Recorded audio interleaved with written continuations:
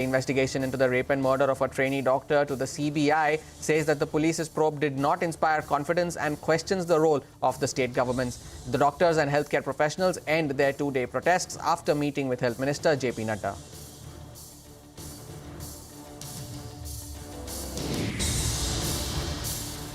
Good morning. It is the day before India's Independence Day, and we are here to bring you another edition of Power Breakfast on CNBC TV18 in the Mumbai News Centre. I am Hormas Fatakia. Let's first take a look at how the Asian markets are faring this morning, and it's been a positive start across the Asia-Pacific screen. The Taiwanese index, which has been an outperformer all week, continues to do so, and it's up over 1.5% as we speak. The Hang Seng, though, is flat but is trading with a positive bias. The Japanese markets that have been the outperformers all through the week across the region, they are continuing to build on their gains. The Nikkei is up over 1% as of now. The Kospi also, the South Korean index, is also trading with gains of over 1%. The Australian index is also doing very well for itself. The Shanghai, though, is down just 0.25%, but that is the Shanghai is the only outlier in an otherwise positive screen across Asia. Pull up the gift Nifty as well, and that is also indicating a positive start for our own markets after the sell-off that we saw in yesterday's trading session.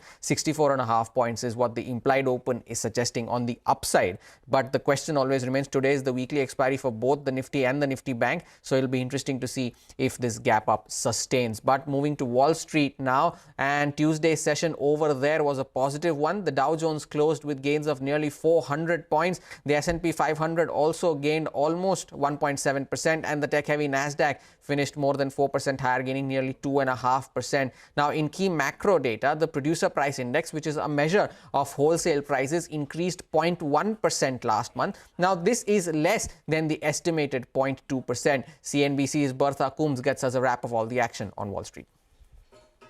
Markets were positive today, with equities moving closer to last month's record levels following the first of two key U.S. inflation reports this week. The Producer Price Index, a measure of wholesale prices, increased 0.1% last month. That was less than expected. The Dow was up 409 points. The S&P 500 added 90 points, with the Nasdaq up more than 400 points. Google, meantime, announced its new Android software update and smartphone series that utilizes its Gemini AI assistant. The company announced a Pixel 9 series that has updated features as it tries to get its artificial intelligence products in front of more consumers. Now, Google doesn't make a lot of revenues anyway, from its hardware business, but the latest Android features could help drive new sales through the company's Gemini AI subscription program.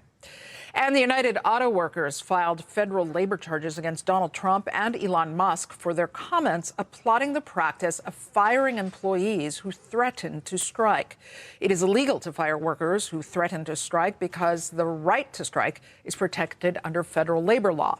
Trump made the comments during a 2-hour interview Monday night on X, the social media platform that Musk owns, which was formerly known as Twitter. That's what's happening here in the U.S. Back over to you in Mumbai. Staying with Wall Street, let's also listen into some important voices as they react to the Producer Price Index data and the next move from the U.S. Federal Reserve. Market rally on a softer PPI. If you actually look at that report, it was mixed, but we're moving in the right direction on inflation. But when you take a step back and think about it, you got an economy that's slowing. You're now pricing. I think we were at S&P was 5180 or so when we were on last week. We're bumping up against 5,500. We still have to see. I mean, I think you're going to see a decent CPI report tomorrow. But I would say the convexity of that number now, after you got a softer PPI and after you're pricing in so much for the Fed. Listen, if it weren't a good number, that wouldn't be a great thing in terms of the perspective of where the Fed is. So I am surprised we've moved as much as we have. Inflation risk is much lower than the unemployment risk. So to the extent they make a mistake, I hope they don't. I'd rather they make a mistake by cutting too much than by cutting too little. If you look at what's happening to this economy, we have lost most of our buffers. We no longer have high pandemic savings. Credit cards have been maxed out for the lower income segments. The last thing you need is the labor market to come under pressure. The Fed should bring forward those rate cuts, not because recession's the base case, But because the momentum is slowing, recession risk has gone up, and they should get closer to neutral as soon as possible. And Chair Powell had talked about this on July 31st before the jobs report, right, that they were seeing several signs of some slowing in demand for creating new positions and for a slight rise in unemployment claims. That's all, right? The mosaic was just showing the labor market was slowing.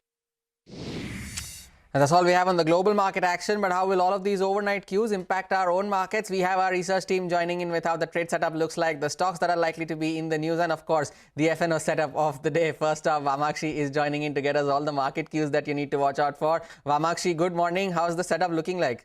Well, good morning, Hormaz. Yesterday it was not such a good session for Nifty, and Nifty opened on a weak note. But unlike Monday, the prices steadily declined throughout the session. In fact, the sell-off only intensified further during the afternoon, and resultantly, Nifty ended the session lower by almost 0.9%. In fact, it was a broad-based sell-off. We saw selling pressure in the mid-cap as well as the small-cap indices. Apart from that, all indices except IT ended with losses. Nifty Financial Services was the top sectoral loser, down around 2%, and this was dragged mainly by HDFC Bank as well as PFC. Nifty Metal too was under pressure, dragged by Hindustan Zinc as well as Welspun Corp. Nifty PSU Bank and Bank were also some of the counters, was also some of the indices that were under pressure. On the other hand, when we look at the US markets, they advanced after producer prices data showed abating inflation pressures. So that was how the markets performed yesterday. But looking forward to today, India's WPI as well as US CPI numbers will be key to watch today. Hero MotoCorp, Apollo Hospitals, Nykaa and some other stocks will be reacting to their numbers that came post-market hours yesterday. Today we will be watching out for numbers of Glenmark Pharma, HCL, Masscow Dock, Ola Electric, and Hindustan Zinc will be another counter that we will be watching out for, because Vedanta is looking to sell 2.6% stake in the company via OFS. As of now, when we look at the trade setup, there's a positive handover coming in from the global markets, and the GIFT Nifty is indicating a positive start to the trading session today. Positive start indeed, Vamakshi. Thanks a lot for that. Over to Vivek now. List out the stocks you need to watch out for in today's session. Vivek, good morning. What's on your list? Well, good morning. Whole host of stocks, a lot of results that came in just post-market hours yesterday. Largely, we'll focus on the results. First on the list is Hero MotoCorp, a disappointment all across the board. Now, earnings below estimates, high raw material costs impacted the EBITDA as well as the margins, and realization, especially when you're comparing it to peers, only saw a minor increase of close to 2%. Now, when you're comparing it against our own CNBC TV18 poll, revenues high by 16%, close to 10,140. We were expecting a little over 10,560 crore. EBITDA, higher by 20%, but still below our poll. Margins too, below 40 basis points below our poll. On the back of that, PAT too missed 1,122 crores coming in versus our expectation of a little over 1,200 crore. On the other hand, Apollo Hospital, very much in line with what the street was anticipating, in line with what the CNBC poll was expecting. Revenues higher by 15%, in line. EBITDA too, at 675 crore, we had an estimate of close to 677 crore. Margins too, in line, bang in line with our estimates, and profitability coming in at 315 crore, a slight beat versus our estimates. Next on the list is SJVN, a very good operational performance aided by higher plant availability factor.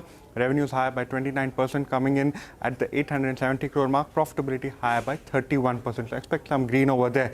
NBCC again, it actually gone ahead and outperformed infra peers. Strong execution seen over here. Revenue higher by 11.5%. Profitability higher by 38% this time around. The next stock on the radar, GMR Airports. Remember this particular stock, although there appears to be a loss as far as the bottom line is concerned, it's been a good operational performance by the company. The company also has taken an enabling provision to raise close to 5,000 crore via the QIB route. Revenues higher by 19%, operationally good, but on the back of the fact that the company had FCCB payments due and forex changes that happened, the company saw a loss of close to 337 crore on the bottom line. Two gold financiers also will be in focus, Muthoot as well as Manappuram Finance. Largely good set of results from both of them. Muthoot Finance, NI up 21.6%, profitability higher by 10.6%, aided by the fact that the company took higher provisions this time around. Manappuram Finance, on the other hand, NI up almost 19%, profitability up by 12%. Lastly, MTAR Tech, very weak set of numbers. Revenues down 16%, but the resultant PAT down almost 79%. Expect this particular stock to see a bit of a sell-off today. As earnings season comes to an end, plenty of stocks to watch out for. Vivek, thanks a lot for that. And Mangalam lastly joins in with cues from the FNO space. Mangalam, Suprabhat, how's the setup looking like from the FNO side? Well, what can I say? You know, it's a double dose today. The double dose is of the expiry of both the Nifty as well as the Nifty Bank. And yesterday, you know, we saw a sharp sell-off from the highs. Both the Nifty as well as the Nifty Bank saw big cuts. The Nifty was down almost 200 points from the highs of yesterday's trading session itself. And that's an interesting one because we also had the financial services expiry along with HDFC Bank's weakness.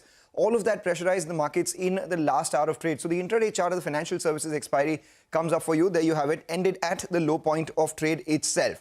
What's interesting is that after 2 days of an up move, we're back in that, you know, selling at 24,350 sort of zone. So if you just take a look at, you know, the recent highs on the Nifty, we've sold off every time we've crossed past that 24,350 mark. Haven't convincingly crossed 24,500 for the longest time that I can remember. The two major reasons why we saw a bit of a sell-off, apart from the expiry and the HDFC Bank factor playing out, one was if you look at the cash market flows, the FI has bought about, the FI sold about 2,100 crores, the DI has bought about 1,240 crores. Typically, there's a dollar-to-dollar match, but yesterday there was a net outflow of close to 900 crores. Secondly, the FI sold even more in index futures, 2,400 crore worth selling out there. They've added 31,000 shorts, unwound about 5,000 longs. And if there was a headline of this morning, the headline is that the FIs have turned net short on index futures. So, you know, from the series start of close to 66% long exposure, it's come down to 48%, and 1.66 lakh net long contracts have now come down to 21,000 net short contracts. So in that, the up move of the GIFT Nifty will be extremely crucial to track whether we see sell-off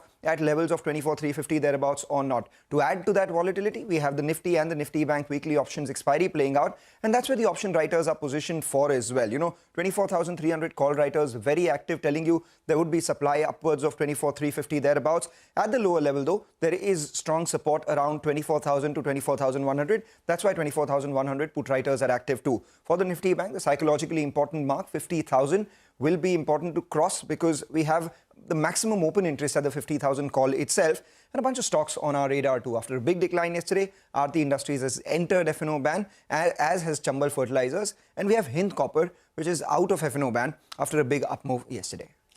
Mangalam, thanks a lot for that update. It's the Nifty and the Nifty Bank expiry as well. Time for a short break here on Power Breakfast. When we return, Starbucks CEO Lakshman Narasimhan has been replaced with Chipotle CEO Brian Niccol. We'll get you all the details on the other side. Stay tuned. We'll be right back.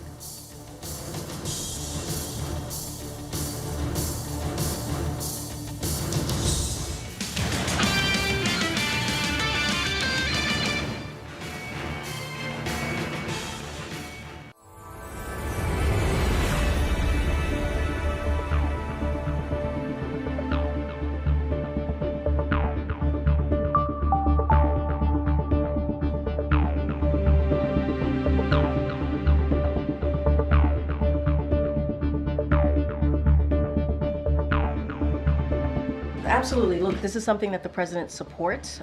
He supports eliminating taxes on tips for service and hospitality workers while also raising minimum wage and preventing the wealthy from gaining the system. And if you think about what the president has talked about the last 3.5 years, making sure that we have an economy that works for all, not leaving anybody behind, an economy that's built from the bottom up, middle out, the president has been fighting, and the vice president has been fighting to do just that.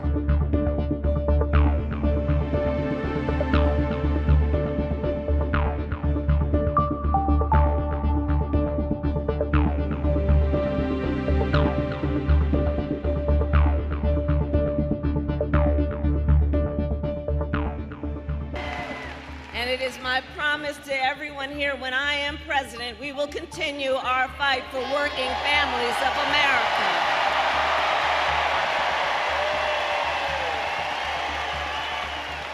Including to raise the minimum wage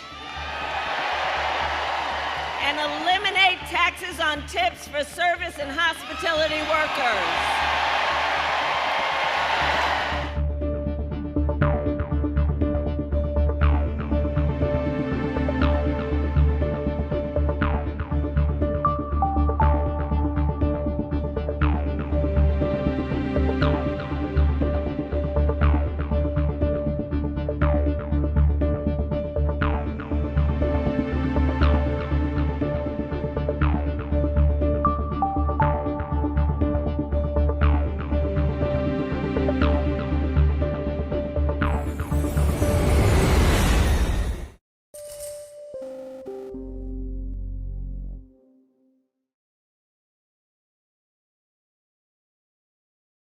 که از فلسطینی‌ها حمایت کنه و به اذن الله حمایت هم خواهد کرد. حامیان رژیم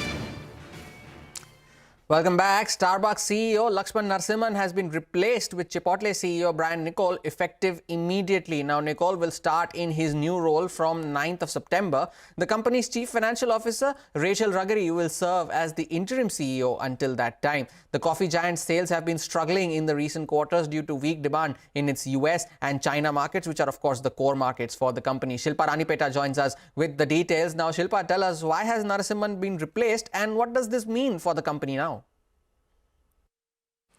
Well, yes, it's just been a little over a year since Laxman Narasimhan took over as the Starbucks CEO, but the company's performance has struggled under his tenure. Now, the company's shares have fallen about 23% under his tenure, from nearly $99 in March 2023 when he took over to about $77 now as on the close of 12th of August. Now, the company was also facing immense pressure from activist fund Elliott over the performance, and while accumulating significant stake, the fund was in talks with Starbucks for board expansion and governance improvement. But what's been the larger issue?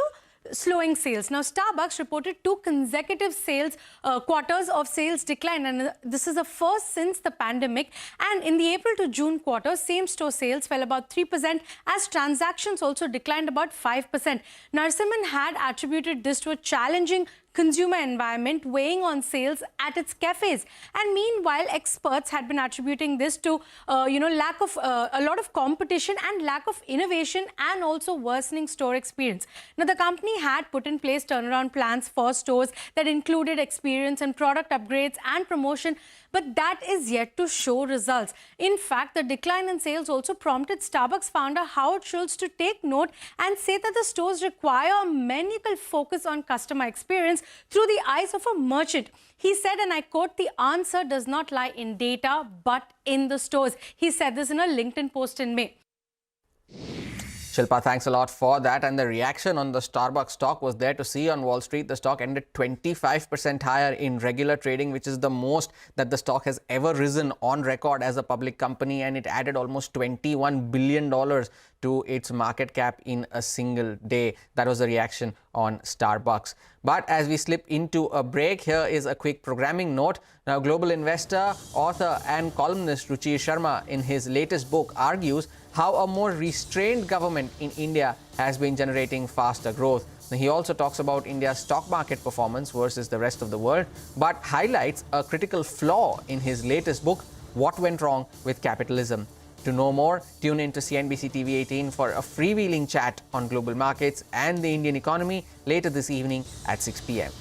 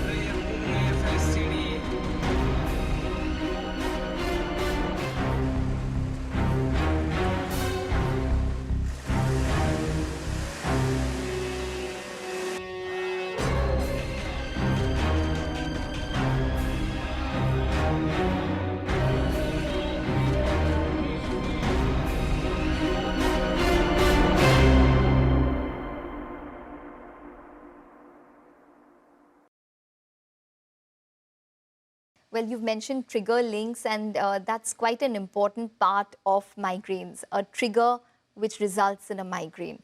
Can you just tell us what is the most common trigger that one comes across when it is when one gets a probable migraine?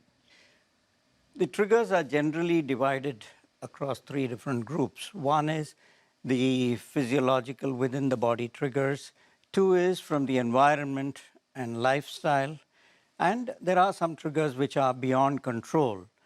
The commonest trigger that we see in our part of the world is related to the weather conditions, the type of temperatures we have, the heat, humidity in most of the cities for almost 6 to 8 months of the year. And then again, you have lifestyle-related triggers, which are the habit of not having breakfast on a regular basis amongst most Indians, and school children having to leave so early for school, they really rush with just a glass of milk. They don't have a proper breakfast. Skipping meals, the fasting habits across different religions in the Indian subcontinent is responsible for throwing up a lot more migraines. And stress, where stress leads to lack of sleep, poor quality of sleep, and now in modern day times, you find increased screen exposure. Computers have become an essential part of education, laptops, and the mobile phone. Mobiles are small screens. They induce a lot of stress and strain, which can be a trigger for migraine. And apart from this, certain changes in the body, for example, the fluctuating levels of estrogen, which happen during the menstrual cycle of a woman, leads to, is a trigger for more migraine. Welcome back. Following an order from the Kolkata High Court, the CBI has taken over the investigation of the rape and murder of the 31-year-old trainee doctor at Kolkata's R.G. Kar Medical College and Hospital. The CBI has registered a fresh case and their forensics team will visit the crime scene in Kolkata today. The Federation of Resident Doctors Association has called off their nationwide strike following a meeting with the Union Health Minister J.P. Nadda. The association president said that the minister has assured a safe working environment for the doctors and that their demands would be addressed in a time-bound manner. Moving on to some updates on the crisis in Bangladesh now. Sheikh Hasina has broken her silence for the first time since her ouster as Bangladesh's Prime Minister. Now, in a statement released via her son, she's demanded punishment for those involved in the killings and acts of vandalism during the student protests against the government job quotas. She's also urged the people of Bangladesh to observe a national mourning day on the 15th of August in honor of her father and founder of Bangladesh, Sheikh Mujibur Rahman. The interim government, however, cancelled this national holiday. Meanwhile, a court in Bangladesh has opened a murder investigation into the ex-premier and top figures in her administration over the police killing of a man during the civil unrests last month. And that's all we have on this edition of Power Breakfast. From me and the team that put this show together, thank you so much for watching. Bazaar Morning Call takes the action forward.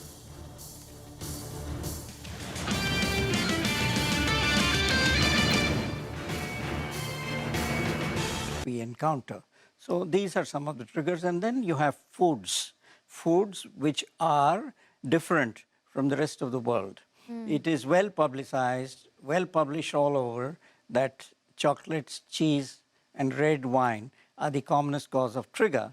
But when you come to see it in practice, these are not the common items which are consumed by most Indians. Yes, of course, they are correct triggers: aging cheese, chocolates, and red wine. But we have different food items which have the fermented food items like idli, dosa, dhokla. These are items which can also give rise to migraine attacks. And then rarely you come across different triggers. Triggers are different across individuals who suffer from migraine. So they are not the same for everyone. And one has to be alert that triggers are not seen always and not easy to identify. In about 70 to 80% of patients with migraine, you can identify the triggers, but you have to remember that there are 15 to 20% of patients in whom triggers may not be easy to identify.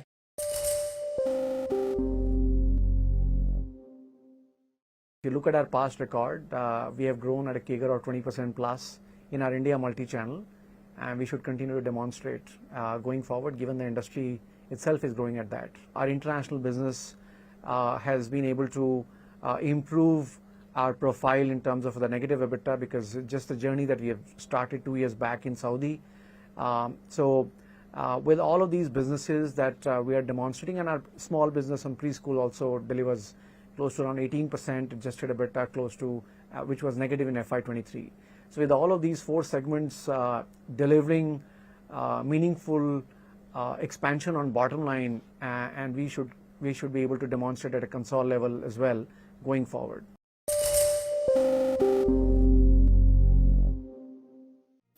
What does it take to build India's largest startup platform? It takes a journey of starting out as an unknown and ending up as unforgettable. It takes more than 2 decades of celebrating the most influential and influencing the most celebrated entrepreneurs. From chronicling the stories of India's startup universe to becoming a success story in itself, as India's longest running show on startups and entrepreneurship, celebrating 21 action-packed years of building India's biggest startup community. Young Turks at 21, only on CNBC TV18 and CNBCTV18.com. We are only about 4 months into this year. We are seeing a slight upswing in the volumes from last year. However, we are not yet seeing the significant surge in growth we had.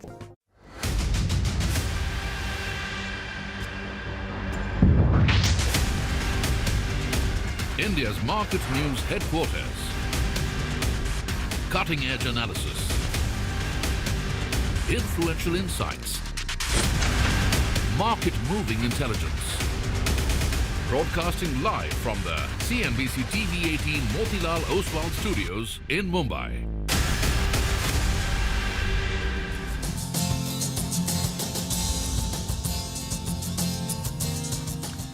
Good morning. You're with us here on a fresh new edition of Bazaar Morning Call. We are coming to you live from the CNBC TV18 Motilal Oswal studios. This is, of course, a nice Wednesday morning before the market holiday today, and as you can see, we're all kind of dressed slightly differently. We're going to take you through markets more. I'm Prashant, with me my colleagues Surupi and Nigel. Guys, hi, good morning. Good morning. All ready to step into, I think, the 78th year of independence, celebrating the 77th Independence Day tomorrow. And while, of course, we're talking about, all kinds of issues and topsy-turvy markets, I think, hand on heart, we all can say that we've done well. The country has done well over the last 7 decades plus, getting ready for the 8th one soon ahead. Oh, absolutely. I think no questions about it. Things have only over a period of time gotten better and better, as I hope they continue to. And the best is yet to come. Important one. Well, that is an important marker for the future. Well, let's just quickly turn our attention to the markets then, right? You got a bit of a relief rally overnight in the US. And I think it comes in a pretty appropriate time, because you've got the market yesterday, which looked very, very dicey. I'm talking about the market here in India. Sold off 200 points. And imagine, I mean, if you had not had the kind of close overnight, and you probably had a bit of a downer of a session, it would look very, very different. So I'm calling this a just-in-time rally from Wall Street, which perhaps, saves us today. So the S&P ended about 1.7% higher. The Nasdaq was up about 2.4%. All sectoral indices on the S&P ended higher except one, which is the energy index, and that's because oil was down. Russell 2000, which is the small cap part of the market there, that also ended in the green. Now, you had the US producer price index numbers, which confirmed that inflationary pressures were easing in the month of July. Although some people are nitpicking and saying, well, it also sort of brings in some worries on the consumer demand side. But the market took it in a good way. And of course, tonight we will get core CPI numbers. So PPI is important, but of course, the big one is the CPI, consumer inflation numbers, which market hopes will show the same thing, disinflation. And then tomorrow you have the retail sales. And I think this week, I think in terms of high frequency data, even more important than the CPI will be the retail sales data, because the market really was worried about the growth scare in the US, and retail sales is a good way to assess how the US consumer is doing. A Fed official spoke, and he also said that the rate rate cut is coming. This is Fed's Bostic, but wants to see a little bit more in terms of data. Although to that point about recession, etc., he says, well, that's not in his outlook, and he's expecting a more normalized kind of an economy in the years over the next couple of months, and no recession. I mean, and I think that's important to point out as well. Yields lost about 4-5 basis points. We're about 3.85% on the 10-year. Dollar index lost about 0.5%, 102.6, and oil prices are down as well, nearly 2%. And you know, this is a screen. These are three things we can live with as we start this particular trading session, and it's good in that sense. Provides us a little bit of relief and breathing space. Yesterday, and I'll start with where we left off because we left off in not such a great fashion. The market here did underperform pretty much all other markets. Of course, Nikkei was up 3%. That was an outlier because it was coming out of holidays, but other markets were flat in Asia, etc. But here in India, we had a bit of a sell-off, almost just under 1%. The Nifty broke the 40-day exponential moving average by a small margin, but that's about it. So we need to hold the low of 24,079, the same numbers we've been putting out for the last couple of days. That's the first low, and then the absolute swing low recently was 23,893. So these are the two levels that the market needs to defend. Hopefully, it will not come to that. On the way up, the swing high is 24,472. Which needs to be broken for the market to gain some momentum from here on. Again, I mean, not very far from where we left off yesterday. And above that, you got the 20-day moving average, which is the resistance, which is 24,500, 513 as of yesterday's close, to be precise. The Bank Nifty saw a sharp fall yesterday, and we basically have come back. If you look at the Nifty Bank over the last 5-6 sessions, we left off around the lows, the recent lows. But here as well, I mean, there is hope because of the global picture, but it's the weaker of the two indices. Remember that. The Bank Nifty needs to hold 49,659 on the way down, 49,659.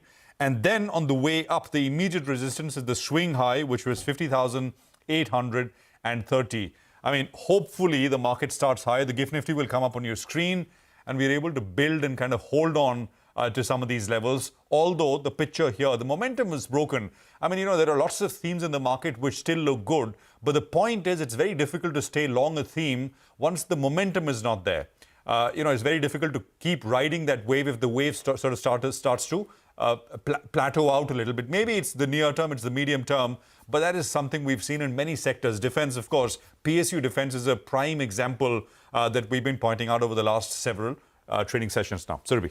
Absolutely, Prashant. So, I mean, I think we're getting all right cues from the globe. Most of the Asian markets are up and about, barring China, mainland China, as well as Hong Kong. Those are two Asian markets that are negative.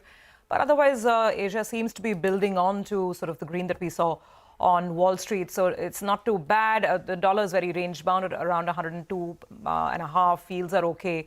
So not too much turbulence from the global front. If you look at the cues back home, I'll start first with the flows number. So as usual, domestic institutions were on the buy side again. They bought in about 1,200 odd crores in the cash market. Foreign institutions sold off for worth about 2,100 odd crores. So that trend is continuing. Lots of earnings came in post-market hours. We're in the last leg of the season. And the mixed picture, Hero Moto has been slightly disappointing. Revenues were a miss, and then it became a top-down miss from there. Apollo Hospitals was in line. We'll be talking to the management as well. Gold financiers were in sharp focus and very diverging trends. So for Muthoot, there's been a very steep rise in provisions. Let's see if the market's willing to look beyond that. But for Manappuram, it seems to be a very steady quarter, including their MFI business. We'll talk to this company as well as we go along on the show. Today is a very interesting day in terms of earnings as well, and I'll watch out for a lot of the PSU names. This is a big, high-flying PSU, boys. Are the numbers adding up or not? There's Glenmark Pharma, but HAL and Mazgaon Dock are the two numbers that I'll really be looking out for. And the new kid on the block, which has had an electrifying start, Ola Electric, will be declaring numbers as well. The only point is, and this is something that we've been asking a lot of experts as well, whether all the Hindenburg noise, whether the markets completely process that, or is it leaving some kind of a lingering uncertainty?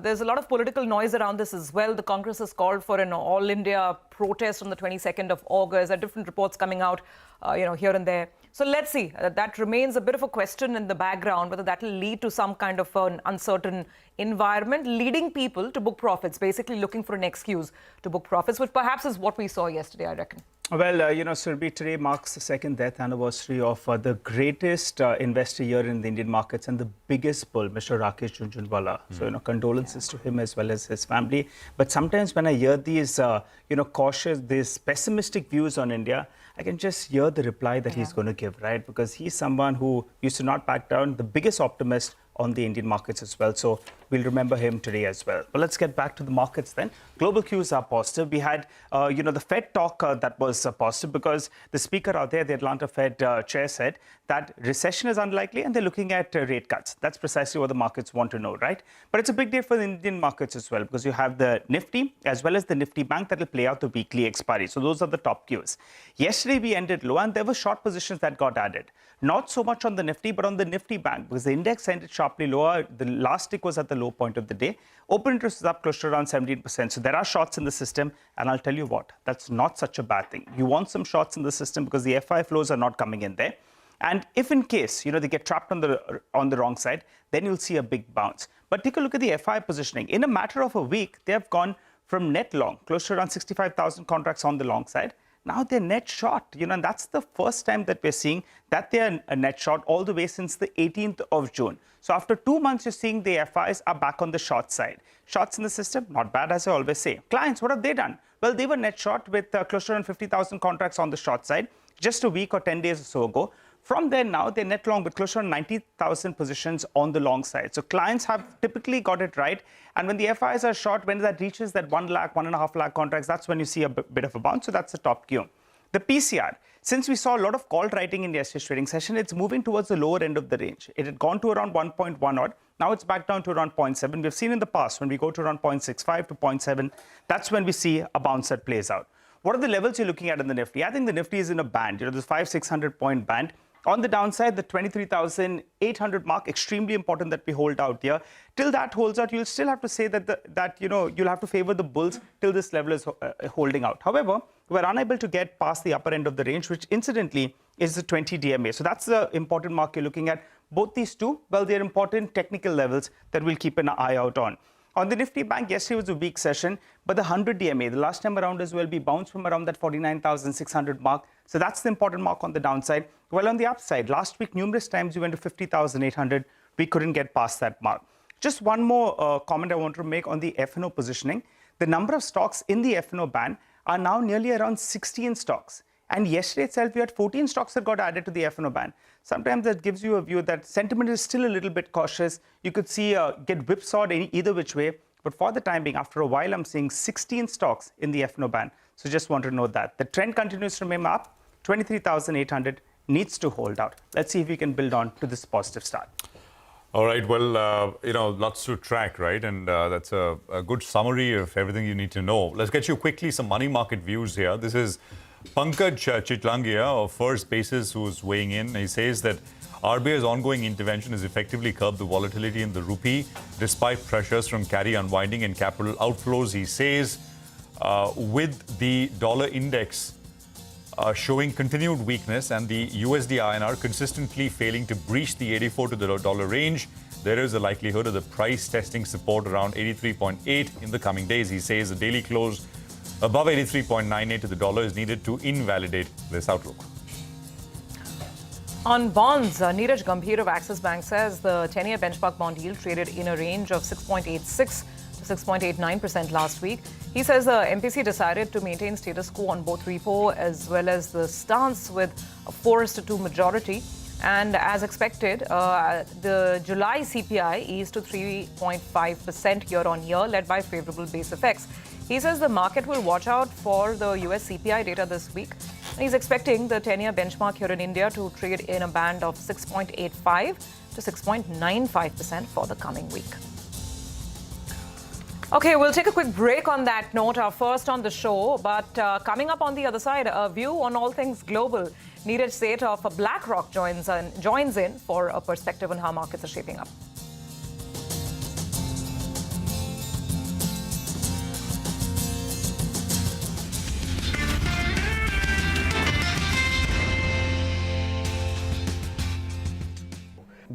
We do anticipate that a significant part of the incremental revenue growth we will see this year, as was the case last year, will grow into the bottom line. and ensure that we are continuing to grow our margins. So yes, last year our PAT actually doubled from FY23 to FY24, and our anticipation would be that we would continue to grow the profit even this year.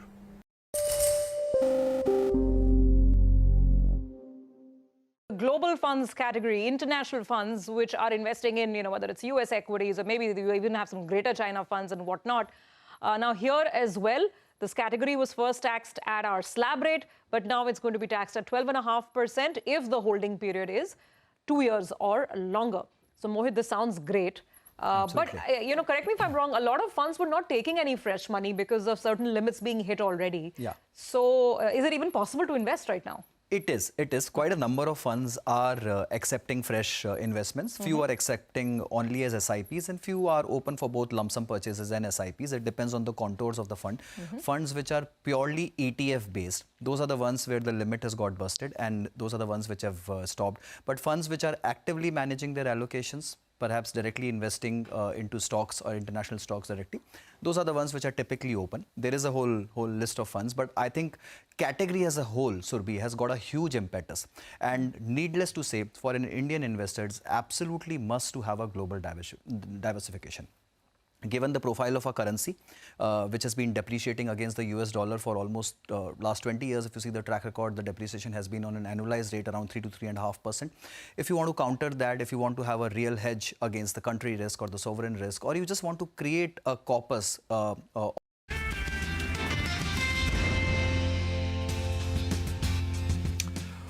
Okay, welcome back. Well, we're talking global still because a lot of it, of course, what's happened over the last fortnight or so is global.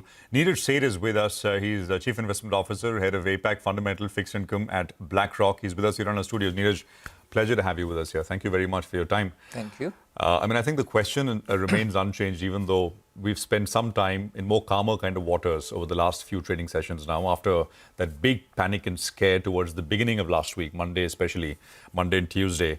Do you think we've put all of that behind, or there is perhaps, as some are saying, usually it never ends with just one. There's something coming, another wave of panic shortly which follows thereafter.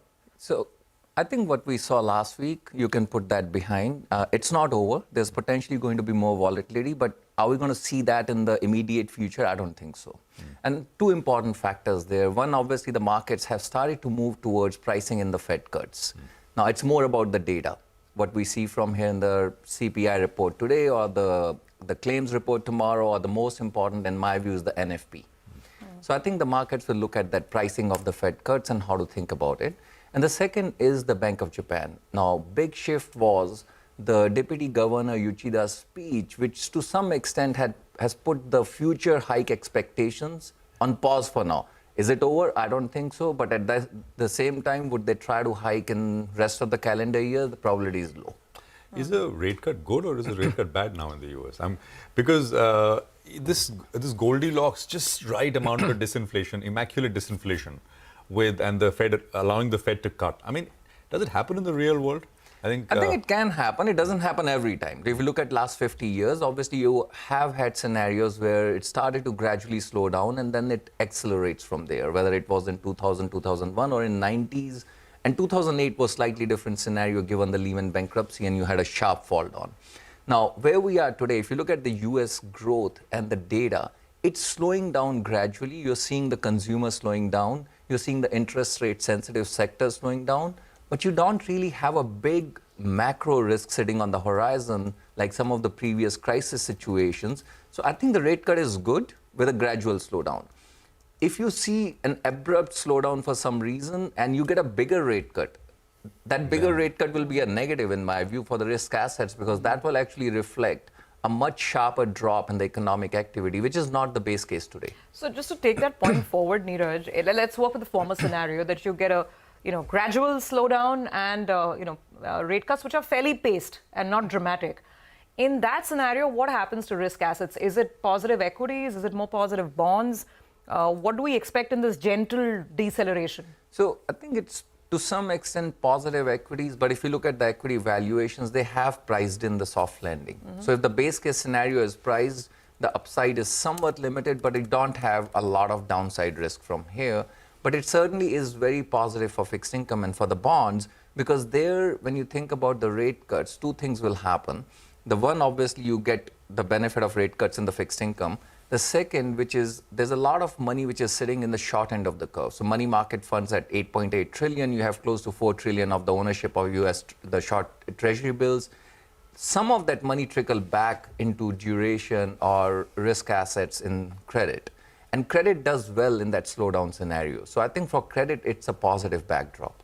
Okay, and just to complete the point on credit, I mean, up until I think last week, if you were here with us, we would be asking you, oh, what's happening because the BOJ is hiking and the Fed is cutting. At least that's off the table. We all know that, you know, we'll probably get this pause from Japan as the US gets into the gentle cut regime. So a point on the yen carry, I mean, you just said that this whole scenario is very positive for, in general, for the US bond market. What about the yen carry? Is that tantrum over and done? So, well, you saw a lot of cleanup. Now, I don't think it's 100% cleanup, but I've seen estimates that have now gone to 60 to 70% of the carry unwind that happened. So you've seen some of that cleanup. My base case is if the BOJ stays on pause now, the interest rate differentials come back in play, I think very gradually the markets will build up carry. But given the higher volatility, you will not have the same extent of buildup that we had going into last week's situation. So, yes, you will see some buildup. If I have to take a base case, I think the dollar-yen drifts higher from here. All right. Hi, Neeraj, and good to see you in the studio, Neeraj. You know, for an India market perspective, inward, everything is looking good. We have earnings, stable government, policy as well moving in our favor. Valuation-wise, well, that's debatable because we're not too cheap. But in terms of external cues, we already spoke about central banks. I wanted to ask you about the next big cue. That's the US presidential election. What's going to be good for Indian markets? I mean, what could derail it? Will Trump be better, or do you think otherwise? So it's hard to say because a lot of it depends on what the policy outcome is, not the person. Right. And it's very difficult to speculate where you're going. But I actually think if I look across the world, India is probably one of the markets which will be less impacted relative to other global markets, regardless of what the election outcome in the US is. Because the domestic story across the secular, structural, cyclical, geopolitical, all of those actually aligning is going to remain positive. So yes, there will be impact, but I think India will be a little less impacted than a lot of other global markets. You know, just a word on politics and local politics here, because what's happened, I think, in the last 3-4 weeks since the election outcome is that political rhetoric, political posturing, political noise has really increased here in India. Does that worry you from a foreign investor standpoint? Not really, not at this point, unless something changes in terms of the policy continuity. So what we saw, the most important focus after the election outcome was the budget, fiscal consolidation, infrastructure spend, inclusive growth. I think that balance has given some confidence that the government still means business. They still actually are focused on the growth path for the foreseeable future. Now, if that changes, if you see a significant shift in terms of the path of fiscal consolidation or the composition of fiscal, which is 65-70% going in capex for infrastructure bill, I think that will worry investors. But today, looking at that, you're getting reasonably good macroeconomic stability. INR, despite a little bit of moves here and there, is stable. I'm not too worried about it. You know, before we hit air, Neeraj, you were talking about, you used the word late cycle. When you say late cycle, you mean this global risk-on kind of cycle, right? And so there you're in the late stage? I would say from more so the developed market. And one thing I would qualify, when you look across the globe, from an economic and monetary policy perspective, we have not seen this level of lack of synchronization in the world. You have central banks trying to cut, you have central banks who want to cut but are waiting for the Fed, you have central banks trying to hike.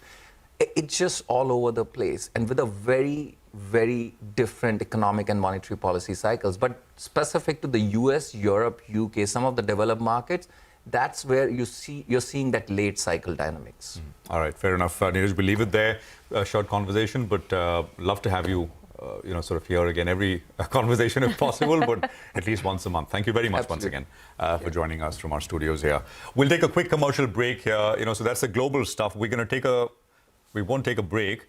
What we'll do is we'll talk about individual stocks and sectors with our research team. There's lots to get by. Earnings season is winding down. Nigel, why don't we start with Vedanta and Hindustan Zinc? Well, that's right. Everyone's waiting for the government of India to go ahead and sell stake via the OFS route in Hindustan Zinc? Well, Mr. Agarwal, he does something again that, yeah, he beat them to it. So, and Nimesh had mentioned this as well in D-Street Chatter, that this could be a probability that takes place. So the news basically is that Vedanta is looking to sell close to 2.6% stake via the OFS route in Hindustan Zinc. To give you a shareholding pattern first, Vedanta as well as the Government of India, they have 95% stake in the company, and LIC is the remainder. So basically, free float is very, very limited at around 2.5%. What can Vedanta get? Well, if they sell that 11 crores at current market price, they'll get close to around 6,400 crores. But this pricing is likely to be much lower because as of now, Hindustan Zinc, because of the limited float, is trading at around 13 to 14 times, assuming the EBITDA number of around 17 to around 19,000 crores in the next 2 fiscals. So the pricing will be a little bit lower. So in all probability, Vedanta could probably realize close to around 5,500 crores or thereabouts. For Vedanta, it's positive. Why? They can give dividend, they can repay some debt, and they can also fund their capex. So green on Vedanta, and in fact, we've seen some shorts build up into the system as well. So I expect that stock to gap up. Phillip Capital, they have gone ahead and they have said that they're expecting a 4 to 5% up move based on this news piece. So positive on Vedanta, and Hindustan Zinc, well, it'll correct because this deal is like to be done at a bit of a discount. Okay, so Vedanta in focus for sure. Let's move on. The next one on our radar is going to be Hero Moto. The company declared numbers yesterday after market hours. Sonal, how did they look? Well, these are good numbers on a YY basis, but earnings were below what the CNBC TV18 poll suggested. EBITDA margins, they were impacted because of higher raw material costs, and realizations, they grew just 2% on a YY basis. To take you through the YY numbers, the revenues were up 16%, EBITDA grew 21%, margins were up 60 basis points, and profits were up 36% as well. However, all these numbers were lower than the poll or the street estimates. In terms of outlook, the management says they have witnessed positive trends across domestic, EV and global business, optimistic about demand trajectory in coming quarters, and now focus will be to build their premium segment on the back of new launches in the past quarters. With inflationary pressures easing, consumer spending power is set to rise according to the management. But remember, the stock is already rallied ahead of numbers, so we could see some red today. All right. Thank you very much, Sonal, for that. That's Hero Moto in focus. Max Financial also reported numbers. Yash is here with details. Yash, morning. Morning, Prashant. So I'm going with red on Max Financial Services because on one hand, when the top line performance of the company in the first quarter came bang in line with what we were anticipating in terms of estimates, but there was a sharp gap which came on value of new business as well as the margins. So as far as new business premium is concerned, that came in at about 2,075 crore rupees, as I said, in line with what we were anticipating. Total APE came in at about 1,453 crore rupees. Retail APE came at about 1,260 crore rupees, but the gap that I'm talking about, value of new business, that came in at about 254 crore rupees. What we were anticipating was about 285 crore rupees.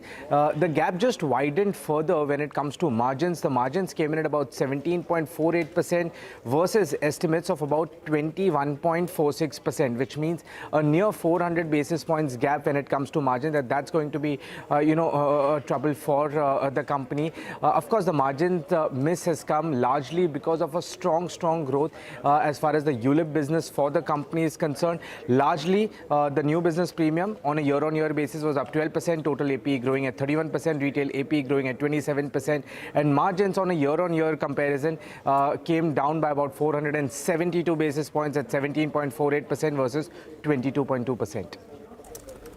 Okay, all right, got that. Thanks very much, Yash, for Max Financial. Let's look at the other important number that came in after market hours, and that is Apollo Hospitals. We have Ekta breaking it up for us. Ekta, how were the numbers? Thanks for that. Well, Apollo Hospitals was an inline set of numbers. The street was anticipating a 15% revenue growth. That's what they reported. They reported a 15% revenue growth. Margins in line with estimates of around 13.3%, and a profit which was better than estimates at over 300 odd crores. Now, the hospital revenue, which is their bread and butter, was up 15%, but the average revenue per occupied bed was up only 2% year on year. Compare this to around a 12% growth that they reported in the previous quarter. Diagnostics, the margins improved to 9% versus 7%. Apollo Health Co, which houses Apollo 24/7, the EBITDA was 22.5 crores versus a loss of 56 crores year on year. And the Apollo 24/7 Q1 GMV was up around 9% year on year. So overall, all the statistics look good and largely in line with Apollo, with the estimates. But I would just watch out for commentary with regards to the average revenue per occupied bed. Okay, in fact, we'll have the management joining on later on the show at around 9:40 a.m. to detail their Q1 numbers. But let's hop across to Vamakshi. She's here to tell us about Muthoot as well as Manappuram Finance. Morning, Vamakshi. Well, good morning, Nigel. Let me first start off with Manappuram. Gold loan saw a very strong growth of almost 15%, and management has in fact gone ahead and raised their guidance to 15% loan growth in the gold segment for FY25. Non-gold loan AUMs too was sharply higher, almost 30%. NII came in slightly lower than what the street was expecting, and that is mainly on account of lower interest income. NII saw an uptick of 19%. PPOP, however, was higher than what analysts were expecting, and that is mainly on account of lower OPEX. Provisioning came in slightly higher than analysts' expectations at 228 crores. Net profit, however, saw an uptick of almost 12% and came in nearly 4.5% higher as compared to analyst estimates. Asset quality for the company was also largely stable. GNPA saw a small uptick of 16 basis points sequentially, and NNPA was largely flat on a sequential basis. So overall, going with a green for Manappuram. But on the other hand, going with a red for Muthoot Finance. There's no complaining about loan growth here because we're seeing a 25% uptick on a YOY basis, 11% sequentially. NII too was in line with largely what the street was expecting. NII came in at 2,305 crore. NIMs have contracted marginally both on a YOY as well as sequential basis, but it is the asset quality that is a bit of concern for Muthoot because the GNPA has deteriorated by almost 70 basis points sequentially. Provisionings have seen an uptick of almost 160% on a sequential basis, and because of higher provisioning, there's a miss on the PAT as well. PAT came in only 11% higher. So overall, going with a red for Muthoot Finance, mainly on account of concerns around asset quality. Okay, well, you'll hear from the management of Manappuram a little later on the program. So Mr. VP Nandakumar, MD and CEO of the company, with us to take questions as to what the outlook looks like. Vamakshi, thank you very much for that. Let's move on, though, and talk about Nykaa as well, which reported earnings. Mangalam is here with that one. Mangalam, morning. Good morning. So, it's been a weak consumer sentiment, and as a result of which the company in that has reported a decent performance. It was a tough quarter, and the net profit has jumped on a low base. So 23% growth in their revenues. The EBITDA has actually seen a 31% jump. Margins have improved by about 30 basis points, the reported ones. And the net profit has jumped all the way from 5.5 crores to about 14 odd crores itself. The beauty business, that showed a revenue growth of 23%, margins of almost 4.6%, so EBIT growth of almost 25%. Fashion showed a revenue growth of 21.5%. And out there as well, the contribution margins actually improved. So beauty, GMV was 28% higher, but the company had to give a fair amount of discounts, etc., which is why revenues are around 23% higher. And fashion contribution margin, even though it's an EBIT loss-making business, they are focusing on profitability, and contribution margins have improved by 600 basis points. And the superstore business, which is their B2B business, showed a 72% jump in GMV. So put all this together, along with the fact that the stock was down 4.5% yesterday's trading session, see a bit of green on Nykaa today. Okay, all right, got it. Thanks very much for that, Mangalam. Let's move on and look at some more names. I think we've got Vivek now joining in because we've seen earnings from GMR Airports, also SJVN. Vivek, morning. Take us through the numbers. Well, good morning. GMR Airports, operationally decent set of numbers, but on the bottom line, there was a loss reported, and the company has explained the multiple one-offs. First up, let's have a look at, how exactly the operations panned out. Revenues higher by close to 19%, a little over 2,400 crores where the revenues came in at. EBITDA, the core EBITDA was higher by 19%. Margins are staying flat on a year-on-year basis at the 37.3% mark. However, on the bottom line, the company saw a net loss of close to 340 crore. What impacted the bottom line? Number one, finance costs this time were much higher, coming in at close to 890 crore versus 576 crore on a year-on-year basis. The company says this includes payments on account of forex fluctuation in the FCCB payments towards ADP. Also, the depreciation this time around was much higher at close to 466 crore. Also, remember, the base quarter actually had a one-time gain of close to 76 crore. Apart from that, the company has also taken an enabling provision for raising close to 5,000 crore either via the QIP route or the FCCB route. The second stock is SJVN, a very strong operational quarter, higher PLFs, higher PAF, both aiding the profitability. Revenues higher by 29%, coming close to 870 crore mark. EBITDA higher by 32.5%. Margins very strong, 76.7%. Profitability on the back of that higher by 31.5%. The gross power generated by the company was up 56% on a year-on-year basis and up almost 3.7 times sequentially. Also, there was a 14% increase in installed capacity as far as the company was concerned. Remember, one board approval coming in. The company is looking for dilution of stake as far as HJV and green energy is concerned, and that'll also be an important trigger to watch out for going forward.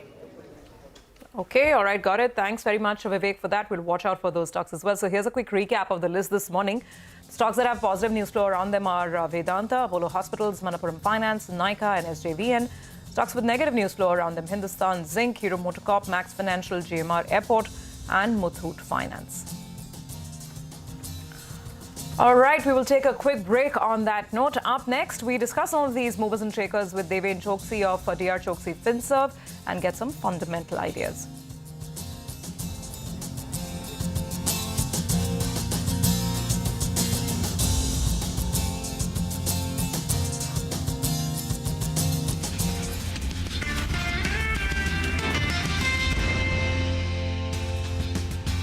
For your children's education or for anything, let's say, I think this is a great avenue available to retail investors, that you go out and invest in international funds. Again, this category got completely out of flavor last year when the taxation was changed, and now it's come back into reckoning with full power and full force, and I think all investors should definitely look at diversifying abroad. Your favorite funds here?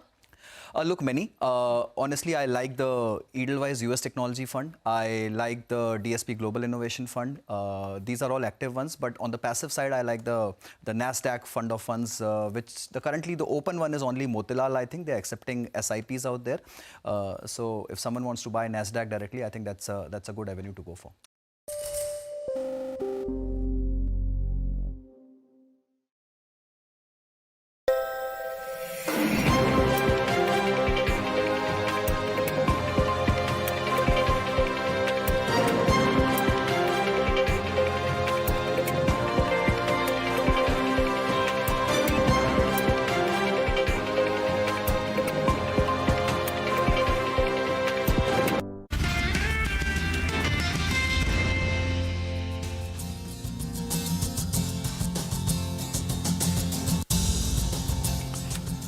Okay, welcome back. We've got, 30 minutes to go for the pre-open session. There is a lot to sort of get by, lots of results, reactions, etc. Let's kick it off with the first one. So we've got Borosil Renewables in focus. First quarter was a muted quarter. The losses have widened. EBITDA is down on a year-on-year basis. Margins have also contracted. Mr. Pradeep Kheruka is Executive Chairman at Borosil Renewables. He's with us to take us through what happened and how things look. Mr. Kheruka, good morning. Great to have you with us here. Thank you for your time. So, contextualize the numbers that we just seen for Q1. You got help from the budget in terms of reimposition of that duty, which I think we did speak about right after the budget. Maybe that will show up in the forthcoming quarters. But what really happened in the quarter? So actually, a number of things happened in the quarter. Chief amongst which was, I'd say that the quarter that just went by was better than the one before that, and therefore we are hopeful. One of the things that happened, which was not expected, was that there was a shortage of shipping space between China and India, and that led to a rise in ocean freight. So landed prices rose, and with that, our selling prices rose by about 6%. That was helpful in reducing our losses, and the losses stand quite reduced now, and we're looking forward to a positive quarter, which is an ongoing quarter, and we expect that things will look up from now. The government's decision to withdraw the exemption is kicking in from the 1st of October. 1st of October, yeah. And you will have that help. Just to complete that point, what is the cost for sort of moving a container, freight costs between India and China? You had said it had risen to about $3,500. From $700, it went up to $3,500. It's back again to $2,000. And these rise and fall like the stock market. But anyway, that is what it is. But the other big thing that has happened is that the government had implemented the ALMM order with effect from the 1st of April, and they have been enforcing it, which means that for a wide variety of applications in the country where government funding is involved, modules must meet a certain technical specification, which is designated by ALMM. And so far, only Indian companies have been certified under ALMM. and therefore the demand for Indian modules has risen very sharply, and that we can see in the sharp rise in demand for Indian glass. So that has improved a lot. Sir, Mr. Kheruka, so let's get some idea in terms of timelines and numbers. So the first quarter, you have a loss of about 14 crores. You're saying things will get better, and then the customs duty relaxation also kicks in. So what should we expect? I mean, by when do you go back in the black? How is Q2 shaping up? And give us an outlook for the entire year as well. I mean, how will you be on the top line? And for the year as a whole, what can we expect at the profit line? You see, I'd say that you asked a number of questions. I'll try to answer them all. The first question is, what are we expecting going forward? The answer to that is that I never make forward-looking statements, but I would say the last quarter, which we just saw, for which I gave the results yesterday, should be the last one, or should not be. The ongoing quarter should not be like that, which means that it should be in the black. That's what I'm looking for. Looking at the month that went by, the month of July was quite promising. And if things continue like that, then we should be in the black in the current quarter. And that is, mind you, without the kicking in of the import duty. Once the import duty kicks in, it's going to be even better. In Germany, because the losses of the Indian operations were not that much, what you just said, it was contributed by the German operations. And in Germany, we have just implemented a new glass processing line, which should be very much more, it should be much less in terms of the costing. And so that should reflect on the numbers. And we have made great strides in exporting glass from Germany. Meanwhile, the European Union had allowed from at the union level to allow solar component and solar module manufacturers to be given various help from the government, things like tax breaks and so on, which would incentivize a homeowner to use a domestically made module as compared to the imported one. Now, these regulations have come into France, in Italy, and in Austria. So if you're living in one of these three countries and you use a European-made module, then you get a big tax break, which really reduces the cost of ownership. And this would be something new. So we think this is going to launch a big spurt in the demand for rooftop solar, which will reflect on our glass, our German glass. Germany is yet to make this transition and to announce. Maybe they are still working it out, what they want to do.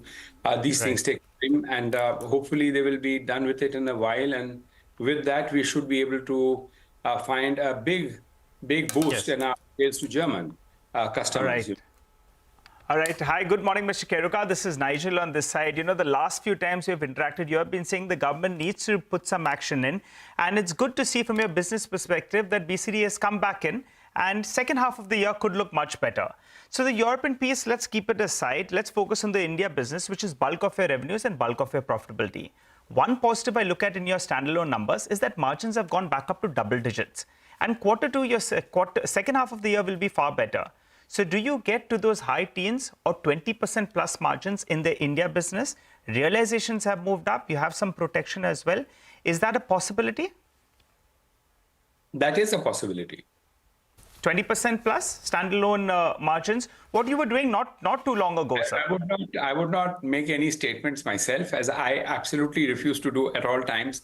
All I can say is that we are today just about able to turn a profit. We are a whisker away from turning a profit in the Indian operations. And if 10% comes in, that will just go straight to the bottom line. All right. And yeah. Got it. So then second half of the year is looking better. And very quickly, you have some fundraise plans as well, 450 crores. The rights issue, when does that take place? When should we hear about that? You had mentioned that you want to reduce debt to around 200 crores, I think, post this fundraise. So quickly, if you could wind it up with that. We have been tossing up so many, it's a dynamic situation in which we live. And the rights issue of 450, the board has approved. We already have approval from the stock exchanges. There are some other some other clearances we need, and once that is done, I think by the end of this month, we will be having a better idea of how the finances are looking, because we don't want to overborrow. We don't want to over raise capital. So that still remains to be seen. But we've taken the permission for 450. Can we annualize the 370 crore top line, or will it be much better? I would not like to. Well, the top line of 370. You see, if the 10% duty comes in, selling prices move up 10% straight away. So if that happens, then the 370 obviously will need to change. Okay. Need to go up. Yeah. And this tariff between India and China, it is Chinese imports or Indian exports from here, because higher tariffs should have also prevented cheap Chinese imports, right? Well, China, these are tariffs imposed by the Indian government. Now, No, I'm talking about the freight rates, very high freight rates in the quarter. Yeah, the freight rates we don't. I mean, nobody. There are very few exports to China from. Exactly. So it should have prevented very cheap Chinese imports as well, right? So, but that obviously did not help. No, Chinese imports. Chinese imports were coming in at $700 a container.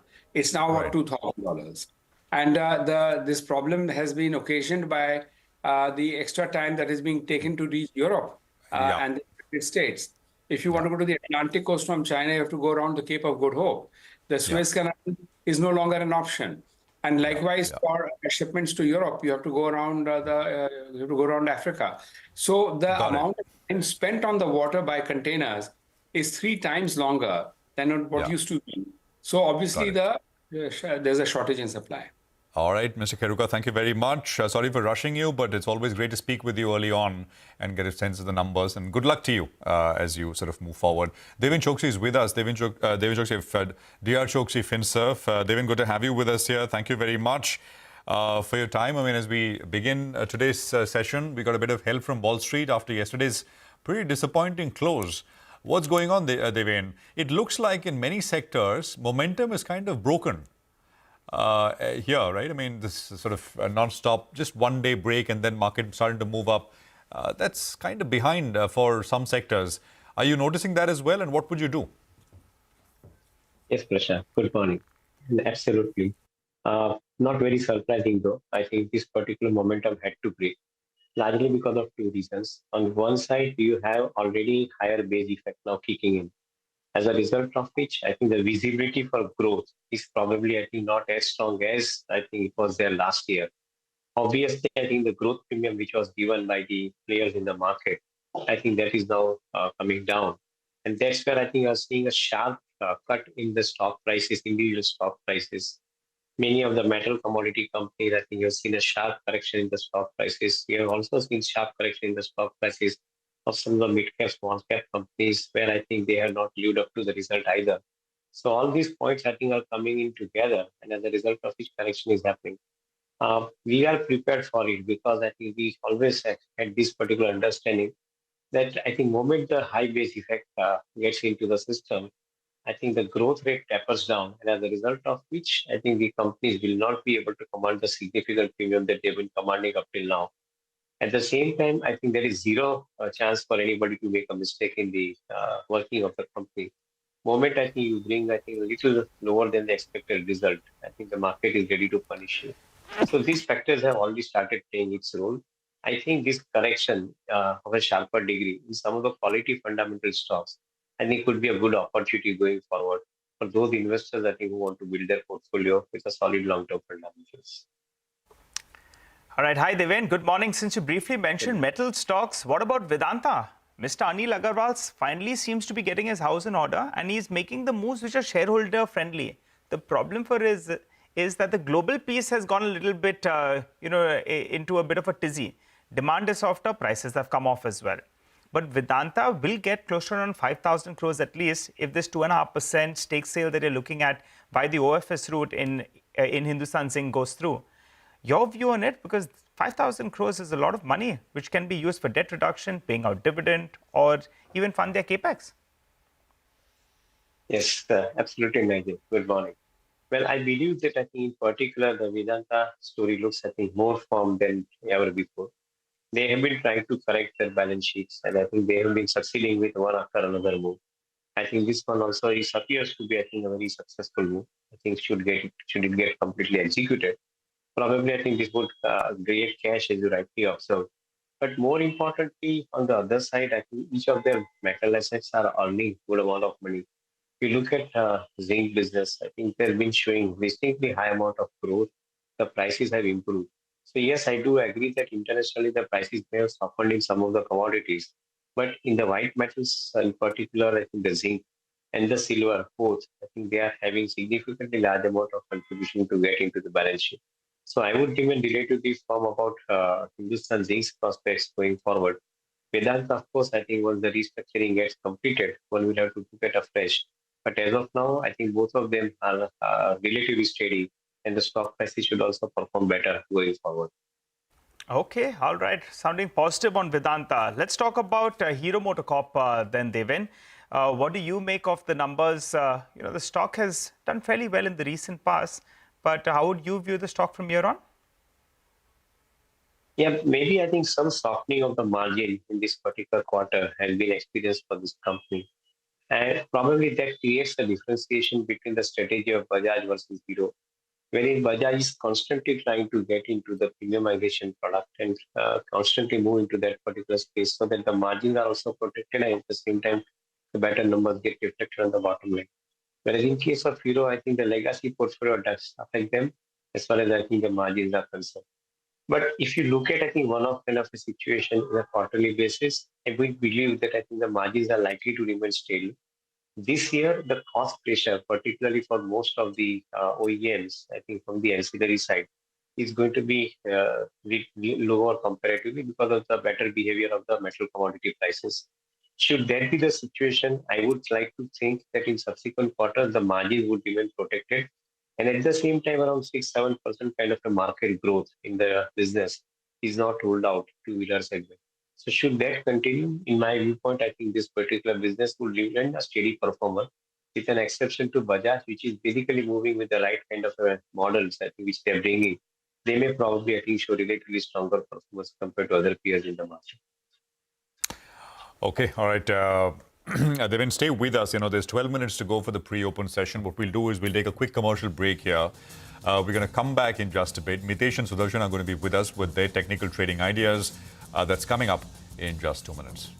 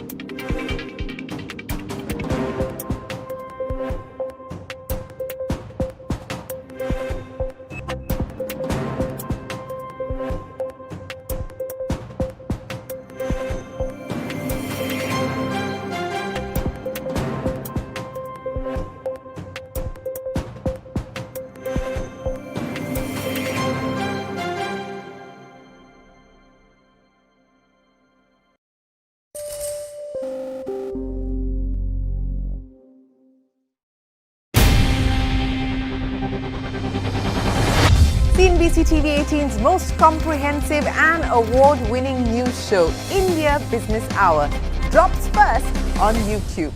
So get the first access to the most influential architects of policies and politics, the key newsmakers of the day. Discover the big themes as we decode the business of markets, macros and more. Be the first to go to the heart of all the top stories that drive the day's agenda. Catch the award-winning India Business Hour live every night on YouTube with me, Shireen Bhan. India Business Hour, live on YouTube at CNBC TV18, weeknights at 7 p.m. Dr. Mufiam, I'm going to start with you. The Lancet study says that 50% of Indian adults are unfit and not physically active. Why do you think that is the case?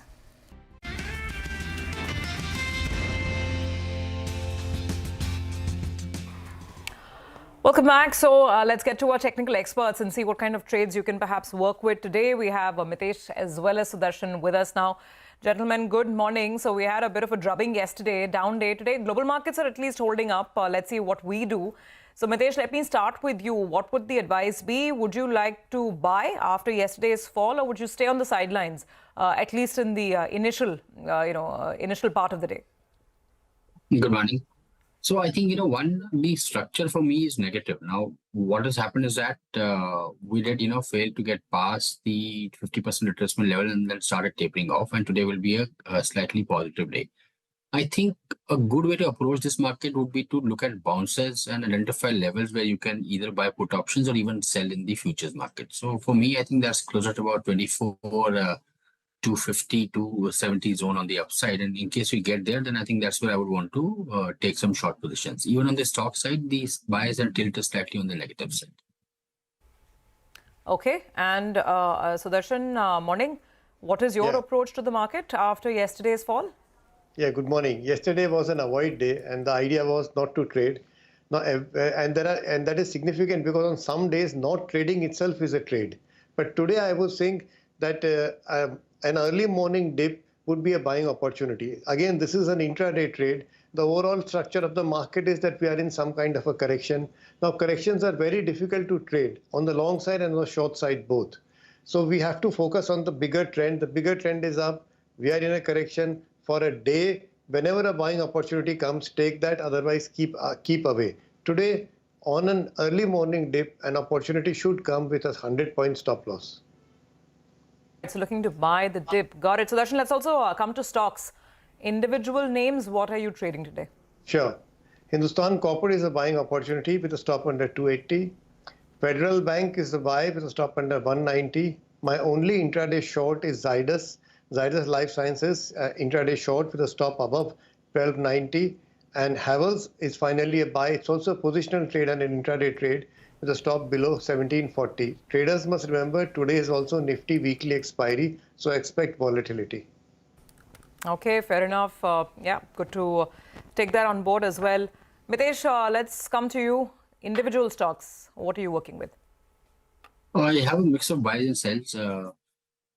Indigo, I would want to sell if it breaks 4200 with a stop at 4270 for targets of 4035. After a long time, the chart shows some corrective signals here. TVS Motors is a buy with a stop below 2600 for a first target of 2700. A buy on Berger Paints for targets of 550 and a stop at 528. And Dabur is a sell as well. Keep a stop at 615. Look for targets of 590. Okay, all right. Mitesh and Sudarshan, coming back to you for more, guys, a little later. But thank you very much for that. We'll take a quick commercial break here. We should have the pre-opening rates with us, but we'll also have Satish Pai, Managing Director at Hindalco, to put the focus on their first quarter earnings. So that's coming up. Stay tuned.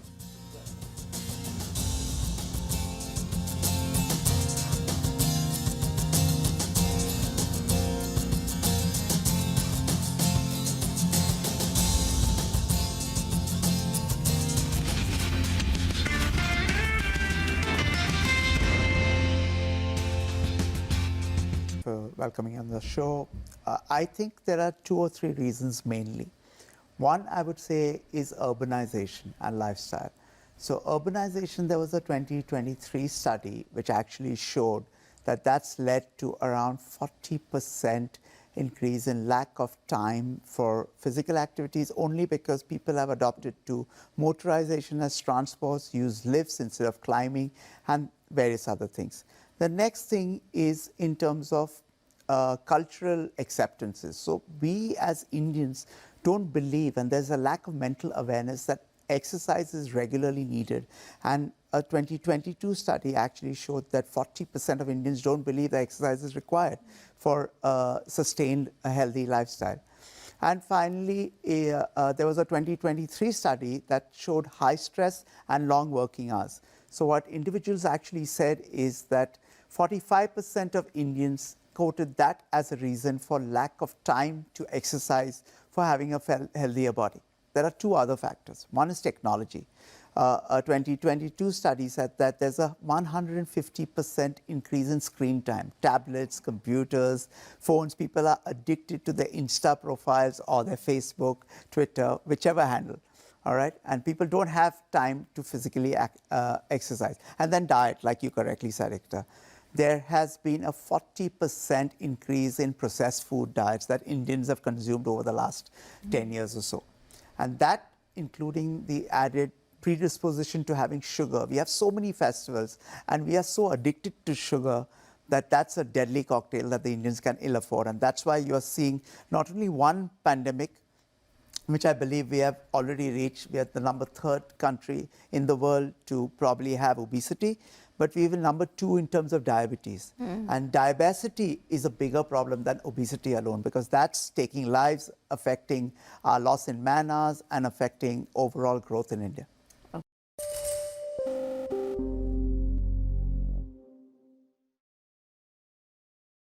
The last hour. Anything can happen between the bell.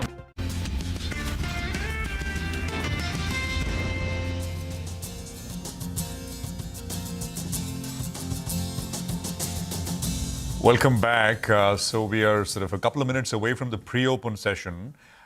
We have lots to discuss. So Mitesh, of course, is with us as well. Mitesh, you know, so many single stock, so much single stock price action, big moves, right? So let's just get through 5-6 names quickly. Aarti Industries, Mitesh, big 15% cut yesterday, huge volumes. Where does it find supports, and is there anything one can do here? So, Prashant, I think, you know, the stock with that negative management commentary had a big correction, and the bar is suggesting that there should be follow through on the downside. So the stock chart was pretty good, but a gap down and a big bar suggests that the levels of 595 should be the minimum which the stock can do. And in case we start breaking below this 595, 590 zone, then there is a good chance that we might even see 575 odd levels. So the structure is negative, I think, with that fall yesterday. I think in case you get a bounce back to about 650, 645 levels, try and exit if somebody's stuck. Zydus Life, Mitesh, briefly, I mean, the high was about 1350. Quickly, it's come down to about 1180. 2-3 days. Is starting something new on the downside? Huge outperformer for the year. See, again, I think, you know, I think it's a very simple pattern of stock, you know, showing signs of profit booking. I think it's broken the 10-20 day average and it's now at a pivot area of around 1170. If that breaks, then I think this correction or this pullback could extend to about levels of 1120, 1110 on the downside. You know, any of these, by the way, any thoughts on, I know there's no price history, but Ola Electric, right? I mean, superb. Last 3 days now, so really can't go with 3 days of price action. Senco, you know, the Inox stocks, Inox Wind and Inox Green, anything here? Big moves. See, I think, you know, I have been tracking only Inox Wind, and that stock, I think, you know, gave a big breakout around these levels of 180, 190. And since then has been in an uptrend. Now, yesterday we did get a gap up, but then the closing was slightly on the weaker side. But for me, the structure is good. So I think in case you get the stock back to about 195 or levels, 195, 200 zone, buy here again with a stop at 188. And I think the highs of 235, 236 should be not only retested, but also crossed on the upside. All right, Mitesh, thanks a lot for that. We'll come back to you when market opens to get your fresh take on the opening as well as the stock at 9:10 a.m. For the time being, let's focus on Hindalco. Posted a good set of numbers, aluminium business as well as copper business. Both of them, the EBITDA number came in better than what the street was working with. To discuss the past quarter and more importantly, the way ahead, Mr. Satish Pai, the managing director at Hindalco, joins in. Hi, Mr. Pai. Thanks a lot for joining in. Well, the aluminium prices saw a big surge and that was the benefit you got in the past quarter. But now global demand has pulled back a little bit. What is the range you're working with regard to aluminium prices from here on? See, I don't think I'm going to change my range. I think it's going to be between 2200 and 2400 on an average. As you rightfully said, depending on macroeconomic or geopolitical events that happen, you see spikes in the commodity price, and then they sort of correct down. So it's going to be a fairly volatile period for all commodities in general, because the world is in a fairly volatile state. So from a guidance point of view, I would not change my guidance and say that aluminium is still going to be in that 2200 to 2400 range. Okay, fair enough. Sir, let's focus on the aluminum business. And you've focused on the cost side, which seems to be working really well. But then prices have seen a sharp decline, aluminum prices that is. So what is the kind of EBITDA per ton that we can perhaps work with from this quarter's number, which was close to 1250 per ton? So I think that honestly, you could assume that in Q2, the costs will be flattish with Q1. So if you lose $100, $200 from the top line of the LME, you would see that negative reflected on the EBITDA per ton as well. Okay, all right. So maybe $100, $200 per ton pullback. But I think if you derive the number, the aluminum EBITDA per ton will still be over $1,000 per ton. Got that. Let's focus on copper. Copper EBITDA has broken out that 550 to 600 crores in a quarterly basis. Now, since you've delivered 800 crores in the first quarter, what's the new copper EBITDA run rate, so to call it, on a quarterly basis from here on? So I think I'm going to be again very consistent and say that our guidance remains at around the 600 crores. What happens in copper is that because of derivative hedge accounting that we do, because it's offset hedged, you do get some positives and negatives. So fortunately in Q1 it was positive. Sometimes it can be negative. So I would say that our sort of normal run rate for EBITDA for the copper is more around 600. Okay, so since we're done with the India piece, let's focus on Novelis. The EBITDA per ton was at around $525 per ton, but you'll get hit by around $30 million due to the flooding. That's in the second quarter. So what's the outlook from here on? And Mr. Pai, in the past, numerous times you've mentioned, at some point of time, you see this EBITDA per ton in Novelis go to $600 per ton. When is that? So I think that first, to answer your question, and you actually did the math correct, we have roughly a 30 million EBITDA impact because of the CF flooding. And you will see that happen in Q2.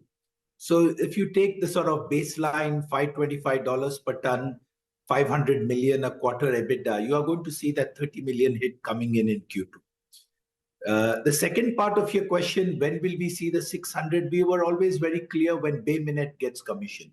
So Bay Minette starts to get commissioned by sort of September of calendar year 26. So that's when you will start to see that EBITDA jump, because new volumes come in with a much better cost profile in Bay Minette. Okay, so we'll wait by for that. So what about the IPO? I mean, there's been a lot said on it, back and forth on whether the IPO is happening or not happening. So what is the current situation? Has it been cancelled completely, or have you postponed it?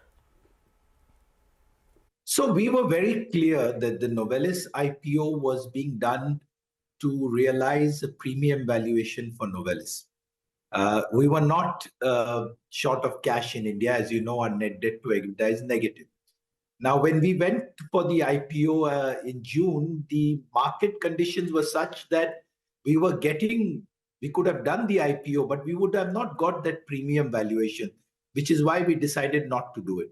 So we will continue to assess the market conditions. We still plan to go back to the market, but we will do it when we are sure we are going to get that premium valuation. Okay, all right. So we'll wait by then for further clarity on Novelis. As you're saying, you're being a bit of an optimist out there and taking, looking at premium valuations on Novelis. Let's focus on the balance sheet then. What is the capex that you have lined up for this year, as well as the debt? For Novelis, you had guided that you'll be at the lower end of the capex that was earlier guided. For the India operations, what will it be for this year? So I think that the lower end guidance was given for the Novelis capex, because they were guiding at the initial part 1.3 to 1.5. They are now saying that they're going to be at that lower end, which is $1.3 billion for this year. I think on the India side, we had guided 5,500 to 6,000, and we are going to be in that range. As you rightfully pointed out, in Q1, a little bit of the working capital block happened. That's why the debt looks to have gone up. But that was largely because LME prices go up. So after a Q4 and Q1, a little bit of working capital block happens. All right, we have understood most of the operational parameters as well as the balance sheet focus. But let's focus on another important aspect. Now, there is this fear that state governments will levy additional taxes post the Supreme Court ruling. If the state governments increase tax retrospectively and even prospectively, what could the impact be on Hindalco? So our first part of the analysis is the retrospective bit. I think on the retrospective bit, because that can only happen if you have been served a demand. So we do not see any exposure on the retrospective bit. On the prospective part, it certainly we will be in the same boat as most of our mining compatriots, because if the state increase their royalties, then that will add to the cost of the mining. And hence, our cost structures will go up and ultimately the consumer will pay. So I hope that the increase in royalties are done in a more thoughtful manner is the only thing I can say. Okay, that's going to be an important verdict, of course. I think we're expecting the outcome today itself. So let's see, it will really pave the way for royalty payouts, any payouts to the state governments once it comes through. So thank you for the clarification on that. Finally, sir, just want to clarify on Hindustan Copper as well. Now, here the stock price has been fairly volatile. So have you heard from the government of India on their intentions about selling any stake? No, and I think that, last time it came, we bid, then that, not on the Hindustan Copper, but on 2 mines. And I think that probably what will happen is those mines again may get put up for mining, what they call a MDO with revenue shares. So we'll have to wait and see what happens. Whatever happens, we will remain very interested in them. Okay, all right, Mr. Pai, thanks a lot for joining in and giving us all those details. So aluminium EBITDA per ton could come down a little bit, but hover around $1,000 per ton. Novelis will see a bit of a hit because of the flooding. Copper EBITDA per quarter will hold at around 600 crores odd. And interested in Hindustan Copper, but we'll be waiting by to see what progress and what the government has to say. Let's focus on the top stocks then we're looking at, and Vedanta as well as Hindustan Zinc. Both of them are on our radar. Why is that? Because everyone is waiting by for the government of India to go ahead and sell some stake in Hindustan Zinc. Well, Mr. Anil Agarwal's Vedanta decided we'll go first, and they have announced that they'll be selling stake via the OFS, close to around 2.6% stake, and the pricing is something that we'll have to wait by for. As of now, the shareholding pattern of Hindustan Zinc comes up for you. 95% plus is held by the government of India as well as by Vedanta. And you have 2% that's with LIC. So effectively, the free float in the market is only around 2% odd. What does Vedanta get? Well, for the 11 crore shares at current market price, well, they'll get close to around 6,400 crores. But it's likely to be at a discount, maybe around 5,500 crores is what they'll ultimately realize. Why do we say that Hindustan Zinc final pricing will be at a discount? Because the float is very limited, so that's why the stock is trading at elevated levels. On a valuation parameter, it's trading at around 13 to 14 times EV upon EBITDA. Most metal companies are in that vicinity of around 6 to around 10 times maximum. So that's why the pricing will be a little bit lower. Impact, positive for Vedanta, because they'll be getting money, they can fund their capex, they can reduce debt. It braces them perfectly for maybe a rating upgrade as well. And also, they could look at paying out dividend. For Phillip Capital, they have put a number to it. They believe that it will be a 4 to 5% positive impact for Vedanta. For the time being, the stock is just mildly positive. There are some shorts in the system as well. So we'll keep an eye out on that. But good news for Vedanta. Okay, all right. So that's 2 more stocks in focus, Vedanta as well as Hindustan Zinc. Let's look at Piramal Enterprises. Vamakshi is tracking a couple of brokerage notes that have come in on this stock. Vamakshi, tell us, what are they saying? Well, absolutely. The company reported its numbers yesterday, and we have a couple of brokerage notes that have come through. CLSA has downgraded its rating to underperform and cut its target price to 860. They say that negative credit cost due to lower provisions as well as one-off gains supported the otherwise weak operational performance of the company. AUM did grow by 10%, and this was largely driven by 43% growth in the retail book. However, they highlight that some segments of its retail book are continuing to see a deteriorating 90-plus DPD trend, and they believe that this in turn could put pressure both on growth as well as credit costs. So given that, they've gone ahead and downgraded their rating on Piramal Enterprises. We also have another note coming in from Jefferies. They too have an underperform call on the counter, target price of 805. They say that low interest earning assets continue to weigh on the NIMs, but the OPEX to AUM still remains elevated. The company also utilized nearly 260 crore of its overlay provision in the first quarter, which in turn aided profit, but the core net profit was actually below estimates, and that is mainly on account of lower NII. They expect earnings recovery to be slow, and ROA is expected to stay below 1% and ROE below 4% from FY25 to 26. So overall, Jefferies as well as CLSA don't have a positive outlook on Piramal Enterprises. All right, Vamakshi, thank you very much for that. News at the bottom of the screen. Gensol Engineering, JV with Matrix Gas, has won a bid for 237 megawatt hydrogen and electrolyzer manufacturing capacity under the PLI scheme. That is essentially what is coming through. Gensol, of course, is listed. Matrix is the unlisted subsidiary, which perhaps will also make it to the market by perhaps next year or so. But we'll see what the stock does. Let's talk about specific 9-10 trades a little after that now. Mitesh is back with us. Mitesh, what do you have? I'll go with a buy on Berger Paints for target of 550. Okay, Berger Paints, it's a buy, right? Yeah. All right, got it. Let's put the focus on SJVN as well. Vivek is here. Vivek? Well, good morning. Very strong operational performance, like you mentioned earlier, on the back of higher plant availability and also gross power that the company actually generated. It went up higher by almost 56% on a year-on-year basis, 3.7 times on a sequential basis. 14% increase as far as the installed capacity is concerned, and PLFs coming in very strong at 63% versus just 46% on a year-on-year basis. All of that, what did that lead to? Higher top-line growth of close to 30%, EBITDA higher by 33%, margins very strong, 76.7%, profitability higher by 31.5%. Couple of things to watch out for. Number one, couple of key plants that the company has, waiting for commissioning on that. Number one is the Buxar plant. Number two, the company said that they're looking to go ahead and monetize stake as far as HJVN green energy is concerned. That'll be something that the street is looking forward to as and when it happens, and what kind of valuation that particular arm gets. Okay, all right, got that. Vivek, thanks very much. SJVN in focus. Let's go back and look at the headline numbers for Apollo Hospitals. The stock will be reacting to earnings today. Ekta, fill us in on the details. Well, yes, it was largely an inline set of numbers for Apollo, so no real big surprises which came in. Revenue was up 15%, margins 13.3%, and a profit which was over 300 odd crores. The hospital revenue, which is really the bread and butter for the business, is up around 15 odd % for the quarter gone by, but the average revenue per occupied bed was still subdued. It was up around 2 odd % as compared to around, say, a 12% growth in the previous quarter.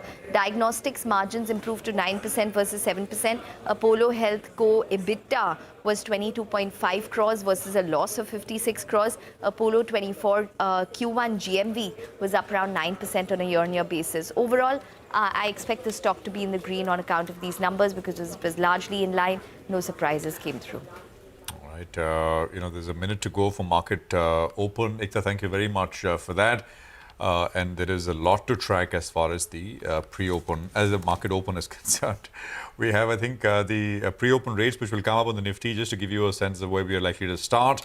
And then I think we're not off to the races, but a decent kind of open after yesterday's 200-point sell-off. 45 higher on the Nifty is what we have at this stage. Mitesh, did we discuss Manappuram? Do you have any thoughts here? Okay, I think we lost the line with Mitesh. But I think we have too much time, so we'll have the countdown up, and we'll be looking at some of these names. Actually, that's Manappuram for you. Let's look at Muthoot as well, how it started, how it's sort of looking in the pre-open session. Actually, still up 2.5%, despite those issues around higher provisions and all of that. But yeah. Pre-open, it's looking okay. We already looked at Apollo Hospitals, Vedanta Hindustan Zinc, we looked at as well. Nykaa is another one, right, which is going to be in focus, and Hero MotoCorp, where there's been a miss. So a fair bit to get through. The indices, the first rates in the indices up on your screen, and then we'll get into some of these individual names. So 24,172 is where the Nifty is at. It's a higher start. Sensex is starting up as well. That's 30 on the Nifty and 100 on the Sensex. That's positive start. Bank Nifty is starting about 50 points higher. We're at about 49,881 on the Nifty Bank, and almost immediately the Nifty Bank is slipping into the red. Nifty Bank is the weaker one, as we were saying earlier as well. HDFC Bank, of course, sold off yesterday. But even otherwise, I mean, 2-3 days of outperformance, and that's it.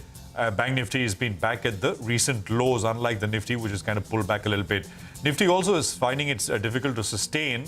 I think that is also now almost in the red. Yeah, that is also slipped into the negative territory. Broader market is looking better. As you can see, the number of stocks which have opened up and opened down, it's almost some 4:1. Surabhi. Absolutely. The mid-cap index, I mean, at the index level, it's not much, just about a 60-point gain. But if we talk about some of the key movers and shakers, look at the result reactions first. SJVN really stands out. So the market is liking that performance, the improvement at the top line and the bottom line level. Nykaa has had a good quarter, no disappointment there. 3% up. Ashoka Buildcon is the other one. PTC India, these are all positive result reactions that I'm talking about. Gensol Engineering, we just saw that news flash on them looking at their plans with respect to hydrogen electrolyzers. That stock's up about 2% as well. Then it starts getting a little quiet. HEG is a big disappointment. Again, earnings related, so 5.5% down. MTAR has not performed as per expectations this quarter, 5% down there. Max Financial, 5.5% gone. So that's a big cut as well. These are all your negative result reactions. Hindustan Zinc and Vedanta are in focus, as the promoter Vedanta is looking to sell that stake in Zinc as an OFS. So about 2% lower on Hindustan Zinc. And let's look at Vedanta. Vedanta is up about 1.5%. Market's very, very quiet. At the headline level, the Nifty is absolutely flat. Banks continue to be disappointing. But there are some other names as well. Hero MotoCorp, look at the cut on this one, 2.5%, disappointing numbers. So that's on the downside. And unlike yesterday, there's a bit of a departure from trend. Some of the FMCG stocks that were seeing green yesterday, they've started off slightly quiet. Nestle, Asian Paints, even Titan for that matter. These stocks on the lower side, absolutely flat this Wednesday. Well, that's right. And flat is not too bad, actually, because, otherwise when you have a bit of a gap up, you've seen that the bears come in and they pounce out there. So for the time being, is as flat as can be all the indices, Sensex, Nifty, Midcap, as well as the Nifty Bank. But individual stocks are doing a thing of their own. Vivek told us about SJV, and the stock is flying away. One of the top volume gainers, up more than 5% in today's trading session. Ola Electric, massive volumes in the first 2 minutes of trade itself. Yesterday, it came off 10% from the high point of the day. For the time being, it's holding with a gain of around 1%, but massive volumes. Inox Wind, well, that stock is flying away in today's trading session, so that's up another 2% or thereabouts. Nykaa, the street likes the numbers, so the stock is higher in trade. That opened up, gap up with a gain of close to around 2.5%, so Nykaa comes up for you on the screen. Technocraft, very, very low volumes out there, but they've announced a buyback, small buyback. But for the time being, that was one of the top gainers in pre-open at least. So Technocraft should come up for you on the screen. Marksons Pharma, well, the numbers on an operational basis, there was some improvement. The stock ended lower with a cut of around 3-4% yesterday. Today, it's made all of that up. So I think it's up close to around 4-5% in pre-open. So that stock comes up for you. Ratnamani Metals, one of those big outperformers. Well, that stock, in fact, is giving back a little bit. Volume still lower there. The margins got compressed. It's a multi-quarter low margin. So that's why that one's down close to around 3%. Pyramid Enterprises is taking a sharp knockback in trade today. So that's one of the top losers. Now it's down close to around 5.5%. So it opened up with a cut of around 3%. Now it's down 5.5% odd. A quiet start to the trading session. Interesting times ahead.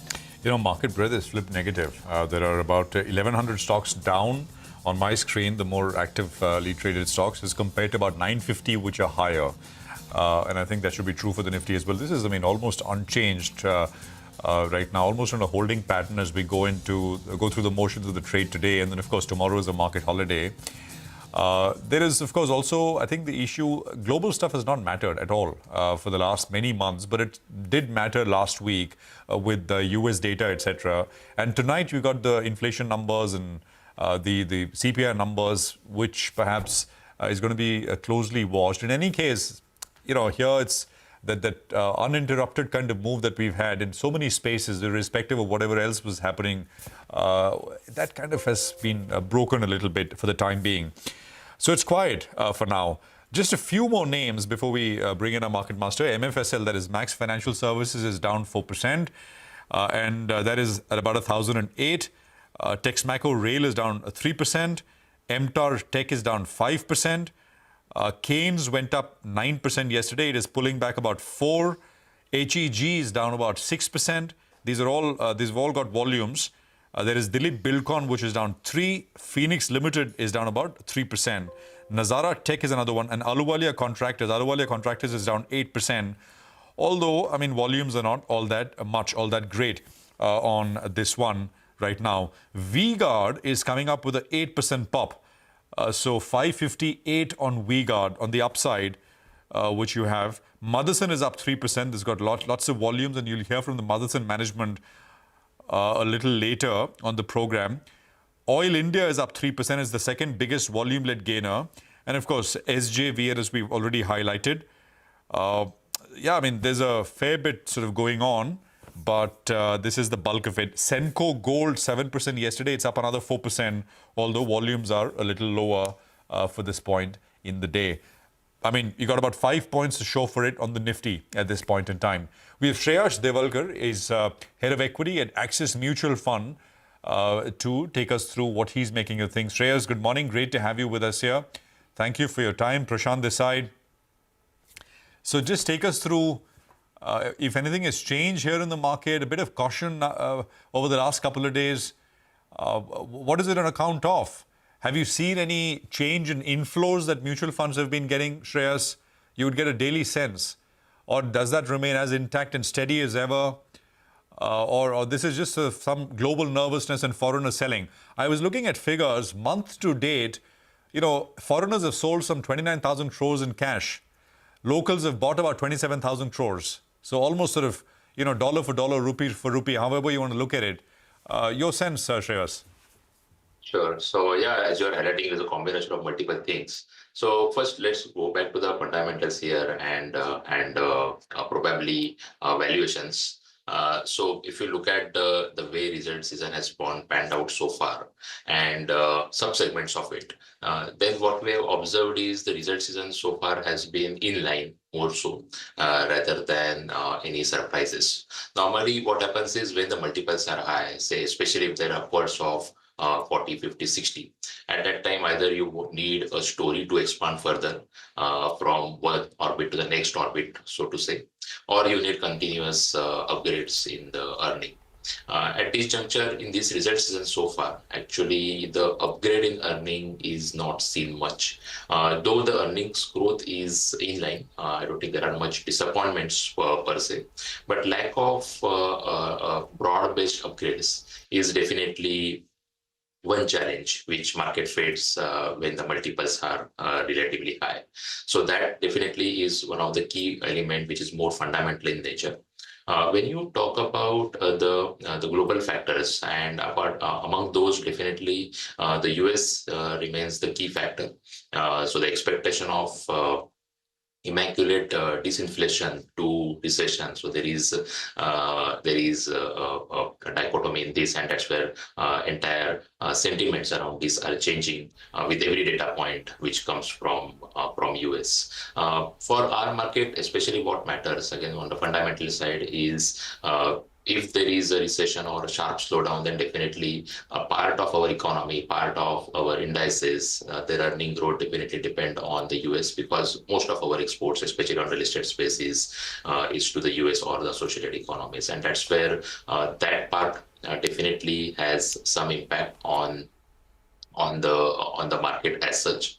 As far as domestic flows are concerned, actually they have been one of the highest every month after month, and actually almost 20-25% of financial saving is actually coming to the equity, if you count everything, not only the mutual fund, but the mutual fund, insurance, and direct equity, and so on. So if you count everything, then actually it is a sizable amount. Probably when it comes to that amount or as a percentage of overall small saving, that number is very high now. So absolutely, obviously, one may not expect too much correction, but to expect that it will keep on increasing on that is also one of the challenge which may come in near term. And what we have observed is that when there is a based on again historical observation that when the returns are great on a 1 year basis, then the flows are normally good. And when the returns on 1 year basis they turn flattish to negative, then it has an impact on flow. So till now we are not in that situation, but generally the flows have impact of fast returns. Okay. Shreyas, hi, good morning. Good to have you on the show today. So just take us through the strategy from here on. I mean, for all the incremental money that you're getting, and there's no stopping that, right? Because investors are still piling up funds into mutual funds. So from a sectoral standpoint, say, are you still comfortable buying the economy-facing themes, whether it's capital goods or whether it's defense, etc., manufacturing? Despite the run-up? Or are you looking at newer ideas where we haven't seen a run-up in prices, say maybe banks or perhaps FMCG? What is the portfolio stance incrementally from here on? So again, going back to the earnings season so far and the management commentaries so far in multiple sector and subsectors so in this, generally, if I go back to one of my comment on the US and their recession or sharper slowdown, in that scenario, our stance has been that we have been cautious on exports. May it be IT services or it may be through another capital goods export or auto ancillary exports. So broader segment of exports is what we would be cautious on. While when it comes to opportunity, definitely the industrials and the capital goods part of economy continue to deliver great numbers quarter after quarter, month after month after, for now almost 14, 15 quarters. And these numbers are definitely superior than the broader market. Because of that, obviously, the multiples have reached where they are. And as I commented, when the multiple reach more than 50, 60 P, then you need a orbit change or you need continuous earning upgrades. Probably both of them are lacking. And that's where probably one need to be parking their thoughts or be cautious on that side. Definitely, as you highlighted, on the other side of the market. So there are three segments which has not seen substantial re-rating. One is, as you highlighted, FMCG, private sector banks, and thirdly, IT. It has got re-rated, but re-rating is not substantial compared to the broader market. So one need to identify opportunities among these. What we have observed is, again, going back to this result season, few things probably have changed on the consumption as far as management commentaries are concerned and the earnings are concerned. So after a long time of after a gap of almost 3 to 4 quarters, actually consumer discretionary or consumer electronics, consumer durable, this pack has delivered good numbers in this quarter with good commentary so far. The another observation is also about rural India. So probably few quarters ago, out of 10 companies across the board, right, from FMCG to two-wheeler, if probably 1 or 2 or 3 used to call out that, yes, it is bottoming out and there is change in trend. But now probably in this result season, when you get to the management commentary, then out of 10, more than 5 are talking about this. So that is also, there is some subtle change which is observed in the management commentary. And that's where one need to also focus and evaluate this into further detail. So there are changes. So when it comes to risk reward, definitely the risk reward has to be found out in the places where there is earning, where the P re-rating or the price to book re-rating has been lower. So out of this pack, definitely one need to delve into more incrementally. All right. Okay, Shreyas, appreciate you joining, and thanks a lot for joining and giving us your view on the markets as well as on all the sectors we discussed. By the way, just keep an eye out on Max Financial. That was one of the biggest losers, in the first few minutes, but it's seen a recovery from the low point of the day. And that's because of the commentary they're giving in their con call. So we've seen a bit of a bounce, and those flashes are telling you the picture. The quarter one margins are generally subdued. Quarter one margins are generally between 17 to 21%, but they're saying as they proceed into FY25, they see that the margins will improve, and they're very confident about that.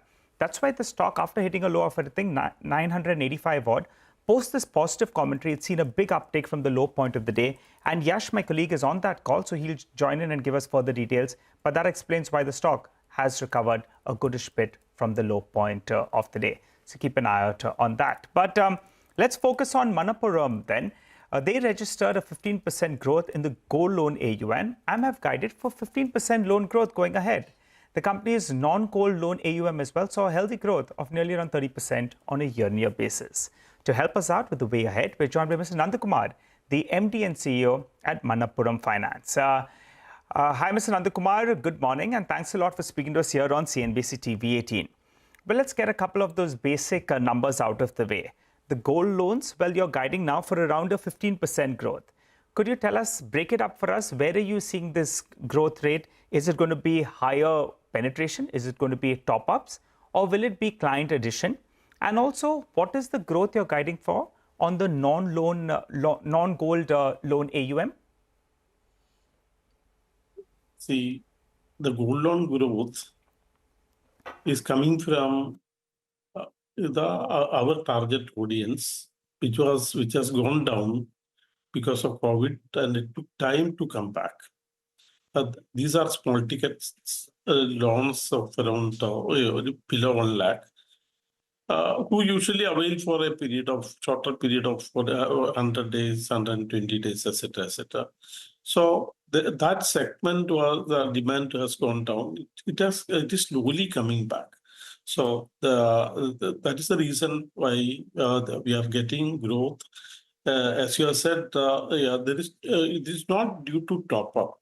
It is not due to top up. So it is not dependent on the price also, because people want money. To that extent, they bring gold. If the gold price goes down, collateral increases. That is the general scenario. If the gold price goes up, collateral comes down. It is not dependent on gold price. It is dependent on the demand who are mainly from these small farmers or small retailers, small cottage industries, etc. These are the major segments coming for availing gold loan for their shorter working capital requirements. Okay, so Mr. Nandakumar, 15% growth is what we're seeing on the gold side. I missed the non-gold side. How much growth should we expect over there? Non-gold, we expect these are all small base only. So we expect that to be around this. Other than microfinance, we expect a growth of around 30-35%. Mr. Nandakumar, hi, good morning. Prashant here. Good to have you with us here on the program, sir. Now, on the non-gold side, right, especially on the MFI side, is there, I mean, obviously it's small numbers as compared to the gold portfolio, but are you seeing stress building up? We've seen a few other pure play microfinance companies reporting a fair bit of stress. And that's kind of sparked off alarm bells whether it's going to be an industry-wide issue. So could you talk to us about that? So it appears an industry-wide issue because there were reasons for that. One is because of the terrible heat conditions across the country. Our customers lost, the MFI customers lost many mandates. Their earnings were impacted. Then again, because of the general election. Another factor is in many places, farmers' agitation like Punjab, Rajasthan, and some parts of Gujarat. It is not completely across the states, some part of the states. So these situations have impacted that. After all, microfinance has its cyclical challenges. And what usually is the scenario when the situation becomes normal, these customers generally come back and remit because this is very important cash flow for these customers, very important when they plan their requirements like children education or similar requirements. So this is a great source of comfort for them. So they used to come because they don't want to lose their CAC score, etc., which will prevent them from availing loan from anywhere. So sure. For MFI, will credit costs go up? I think it has come to a peak now. it has come to the peak now because the situations which has led to some stress in that particular segment. That's behind you now. Things should get better, you're saying, on the MFI side. Come back. It should come back. So, Mr. Nandakumar, sir, good morning. So, just to understand this, for Asirvad, the gross NPA levels actually improved. Though you're describing some of the, the stress in the industry, I think your gross NPA level moved from 3.7% in the fourth quarter to just about 3% in the first quarter. So, can you give us a business outlook? And you said that X of MFI, the rest of the non-gold portfolio will grow at 35%. But looking at the market dynamics, what is a realistic expectation in terms of growth for Asirvad MFI? And also some guidance on asset quality. Will it remain stable at 3% GNPA? Could it get even better if the worst of the credit cost is over? I am constrained because we are in a DRHP stage. So whatever has been published only on the basis of that only I can discuss. So other than that, I can make only some general statements. I am constrained to give company-specific details beyond whatever has been published because of the DRHP status. Fair enough, sir. Sir, just what is the progress? I mean, IPO timelines, what are you looking at? The roadshow is going on. So generally, for our IPO, we feel a positive sentiment. So the IPO is only half through. We will decide on that only after completion of our roadshow in another 2 weeks' time. So within 2 weeks, we'll know about the timing of the IPO. Is that correct, sir? Yeah, that is right, sir. So before Diwali, we'll see the IPO hit the markets? All depends on the market conditions. See, valuation is important. So definitely, as the promoters, we have some expectation. It's all dependent on how the valuation would be. At least in this calendar year, it will get done, right? That is the expectation. With that expectation only, we go for the roadshow, etc. And we showcase how we are unique in many respects, etc. So you said valuation is important as promoters. We absolutely understand that. So the conversations that are happening in the road shows, do you get the sense that you'll get the valuation that you're seeking? Yeah, so we showcase what is our unique thing to the market. Based on that, we see interest for the investors. So we hope the things will be better in the coming months. Okay, all right. Coming days. Okay, so let's keep Asirvad aside because as you're saying, you're gone into that silent period. But X of that business for the standalone gross NPAs, net NPAs, credit cost, give us some guidance on those numbers, sir. See, in MSME sectors and vehicle finance, there is slight increase. There is very slight increase. That also has, we feel like that has picked up. It will come down. That also is on account of the situations, what I have told, like the extreme heat conditions, people losing working days, etc. Then election, then the challenges we had. Now, as these are behind, we feel like it will go down. Okay. Final question before we let you go, sir. You're not giving us any numbers, but you're saying that you expect things to improve from here on the asset quality front. So we'll take that, Mr. Nandakumar. I'm looking at your cost of borrowing. That's perked up a little bit. Could you tell us whether or not that has peaked out? And you've also changed your borrowing mix. What is the outlook on this front? And in turn, what kind of impact will it have on your margins?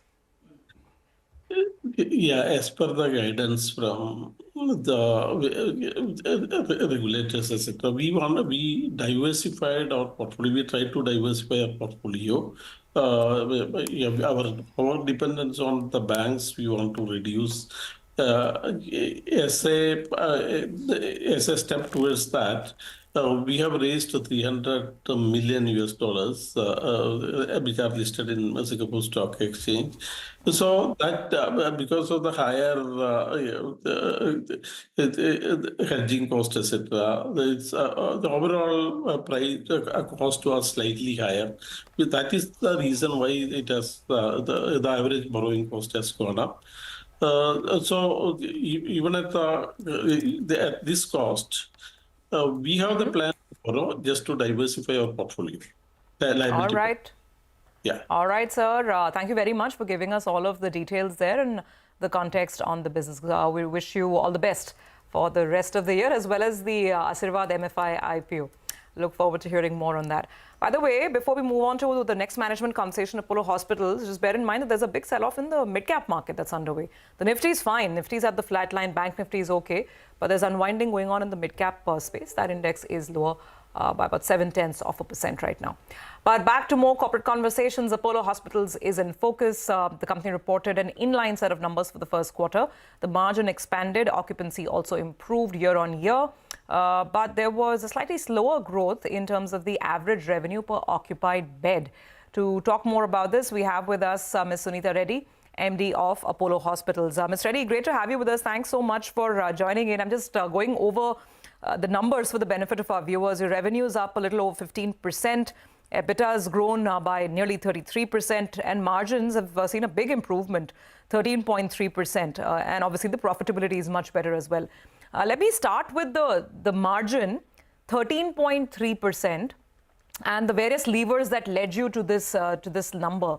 Is it sustainable? And then take us through the trends in terms of the average occupancies which have improved, and also the ARPOB trends that you project going ahead. Okay, let's start with the margins. I think the margins are not only sustainable, but they will improve. If you look at healthcare, where we had 2,867 crores of revenue and 622 crores of EBITDA, clearly our margin there is 23.6%. And going forward, we will see improved margins because we are focusing on case mix and cost as a lever. So clearly, there is room for margin improvement. If you look at Apollo Health and Lifestyle, they had a revenue of 336 crores and a margin and 31 crores of EBITDA, margins at 9.8%. And here again, there is room for improvement because the diagnostics is growing by 15%, and that is a high margin business. Spectra, which is a daycare, 23%, and Cradles at 18%. So again, huge scope for margin improvement in this vertical. Apollo Healthco has, the digital business has grown by about 15%, and the offline stores have grown by 11%, leading to a margin of 7.6% in the offline, the pharmacy supply business, which is really growing. And digital is doing well and on track for break-even. So they keep 3 crores of EBITDA, and going forward, they've cut their losses from 150 crores last quarter to 115 crores. So net EBITDA of 23 crores. Ms. Reddy, you're sounding very, very optimistic, and you've elaborated on how a lot of the other businesses, how they've really fired up, leading to this margin performance at a time when actually ARPOB has been a little on the softer side. So since you're so optimistic and you're saying there will be further improvement, can we get a rough sort of range that you may be targeting or keeping in mind? I mean, is it possible to say, look at even 15% by the end of the year? Or am I being too over-ambitious here with the number?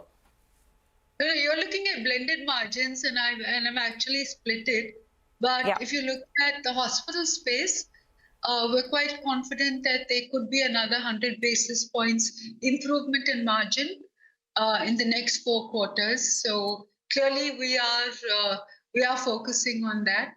And with Apollo Healthco, they are, by cutting losses and really growing offline, they could look at better EBITDA performance, which they're on track for. And again, like I said, Apollo Health and Lifestyle is getting better. They're growing 3 verticals, which is the daycare, the cradle, and the diagnostics. and we're seeing above 20% growth in all of these verticals. Ms. Reddy, hi, good morning. Prashant here. Good to see you back on the program. The average revenue per bed, ma'am, the growth was about 2% on a year-on-year basis. Could you sort of tell us, did that fall short of what you were expecting? Any reasons, and what should we expect here? No, so if you look at the mix, 36% of our volume cases were surgical, contributing to 51% of our revenue, and the rest were medical cases. So the ARPOB did not increase, but going forward, electives should improve. It was a very sharp summer in election season. So, this was expected. So we had more medical cases and surgical cases. Got it. Any guidance here for the full year, ma'am? I think that you can expect to see a 7% improvement in ARPOB for the whole year. Okay, 25 over 24. Apollo 24/7's GMV grew. It grew about, I think, 8% year-on-year and about 2% on a quarter-on-quarter basis. Yes. Again, what should we expect here? So I think, it grew 9% year-on-year. And the focus is really reaching that number. It's at close to 700 crores. They are, by the end of next year, will be, each quarter they will be doing close to 1,200 crores. So they are on track. They have several lines of business that will continue to contribute to both revenue and margin. Okay. Ms. Reddy, I don't know if this number is shared or not, but a breakup will help. The percentage of the revenue that comes in from the higher end surgeries, you said the mix was more on the medical cases side. Yes. So where are you now, and where do you see this number heading as, we see more advancement in medical science? So about 54% of our revenue is coming from 36% volume of surgical. And this quarter we had a lot of medical cases. So going forward, a lot of elective surgeries are planned in the next quarter. So right now, you said 54% of the revenue came in from the medical cases. Is that right? Yeah, it came from the surgical. The balance came from medical. And it's usually higher from surgical, but because of the elections in summer, it was slightly muted there, which is why the ARPOB grew by only 10%. Okay, and ARPOB you've guided for a 7% improvement over the rest of the year, right? Yes. Okay, just a word on Apollo HealthCo. Here we're looking at an EBITDA of over 22 crores. The losses are a thing of the past. How do you expect the business to be, and what are you expecting on the digital side going forward? I think we're going to see very strong growth. They, of course, have 3 streams of revenue. The fourth, which is insurance broking, should start in Q3. So right now it's pharmacy online, it is teleconsults, and it is diagnostics. 3 of them are contributing. So the conversion of GMV to revenue is currently at 35.9%, and that will move to 44% next year. And when that happens, they do become profitable. So they are on the road to profitability. Got it. Ma'am, we'll leave it there. Thank you very much for your time, and good luck to you and your team as you continue to execute on some of the numbers that you've laid out. We'll take a quick commercial break here. We'll come back with the manager of Motherson. 25 points higher, by the way, on the Nifty. We're at about 24,165. That's the next conversation coming up.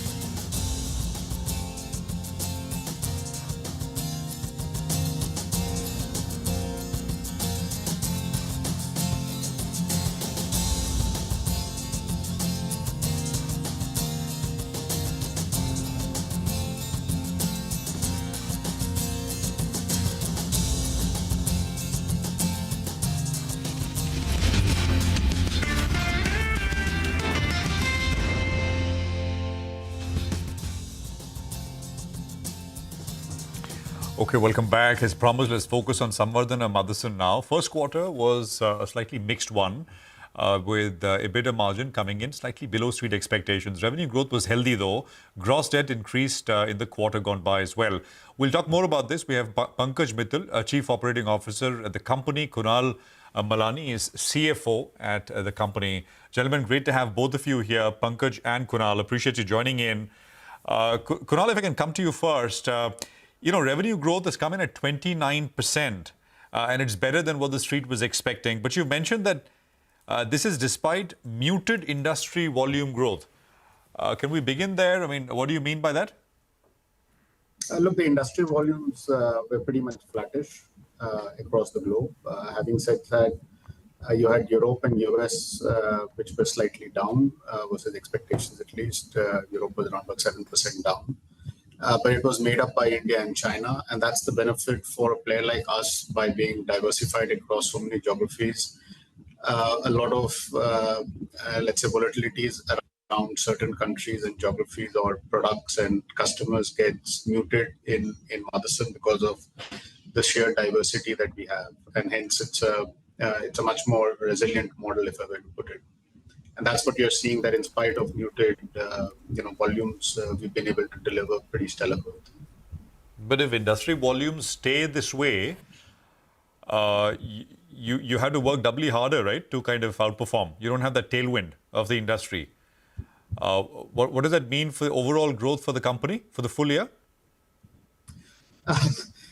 Difficult to predict in that sense because there's obviously unclear picture in terms of which parts of the world will do what. There is a degree of softness that is being seen in Europe right now, largely on account of how EVs are getting, the scale of or the growth that was expected in EVs is getting muted a bit.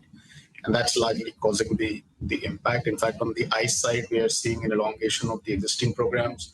Hybrid seems to be catching a lot more interest and seems to be the highest growing segment right now, pretty much if you look across the globe. So all in all, I think the content part of it continues to grow.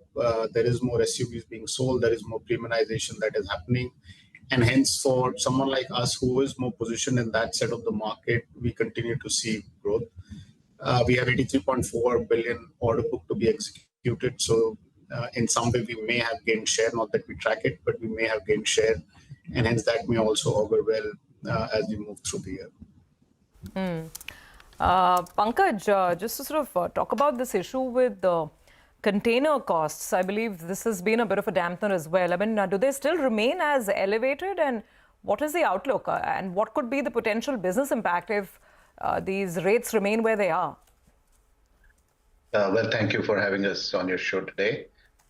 For us, we are a very well-positioned company because Motherson has its plants in the same geographies where the customers are located. So we are not a big exporter of products from one country to another, and that puts us into a very big advantage. The container issues do lead to some of the child parts which move from one country to another, and it's a global world supply chain. So that they may lead to some inventory buildups of the child parts, but majorly for us as a company which has its plants in Europe and China for China, North America for the North American region, South America has its plant in South America. So we are very well positioned, even in these disruptive times, to be a reliable partner to our customers. Okay, so could you give us, I mean, since this is not something that seems too bothersome for you right now, but, in light of what Kunal also said in terms of Europe demand and EVs being a bit soft, how is the rest of the year looking? Some sense in terms of just top-line growth, revenue, whether it's going to be, a flatline sort of a situation that we're looking at, or whether you'll manage 15-20%, some sense. See, Motherson has evolved to be a very diversified and robust company. So that's reflected from our results. You would see that financially also in these very uncertain times, very difficult to predict. But what is more important is to have financial prudence.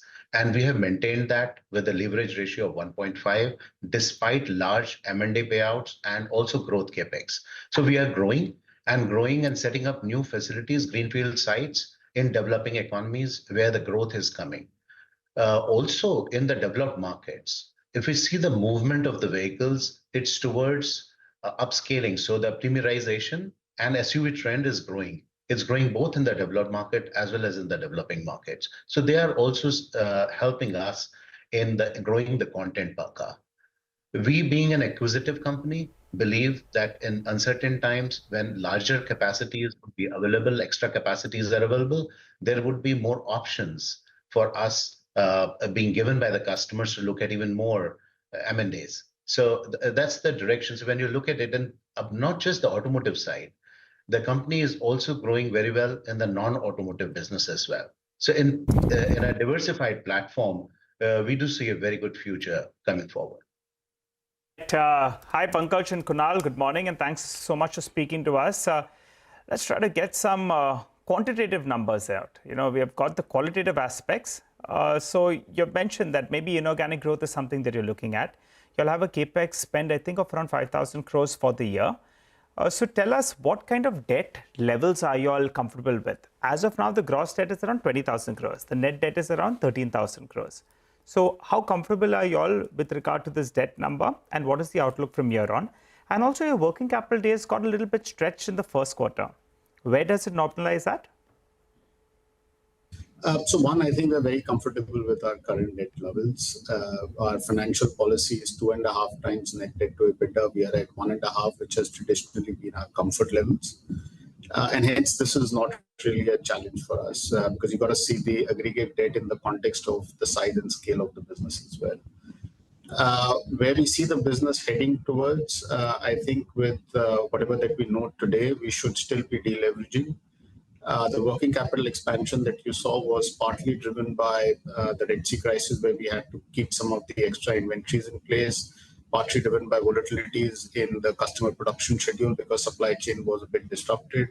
And hence, and then there is a large order book of 83 odd billion plus, which will come, part of it which will start coming into SOPs in the latter part of this year, for which inventory has already got built up. And hence, in the latter part of the year, we should see working capital getting more normalized.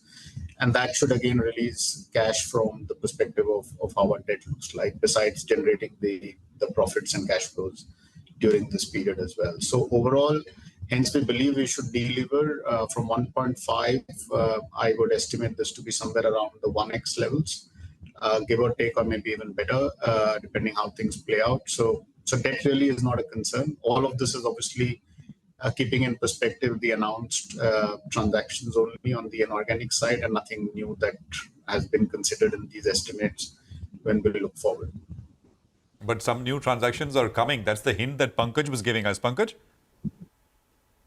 Well, as Kunal said, also that these numbers which he's giving and deleveraging of our ratios is going to happen if the new acquisitions, because we being acquisitive company and being a reliable partner to our customers, there are a lot of options and opportunities which are being provided by our customers. So there is, I mean, you're telling us that you are looking at newer targets?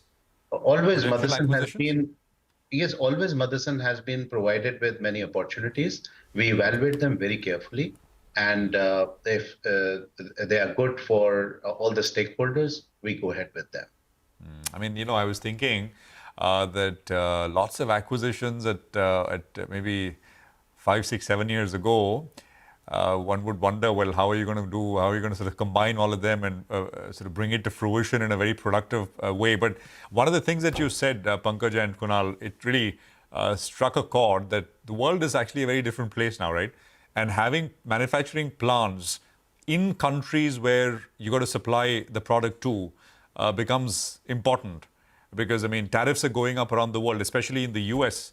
I mean, I think the direction of travel on tariffs is up, not down, everywhere pretty much. And in that sense, you're sort of well distributed. So that's a good thing. But nothing, you'd announce something new in this over the next 3-4 months, Pankaj, possible? And how large, if you can tell us? Well, acquisitions are such a thing that till it happens, one can't announce or say anything because it has to be value accretive to the stakeholders. And we continue to work together with all the partners all the customers to find solutions. So that's how we all are. So the moment something fructifies, we will be announcing it. Okay, all right, Pankaj and Kunal, thanks a lot for joining in and giving us those details. By the way, just keep an eye out to the bottom of your screen. We have some important flashes that are up, and Dabur is the stock in focus because the ED has issued summons to Mohit Burman of Dabur. The summon to Burman is issued as part of its probe into Religare open offer case. So explains why the stock has now suddenly seen a bit of a dive on that one. We'll try to get in Timsy to give us further details, but that's one of the reasons why, in fact, the stock has seen a bit of a downtick. It opened up in the green, but it's lower as we speak. I mean, it's that battle between Religare and the Dabur promoters. I think the Burman family, the Dabur promoters right now owns a little over 25%. And there is that open offer which they'd like to launch. I think the last price which was offered was about 235 rupees for Religare. I think it got the CCI approval. It got and of course, I mean, there have been other regulators who've been weighing in as well in different ways, not on the open offer per se, but the SEBI weighed in, SAT weighed in, IRDAI weighed in with regards to some of the ESOPs which were issued to Ms. Saluja, who's of course the chairperson at Religare right now, asking her to return the ESOPs in CARE. CARE, of course, is the standalone health insurance business which is part of Religare, and Religare derives majority of its value. It's like a holding company. It derives majority of its value from what it owns in CARE. So it's a developing story, and we'll talk more about this one. Let's look at the other one as well, which is Religare. And what this could mean. But as Nigel said, more with Timsy as we go along. We'll take, I think, a quick commercial break in a bit, but Mitesh is with us with what he'd like you to do now. Mitesh, good morning again. How are things looking? We've got about a 10-point cut, so neither here nor there.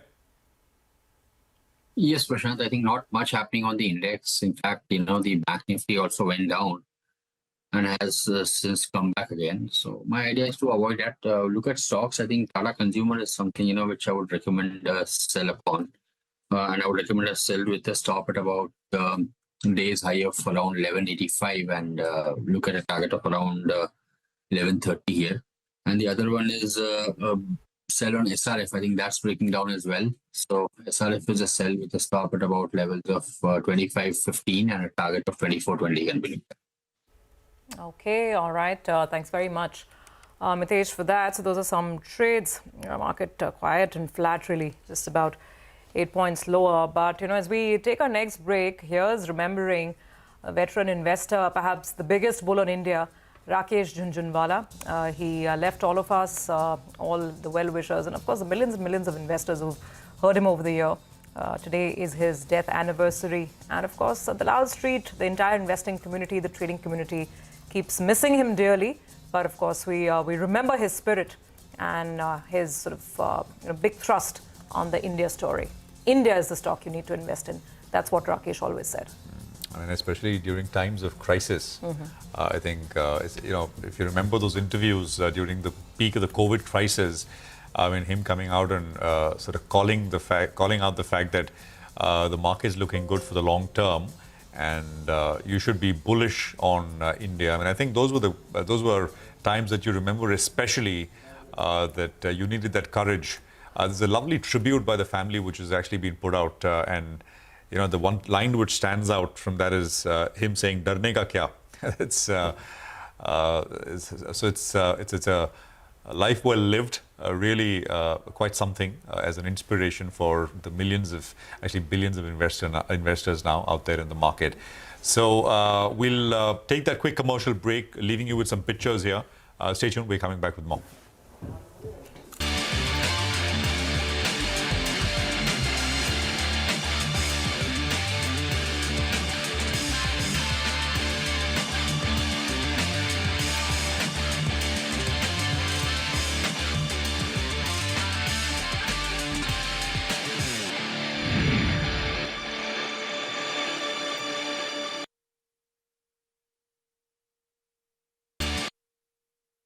But what happens during the last hour is what matters the most.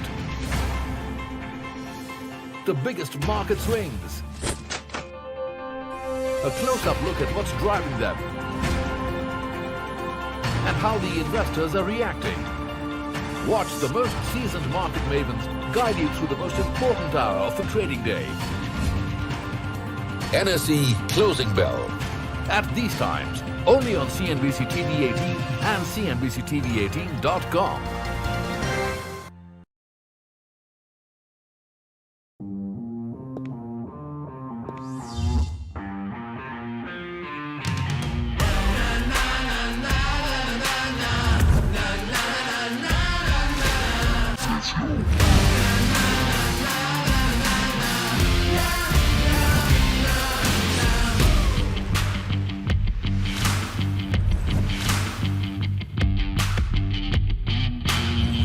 Make informed decisions with comprehensive analysis on the go.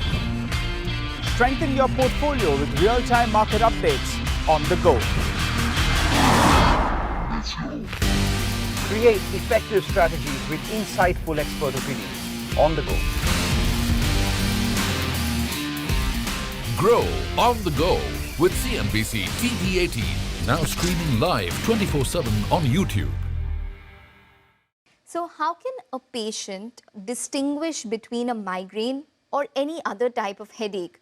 And there are many types of headaches, such as tension headaches or cluster headaches, or brought on by other conditions as well. Yes, the common headaches with which migraine can get confused are what is known as tension headaches, the sinusitis-related headaches, and much rarer are what you mentioned, cluster headache and new daily persistent headaches.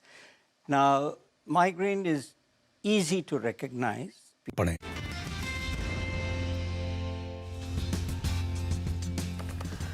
Welcome back. Plenty of stocks on the move, so let's go over them. Yash is tracking the fall in Max Financial. Yash, so disappointing earnings? Well, the numbers were disappointing as far as the value of new business part and the margins are concerned. Top line was largely in line or ahead of estimates. So as far as new business premium for the company in the first quarter is concerned, that was in line with CNBC TV18 estimates. Total APE was in line with CNBC TV18 estimates, as well as the retail APE side, it was in line. What got the street on the disappointing side was the value of new business. That came in at about 254 crore rupees. We were anticipating a number of 285 crore rupees. The margins, another disappointing part, which came with a big gap down at 17.48% versus estimation of about 21.46%. So a gap down of almost 400 basis points is what caused the biggest disappointment as far as the stock performance itself is concerned.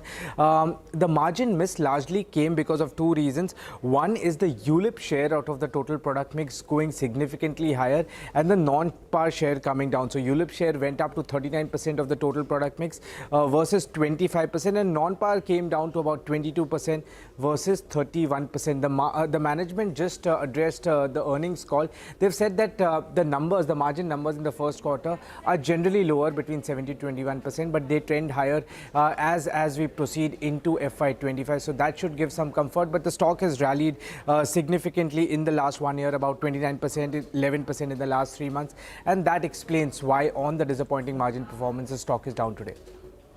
All right, Yash, thank you very much for that.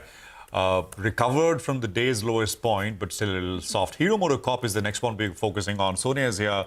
Sonia, good morning. Good morning. Thanks a lot for that. Well, you know, the stock is under pressure because of a couple of reasons. Post the numbers, you realize that there are higher raw material costs which have actually impacted the EBITDA margin of the company. And the realizations have actually seen a very minor increase of just about 2% on a year-on-year basis. So if you look at the numbers, they are below what the street was estimating. The revenues have come in at about 10,144 crores, below street estimates. EBITDA as well at 1,460 crores, below what the street was estimating, and the margins as well at 14.5%. Now, the management commentary is that they did witness positive trends across the domestic EV as well as the global business. They are optimistic about the demand trajectory for coming quarters, but they also see inflationary pressures that continued in the quarter gone by. Henceforth, inflationary pressures are easing and the consumer spending power is picking up, so they are optimistic on that. Brokerages, Jefferies has a buy call with a target price of 5,650, but I think it is the impact that the higher raw material costs have had on the margins, which is having a reflection on the stock as well. Back to you. All right, Sonia, thank you very much for that. For now, let's just go back to the big story around Dabur and the summon being issued to the Burmans. The stock has been under slight pressure. Of course, the story is that, and this is for sources saying that the ED issued summons to Dabur's Mohit Burman, and this goes back to the Religare open offer case. Timsy has more details. Timsy, what is the latest that you're picking up? Well, yes, as you rightly mentioned, that this matter pertains to Dabur's open offer in the Religare matter. Remember, Mumbai police had registered an FIR based on which ED is investigating money laundering charges. And what we hear from sources is that last week, Mohit Burman of Dabur was called at ED Mumbai. He was summoned and then statements have been recorded. So let's see what is the outcome that comes out of these statements, etc., that have been recorded by ED, how the investigations pan out in future. We'll keep you posted. But yes, as of now, summons issued, statements recorded. Right, Timsy, thank you very much for that. We'll keep you posted, as Timsy said, about what happens from here on with that case. We'll take a quick commercial break here. On the other side, it's a special segment, Indianomics. My colleague Lata will be speaking with C. Rangarajan, former RBI governor and the author of the 1991 reforms that focus on India's growth story and the path to Viksit Bharat. Stay tuned. Special conversation coming right up.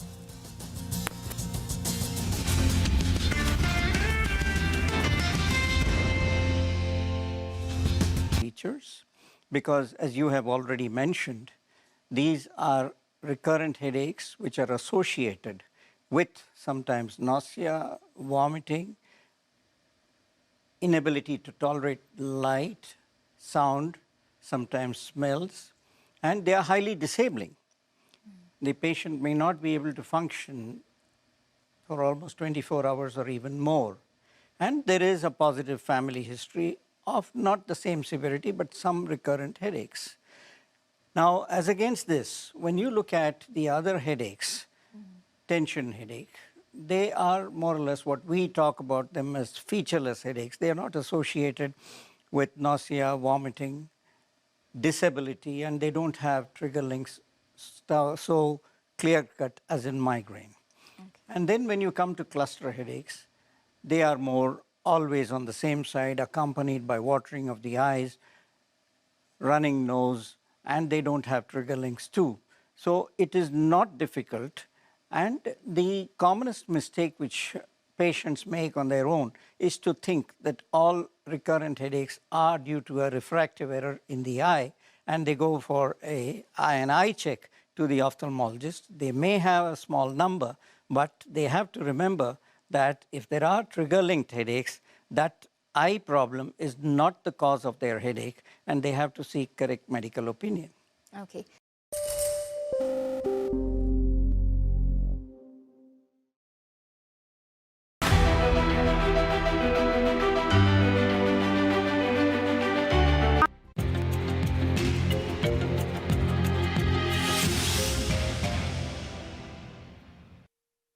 Welcome to Indianomics. India completes 77 years of independence, and at this emotional juncture, I thought it fit to invite one of India's longest-serving policymakers, Dr. C. Rangarajan.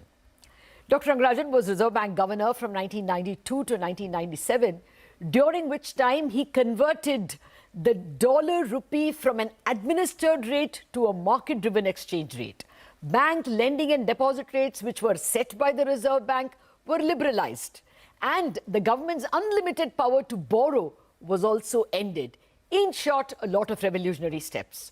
Dr. Rangarajan, of course, continued his innings of policy making as the chairman of the Prime Minister's Economic Advisory Council from 2004 to 2014. In between, he was also chairman of the 12th Finance Commission. And of course, he headed numerous other important committees and commissions, notably like the Statistics Commission. I don't think we can get a wiser voice to glance at the past 77 years and guide us about the future than Padma Vibhushan Dr. Rangarajan. Sir, thank you very much indeed for joining us on a very auspicious day. Hey, thank you. Well, first up, sir, you've seen a better part of this 77 years, and 37 of those as actually policy maker. What would you say is the biggest achievement of the Indian economy? Well, India is now described as the 5th largest economy in the world. Of course, we are a big country. We have a huge population. That itself gives us a large economy. Nevertheless, I think that as compared to what it was in 2 decades ago, coming up to the level of the 5th largest economy is an achievement by itself, though there are other important problems. Secondly, I would say that we have achieved self-sufficiency in food grain. That is a very important development when you look at what we were and how difficult the food situation was in India in the 50s and 60s. Thirdly, I would say that in the case of the service industry, particularly the computer-related service industries, we have done very well, and we are counted as one of the largest exporters of these services by the others.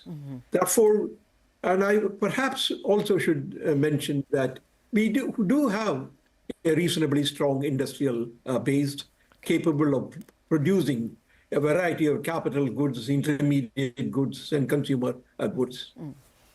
Also, I will mention as lastly that India's fertility rate has come down to close to 2, and therefore in another 2 decades, perhaps, the population will stabilize. Though we should have taken much earlier action, nevertheless, it's a fact that we are now at a level or at a stage where we can say that in 2 decades from now, the population will stabilize. Well, coming to 1991 itself, what do you think was the toughest and the biggest achievement at that time? Well, the point is that there were 2 things. One was to manage the crisis, because we had to get out of the crisis. Yes. That is 1990 and then 1991. Yes. Steps had to be taken, first of all, to stabilize. And then we felt that after stabilizing, we need to reform the economy. Because it is not a question of just simply solving the problem, the balance of payments problem of 90 or 91. We have to build an economy which will not face such crises from time to time. And therefore, we moved on to introduce reforms. And that started almost in the 1991, and it picked up speed in the next years. And then it was followed up by various governments. I would say the decision to devalue in a deep way in 2 states, and even to shift gold in a 1991 period in order to overcome some of the problems are difficult decisions, and they had to be taken. But the most important thing is we did not stop with solving the problems, but moved on to make reforms. And if I would say in a short sentence, that we made a break with the past in 3 important ways. One, we dismantled the complex system of permits and licenses and controls that dominated the system. Second, we redefined the role of the state. And thirdly, we gave up the policy of import substitution at any cost and decided to embrace the international trade. So I will come back to the policies that you have mentioned, because we seem to be going back to some of those policies, especially import substitution, under a diluted version called Atmanirbhar. But more on that later. Let me come to the way in which we handle public sector banks, because that came directly under the Reserve Bank.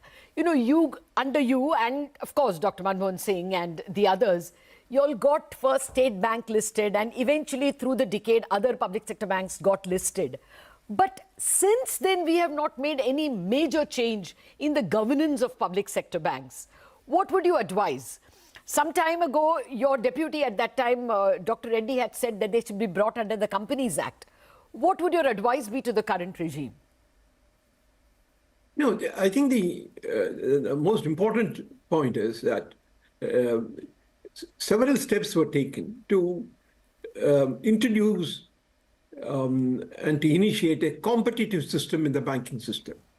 In the final analysis, it is competition that will finally lead to efficiency in the system.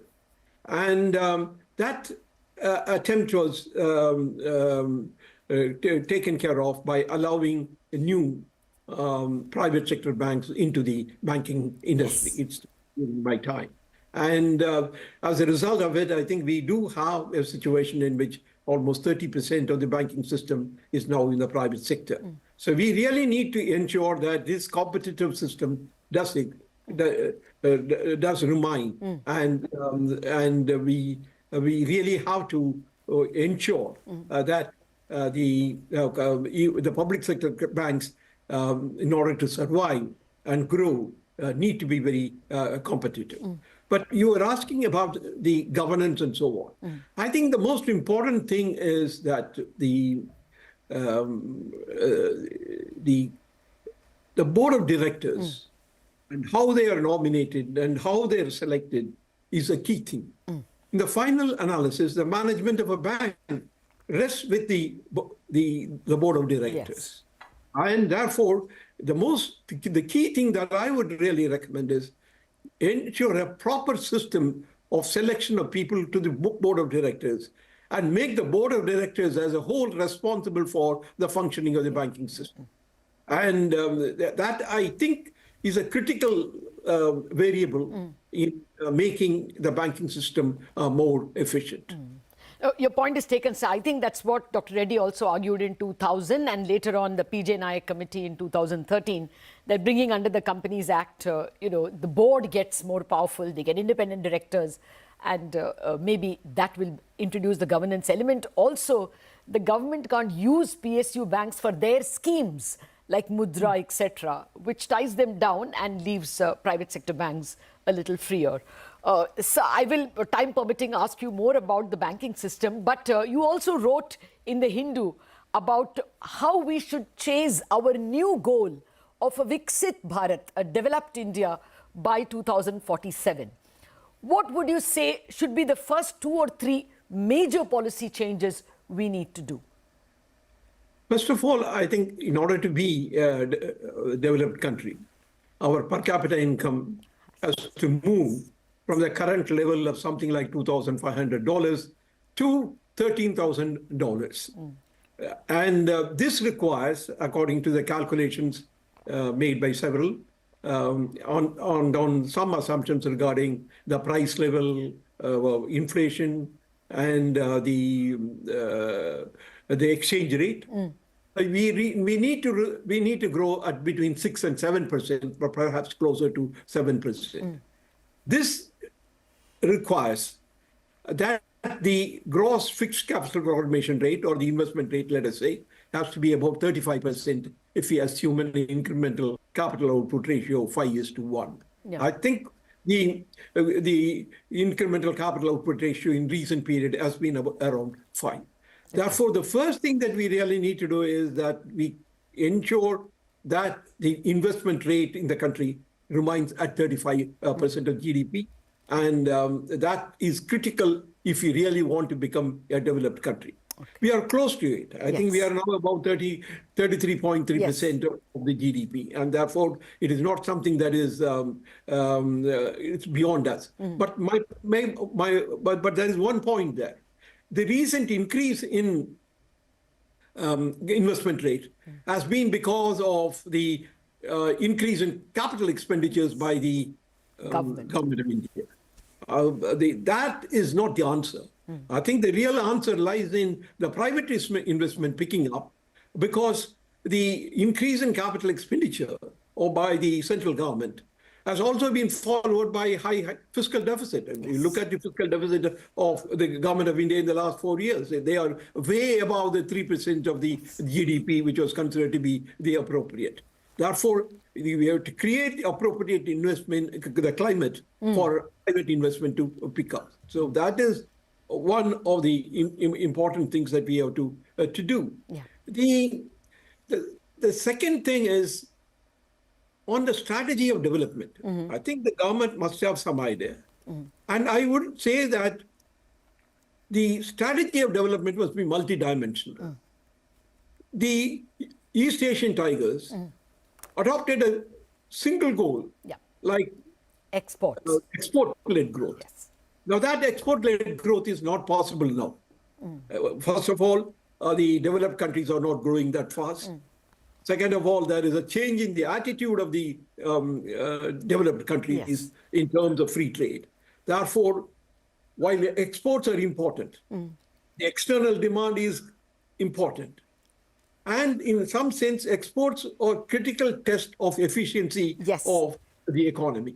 Therefore, we cannot ignore exports. But it is not the export-led strategy that will really lead us to a higher level. And I would really say that we really need to have a multi-dimensional approach to strategy of development. And the third point that I would mention is that the biggest challenge that is that India will have to face is about jobs. Yes. And employment. Yes.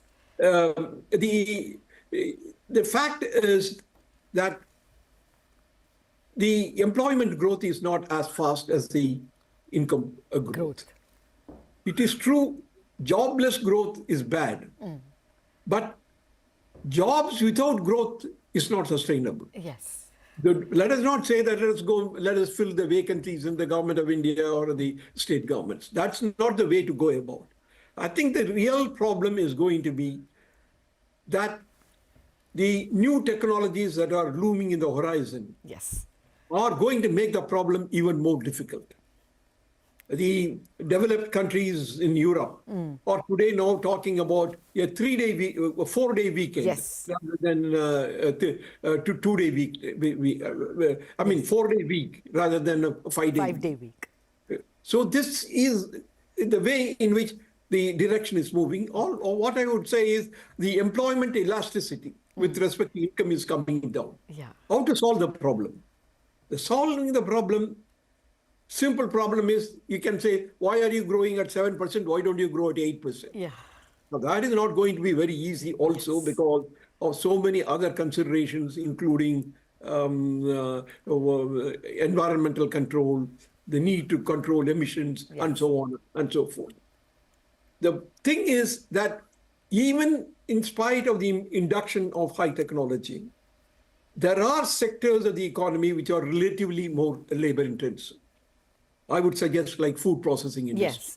I think what is really required is a combination of sectors of the economy, which will be partly highly labor intensive, not capital intensive, that high technology intensive, and sectors of economy which are relatively more labor intensive. I think that is the only way in which we can really solve the problem. Well, that's it on this very special edition of Independence Day Indianomics. Thanks for watching.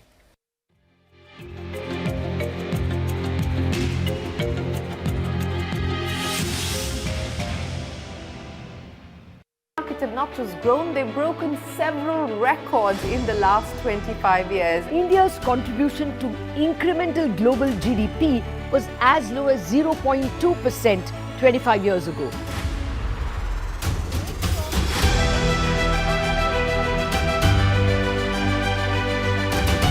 Over the last 25 years, CNBC TV18 has closely followed the remarkable ascent of India's pharmaceutical sector. There was a time 25 years back that it was all about the FIIs. If FIIs would buy, markets would rally. If FIIs would sell, market would fall. Earlier, we were net importers of steel. From IT services to SaaS, from consumer electronics to space tech, from mere programming to AI ML. Cars, two-wheelers, three-wheelers, commercial vehicles have significantly become much more expensive than they were 2 decades ago.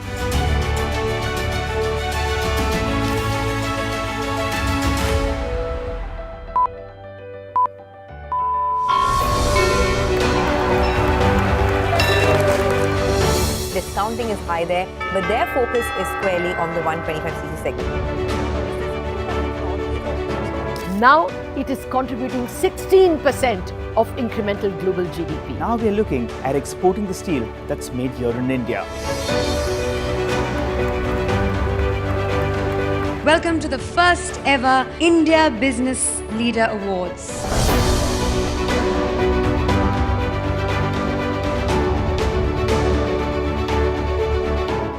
Cars, two-wheelers and vehicles generally being manufactured today are much lower on emissions and much higher on safety. India's technology industry has been at the forefront of cutting-edge innovation over the last 25 years. It's the retail which is the driving force for the market right now. Clearly, we have arrived on the global economic stage.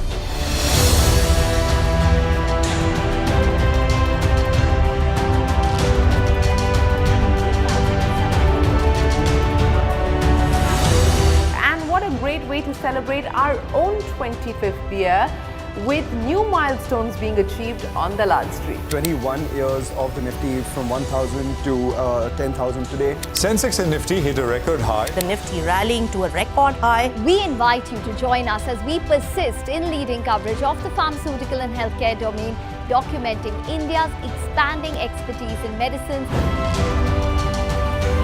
25 years of excellence and unparalleled growth. CNBC TV18, embarking on a quarter century of excellence. Finance Minister Nirmala Sitharaman is just a few hours away from marking a new record.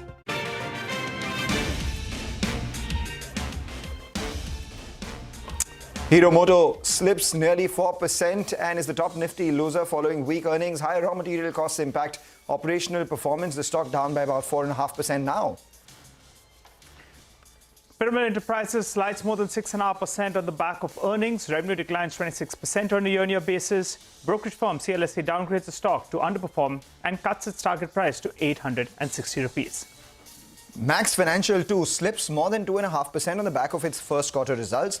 Value of new business margin declines by more than 470 basis points. The management, however, says the first quarter margin is generally subdued and will improve going forward, as a result of which the stock is off lows. Manappuram Finance slides close to 3% despite registering a 15% growth in gold loan and a guidance of 15% loan growth going ahead. The management tells CNBC TV18 that the heat wave conditions and general elections impacted collections. Also added that credit costs should improve going forward.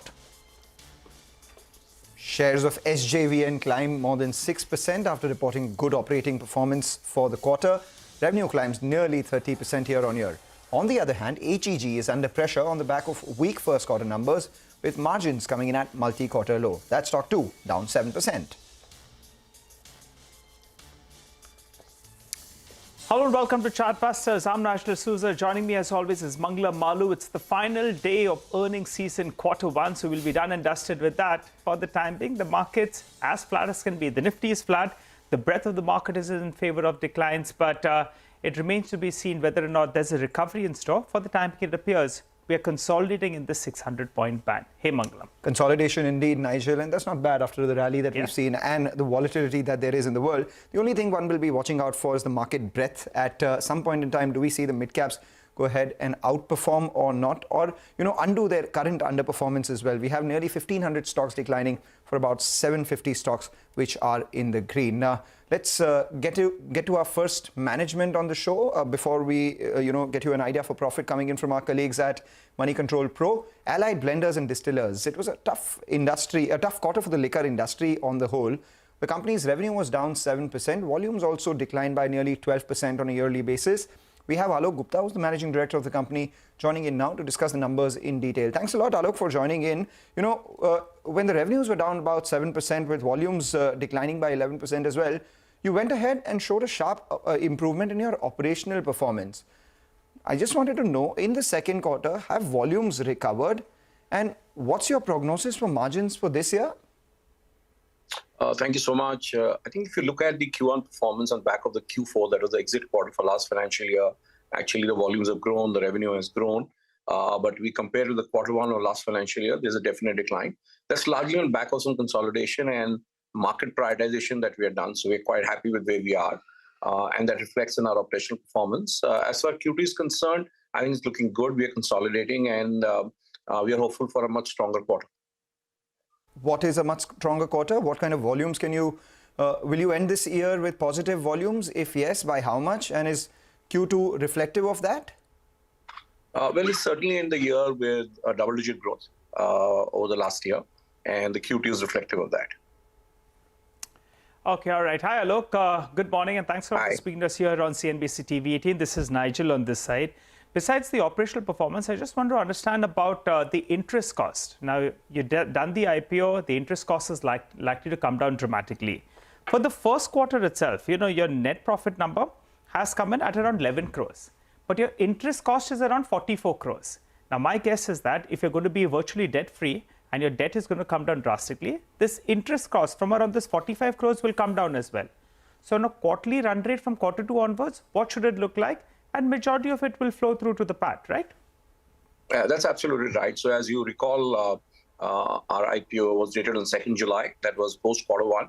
So we had the interest costs were no different than what was in the last financial year. As I stated earlier, we expect our interest cost to come down by about 50% in this financial year and only reduce from there on. So this year, your quarterly run rate should be what, around 30 crores per quarter? 25 to 30 crores? Maybe a little lower than that. Maybe a little lower than that. I think half of what you're saying, so around 20 to 25 crores is what we could work with. Is that correct? I think that'll be a fair estimate. That'll be a fair estimate. Somewhere a number will be in between as an exit run rate. All right. And what happens to your margins? Because, you know, you have two levers. One is that your premium products are increasing as a proportion of your sales. Secondly, you are increasing your own captive consumption of ENA as well. But with ENA prices remaining firm, gold or glass on the decline, what are your margins likely to be by the end of this year? Are we looking at, say, 12%, early teens? From a gross margin point of view, we are seeing early results. We are already seeing about a 300% basis point margin expansion on our entire product portfolio, back of a greater focus on P&A, greater focus on our luxury portfolio. We are looking at our margins to be early double digit. That's really what we're working towards. But like we mentioned earlier, over the next couple of years, the idea is to get at industry parity. So industry parity is mid-teens. That happens, say, 3 years from now. That's really that we should be in that strike range. So if we draw a glide path 3 years from now, you look at, say, 11-12% this year, 13-14% next year, and 15% plus. In terms of captive ENA, our continuous focus on the premium luxury portfolio, of course, re-engineering some of our cost structure. So a lot of work to be done, but we're in the right track. So that would mean that you'll start delivering EBITDA for the year of around 7. Is that an aspiration as of now? Well, the aspiration is to do better, but that's the direction. That's right. So FY27. All right. Broadly there in the strike range. You briefly mentioned captive ENA sourcing. So what is the proportion right now and how much will it be, say, in the next couple of years? Well, currently about 30% of what we consume is from our own captive sources and 70% is what we buy. And over the next couple of years, we want to get to 100% captive ENA in terms of our backward integration program. And what's the differential between the two when it comes to costs and margin impact? Well, I would say it should impact gross margin by roughly 250 basis points. And that will flow down straight to EBITDA. All right. So this 15% margin that you're talking about, it factors in this 100% captive ENA, right? Absolutely. That's a very, very strategic initiative for us at ABD. Okay, all right. You're sounding pretty optimistic about business prospects, so cheers to that. But what about your market share? You know, as a percentage of the market, what were you at? What are you at? And where are you headed? We are currently at about 7% market share. I think by end of the year, we should be looking at least 1.5% market share gain on back of the growth that we have planned through consolidation in the P&A segment, Officer's Choice, Iconic White and Sterling B7. All three are looking good in the segments that they operate in. The portfolio rollout, the new brand rollout in the luxury segment is looking good. Zoya has started to sort of roll out nationally, and we're looking at rolling out a few more brands in this financial year in the premium and luxury segment. So I think as of now, things are good. All right. Quickly, just before we let you go, Iconic has been launched in 3 new states, and Zoya as well as a gin that you've launched in Maharashtra. What is the proportion of your revenue that you expect to get from Iconic and Zoya in the next couple of years? Well, Iconic we did about 2.2 million cases last year, exiting at about 3 million.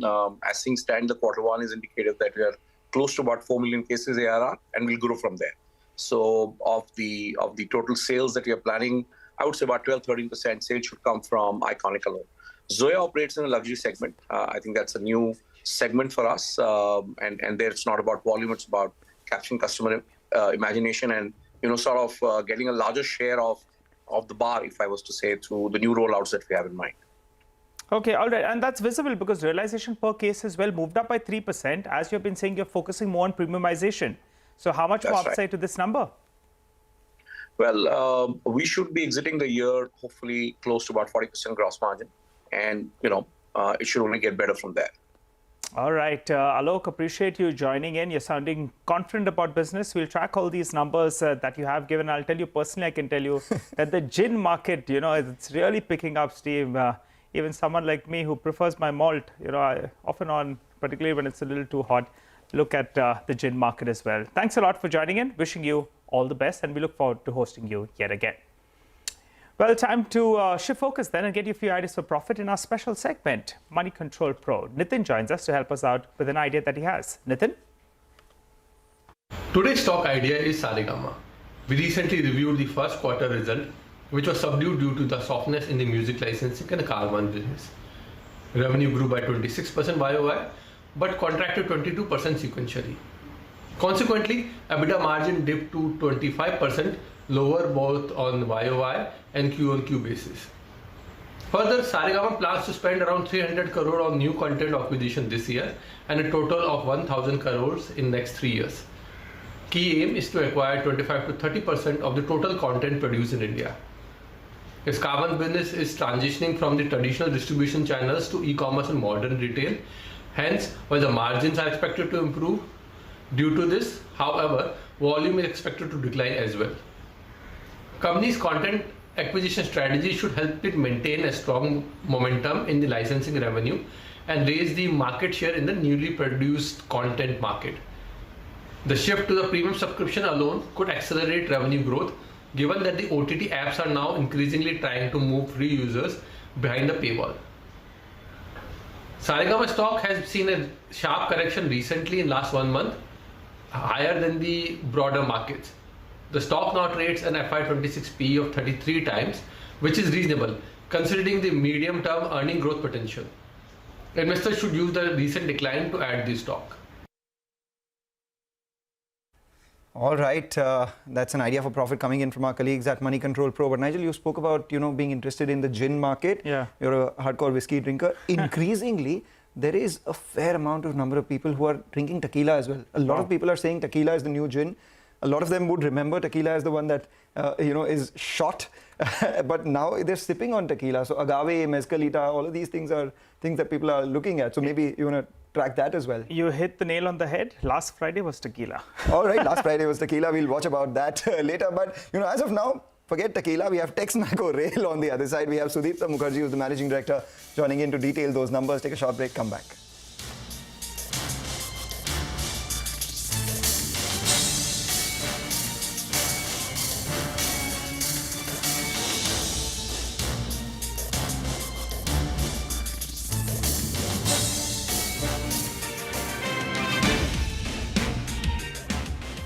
CNBC TV18 coverage of the Union Budget starts right now.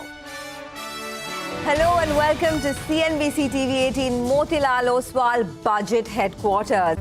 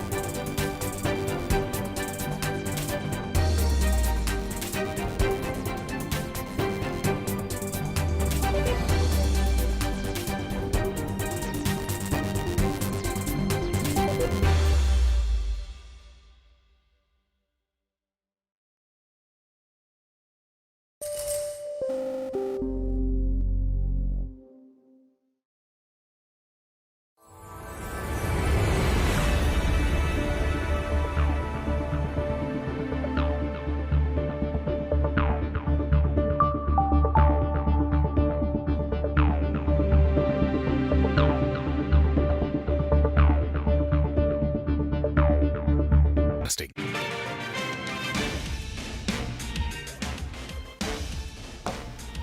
Welcome back. Keep an eye out on the bottom of your screen. The Supreme Court has allowed states to collect past dues in the form of royalty as well as tax all the way since 2005. This is big news that's coming in there, and they have allowed it retrospectively. The stock that you'll have to focus on is Tata Steel. And this was the big risk because as of the last quarter, they had provision close to around 17,000 crores as contingent liability if in case this taxation is applied retrospectively. They were already served various notices, and this was the important point. So among all the metal companies, Tata Steel is the one that gets hit the hardest because of this, and this has come as a negative for Tata Steel. They have pending dues. We spoke to Hindalco as well, and they said, we don't have any pending dues. There's no notice that's been given to us. But Tata Steel, for sure, we'll have to see the implications going ahead on a prospective basis from here on. And if my memory serves me correct, on a prospective basis, they'll have to pay close to around 1,500 crores. That is the back of the envelope calculation. But on a retrospective basis, potential hit could be close to around 17,000 crores, and that's what they had provided for. So this is the big breaking news that's coming in there. The stock actually has seen a correction post this question mark that was raised, whether or not it will be applied retrospectively. And now we know that the Supreme Court has ruled in that favor, Mangalam. Not good news for Tata Steel. They, as it is, have the European wars to deal with. And this has come as a bit of a negative. So we'll get further clarity in terms of that. But the big breaking news that's come in there is the most unfavorable situation has played out for a mining company, particularly Tata Steel. All right, take that point, Nigel. The stock down 1% right now, but if you look at it, this month itself, it's down about 11%. And from its highs, it's corrected about 21% as well. So the street was worrying about the possibility of this. And remember, the results weren't bad as well. But that day, the stock was under pressure largely because of this this overhang coming in. And now that overhang has actually played out. So it'll be very important to see, where this goes from here on. We're dialing the lines. We're getting metal analysts, and we're trying the company as well. We'll get you more on this as we get more clarity. But as of now, 17,000 crores odd is what Nigel tells us would be the contingent liability that Tata Steel would have to pay. There is clarity. The Supreme Court has allowed states to collect this tax retrospectively as well. Just one more factor, Mangalam, that we are getting, that the states have asked not to levy interest on the past dues. So that could be some kind of a breather space as well. But for the time being, the bigger quotient will be obviously the the initial claim. So it goes down in the negative. But once we get our reporter from Delhi, we'll try to analyze it in further detail. Just a follow-up. I'm not sure whether you would have that number by the back of your hand or not. This 17,000 includes the interest? So no, we'll have to break that up. We'll have to break that up. For the time being, the contingent liability, this is the first time actually they provided for it, of around 17,000 crores on. It was around 16,000 crores as of March, which they had increased it to around 17,000 crores as of June. And when I asked the management, they said back of an envelope, it could be 1,500 crores prospectively as well. So that's pretty clear. On the retrospective basis, we'll have to see how much of it is tax, how much of it is the original penalty. All right, so that is the breaking news. We'll keep getting you more reactions on that as well. But quickly, just before we get back to this news, we have the management of Texmaco Rail with us as well. The stock slightly under pressure, not bad performance in this quarter itself, a 35% jump in their revenue, 200% jump in their EBITDA as well.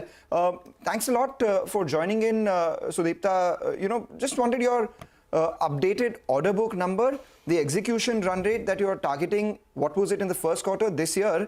And, what exactly are your bidding pipelines looking like? On these three factors, if you could quickly give us, your outlook. Yeah, hi, good morning. So as you have mentioned, so I'm not repeating the numbers, which have been one of the highest in terms of the first quarter revenue for the company.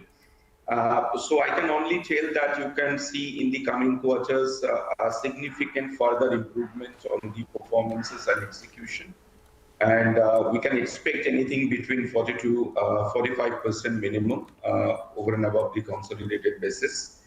And order pipeline today, we have around 7,500 crore odd orders. And we feel that it is going to significantly improve because of the election time. So railway, the order which is due to be published, I mean, it has come up few of those in a small numbers, but we expect that the big numbers are coming up very soon within a quarter or 2 quarters. Okay, all right. Hi, Mr. Mukherjee. Thanks a lot for joining in here on CNBC TV18. Well, what about the execution targets? On a quarterly basis, should it be in this vicinity of around 850 to 900 crores? So execution, as I said, that whatever you have seen in Q1, it would be a further significant improvement or jump. To quote you an absolute figure is difficult, but I can project that so far the plan of executions are concerned, you can see another, significant jump on that, which would be much higher. Can you define significant? Your target was 850 wagons, and you also said that you are expecting a significant jump in realizations. So both on execution per month and realizations, if you could give us some outlook. So we are already into the range of 800, 850 wagons a month. So we feel that we will be able to improve upon that in the coming quarters. And if you have seen that our profitability and EBITDA has also gone up. So first of all, we want to ensure that we sustain these and of course look forward to improve upon that. Okay, all right. Well, what about exports as a percentage of your total mix? I think earlier you were guiding for around 500 to 600 crores. So are you on track to do that? And also Kalindi Rail, the rail EPC arm, when does it turn profitable? So far export is concerned, we are executing export orders and we have few active inquiries also, which we feel that within this financial year we will be able to get. So far the freight rolling stock is concerned. And as you are aware that all our divisions, if I may specifically mention the foundry, the component division, they are also executing the exports, and we have a continuous inflow, and we believe that it will grow in the coming year. In terms of Kalindi, of course, you know that we have already applied or initiated for a process of demerging, which itself is a process. And there are a lot of compliances are involved into it. And we are confident to take a concrete decision within this financial year itself, which is in the best interest of the stakeholders and the company. No, the demerger is okay. We wanted to know when it turns operationally profitable, sir. So operationally profitable in the sense, if you have seen, there are certain legacy contracts in the company which were on the verge of completion.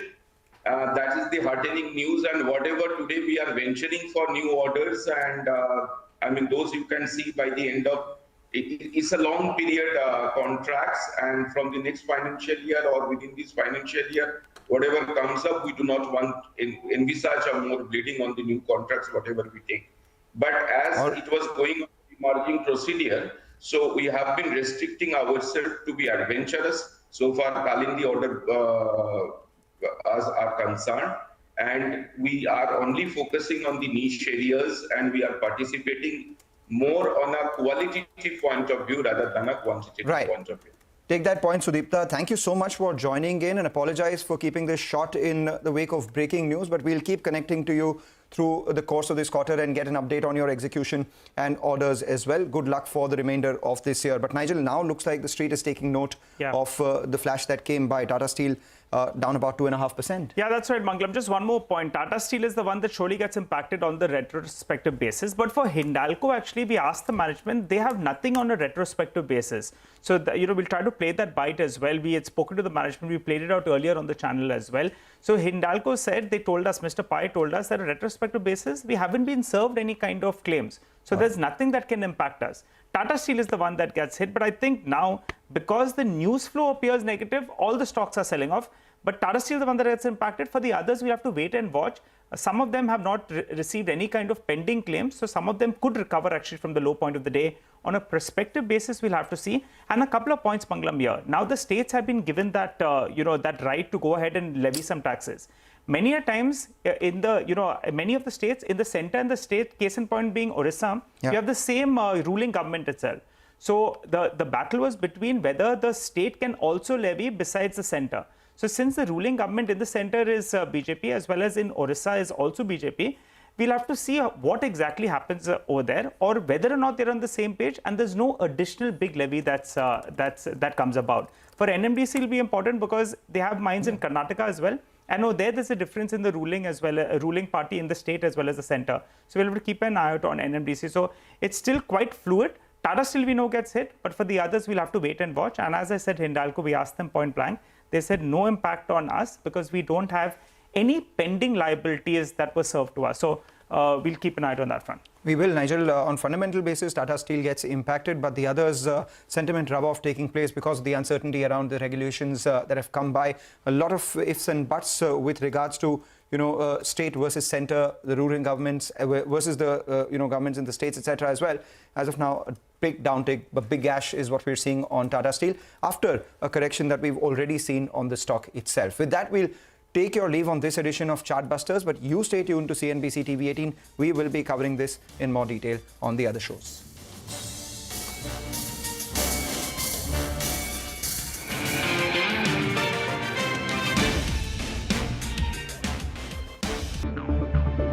Absolutely. Look, this is something that the president supports. He supports eliminating taxes on tips for service and hospitality workers while also raising minimum wage and preventing the wealthy from gaining the system. And if you think about what the president has talked about the last 3.5 years, making sure that we have an economy that works for all, not leaving anybody behind, an economy that's built from the bottom up, middle out, the president has been fighting, and the vice president has been fighting to do just that.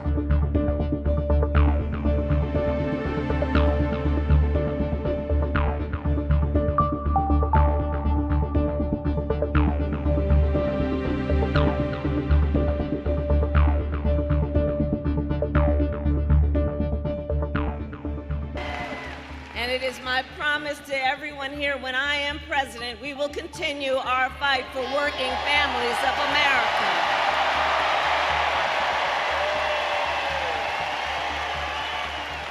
Including to raise the minimum wage and eliminate taxes on tips for service and hospitality workers.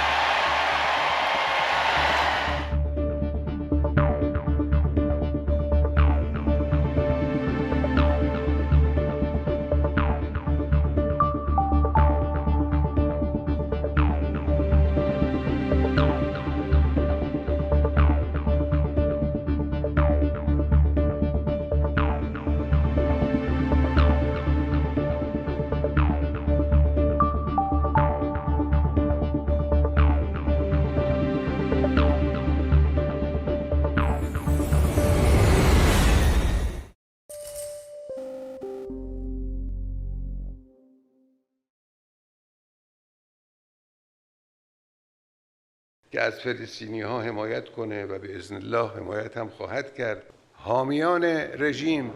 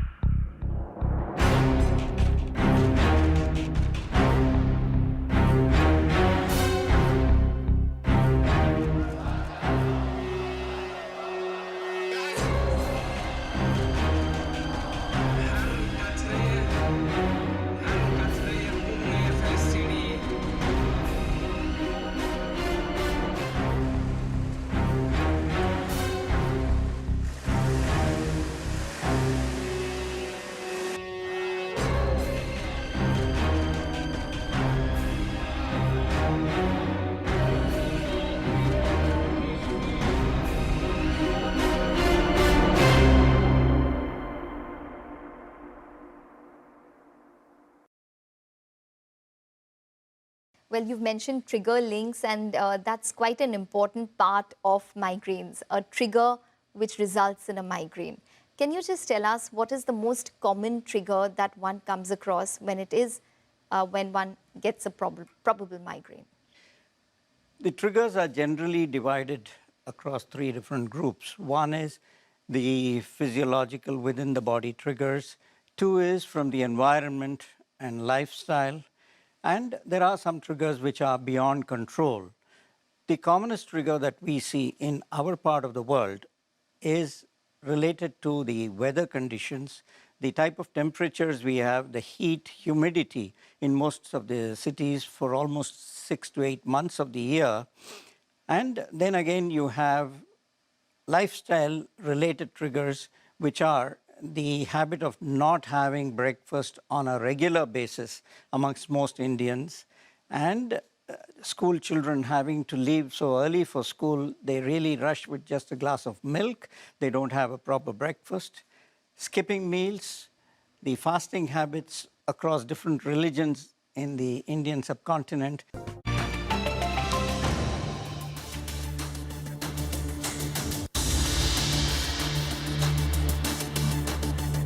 Good morning. Welcome to Trading Hour. I'm Reema Tenduka. With me is Sonia Shenoy. Very, very flat on the benchmark indices. Unchanged from yesterday's level, but the mid-cap index is cracking. Pull up that intraday chart of the mid-cap index. First, there was a sell-off, but then the markets recovered about 900 at about 945. And once again, in the last 15 minutes, the mid-cap index has taken a turn for the worse, down close to about 0.7%. Negative advanced decline ratio to begin trade with. Hi, Sonia. Hi, Reema. Well, you know, I think it's just one of those days and one of those times, right, when the market is choosing to correct a bit, choosing to take some of its profits. Lots of big, news flow lined up, especially in terms of data from the US as well. So the market perhaps is on tenterhooks, and we have a holiday tomorrow. So while the US markets will be trading, we won't. So maybe people just preferring to take their positions home today. But it's a setback for mining companies. The Supreme Court has allowed the state governments to collect past dues on mining from April 2005 in the form of royalty and tax. Abhimanyu is joining in on the phone line to give us more on that. Abhimanyu, good morning. Well, good morning. And the morning has not been really good for many mining companies. However, it's a big financial bonanza for mineral-rich states, as the Supreme Court has allowed the retrospective tax levy on center and mining leaseholders. The court, the 9-judge bench of the Apex Court, has affirmed the legislative competence of states to levy taxes on minerals and mineral-bearing land, in addition to the royalty which has been imposed by Center. Now, Center had earlier argued that this would be a double whammy on mineral companies. However, the 9-judge bench of the Apex Court has allowed states to collect past dues on royalty and tax on mineral-bearing land from the 1st of April 2005. These past dues are to be paid by Center and mining leaseholders in a staggered manner over the next 12. However, states. Oops, I think there's some issue with your audio, Abhimanyu. We can't hear you very well. Yes, go ahead. Complete what you were saying. Well, states have been asked to not charge any penalty or interest on past dues, even as the top court has laid down specific during the retrospective applicability of its ruling, and it has made it amply clear that states can collect past dues on royalty and tax on mineral-bearing land. Nevertheless, it's going to be a big financial setback for several mineral companies, despite the fact that the amount is to be paid in installments over the next 12 years. It remains to be seen how they are going to react and what is going to be the impact on their financials. Okay, all right. Thanks a lot for that, Abhimanyu. So that's the blow that's coming in there. One stock that definitely gets hit is Tata Steel. As Abhimanyu said, that this will be implied retrospectively. The only saving grace is they could pay it over the next few years, over 12 installments. That starts from April 2026 onwards. To help us out with an analysis, we have Rakesh Arora, founder of GoIndiaStocks.com, who joins us. Hi, Rakesh. Good morning, and thanks a lot for joining in. Well, clearly it's a negative read-through for Tata Steel. What numbers are you factoring in? They had provided a contingent liability of around 17,000 crores odd. Any other company that you're looking at that potentially gets hit? So, Nigel, according to my knowledge, there are 3 states who had levied, this kind of cess earlier. One is obviously Odisha, where, Tata Steel mines are. The other is Jharkhand. And the third one is probably Tamil Nadu, because this whole thing, emerged from a case which India Cement had against the government of Tamil Nadu, where Tamil Nadu government had put some cess on limestone mining. So I think all the companies who have mining, assets in these three states are going to be hit quite badly by this retrospective, tax which Supreme Court has allowed. As you rightly said, the saving grace is that they have some, they have to pay it in a staggered manner, so it's not a one-off one payment which can cripple the company at one go, but it's a direct impact there to the NAVs. All right, Rakesh, as of now, we know that Tata Steel has that pending due. Any other company, NMDC has taken a sharp hit. My guess is that the street assumes that at the center you have a different ruling party and at the state you have a different ruling party. So that could be, that could be the one that could get hit on a prospective basis as well. Your take? Yeah, so Nigel, the total estimate for, this kind of cess which is overdue, some industry analysts have put it at around 2 lakh crore. And in the Supreme Court, one of the Solicitor General had said that for the PSU companies itself, the impact is 60,000 crore. So we are talking about big numbers here. And as I told you that the companies with mining assets in these three states would be hit, quite badly. But NMDC, etc. are falling because now other states will come in and put in their own, cess on royalty. So already we are seeing Jharkhand has taken a lead and other states are now going to put it. So that's going to impact profitability across, mining industry.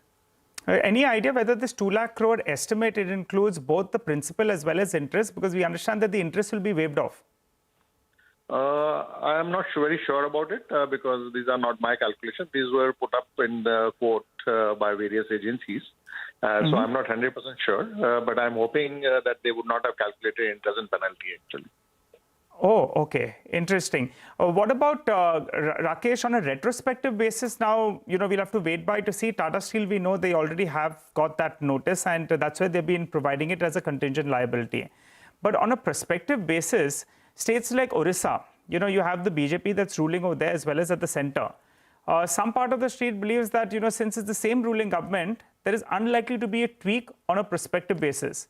Do you believe that's the case, or do you believe that some of these states are starved for finances, they'll go ahead and they'll hike rates? See, I think states are mostly, in short of funds, so most of them would go ahead. But as Jharkhand has put it, it's not very high. They put in like 100 rupee per ton on iron ore, which is not very steep, I would say, but still, a reasonable impact on all the metal companies. So I don't think, there might be some leeway given to PSU companies by some state, but I don't think, every state is going to put it according to, my thought process. Okay, all right. What about Vedanta? Because they have exposure to various parts of various states as well, and that's taken a sharp knock. Valuation-wise, there is support, but that's taken a hit, which the street is clearly worried over them, but they're more LME linked, right? So if LME prices recover, do you think they'll be able to offset this? Nigel, they have big exposure in Odisha. So they will also have retrospective tax coming in. And I think that's what the market is factoring in right now. What about Hindustan Zinc? Is that a stock, a company, Rakesh, according to you, which might be impacted because the stock is corrected? So Hindustan Zinc, I don't think Rajasthan had a, cess earlier. But it can definitely have it in future. And Hindustan Zinc could also potentially see higher costs going forward. Okay. All right. Well, what about Coal India, Rakesh? Because, there is going to be this incremental cess that comes in there. It's not only negative for Coal India, but the cost of power as well go up. So that will be counterproductive, right? Will it be levied even on coal? As I was mentioning that, PSU companies, state governments, etc. can take a lenient view. Like what we saw in case of Nalco. They waived off the extra royalty on their bauxite mining. So there's a chance that PSUs might get spared a little bit, but that's just a hope that we have right now. We have to wait and see. I think what the market is missing is probably the cement companies, and especially the one in Tamil Nadu, that can have a big hit. So then, all right. So that will be India Cement as well as Ramco. These are the two big players in that area. So then it will be incrementally negative for Ultratech Cement to try to turn around India Cement. Nigel, now you are smart enough to calculate that. I mean, that appears to be, the prima facie take out there. So, Rakesh, just to sum things up, this is negative. The industry estimate is around 2 lakh crore odd. We'll have to wait by to see whether the PSUs get any kind of breathing space and any kind of, some kind of breathing space from the government that comes in there. But for the time being, it's a negative. And also keep an eye out on cement companies, namely the ones in Tamil Nadu, which is Ramco as well as India Cements. We appreciate you joining in, Rakesh. Thanks a lot for joining in and giving us your first take. So that's it, guys. I mean, the worst dream actually has come through for these metal and mining companies. The global setup is not very, very conducive as of now. And if there's going to be additional cess that comes in from the state governments, well, that's the fear, and that's why all these stocks are lower. But let's see whether or not there is some kind of breathing space that comes in. For the timing, we know that they don't have to pay it immediately. They have to pay it from 2026 over the next 12 years or so. Just one quick question, Nigel, in case you have the details. You said Tata Steel has already made a provision of 17,000 crore. Contingent liability. So contingent liability. So that covers the entire retrospective? Yes. Okay. So they have been increasing that over the last few years. I think FY23 it was around 16,000 crores. Towards the end of FY24 it was close to around 17,000 crores, and the last recorded number was around 17,300. So every year they have been increasing that number. It's covered. It's covered. So far it's covered. Yeah, this number is covered because they update it every year. So we know that for sure. In fact, I asked Hindalco, and we played that bite earlier today. So I asked him, what if it's done retrospectively? So Mr. Pai said, for us it doesn't have any impact because we have not served any kind of demand as of now. So that was the comment that came in from Hindalco as well. So that's why the stock initially saw a knee-jerk reaction, and then it's recovered from here on. This is retrospective we're looking at. Prospectively, we'll have to see each and every state government, how much do they levy. I think NMDC is reacting, as I said, because of the difference of the ruling party in Karnataka as well as in the center. So that's why the street believes that they have a couple of mines out there which could come in on a prospective basis as well. Okay. In fact, earlier today, we did speak to Satish Pai, who's the managing director at Hindalco, on the same issue, as well as the management of Hindustan Zinc weighed in on this when we spoke to them last week. Listen into what they had to say. So our first part of the analysis is the retrospective bit. I think on the retrospective bit, because that can only happen if you have been served a demand. So we do not see any exposure on the retrospective bit. On the prospective part, it certainly we will be in the same boat as most of our mining compatriots, because if the state increase their royalties, then that will add to the cost of the mining.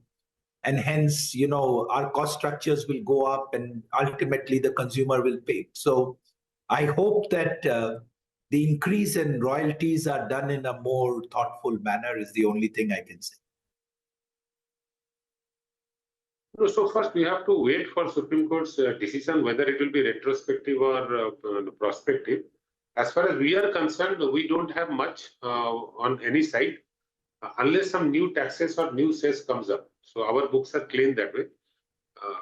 As far as whether it's a state government or central government, everybody has to ensure that economic activities happen in a very productive manner, and nobody would like to kill the goose that lays the eggs, right? So it's a matter of time. I'm sure every government will judge it in a very, very matured manner.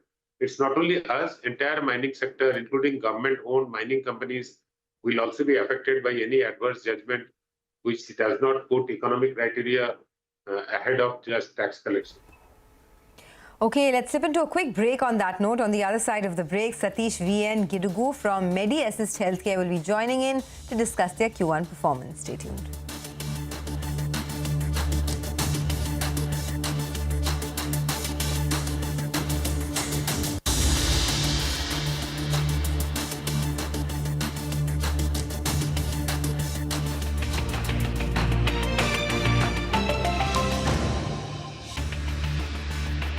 Responsible for throwing up a lot more migraines, and stress, where stress leads to lack of sleep, poor quality of sleep, and now in modern day times you find increased screen exposure. Computers have become an essential part of education, laptops, and the mobile phone. Mobiles are small screens, they induce a lot of stress and strain, which can be a trigger for migraine. And apart from this, certain changes in the body, for example, the fluctuating levels of estrogen, which happen during the menstrual cycle of a woman, leads to, is a trigger for more migraines in women that we encounter. So these are some of the triggers. And then you have foods which are different from the rest of the world. It is well publicized, well published all over that chocolates, cheese, and red wine are the commonest cause of trigger. But when you come to see it in practice, these are not the common items which are consumed by most Indians. Yes, of course, they are correct triggers: aging cheese, chocolates, and red wine. But we have different food items which have the fermented food items like idli, dosa, dhokla. These are items which can also give rise to migraine attacks. And then rarely you come across different triggers. Triggers are different across individuals who suffer from migraine.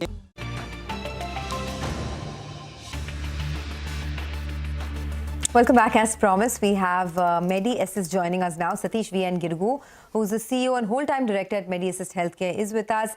Satish, thanks a lot for joining in. So just to talk about your numbers this time, right? Your revenues from contracts in Q1 grew by almost 19%.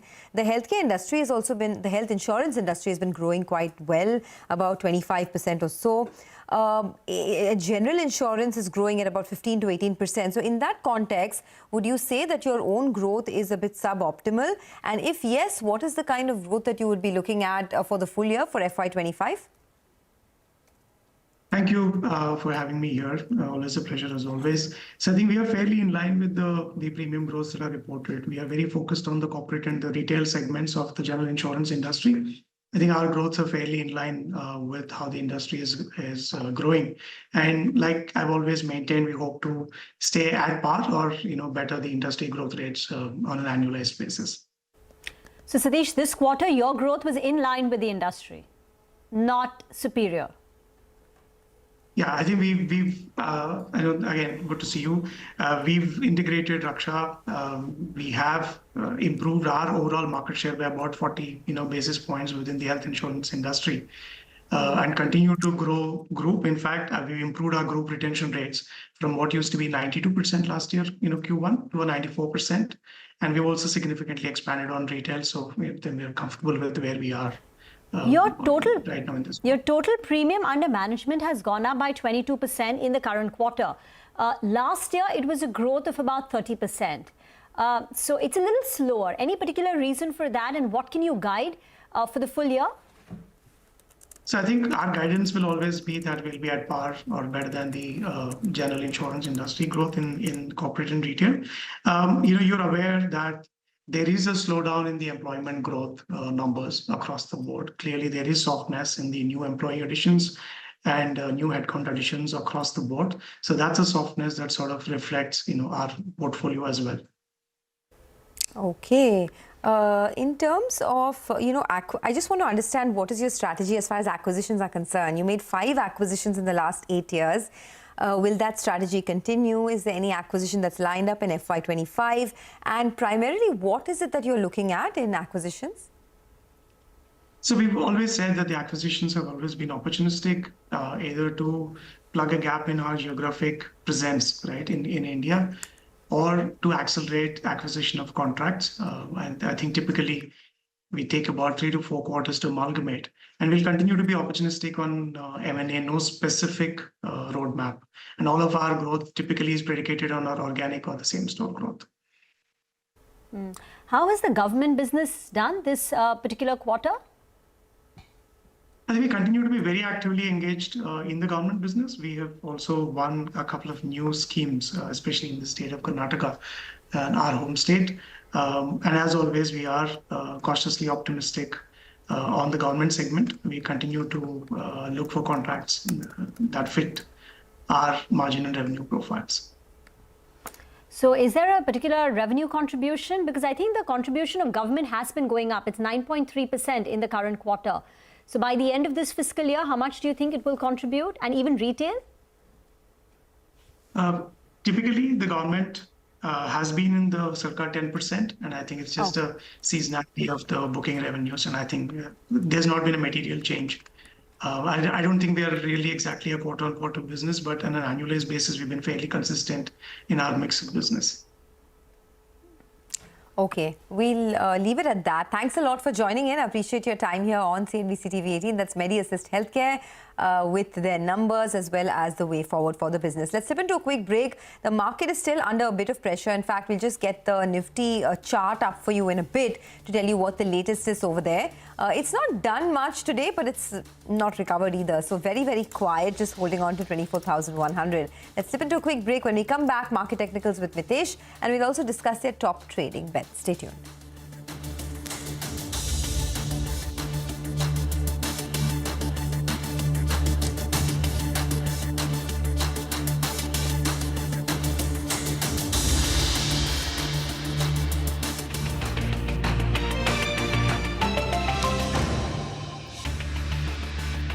For everyone, and one has to be alert that triggers are not seen always and not easy to identify. In about 70 to 80% of patients with migraine, you can identify the triggers, but you have to remember that there are 15 to 20% of patients in whom triggers may not be easy to identify.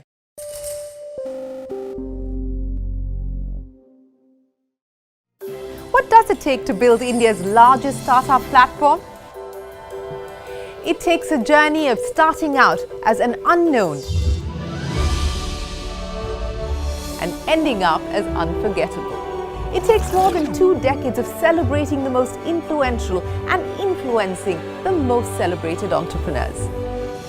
From chronicling the stories of India's startup universe to becoming a success story in itself as India's longest running show on startups and entrepreneurship. Celebrating 21 action-packed years of building India's biggest startup community. Young Turks at 21.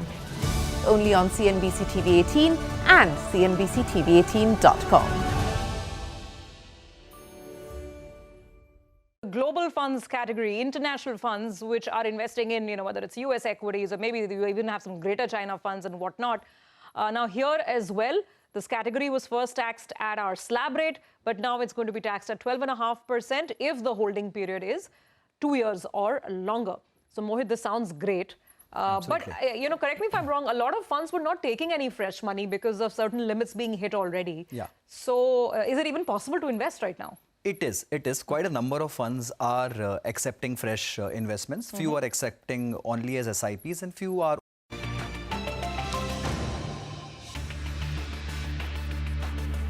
Welcome back. Let's talk about some stocks that are in focus right now. Hero MotoCorp is actually one of them. The stock is under a bit of pressure on the back of the numbers that came through. So let me just run you through the numbers very quickly. The earnings, the reported numbers were below street estimates. The higher raw material cost is something that impacted the EBITDA as well as the margins. So the reported numbers, right? Revenue growth of 16%, EBITDA growth of 21%. Margins were up 60 basis points at 14.4%. The poll was 14.8%, so the margins were slightly lower than estimated on a reported basis, and the profits were up 36%. But the management in the conference call that happened just a while back stated that the EBITDA margins were largely impacted because of 190 basis points negative hit on margins because of the electric vehicles in Q1. The adjusted EBITDA margins is much higher than the street estimates at 16.2%. What this means is that, that one-time cost, of course, because of EVs, because of the rollout there, has hit the margins this time. But going forward, maybe they may get back to the trajectory of 15-16% margins, and hence the stock is sort of recovered from the low point of trade right now.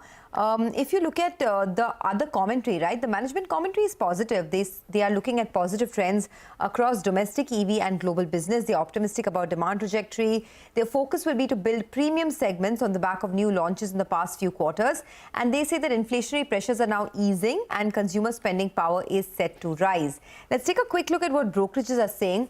Macquarie says that the margins have disappointed. The operational performance is worse than its peers. But remember, this was before the clarifications came through on the conference call. They say there's a quarter-on-quarter decline for Hero's gross margins in contrast to a lot of two-wheeler peers reporting a 30 to 150 basis points expansion.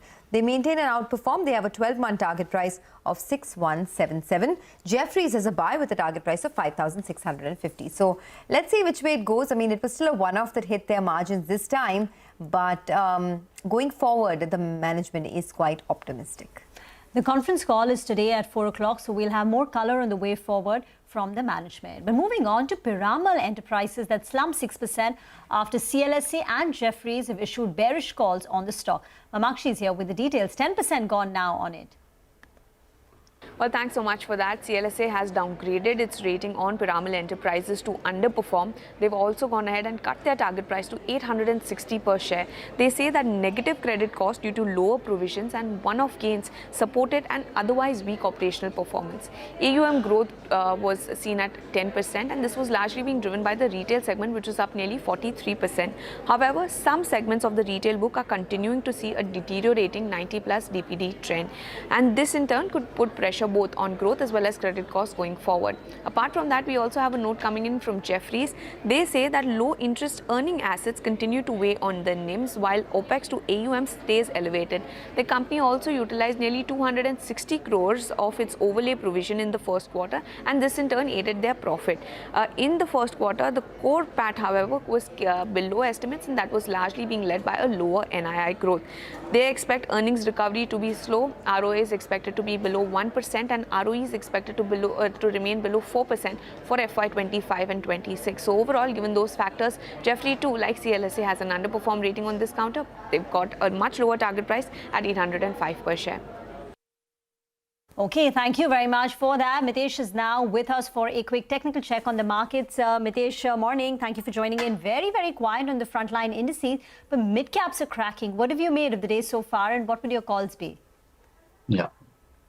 Good afternoon. So I think that's one worry, that the mid caps have started to show some signs of weakness, and overall that doesn't point well for the market. But as I said, I think this is a market, which at lower levels with the put option writing is showing some resilience. So let it break below this 24,100 and then, maybe take a short over there, or alternatively, people can slowly start selling some out of the money call options for the August end expiry. That's one of the way to approach it. On the stock side, I think, we have a mix of buy and sells. I think on the selling side is RBL Bank making a fresh swing low. So keep a stop at about 214 here and look for a target of roughly around 200, maybe even lower levels can be tested. And on the buying side is IT names. Persistent is doing well. So buy here with a stop at about 47.10 for targets of 4900. Okay, thanks a lot for that. Let's step into a short break. On the other side, the management of HEG will be joining in to discuss their Q1 numbers and the way forward. Stay tuned.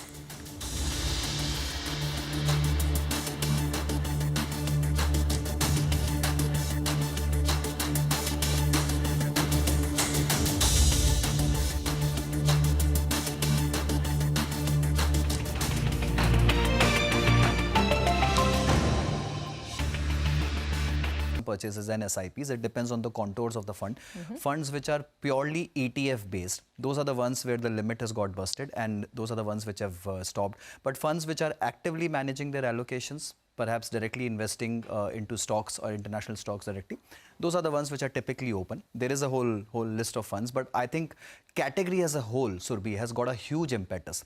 And needless to say, for an Indian investor, it's absolutely must to have a global diversification. Given the profile of our currency, which has been depreciating against the US dollar for almost last 20 years, if you see the track record, the depreciation has been on an annualized rate around 3 to 3.5%. If you want to counter that, if you want to have a real hedge against the country risk or the sovereign risk, or you just want to create a corpus offshore for your children's education or for anything, let's say, I think this is a great avenue available to retail investors, that you go out and invest in international funds. Again, this category got completely out of flavor last year when the taxation was changed, and now it's come back into reckoning with full power and full force. And I think all investors should definitely look at diversifying abroad. Your favorite funds here? Look, many. Honestly, I like the Edelweiss US Technology Fund. I like the DSP Global Innovation Fund. These are all active ones. But on the passive side, I like the NASDAQ fund of funds, which currently the open one is only Motilal. I think they're accepting SIPs out there. So if someone wants to buy NASDAQ directly, I think that's a good avenue to go for.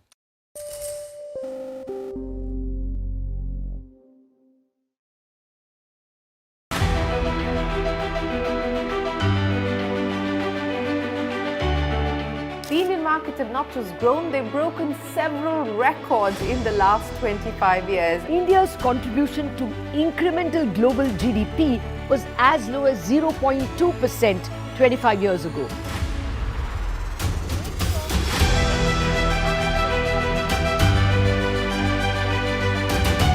Over the last 25 years, CNBC TV18 has closely followed the remarkable ascent of India's pharmaceutical sector. There was a time 25 years back that it was all about the FIIs.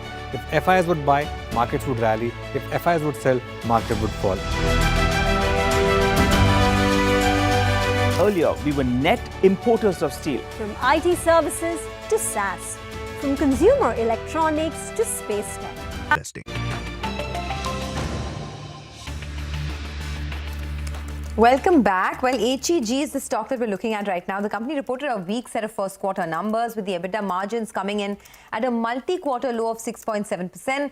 The net profits also slumped 83%. To discuss the Q1 results, we're joined by Executive Director of HEG, Manish Gulati. Manish, thanks for joining in. I just wanted to understand what went wrong this time around. The results were quite weak. The EBITDA margins at a multi-quarter low. Can you share with us what the outlook is going forward? What were the utilization levels and what is the kind of target that you're looking at for FY25? Good morning. About this quarter, I wanted to mention an exceptional thing, which you can see in the other expenses, that we have some investments and we have done mark to market at fair value. And if you look at the quantum of that, just compare with the last quarter, you can see the figure. So that is an exceptional circumstance. So which is why you can see the EBT is to be down. Otherwise, barring that, our operational performance is similar to that of the last two quarters. Our capacity utilizations for the last year were in excess of 80%, and this quarter also they're close to 80, not 80, but close to 80%. And we have expanded already to a 100,000 ton capacity through the year. Although the next 2 quarters, 2-3 quarters seem to be weak. There's weak demand from weak production of steel and weak demand of graphite electrodes. So another 2 quarters are expected to be weak. But about capacity utilization, we still hope that through the year, when we close this year, we should be close to 75%. You said Q2, Q3 will be weak in terms of volumes, right? Weak in terms of pricing. See, the pricing continues to be under pressure. There's reduced demand. Of course, that brings pressure on both, actually, the volumes as well as prices. So we will, I think that we will have very similar results, barring that exceptional circumstance which I told you about this quarter. But the next 2 quarters are going to be very similar to this one. So what is the volume guidance for the full year? Keeping all this in mind? I would think 75,000 tons. Yeah, 75,000 tons. That's right. That's the plan. And can you tell us, you have some expansion plans that are taking place. Post the expansion, what is the kind of cash on your books? And any way to reward shareholders, either through a buyback or anything else, that you're looking at? How would you be using the cash on the books post the expansion? We have about 825 crore and less loans of about 600 crores. So net cash is about 225 crores or something. And as you can see, we have announced the stock split. So that would definitely benefit the shareholders in the long run by increasing liquidity, discovery of fair price, etc. Manish, you said that margins were depressed in the current quarter because of this non-recurring increase in the other expenditure. So what would margins go up to, say, in Q2 in the absence of this jump in other income? Other 2 quarters are going to be very similar because we in don't terms see of margins, the pricing continues to be under pressure, although we are still trying to sell more and more. And if you compare ourselves with our peer group globally, you'll see HEG still doing the best among all our global peers. So when you say pricing is under pressure, could you put it in numbers? What are current prices? How would it compare with, say, a year ago? And in Q2 and Q3, do prices fall further or stay at current levels? Give us some numbers. The numbers are, I mean, it's everywhere, anywhere between 5% or something, and it is coming down quarter on quarter. But we are more concerned with the spread because the key raw material, which is almost 35% of our cost, that is also coming down, and there's a time lag between the two. So that is why the electrode prices are coming down, the needle coke prices are coming down, and we are able to maintain that kind of margin for the last 2 quarters. And going forward, at least it's clear that demand will take a while to come back. So you have to bear with us. However, the future of this industry is absolutely bright. We know the new electric arc furnaces which are getting constructed as a big demand on the horizon. We can clearly see, we have data on all the steel plants, who are building plants, US, Europe, in Middle East, everywhere. So the demand is going to come very soon. It's just, we are waiting for the time to turn around. What about exports? Our exports have always been 2/3 of our production in that range. So whatever, I mean, the business increase should happen in exports because India is still more a blast furnace based country, and the new electric arc furnaces are coming in the developed world, predominantly in US, Europe, and some Middle East countries. Okay, Manish, we'll let you go on that note. Thank you so much for joining us. Appreciate your time here on CNBC TV18. Let's slip into a short break. We'll get you more on the markets on the other side. We'll be joined by Arun Jain, the Chairman and Managing Director of Intellect Design. Stay tuned.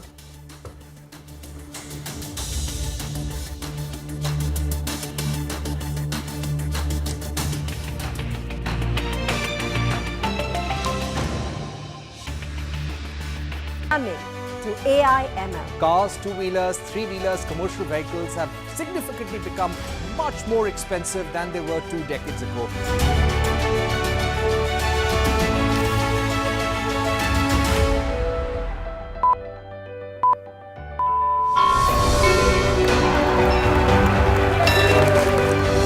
Discounting is high there, but their focus is squarely on the 125cc segment. Now it is contributing 16% of incremental global GDP. Now we are looking at exporting the steel that's made here in India. Welcome to the first ever India Business Leader Awards.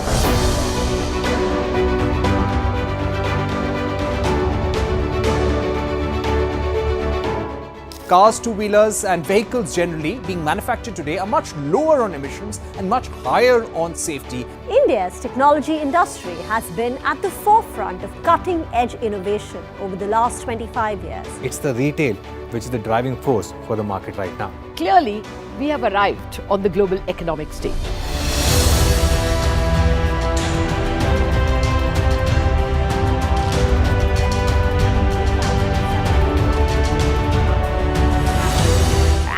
Great way to celebrate our own 25th year with new milestones being achieved on the Lal Street. 21 years of the Nifty from 1,000 to 10,000 today. Sensex and Nifty hit a record high. The Nifty rallying to a record high. We invite you to join us as we persist in leading coverage of the pharmaceutical and healthcare domain, documenting India's expanding expertise in medicines. 25 years of excellence and unparalleled growth. CNBC TV18, embarking on a quarter century of excellence.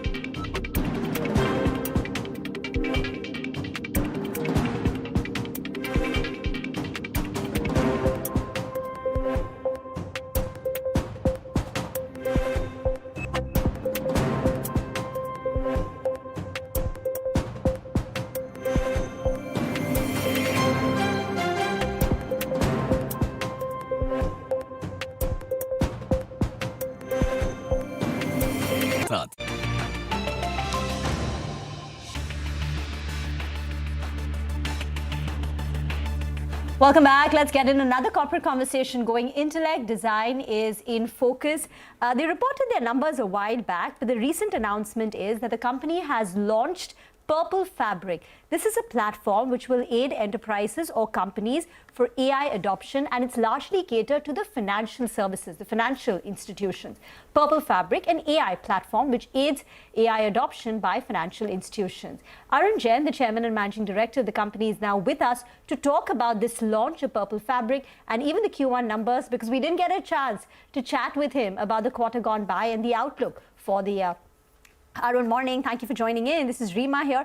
Let's talk about Purple Fabric.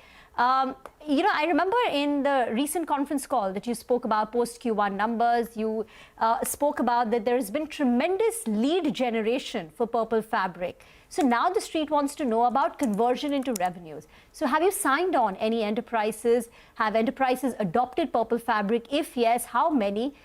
Do you have any deal numbers that you could share with us?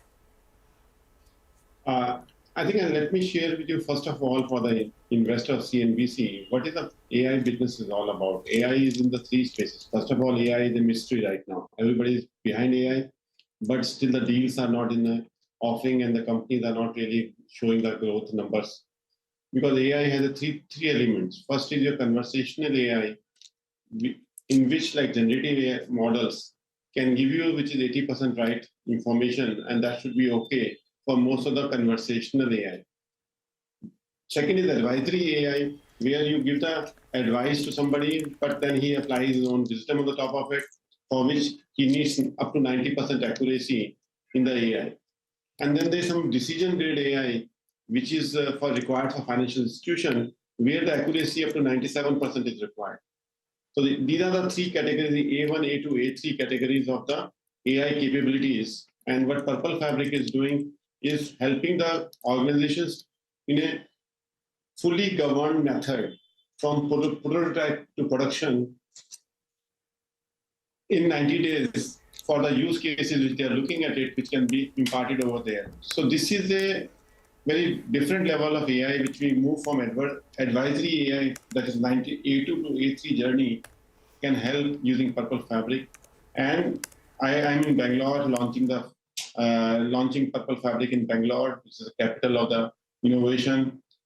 And we had a yesterday announcement where almost 50 plus partners came for understanding the capability of Purple Fabric, because most of the SI services company are working, or consulting company working on AI. And now after experiencing the storyboard of Purple Fabric, they are now willing to sign the next step in adopting Purple Fabric for their customers. So that is what we were looking at. For having the AI to be implemented in the customer thing, we need consulting organization, we need global system integrators to take Purple Fabric as a platform which they can apply on generative AI or open AI and Bedrock or Llama models, and then create value for the customer in production and enterprise. So, Mr. Jain, do you have any projections of how much Purple Fabric can contribute for you once all these enterprises sign on? Yeah, we are looking for in next 5 years, 4 to 5 year plan is close to $100 million should come from Purple Fabric alone, if not more. There are higher chances to grow this revenue. So this is a platform which is like Palantir. Most of the investors must have known Palantir, which is a cutting edge platform, and which is doing in US. It's a big company over there. Purple Fabric is for financial services, but Palantir is for defense services. That's what I would like to suggest to the investor, to look at Palantir and look at how they are winning the leads. That is the potential we expect it to do with the partners. Okay, so $100 million of revenues in the next 4 to 5 years is the potential of Purple Fabric, according to you. That's right. Okay, let's talk about FY25. Do you think it will contribute this year, or it'll take some time before widespread adoption takes place? Because you have a target of achieving 15% of revenues, X of the GEM contract. And in Q1, revenue growth has fallen short. It's been about 8.8%. So how will you achieve this 15% revenue guidance for the full year? Yeah, as you all know that Intellect is not a quarterly business, so definitely it's fallen short. We could able to recover above 600 crore revenue on quarterly basis despite of gem revenue going away. So that's a positive thing that the company has a momentum of 600 crore plus revenue. Logically, we should have done 700 crore this quarter or in next 2 quarters. So our target is to move to 700 crore revenue quarterly target in next 3 to 4 quarters. And that's the journey, which is we are on the track. Some good license deals are there on eMAG.ai. The second thing which we launched is the eMAG.ai, which is a first principle thinking based core banking transformation, which we won the deal last time. Largest Hungarian bank won the deal. So we are in conversation with 3-4 such deals in a marketplace for core banking transformation. This is again a very big space. GTB is a third big space where we are working with the payments and digital corporate digitalization. So today, I think the efforts we put together over the last 7 years is taking shape in all the three verticals. One is GTB verticals, which is payment, digitalization, trade and supply chain finance. Second vertical is core banking, lending, central banking. And third vertical is AI vertical and wealth, AI, wealth and insurance vertical. All the 3 verticals are there to achieve 15% growth ex GEM is very much possible. So in 3 to 4 quarters, you anticipate that your quarterly revenues will go up from the current 600 crore to about 700 crore rupees, aided by all the initiatives you've taken. Yeah. What will it do to margins? Because I remember so many previous conversations of ours where you've said that this business is positioned for higher margins, 25, 30%. But currently you are at 20%. When can the company sustainably get to, say 25% at the first step and then 30%?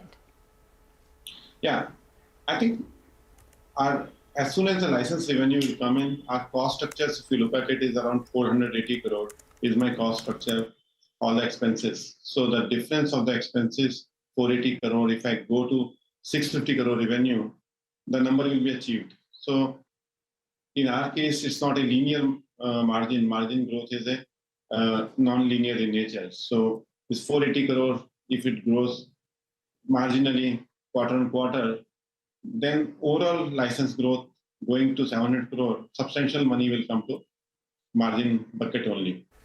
All right, just a very quick answer, sir, on the deal environment right now. In Q1, you were impacted by the delay or deferral of a 30 crore deal. Again, even in the current quarter, are we seeing some deal deferrals?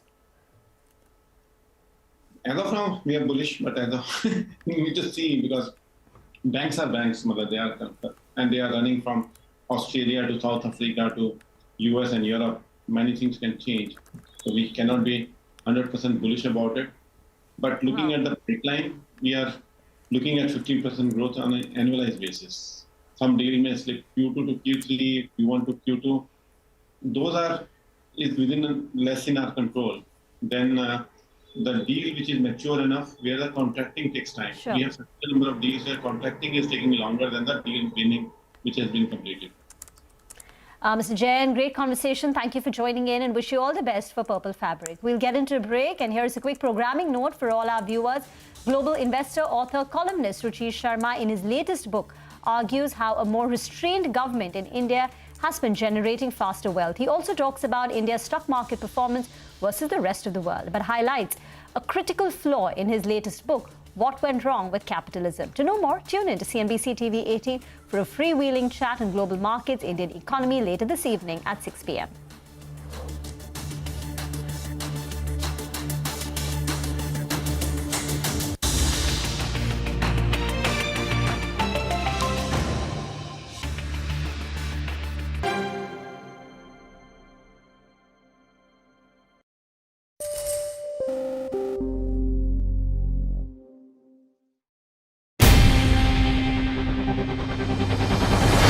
CNBC TV18's most comprehensive and award-winning news show, India Business Hour, drops first on YouTube.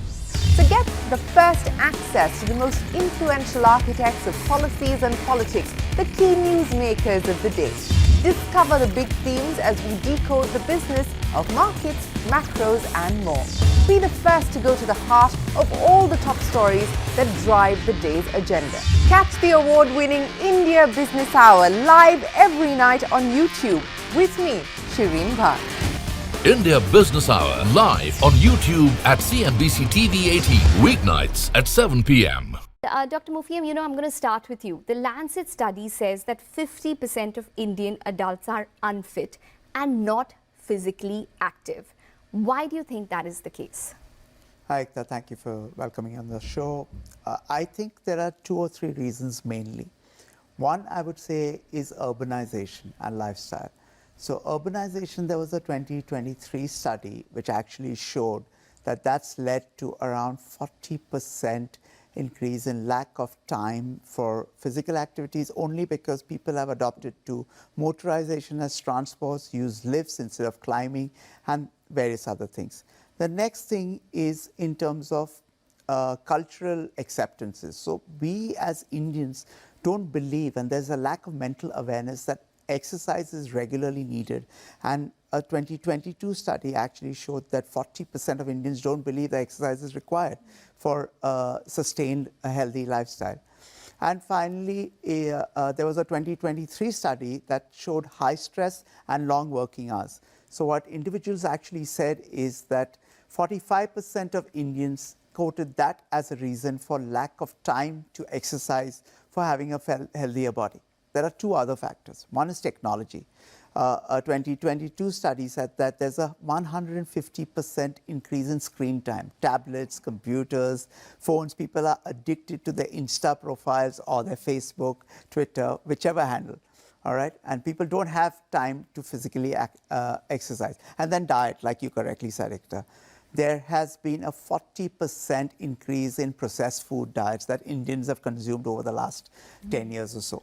And that, including the added predisposition to having sugar. We have so many festivals and we are so addicted.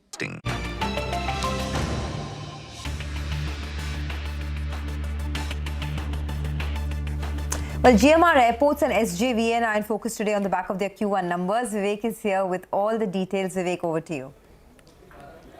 Well, good morning. That's right. So GMR Airports, it's a very similar story that's played out, especially when you're looking at the company in terms of the operational performance over the past few quarters. What's happening? Operationally, it's strong. The operational profit, that is the EBITDA margins are improving both sequentially as well as on a year-on-year basis. But on the bottom line, due to various forex adjustments and also the interest payment that is due to various FCCB holders, this is something that is actually going ahead and impacting the bottom line, which is why the company is declaring a profit loss or a bottom line loss. So when you're talking about the numbers themselves, first up, the company has taken an enabling provision to go ahead and raise close to 5,000 crore via a QIP issue, and the route that the company has chosen could either be via the QIP route or the FCCB route. Revenues higher by 19% on a year-on-year basis, EBITDA higher by 19.5%, EBITDA margins staying steady despite the higher base at 37.3%. Net loss has come in of over 330 crores. Now, what is the reason for the loss? Number one, the higher finance costs, almost 890 crore versus 576 crore on a year-on-year basis on account of the interest payment due to FCCB holders. Higher depreciation too was something that the company witnessed this time around. And remember, the base quarter actually had a one-time gain of 76.1 crore. Remember, this particular quarter was quite important for the company because the company managed to conclude the merger of GMR Airports with GMR Airport Infrastructure.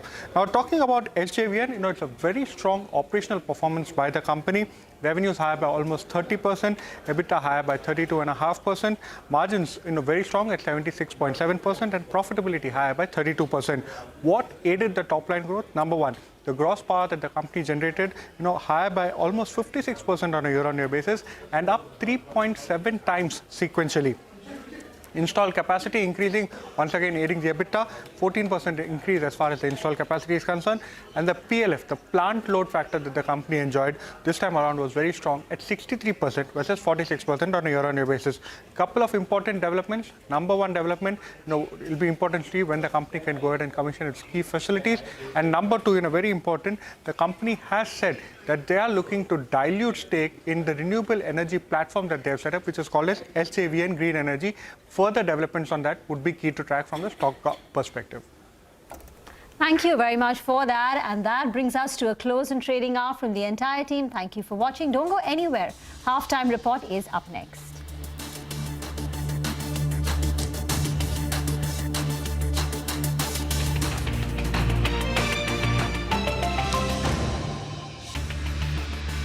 That's a deadly cocktail that the Indians can ill afford. And that's why you're seeing not only one pandemic, which I believe we have already reached. We are the #3 country in the world to probably have obesity, but we're even #2 in terms of diabetes. And diabetes is a bigger problem than obesity alone, because that's taking lives, affecting our loss in man hours, and affecting overall growth in India.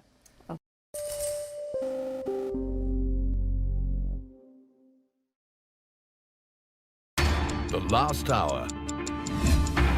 Anything can happen between the bells. But what happens during the last hour is what matters the most. The biggest market swings. A close-up look at what's driving them.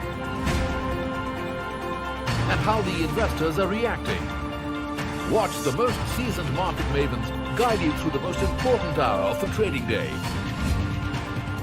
NSE Closing Bell. At these times, only on CNBC TV18 and CNBCTV18.com.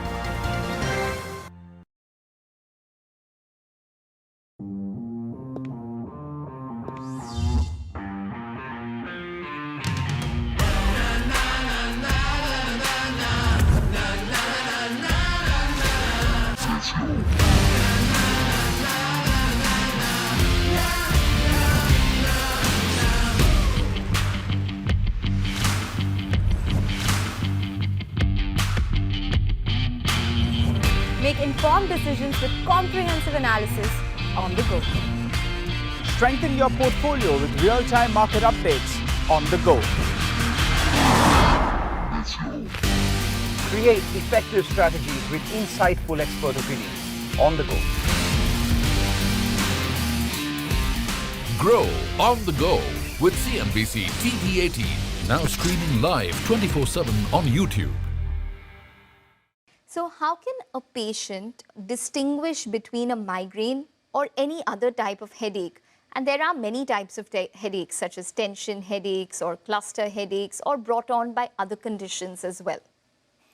Yes, the common headaches with which migraine can get confused are what is known as tension headaches, the sinusitis-related headaches, and much rarer are what you mentioned, cluster headache and new daily persistent headaches. Now, migraine is easy to recognize if you know the features, because as you have already mentioned, these are recurrent headaches which are associated with sometimes nausea, vomiting, inability to tolerate light, sound, sometimes smells, and they are highly disabling. The patient may not be able to function for almost 24 hours or even more. And there is a positive family history of not the same severity, but some recurrent headaches. Now, as against this, when you look at the other headaches, tension headache, they are more or less what we talk about them as featureless headaches. They are not associated with nausea, vomiting, disability, and they don't have trigger links so clear-cut as in migraine. Okay. And then when you come to cluster headaches, they are more always on the same side, accompanied by watering of the eyes, running nose, and they don't have trigger links too. So it is not difficult, and the commonest mistake which patients make on their own is to think that all recurrent headaches are due to a refractive error in the eye, and they go for an eye check to the ophthalmologist. They may have a small number, but they have to remember that if there are trigger-linked headaches, that eye problem is not the cause of their headache, and they have to seek correct medical opinion. Okay.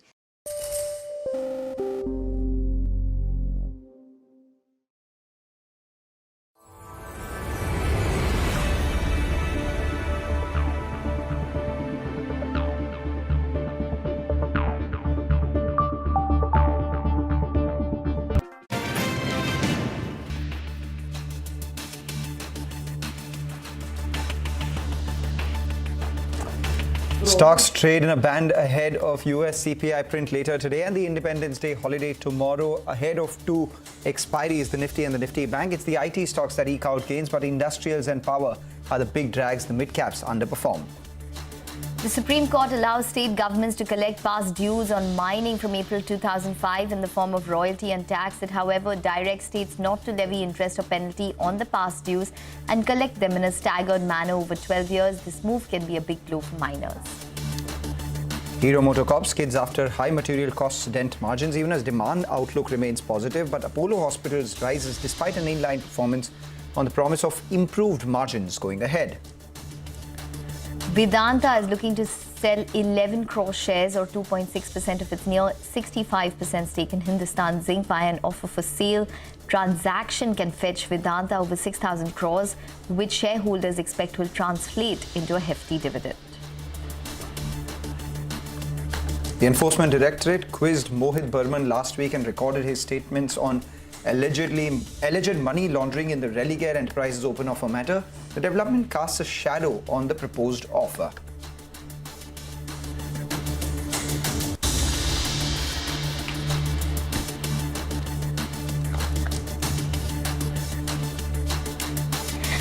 Hello and welcome to Halftime Report. I'm Ekta Batra and with me is Manglam Malu. Well, it's turning out to be a session where we're seeing consolidation in the frontliners, the mid-caps underperforming at this point in time. And on a week-to-date basis, at current reckoning, it seems as though the mid-caps will continue to underperform. At current reckoning, we're sitting with the cut of around 1.3% on a week-to-date basis. Nifty down around 1%. But we do have the WPI data for the month of July on your screen at 2.04%. We have Lata in the studio to take us through the key highlights there. Lata. Thanks for that. The WPI headline inflation actually has come in a little lower than our poll. Our poll was 2.1. It's come in at 2.04. And it's also lower than the WPI, the wholesale price index that came in last month for June, which was 3.36. Now, just a word about the background. All of last year, up until November, the WPI was negative. It was negative because a year ago it was very high because of the Ukraine war, with so many, everything from iron ore to edible oils shooting up. That made it negative. Now we are normalizing. And as we normalize, you are getting a small positive number. This will continue for some time. After that, we can see a sharper rise, perhaps, as we go towards the end of the year. But the 2.04 is still a good number because it's lower than the poll and lower than the June WPI. But the details, some of them are looking a little disturbing, with potatoes, onions, and such other inflation numbers still coming in a little higher. Let me get to the expert immediately. We have joined by Aditi Nair, the chief economist at ICRA. Aditi, what have you made of the overall number? You think the WPI inflation will now start a slowing? I mean, it won't rise because of what? Chinese disinflation and such other factors? Thanks, Lata. So today's number is a tad below our expectation as well. We had penciled in 2.1%, as you just said, for your poll. And the reason for the month-on-month deceleration is primarily the base effect related to food prices, just as we had discussed for the CPI. But also what's turning out in July, August are some other global factors that are possibly going to lead to lower uptick in the WPI going ahead after the base effect unwinds. So we've had crude oil prices softening, we've had commodity prices softening over the last couple of weeks, although the INR has depreciated relative to the USD. So we'll have to see how these factors play out over the next couple of months. As of now, we were looking at the WPI averaging just a little over 3% for the full year. And rising, post the base effect normalization to a range of 4 to 5% in some of the months, particularly in Q4. But Aditi, the bigger thing I wanted to ask you is, are we going to undershoot the Reserve Bank's forecast even on CPI? The CPI number for July also came in at, 4.54. The expectation was that it would, 3.54. The expectation was it will come closer to 3.7. And now the food index is up just about 2.7 on the month. If you compare July food inflation, it is 3. I'm now looking at WPI at 3.5% compared to 8.6 in the month of June. Manufacturing products index month on month is down 0.1%. So, you know, fuel, manufacturing, food, all three are down month on month. And the CPI also undershot. Are we headed for a lower than expected CPI for the full year as well? For Q2, we think so, but not necessarily for the full year for the CPI as compared to the RBI and the MPC's forecast.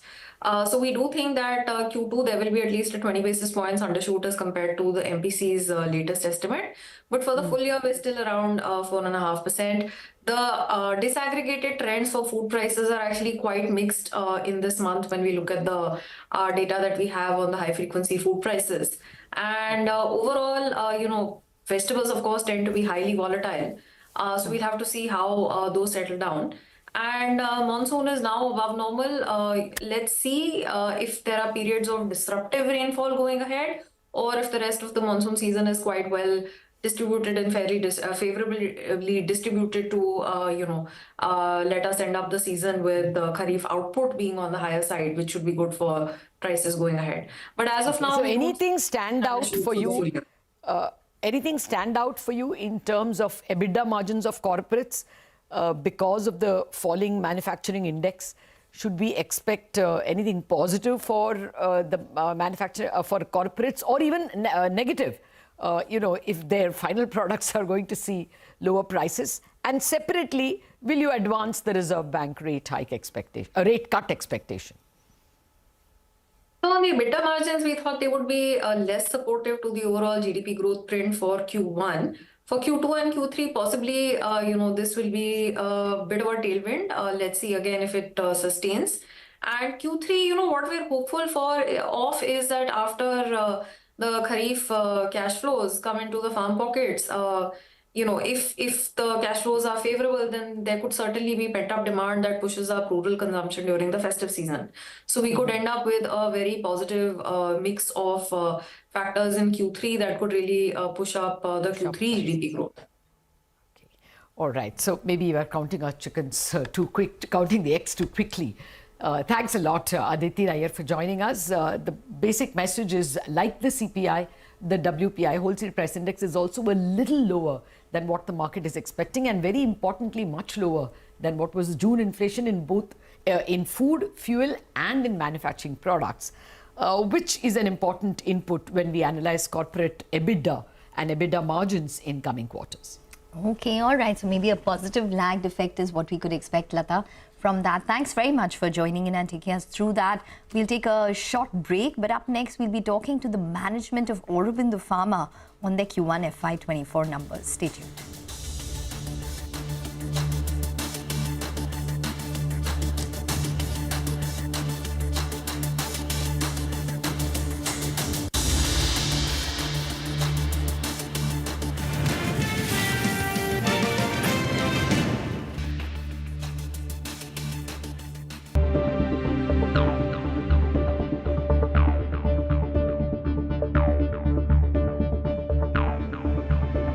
Absolutely. Look, this is something that the president supports.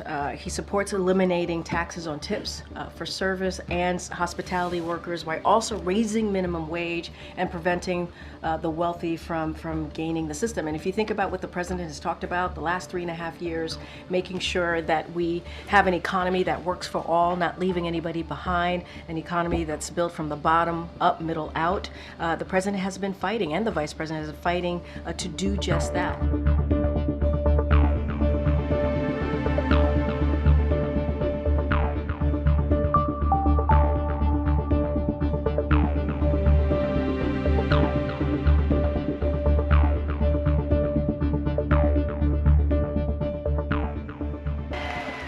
It is my promise to everyone here, when I am president, we will continue our fight for working families of America.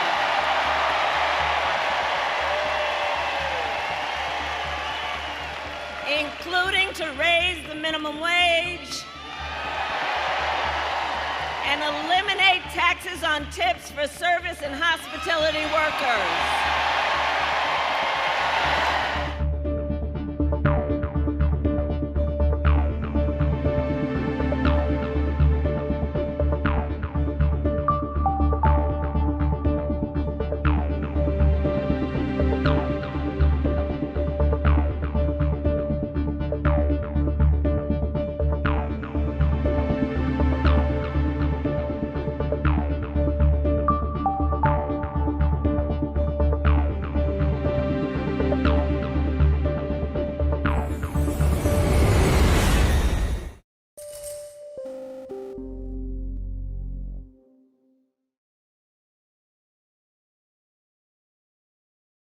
Well, you've mentioned trigger links, and that's quite an important part of migraines, a trigger which results in a migraine.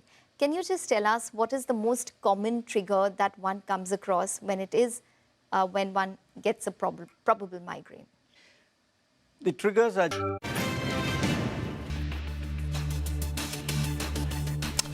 Welcome back. You're watching us here on Halftime Report. If you missed the opening of the market from yesterday's close, you haven't missed much, at least on the Nifty and the Sensex, but your portfolio would be feeling a deep shade of red because of the big gash that we're seeing in the mid-cap end of things. The index down almost 0.6% right now. Though for the frontline indices, we are seeing some bit of recovery from the lows. Let's talk about Aurobindo Pharma then. The company reported an inline set of numbers. Their margins expanded and drug sales also grew by about 14% on the year, although their US business performance missed street expectations by a slight bit. Ekta, my co-anchor, spoke with the management on their first quarter performance, began by asking them about just that, the US sales and the outlook going forward. This quarter, US revenue got impacted by the non-seasonality. You know, as you are aware, that we have a good market share in the antibiotics, and this is not a season. And yet there is a drop in that. Apart from that, as we explained in the earnings call also, because of the remediation action was going on, and because of that, the related production delays have taken place, and because the specialty and injectable performance has come down because of that, which is expected to be resolved in the coming quarter, because we are already started seeing an improved production in this quarter. So this is expected to improve upon it. These are all the two major reasons. And the next season, the next quarter, that is the July to September, should be a good one compared to April to June. So what are you targeting in terms of quarterly sales from the US going forward, given the contribution from Revlimid? As you are aware, we are not giving the specific number on the Revlimid. So this is not, we are not disclosing that. Okay, but are we working with around $425 million in terms of a quarterly run rate for coming quarters in the US? Or are you probably going to inch up similar to, say, for $40 million? No, we are certainly going to inch up coming quarter, but we are not specifically telling whether it is a $40 million like that. A ballpark range? I think we are not giving any specific number, Ekta. Okay. Well, on consolidated markets, on a consolidated basis, rather, your EBITDA margin guidance is around 21 to 22% for FY25. You've, as of now, not factored in any improvement in margins due to the PEN-G project. And you've mentioned that you will reassess your margins in November of 2024. Any outlook that you can provide us in terms of what we can expect on the margin picture now, as well as going forward? You're absolutely right. We are not factored in anything on account of the PEN-G right now. We are in the process of progressing, and we are now taking higher commercial batches. These commercial batches will come around 30 batches we expect in the month of September, which will help us to give a meaningful contribution to the system. That time we can assess how much improvement will take place in the overall gross margin. Okay. Well, coming to Eugia now, you are estimating around $600 million of sales in FY25. Where is this pickup expected to come from, considering that Unit 3 as well as Unit 2 are under the regulatory scanner? The regulatory scanner, as you are aware, we have been now classified as OAI. OAI is not is going to stop any dispatches or improve production. So obviously we will be able to achieve it, and also we are working on the other markets like Europe and other places. So the business team is pretty confident they will be able to achieve the 600 million mark. Okay. Now, Unit 3, you had indicated that there was some spillover of remediation costs into Q1 from Q4 as well. Is that now complete, or can we expect further spillovers into Q2? No, we have already said, no, from Q1 to Q2, the spillover 7 million has come down to 2 million. This quarter is expected to be 2 million. We have already communicated. Okay. So what is the overall status of remediation for Unit 3? I think they have done all the CAPA, they have done most of the CAPA, everything, and they have already done the entire quality checking, everything. And they are also putting new process. And this is going to benefit the business. And we are pretty confident about it. And Unit 2, which just received an OAI? As explained, no, Unit 2, there are not major issues. There is a particular product, whether it tantamount to contamination. I think Dr. Satkarni can able to throw some light. Okay. Well, Dr. Makapati, you know, what about the remediation? Are we expecting a possible re-inspection of these two facilities soon? I think the remediation efforts are going on well. We believe that once the CAPA responses have been submitted, everything will be back to normal. About the inspection, etc., it will be speculating right now, but we are confident based on the nature of the observations. We are confident that we will tide over with the CAPA responses that the units will submit, the unit quality teams will submit. Okay. And what about fundraising? You all did mention that, you know, IPO plans could be on the cards, Mr. Subramanian, when it comes to UGA. Can you apprise us of where the plans stand? No, we are discussing with the bankers, and we need to get a clear opinion. We can go ahead with that or not. And after that, we'll go to the board with their recommendation. And after that, only a clear decision can be taken. Okay. Till the time, everything is just speculation. Okay. As of now, there's nothing concrete when it comes to UGA fundraising. As the company, we have been exploring various options, etc., as you are fully aware, and we are doing that only. Okay. Well, Dr. Makapati, you know, what is the status of the tie-up with regards to MSD, the status of the facility that you have to be building, and when can we see revenue starting to accrue?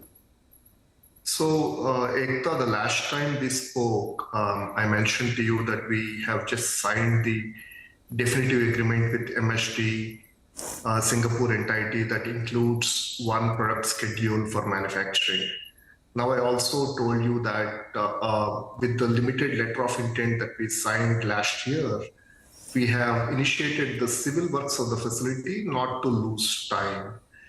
Now, having said that, the signing of the definitive agreement made sure that we could progress on the civil works with much more conviction.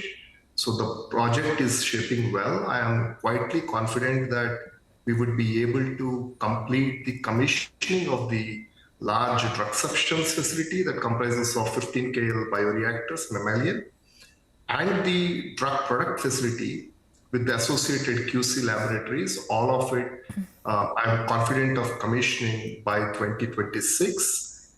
And we would also be initiating the engineering runs followed by the validation batches soon towards the end of 26 and early 27. So to your second question about when would I expect the revenues to come in from Theranim Biologics, the CMO business of ours, I expect the revenues to trickle in based on the milestones that we achieve, which is essentially the validation batches and the stockpiling effort that will start. I expect it to come from 2027 onwards. But the inflection point in terms of revenues for Theranim would be from 2029. Okay. Any more such tie-ups, Dr. Makapati, that we can expect? This is for one biologic product to start with. Do we see an extension beyond one product?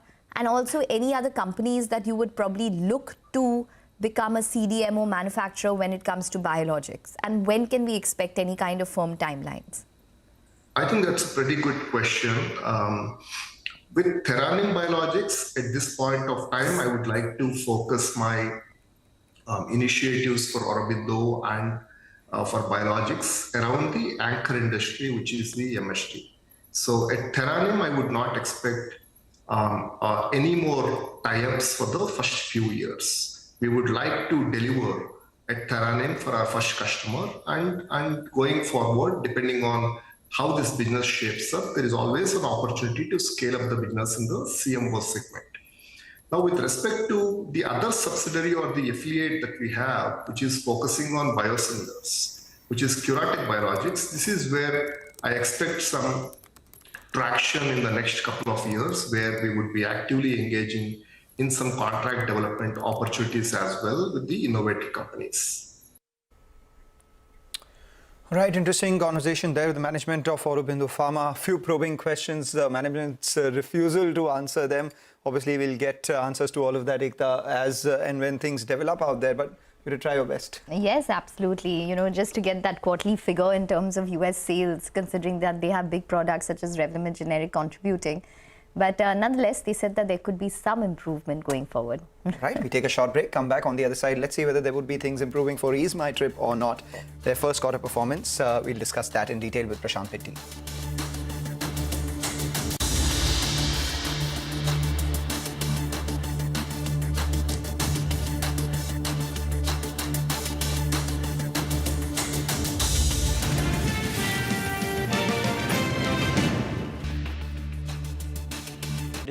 Across three different groups. One is the physiological within the body triggers.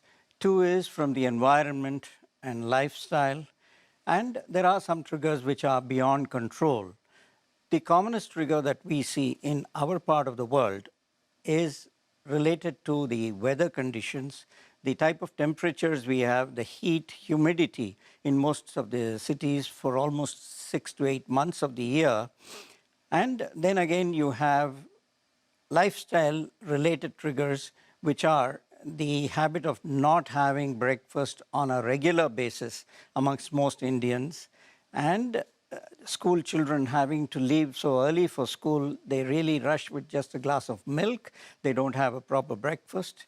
Skipping meals, the fasting habits across different religions in the Indian subcontinent is responsible for throwing up a lot more migraines.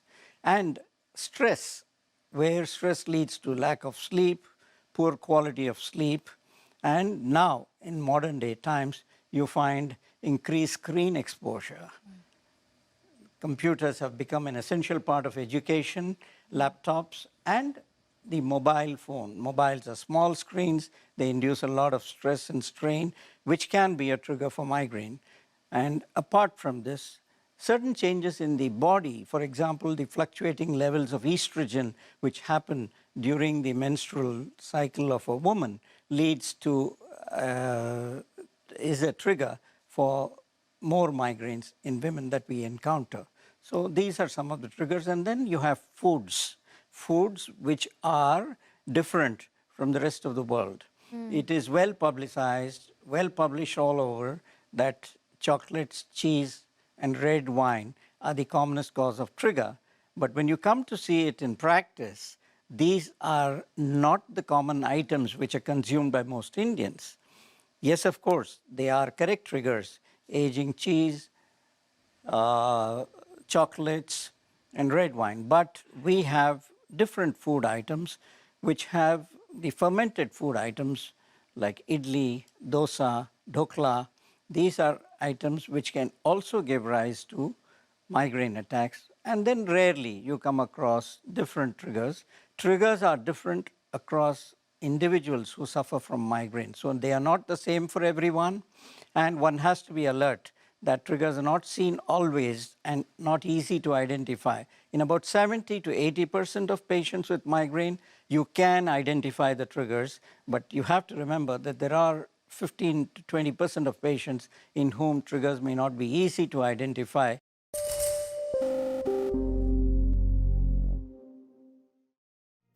What does it take to build India's largest startup platform?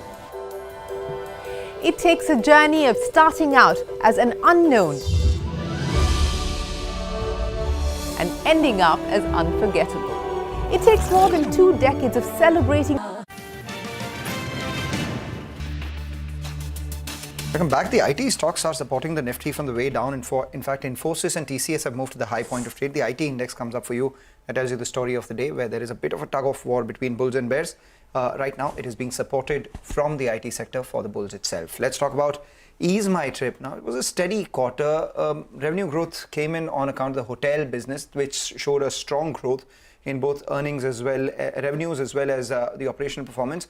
So the stock is slightly under pressure, maybe because the street would have liked the air passage business to grow a lot faster as well. So to discuss this and more, we have with us Prashant Pitti, who's the co-founder at Ease My Trip. Prashant, while overall reported numbers are pretty strong, the air passage business, it seems like for the last 3 or 4 quarters, the reported growth has been below what the industry has been growing at. So just wanted to understand what explains this and what your targets out here are. Well, thank you firstly for having us on the show, Manglu. Basically, as you can see in the last particular quarter, we have focused a lot on the bottom line, and the company's PAT, which has come to about 34 odd crores, have increased significantly when you compare year on year, even though the GBR, the gross booking revenue, might be the same. So we have been saying this for the last 1 odd years, that the company is more focused on the bottom line, not on the top line. Besides, the company is also focused on growing the non-air space and also international expansion. And the results are in the viewing. You can see our Middle East business grew by a whopping 140% when you compare year on year. And in the last year, we did total in the last quarter, we did total business of about 126 crores just from the Middle East. Yeah, but that's on a low base, Prashant. We understand all those parts of the business which are doing extremely well. The point was that at what rate are you expecting your air passage business to grow this year? See, if you say that last year, last to last year, our cash flow was negative. But in the last year, we turned it around. And from negative cash flow, we have made it about 120 odd crores positive cash flow. So now we believe the time has come for us to catch up on the GMV again for the airspace. Ease My Trip has done this multiple times over the period of last 16 years, where we have categorically focused on one particular thing in one particular year. So for the last year, the focus was on the bottom line. But going forward onwards, we can expect us to catch up on the GMV. And what would that mean in terms of numbers? It would be hard for me to say those numbers right now, but in the next quarter results, we probably will give some guidance. Okay. All right. When you spoke about cash flow, 120 crores positive in FY24, what are you envisaging, or what's your guidance for FY25? And what are you probably making? Yeah. So the idea is to continue to be cash flow positive along with being profitable. And this year as well, we anticipate the same thing. However, few key highlights I would like to share for this particular year is the focus on the GMV again, along with maintaining the strong profitability and also growth in our hotel and holiday space. As you could see in the last quarter, we grew our hotel and holiday space by about 120 odd percent, 117 odd percent. We would want to continue focusing on hotel and holiday space and also the international expansion for this particular year. Okay, all right. But are you giving us a number for the cash flow? 120 crores goes to what figure? That I don't think so I'll be in position to provide at this moment. Okay. I just wanted to get a sense in terms of, what we are expecting when it comes to the hotel segment this time round. There was some amount of strong growth that you saw there. You did around 27 odd crores, 27 and a half odd crores. Give us a sense in terms of what we are expecting when it comes to revenue growth there. How much is it as a percentage of sales? How much do you want it to rise to? And these 18.5% EBIT margins go to what level? So current EBIT margin for our hotel and holiday space is actually in a good space of about 18.5%. I believe that we would want to continue with this similar EBIT margin. One thing which we are looking forward is to make, at the time of listing, 97% of our business was flight business, and now it has come to 88 or 89%. So we look forward to continue with this trend, and in the next couple of years, we would want our non-air versus air to become 25-75, 25% to be non-air and 75% to be air. And something similar is what we are looking for India versus non-India business as well, which is business originated by Indians versus non-Indians. So what does that number stand at? Because, your Dubai business has done extremely well. Your office, you were talking about that earlier. And if you look at the first quarter itself, the gross booking revenue has been 127 crores, which is 50% of what you did in all of last year. What are you expecting here? So as I said that, to provide exact guidance for this year would not be possible at this moment. However, the next quarter results, we surely will be able to provide some guidance. However, for the next couple of years, as I said, that we would want 75% of the business to come from India and 25% of our business to come from outside India. Okay, we're not asking you for forward-looking statements, but currently, what exactly is your market share? Because the last 3-4 quarters, because of your focus towards cash flow, your air business revenue was below what the market was. So have you seen some loss in market share? What does it stand at right now? No, we stand at our market share. We may not have grown significantly, but the market share still remains the same. In the OTA space, it'd be about 22%. Okay. What is discounting like? Because that we understand was around 3.1% of your gross booking revenue in Q1. And that's increased from levels of around, say, 2.9% in FY23. So what is it tracking at right now? So if you compare it year on year, last year it was somewhere about 3.2%. Quarter on quarter, it was 3.3%. So there is a slight decrease, but I would say that it probably would hover around 3% in the long run as well. All right, 2 questions before we let you go.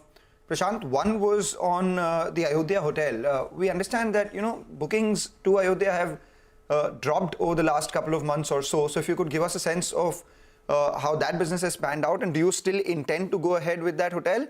That's point number 1. And secondly, yeah, please go ahead. So we do intend to go ahead with it. It is still going to take a couple of years for that hotel to come into flotation and live. It is going to be the closest 5-star available to the Ram Mandir, and the inventory is only going to be about 180 to 200 odd rooms. But there has been a dip in footfalls there, right? There has been a dip in footfalls there, right? And bookings as well.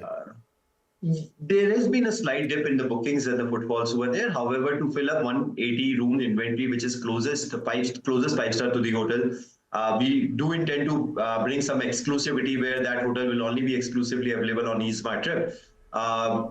We do not see any challenge to fill up 180 rooms on per night basis. Okay, all right. Just a quick update with regards to your fundraising plans. You had plans of a QIP worth around 1,000 odd crores. Where does that stand? So we have already taken the board approval to do the QIP of about 1,000 odd crores. We are still in talks with various people, and also as and when we take that plan to fruition, we will share the board resolution, and then we'll come on television and let you guys know. All right, always a pleasure speaking with you. Thank you, Prashant. Wish you good luck for the remainder of this year as well. Let's hope that GBR increases for you and you gain your market share once again this year, with the cost, being contained and you seeing better margins going ahead. Thank you for joining in. With that, we'll slip into a short break. As we do that, here's a quick programming note. Global investor, author and columnist Ruchir Sharma in his latest book has argued a more restrained government in India has been generating faster growth. He also talks about how India's stock market performance versus the rest of the world has been, but highlights a critical flaw in his latest book about what went wrong with capitalism. To know more, tune into CNBC TV18 for a freewheeling chat on the global markets and the Indian economy later this evening at 6 p.m.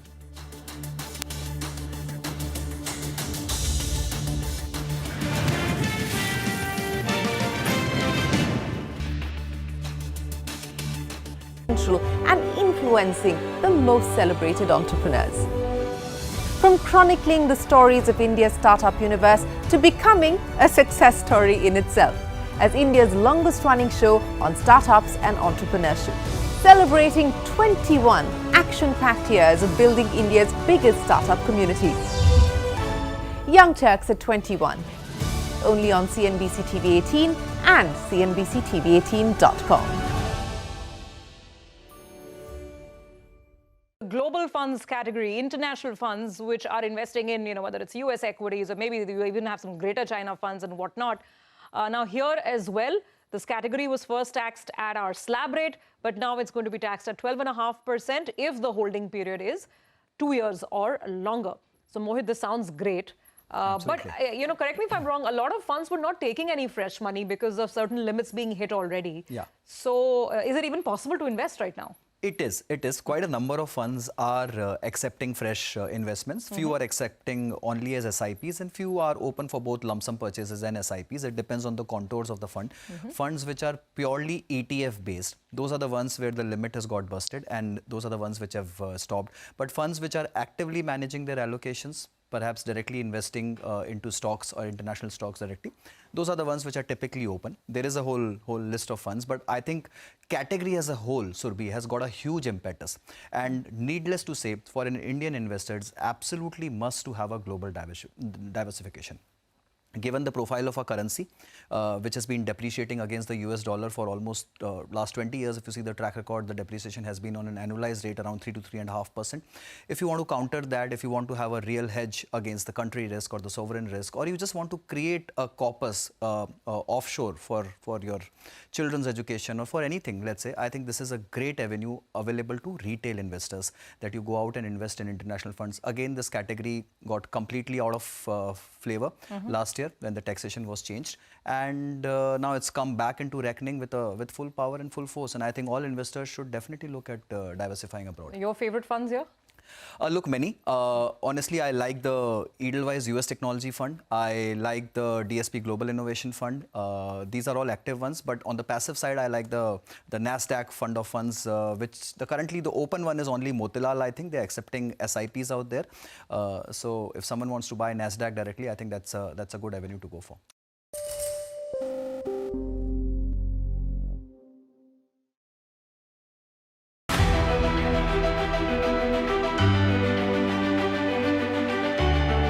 The Indian markets have not just grown, they've broken several records in the last 25 years. India's contribution to incremental global GDP was as low as 0.2% 25 years ago.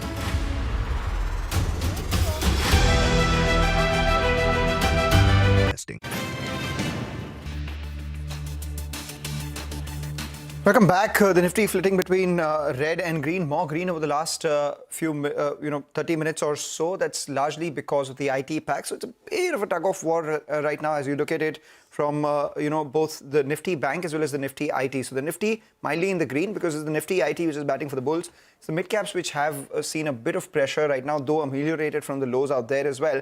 The broader markets would tell you more stocks in decline as against the number of stocks which are advancing by a factor of 2.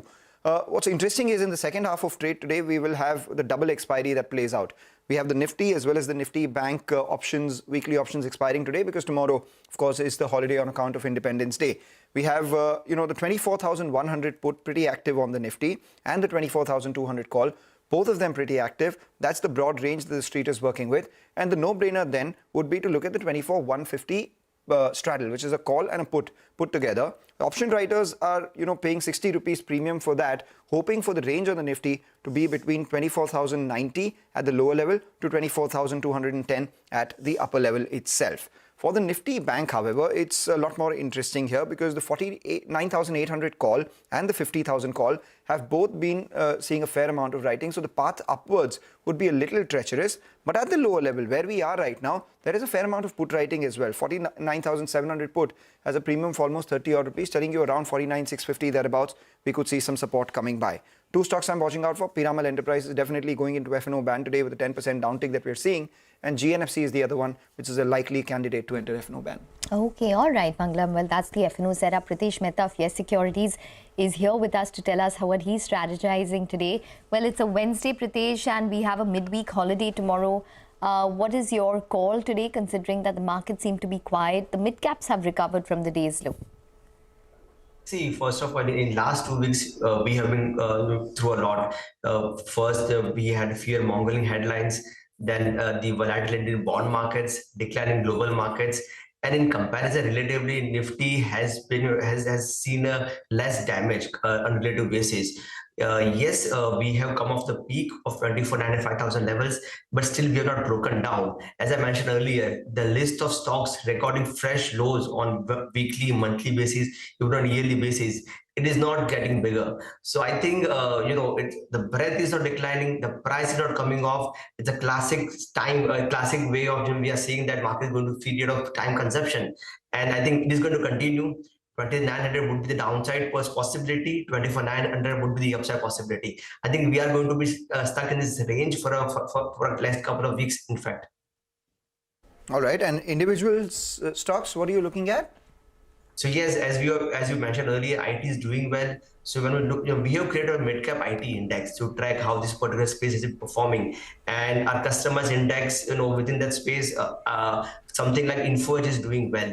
It is outperforming our mid-cap IT index. So from here on, we can see the stock going higher towards 7600. It has classic, bullish patterns. In fact, we can see a bullish turtle breakout coming in after series of double top buys. So this stock is likely to do well. Another stock that we like is TVS Motors. This stock is now trying to surpass the peak of against the Nifty order ratio chart of March 2024, and again we have seen series of double top buys, bullish anchor columns, and ABC breakout. So I'm expecting a move towards 2800 levels in TVS Motors. Okay, all right, Pritesh, we're going to let you go on that note. Thanks very much for joining in and speaking with us. So that's the technical call coming in. Well, for the markets, the IT index is going to go home with smart gains this week. In fact, it's going to be one of the best performers on a week-to-date basis in terms of a sectoral index. It's up around 1.4%. That's the Nifty IT index that I'm talking about. So done well on a week-to-date basis. We'll take a short break, but up next, a lot more on the markets. Stay tuned.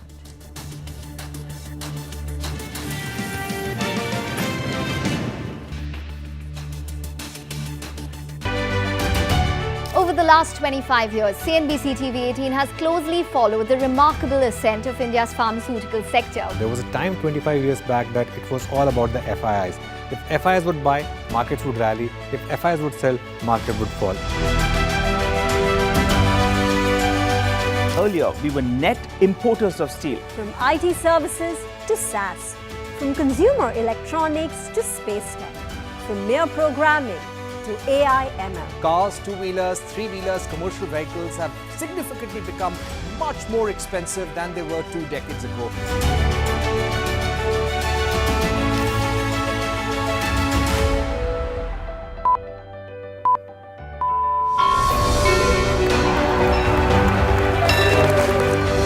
Discounting is high there, but their focus is squarely on the 125cc segment.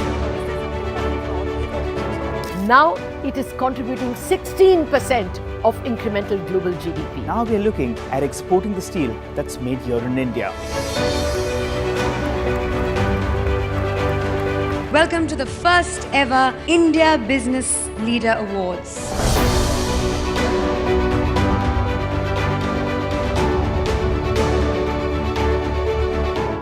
Cars, two-wheelers and vehicles generally being manufactured today are much lower on emissions and much higher on safety. India's technology industry has been at the forefront of cutting-edge innovation over the last 25 years. It's the retail which is the driving force for the market right now. Clearly, we have arrived on the global economic stage.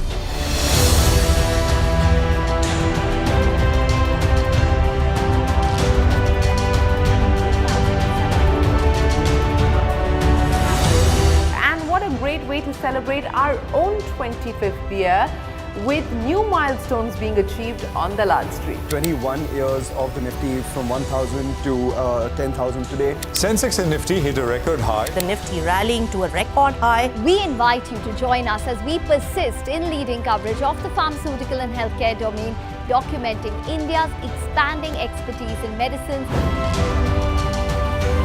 25 years of excellence and unparalleled growth. CNBC TV18, embarking on a quarter century of excellence.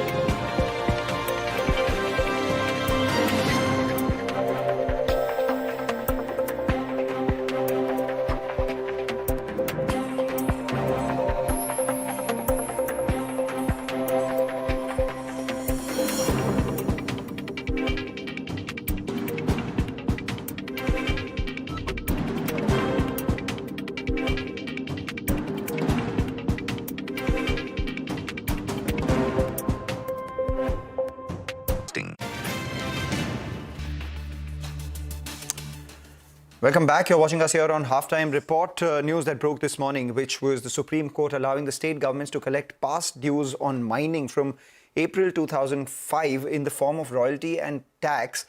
It, however, directs states not to levy interest or penalty in the past dues and collect them in a staggered manner over 12 years. This move, we understand, can be a big blow for miners, and we have a lot of these mining and metal stocks under pressure in today's trading session. Most impacted would, of course, be Tata Steel, which had accumulated contingent liabilities of close to around 17,000 crores as well. Could there be an impact on the cement space as well? Is a question that we're trying to get an answer from Nitin Soni, who's the Senior Director, Head Natural Resources South and Southeast Asia, Fitch, joining in. Nitin, wanted your thoughts, one, on if you have any math on, what kind of impact this could have on cement companies, especially the ones that own limestone mines, and as a result of which, what's the kind of payments that they would have to make? Yeah, thanks, Mangalam, for having me on the show. I think this is definitely a negative news that now the Supreme Court has said that they will allow states to collect the levy and taxes retrospectively, but not before 2005. So as you rightly said, I think Tata Steel has accounted for a contingent liability of 17,000 crores. I think it will also certainly affect the other mining companies where they might have to pay, this retrospective levies and taxes on the mining activities they are doing in the state government. So I think we don't have the numbers at the moment. We'll have to, look at the exact numbers, how much they would need to pay. But I think it's fair to say that it's a negative news, and they would have to. We'll have to see. How the Supreme Court will react on the actual payment of these sums, because they might provide some flexibility on these payments if these are indeed a large sum of money over the period of time. Immediate payment would obviously be quite credit negative for some of the smaller ones, especially. Okay. But Nitin, in terms of cement companies, there is some opinion that the companies which have more exposure to Tamil Nadu will probably get impacted more. What is your sense in terms of which are the cement companies that could probably see some kind of impact, and if you could quantify it for us? So in our portfolio, we don't rate the smaller cement companies. We have rating on the Ultratech cement, which is highly rated at investment grade ratings. I don't think they will have a significant impact due to this, given their large size and scale. But certainly some of the smaller cement companies, which we don't directly rate, they might have to pay a significant sum of money. Sorry, we don't have the numbers on the smaller names. Just final question before we let you go. Would you have any numbers on what the per ton impact could be on this? And because you track Ultratech, do you think this would change the Ultratech India Cement deal modalities? I don't believe that it will have any impact on the deal, but I think, it's tough to say the impact on per ton basis, because it would vary company to company, because this is now a retrospective impact on the companies, right? Prospectively, yes, I think, all these companies would have to pay higher levies and taxes, so their EBITDA margins will come down. The cement sector, as we know, it has consolidated with a large market share between Ultratech and Adani. So the pricing power could also be affected by this, the higher levies and taxes. Okay, exactly. The pricing power is what, I wanted to actually quiz you on in terms of the movement of cement prices post this kind of uncertainty. What do you expect it to probably be? And firstly, just backtracking a little bit, by when do you expect some kind of clarity or certainty to emerge in an issue such as this? I think it will take time for clarity to emerge on this aspect, because I think that as you know, the central government was in favor of doing only a prospective levies and taxes, while the Supreme Court has said no to it. So the clarity on the actual payment, the terms of these payments, over how many years they would allow to be paid, will only come, I think, in the later part. But I think the pricing power, there's still a fair bit of competition in the cement sector, especially in the regional states where, the smaller cement companies tend to create competition even for the larger ones like Ultratech and Adani. So I think this further levies and taxes would kind of dent a bit on the pricing power. But overall, I think the cement sector is in a good situation where the industry has now consolidated. Got it. All Take right. that point. Just on a lighter note, Nitin, wherever he goes, there are these retrospective tax issues that are coming by. Earlier, he would track the telecom space, and now this. What's happening here, man? I think the retrospective laws are following me. It just means more work for you, and that's not a bad thing. But thanks very much, Nitin, for joining in and taking us through that news. We'll touch base with you when there is, obviously, this is an evolving story, and we'll get more clarity as we go on.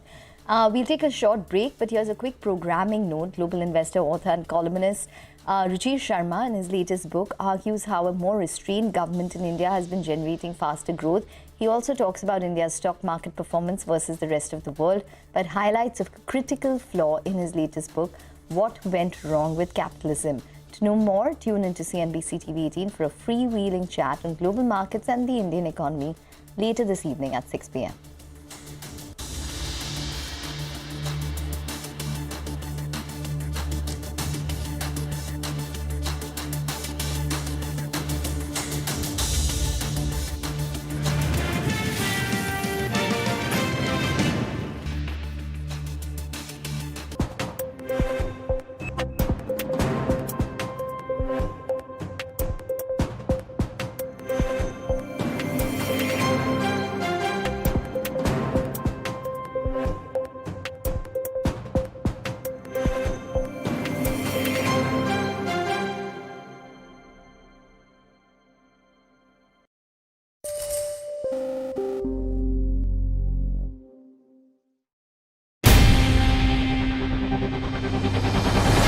CNBC TV18's most comprehensive and award-winning news show, India Business Hour, drops first on YouTube. So get the first access to the most influential architects of policies and politics, the key newsmakers of the day.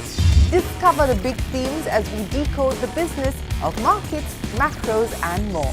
Be the first to go to the heart of all the top stories that drive the day's agenda. Catch the award-winning India Business Hour live every night on YouTube with me, Shireen Bhatt. India Business Hour live on YouTube at CNBC TV18 weeknights at 7 p.m. Dr. Mufiam, I'm going to start with you. The Lancet study says that 50% of Indian adults are unfit and not physically active. Why do you think that is the case? Hi, Ekta. Thank you for welcoming me on the show. I think there are 2 or 3 reasons mainly. One, I would say, is urbanization and lifestyle. So urbanization, there was a 2023 study which actually showed that that's led to around 40% increase in lack of time for physical activities only because people have adopted to motorization as transports, use lifts instead of climbing and various other things. The next thing is in terms of cultural acceptances. So we as Indians don't believe, and there's a lack of mental awareness that exercise is regularly needed. And a 2022 study actually showed that 40% of Indians don't believe that exercise is required for sustained a healthy lifestyle. And finally, there was a 2023 study that showed high stress and long working hours. So what individuals actually said is that 45% of Indians quoted that as a reason for lack of time to exercise. Investing. Welcome back. Well, recovery for the mid-cap index, so just about lower by around 200 odd points. We have the Bank Nifty also, which is just about trading with a little bit of a negative bias. You'd have to say that there's definitely a good recovery which has taken place. IT seems to be the flavor of the week. TCS, that one is up around 2.5% at this point. It's gained around 1.7% this week. HCL Tech also doing well, so up around 1.8% for that particular counter. Infosys giving it company as well as LTI Mindtree. So that particular section seems to be really gaining some amount of traction and has been for the entire week. Separately, Apollo Hospitals, good margin improvement is what they're indicating. So that stock is one of the top gainers on the Nifty as well. But I'm watching Divi's Labs because Kotak came out with a report on Divi's. They have a sell and they have a target price of 3,600. According to them, Entresto, which is basically a drug by Novartis, which is used for heart failure, and is one of Divi's largest drugs in its CDMO portfolio, which is contract drug and manufacturing. There could be a downside risk to Divi's on account of possible generic competition entering into Entresto earlier than anticipated, because there was a US District Court ruling which ruled against blocking MSN, which is another pharma company's generic entry of Entresto. So basically, they are more favorable towards a generic company entering into this particular segment. Now, Kotak has not factored any generic entry before second half of FY26. So there's a possibility it could happen earlier than that. According to them, the CDMO contract that Novartis has with Divi's on Entresto contributed around 8% of total sales and 19% of their CDMO sales in FY24. So that's how important a drug it is. And they are keeping the estimates unchanged for Divi's at this point in time. But the generic entry looks imminent, and it could lead to a 10% plus downside risk in the FY26, FY27 estimated EPS for Divi's. In any case, they say that the valuations are extremely expensive.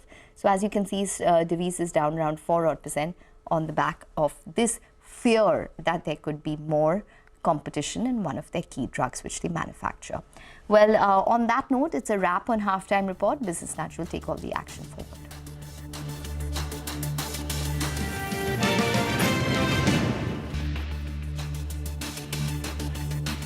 The body. There are two other factors. One is technology. A 2022 study said that there's a 150% increase in screen time. Tablets, computers, phones. People are addicted to their Insta profiles or their Facebook, Twitter, whichever handle. All right, and people don't have time to physically exercise. And then diet, like you correctly said, Ekta.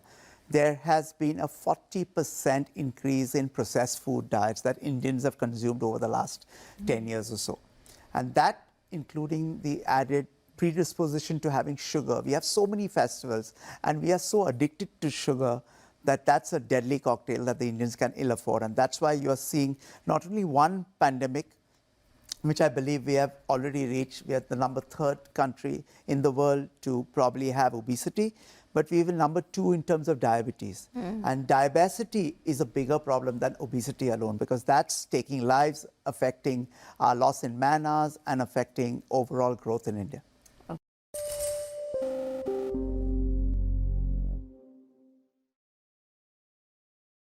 The last hour. Anything can happen between the bells. But what happens during the last hour is what matters the most. The biggest market swings. A close-up look at what's driving them and how the investors are reacting. Watch the most seasoned market mavens guide you through the most important hour of the trading day. NSE Closing Bell. At these times, only on CNBC TV18 and CNBCTV18.com.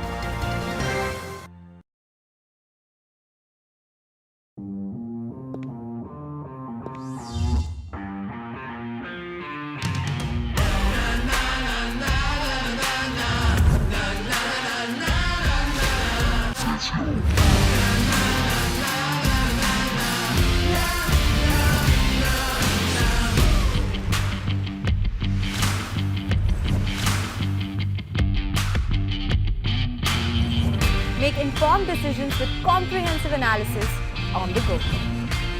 Strengthen your portfolio with real-time market updates on the go. Create effective strategies with insightful expert opinions on the go. Grow on the go with CNBC TV18. Now streaming live 24/7 on YouTube. So how can a patient distinguish between a migraine or any other type of headache And there are many types of headaches, such as tension headaches or cluster headaches, or brought on by other conditions as well. Yes, the common headaches with which migraine can get confused are what is known as tension headaches, the sinusitis-related headaches.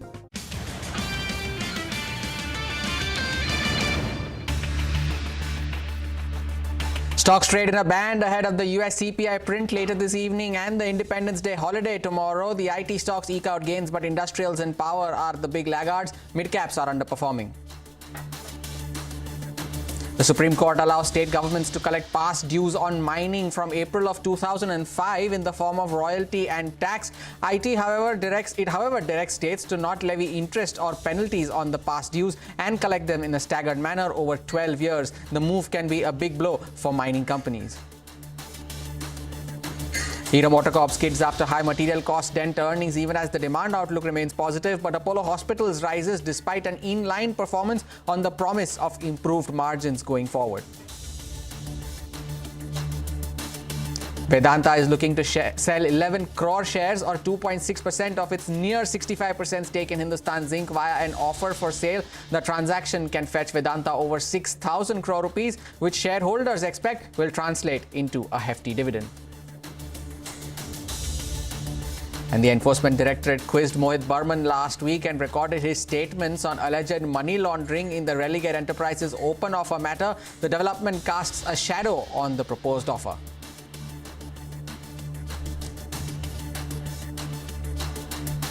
Hello and welcome to Business Lunch here on CNBC TV18. I'm Hormuz Fatakia bringing to you all the latest updates this afternoon. Let's take a look at how the markets are faring. It's a recovery from the lows of the day. The Nifty is now almost 100 points off the day's low, which was around 24,100. It took support from those levels and we've seen a bit of an uptick in the last few minutes of trade, heading towards that mark of 24,200 as we speak. But of course, it's a big last few hours of the trading session. We head into a holiday tomorrow. It's also the weekly expiry of the Nifty Bank, and considering the fact that it is a holiday tomorrow, it is the weekly expiry of the Nifty as well. So there will be some action towards the close of the session. The Nifty Bank though continues to remain sluggish around that, still failing to hold on to that mark of 50,000 on the upside. 49,700, remember, is a very important level because it has not closed below that level since the 4th of June. So that is the day, of course, of the Lok Sabha election results day. So 49,700, a key level to watch on the Nifty Bank. What's leading the gains though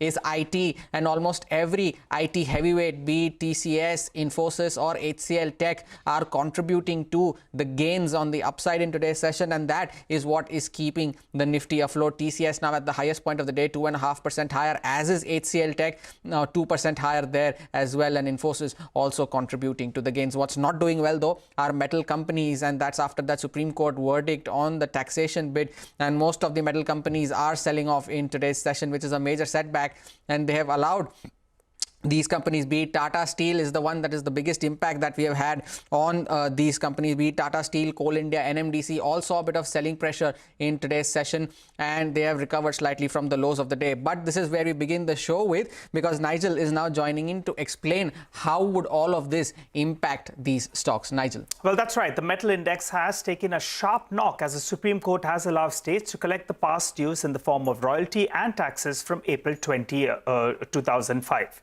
Well, the only relief is that the tax arrears can be paid over 12 years, and that's starting April 2026, without interest or penalties for the prior periods. Now, following the judgment, the states can now generate additional revenues in the form of taxes on mining activities and on the land that's used to conduct these activities. Let's move to the stock focus then and the stock impact. The biggest loser is Tata Steel, as it has provisioned 17,300 crores as a contingent liability against the claims by state of Odisha if applied retrospectively.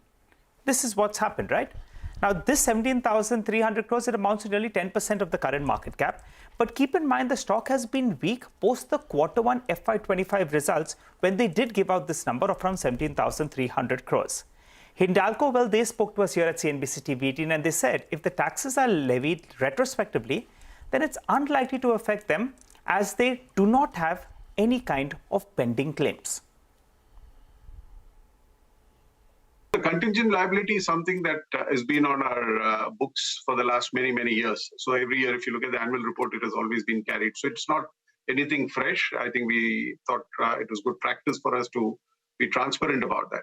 But having said that, the impact is far more than Tata Steel. And I think the impact is on power cost because coal prices will go up. Impact is on iron ore. Impact is on bauxite. So there is a larger impact across the economy, and that's a larger concern. On an ongoing basis, that what in the past the state had planned to tax, I think the impact would be about 1,500 crores a year. But honestly, we are waiting for more clarity on the the ask as well, because the laws were not notified in some of the states too, and so there's a lot of work which still needs to be done before we get to some specific numbers. I think on the retrospective bit, because that can only happen if you have been served a demand. So we do not see any exposure on the retrospective bit.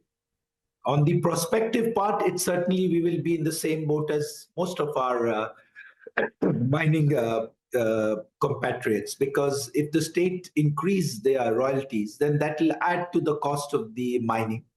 And hence, our cost structures will go up and ultimately the consumer will pay. So I hope that the increase in royalties are done in a more thoughtful manner is the only thing I can say.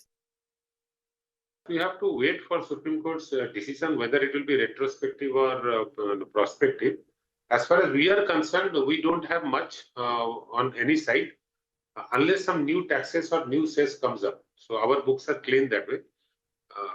As far as whether it's a state government or central government, everybody has to ensure that economic activities happen in a very productive manner, and nobody would like to kill the goose that lays the eggs, right? So it's a matter of time. I'm sure every government will judge it in a very, very matured manner.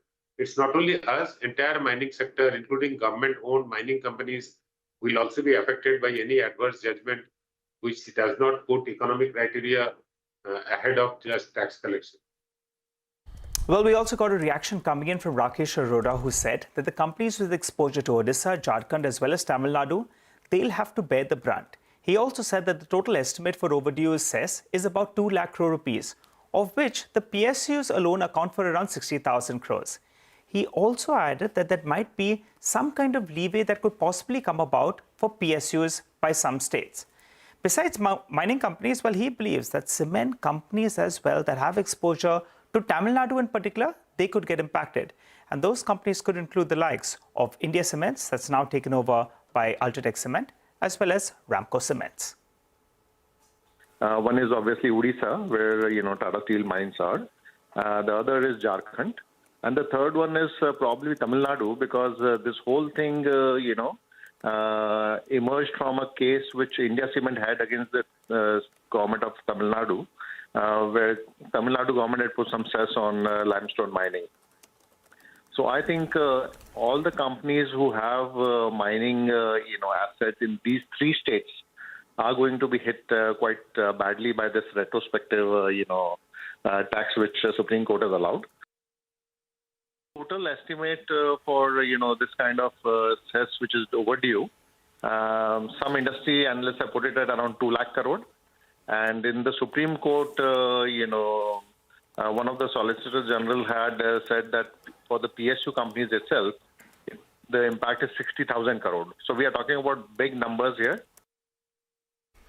Well, Phillip Capital's note says that all captive mines will be impacted, and they have quantified the impact at 2 to 6% on steel companies' market capitalization, while for aluminium companies, they believe the impact can be marginal at just 1 to around 2%. They added that the stock price correction presents a buying opportunity on select stocks, which include JSW Steel, JSPL, and SAIL, while they say that Tata Steel is the most effective from the cash flow perspective, followed by Hindustan Zinc as well as Vedanta. For now, Tata Steel is the biggest loser, but we'll wait for clarity on whether PSUs get some kind of leeway, particularly Coal India, since higher taxes will impact power cost ultimately. Also, prospectively, which states will levy taxes and what is the quantum? That's something that the street will look forward to. Nigel, thanks a lot for that very detailed explanation of all of that has been happening on the mining tax case. But time for a short break here on Business Lunch. But before we do that, here's a quick programming note. Global investor, author and columnist Ruchir Sharma in his latest book argues how a more restrained government in India has been generating faster growth. He also talks about India's stock market performance versus the rest of the world, but highlights a few critical flaws in his latest book, What Went Wrong with Capitalism. To know more, tune in to CNBC TV18 for a freewheeling chat on global markets and the Indian economy later this evening at 6 p.m.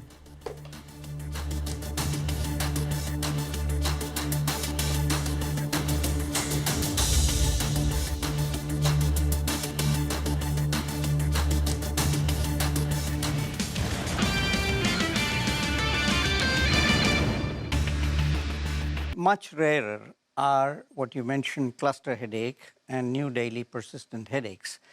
Now, migraine is easy to recognize if you know the features, because as you have already mentioned, these are recurrent headaches which are associated with sometimes nausea, vomiting, inability to tolerate light, sound, sometimes smells, and they are highly disabling.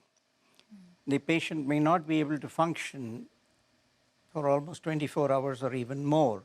And there is a positive family history of not the same severity, but some recurrent headaches. Now, as against this, when you look at the other headaches, tension headache, they are more or less what we talk about them as featureless headaches. They are not associated with nausea, vomiting, disability, and they don't have trigger links so clear-cut as in migraine.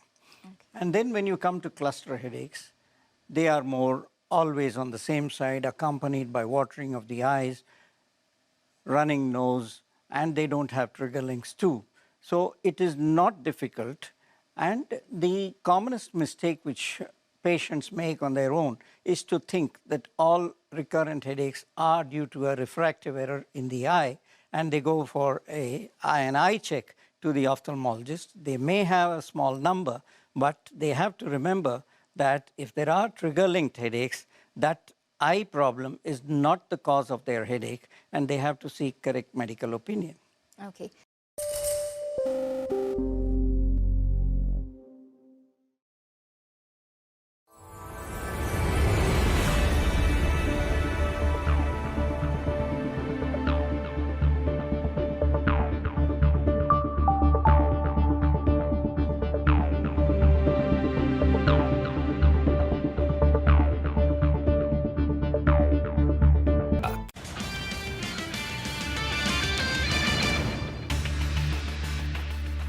Welcome back. Time for an exclusive now. The former RBI governor in an Independence Day special told CNBC TV18 that the next step of reforms for PSU banks is to make their boards independent. The former RBI governor C. Rangarajan added that they should be board run. Now let's listen into a chunk of that conversation. No, I think the most important point is that several steps were taken to introduce and to initiate a competitive system in the banking system. In the final analysis, it is competition that will finally lead to efficiency in the system. And that attempt was taken care of by allowing new private sector banks into the banking industry. Yes. It's in my time. And as a result of it, I think we do have a situation in which almost 30% of the banking system is now in the private sector. So we really need to ensure that this competitive system does remain. And we really have to ensure that the public sector banks, in order to survive and grow, need to be very competitive. But you were asking about the governance and so on. I think the most important thing is that the board of directors and how they are nominated and how they are selected is a key thing. In the final analysis, the management of a bank rests with the board of directors. Yes. And therefore, the key thing that I would really recommend is ensure a proper system of selection of people to the board of directors and make the board of directors as a whole responsible for the functioning of the banking system. And that, I think, is a critical variable in making the banking system more efficient.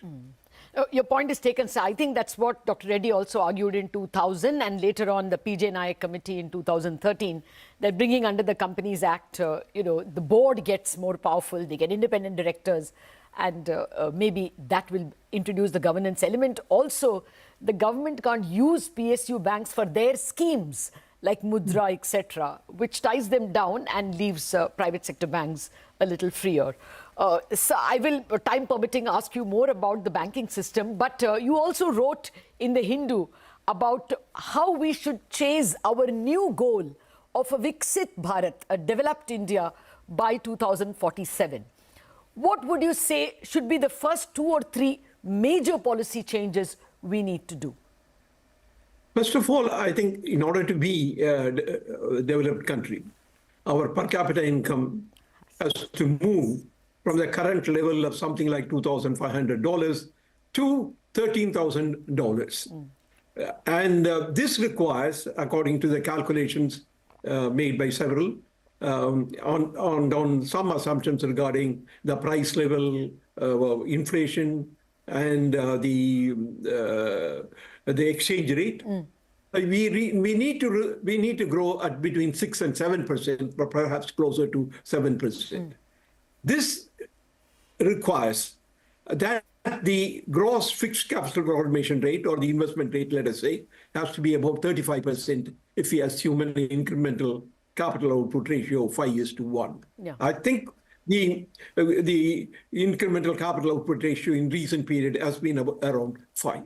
Therefore, the first thing that we really need to do is that we ensure that the investment rate in the country remains at 35% of GDP. And that is critical if we really want to become a developed country.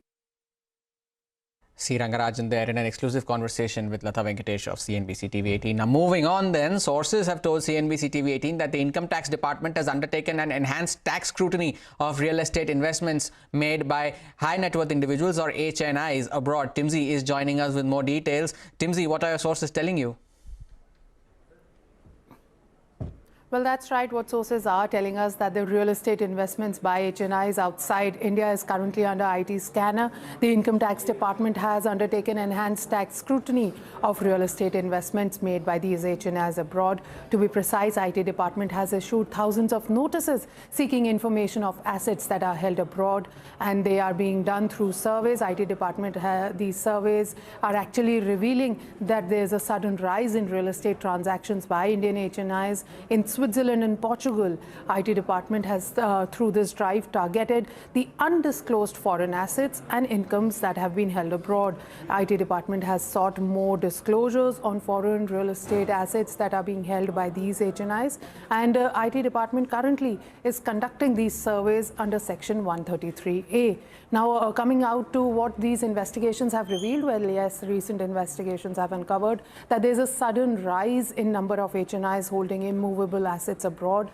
The availability of properties at prices are significantly lower than similar properties in India. There is a massive influx of multinational companies into India, which has led to old business houses selling their stakes, leading to wealth generation. HNIs find foreign investment opportunities more attractive than those in India, and thus IT Department has asked Field Formation to widen the scrutiny, seek more disclosures of assets without any time limitation. So let's see what this entire drive actually culminates into. How much of assets does IT Department is able to uncover through this drive of surveys? Back to you. Interesting, Timsy, but stay on, because sources have also told you that the ED has issued summons to Dabur's Mohit Burman in the Religare case. Tell us more on that regard. Well, yes, as you've rightly mentioned, that what we are picking up from sources that the Enforcement Directorate in Mumbai has issued summons to Mohit Burman of Dabur. These summons were issued for asking him to come and physically be present before the ED office in Mumbai last week, and statements have been recorded. So let's see what these statements and further investigation leads to. But yes, this summon was regarding the Burmans getting their investments and looking at their part, which is currently ongoing in part of the probe that ED is doing in the Religare open offer deal. Remember, this was based on the FIR registered by Mumbai Police. So let's see what happens finally once the investigation ends and what these statements actually lead to. Back to you. Timsy, thanks a lot for bringing us both of those updates. Time for a short break. Up next, the government hospitals in the national capital continue their strike over the rape and murder of a doctor in Kolkata. We'll get you more on that after this short break. Stay tuned. Back on the other side.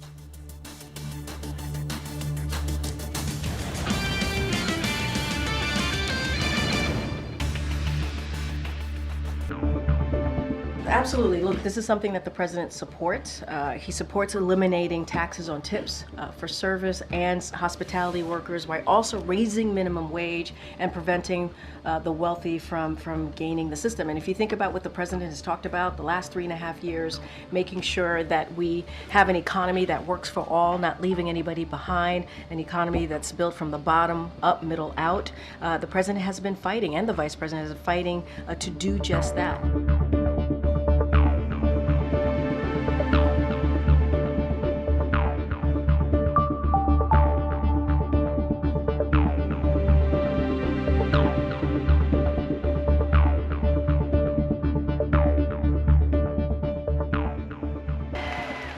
It is my promise to everyone here, when I am president, we will continue our fight for working families of America.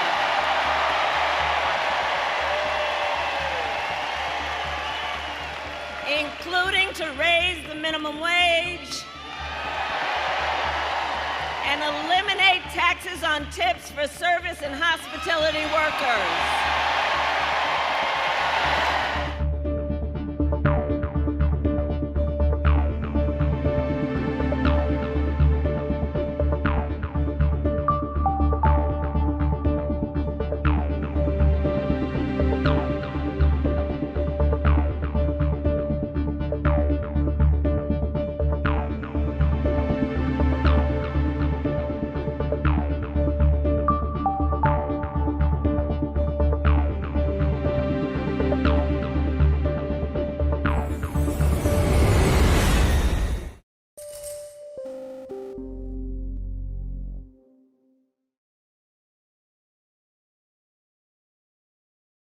Well, you've mentioned trigger links, and that's quite an important part of migraines, a trigger which results in a migraine. Can you just tell us what is the most common?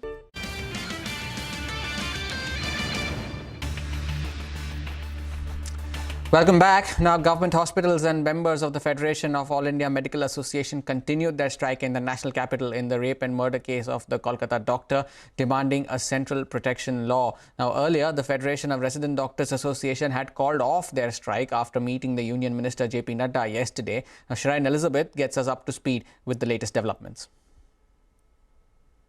Today is the third day and the Resident Doctors Association protest is continuing. Remember, on the first day, FODA had in fact called for a strike in several hospitals in the national capital. Around 11 such government hospitals in the national capital were undergoing strike. Now, last night, after FODA representatives met the Union Health Minister JP Nadda, an assurance was given to them that the entire security system for the healthcare staff will be in fact boosted up, and they will in fact be stepped up.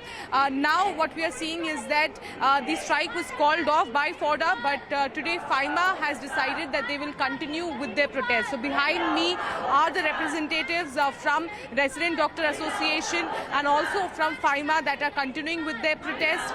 And remember, the demand right now is, of course, yesterday the demand was that there should be CBI investigation after the Calcutta High Court has ordered that the matter should in fact be taken by the CBI that demand has in fact been fulfilled. But right now the focus of these resident doctors who are standing here in solidarity and in protest is that there needs to be a Central Protection Act that needs to be implemented. So that is why this protest is in fact happening at RML, and this is not just the scene at RML Hospital, but in AIIMS and several such government hospitals in the national capital are going through the similar sort of strike. And under this strike, the elective services have been affected, whereas the emergency services is running smoothly.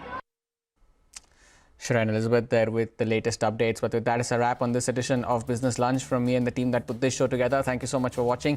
Midcap Radar takes the action forward.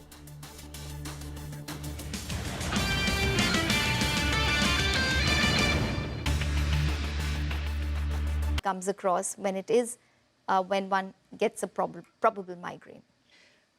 The triggers are generally divided across three different groups. One is the physiological within the body triggers. Two is from the environment and lifestyle. And there are some triggers which are beyond control. The commonest trigger that we see in our part of the world is related to the weather conditions, the type of temperatures we have, the heat, humidity in most of the cities for almost 6 to 8 months of the year. And then again, you have lifestyle-related triggers, which are the habit of not having breakfast on a regular basis amongst most Indians, and school children having to leave so early for school, they really rush with just a glass of milk. They don't have a proper breakfast. Skipping meals, the fasting habits across different religions in the Indian subcontinent is responsible for throwing up a lot more migraines. And stress, where stress leads to lack of sleep, poor quality of sleep, and now in modern day times, you find increased screen exposure. Computers have become an essential part of education, laptops, and the mobile phone. Mobiles are small screens. They induce a lot of stress and strain, which can be a trigger for migraine. And apart from this, certain changes in the body, for example, the fluctuating levels of estrogen, which happen during the menstrual cycle of a woman, leads to, is a trigger for more migraines in women that we encounter. So these are some of the triggers. And then you have foods which are different from the rest of the world. It is well publicized, well published all over that chocolates, cheese, and red wine are the commonest cause of trigger. But when you come to see it in practice, these are not the common items which are consumed by most Indians. Yes, of course, they are correct triggers: aging cheese,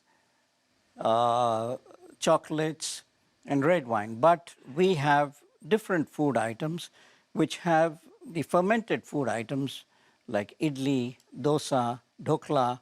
These are items which can also give rise to migraine attacks. And then rarely you come across different triggers.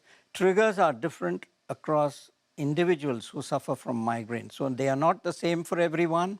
And one has to be alert that triggers are not seen always and not easy to identify. In about 70 to 80% of patients with migraine, you can identify the triggers, but you have to remember that there are 15 to 20% of patients in whom triggers may not be easy to identify.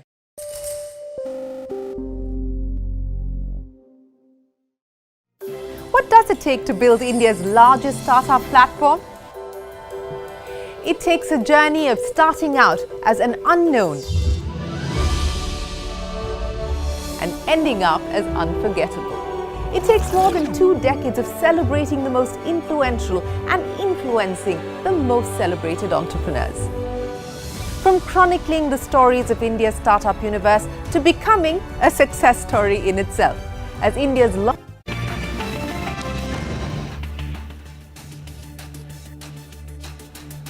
Good afternoon, welcome to Midcap Radar. I'm Sonal Bhutra. With me is Vivek Iyer. It's a volatile day so far. We've seen recovery on the Nifty led by some of the moves in the IT space. Mid-caps continue to be under pressure, and given that company is Bank Nifty, it feels like a Friday today, actually, Vivek. So right. I think markets are in that mood as well. I think we're celebrating the closure of the earnings season. Oh, that's why. For sure, absolutely. But yes, a lot to catch up on the show today. Absolutely right. Quite a lot lined up, a lot of management and some interesting analysis as well that we have in store for you. So let's start off with the top headlines. Stocks trade in a range ahead of the US CPI print later today and the Independence Day holiday tomorrow.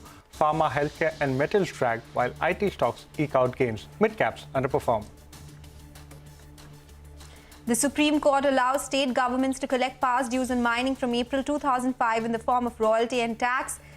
It, however, directs states not to levy interest or penalty on the past dues and collect them in a staggered manner over 12 years. The move can be a big blow for miners. SJVN gains after reporting a good operating performance in Q1. Revenue and net profit rise and the margins expand on a yearly basis. The board has approved monetization of Nathpa Jagdeep Hydro Project Station and stake dilution in wholly owned subsidiary SJVN Green Energy. Piramal Enterprises slumps over 8% on the back of negative commentary from the brokerages. CLSA downgrades the stock to underperform and cuts the target price to 860 rupees a share. Jefferies also issues an underperform call and a target price of 805 rupees a share. Okay, all right, those are the top headlines. What is powering the markets today? Of course, it's not powering through, but we've come off from those highs that we saw at a point in time. The Nifty was up around 50-60 points. It has come off from those levels, but the IT pack is doing really well, so that should be on your radar, 1.4% higher. But it's only 4 sectoral indices in the green right now, barring that, all of them in the red, and a lot of pressure coming in the broader markets. So the advanced decline ratio in favor of the declines as well. As Vivek was mentioning earlier, we are towards the end of the earnings season. We are almost done with it, actually. It's independence from earnings season as well. So a lot of reaction that we are seeing, some of the stocks in profit booking. But yes, it is going to be very volatile. That is what the indication is. But we'll have to see which way things go, because that big trigger for earnings, that's gone away now. Big trigger for earnings, we saw very sharp individual stock reactions. And even today, if you pull up a couple of stocks, have a look at a name like Piramal Enterprises. Stock's seen quite a bit of a correction after a muted set of numbers. On the back of news, so you see Divi's Lab, that stock was down almost 5%. So individual stocks continue to see very sharp reactions, either on the back of muted earnings or earnings, and also some negative news flow coming in. But quite a lot of stocks on our radar. This is our special segment, Mid-Cap Movers. Hormaz is at the wall to take us to the mid-caps that are moving around in the session. It's a double whammy because it's the expiry as well for the Nifty and the Nifty Bank. The indices are managing to stay afloat, but then, of course, the broader markets are not doing very well as we speak. And some of the top losers, Suzlon, the high flyer over the last 5 trading sessions, crossed the mark of 80, is now in a lower circuit of 5%. Ipca Labs, Century Textiles, Hindustan Copper is out of the FNO band today, and that is why now 4.5% lower. Well, it's independence from earnings, but stock reactions continue because of that. There are a lot of earnings reactions coming in. Piramal Enterprises, as Vivek just mentioned, 10% lower now. Some negative brokerage commentary coming in there as well. HEG announced a stock split, but the earnings were a disappointment, 7.5% there as well. MTAR Tech is off the lows of the day. We'll speak to the management in just a bit. And EPL, of course, doing very well. The top gainer on the Nifty 500 today, 14% higher on the stock. The last 2 bits of PSU names that are going to report earnings today, they are the ones in the spotlight. HAL recovering from the lows of the day, ahead of numbers, just 0.5% lower now, but the stock has corrected 20% from its record highs. As has Mazagon Dock, which is also going to report earnings later today, 1.5% lower ahead of the results. Stocks that are doing well on the back of very strong volumes, and on the gaining front, there are quite a few of them. PB Fintech is one of them, off the highs of the day, but still 6.5% higher. V-Guard has come off very sharply from the highs of the day on the back of very strong volumes. At one point, the stock was up 8% this morning, now has slipped into the red. And SJVN, another earnings reaction, almost 5% higher. And lastly, some other stocks that are bucking the trend in today's session. Those include the likes of Chennai Petro, that's up 8%. PCBL and First Source continue to move in a league of their own. And Paytm at the highest point of the day now, up 6% as we speak. Back to you guys. Okay, some interesting moves there, Hormaz. Thank you so much for joining us today, and have a great holiday tomorrow. So that is our mid-cap movers segment, but Lumax, that's the stock on our radar now. Q1 was a steady quarter for the company, with revenue and profit registering good growth, but their operating margins, they've declined slightly on a YY basis. To discuss more on their Q1 performance, Anmol Jain, the MD at Lumax Auto Technologies, is joining us now. Mr. Jain, good afternoon. Thank you so much for joining in. quarter one has been steady for you. So is it fair to say you stick to your revenue growth guidance of 20 to 25% in FY25 and margins at 13%? Because there was a slight blip on a YY basis if we remove the other income component in margins. What's the margin outlook? Good afternoon, Sonu. Thank you very much for having me. So number one on the forecast on the revenue, I think we did a pretty good start to the year with a 20% growth in quarter one. My still guidance for the full year remains between 15 to 20% on a consolidated basis. We all have heard headwinds in the passenger vehicle space, which does account for 50% of the revenue pie of this company. So we are cautious but optimistic. So I think in Q2, we do expect a bit of a slowdown in terms of the growth rate. But for the full year, I would still expect a 15 to 20% guidance for the top line growth. As far as the margins grow, I think we've always maintained that we would first like to get to the teen EBITDA margins. And I think for the last many quarters now, the company has sustained almost close to a 14% EBITDA margin, which is what it reported in this quarter as well. And my guidance would be we would be able to sustain this margin going forward as well. Just a follow-up on the guidance, revenue guidance, because the last time when we'd spoken to you in May, you indicated the revenue guidance could be 20 to 25%. Is the slowdown that you're expecting in quarter two leading to this slight cut in guidance? So I would say that, yes, the guidance of 20 to 25%, we are just tapering down by 5%, primarily because of the volume offtake being low in Q1, and we are expecting in Q2 this trend to continue. So for the first half, I think the guidance would be lower. However, on a back of a strong order book and certain new models and new product introductions, which primarily go in H2, we are hopeful that H2 would be a much better growth 2 quarters for us. So for the full year, I would still say close to 20% should be doable. But yes, for the full year, it would be definitely slightly revised from my earlier guidance by about 3 to 5%. Mr. Jain, thank you so much for the clarification on that front. Even OEMs have mentioned that the passenger vehicle market has seen some slowdown. Now, coming to one particular segment of yours that's doing quite well. First up, if you could confirm where your current order book stands at. We understand it stands at close to 1,000 crore at the end of Q1. Secondly, how is business shaping up as far as the IAC subsidy is concerned, which primarily does work for Tata Motors? We understand that particular segment has been doing quite well. Give us numbers in terms of what is it that you're guiding the street for. So number one, Vivek, on the order book, you're absolutely right. The order book as on Q1 stands at about 1,000 crores. I would think in this year, about 25% of this order book would come into the revenue stream already. And almost close to 50 to 60% of it would come into FY26. A large part of the order book, close to almost, I would think, 70 to 75% would be in the passenger vehicle space. And clearly, we expect a larger piece of the pie of the revenue going forward to be from the passenger vehicle space, because the content per vehicle in a passenger vehicle is much more than that of a two-wheeler. So strategically, that's where we want to position the company.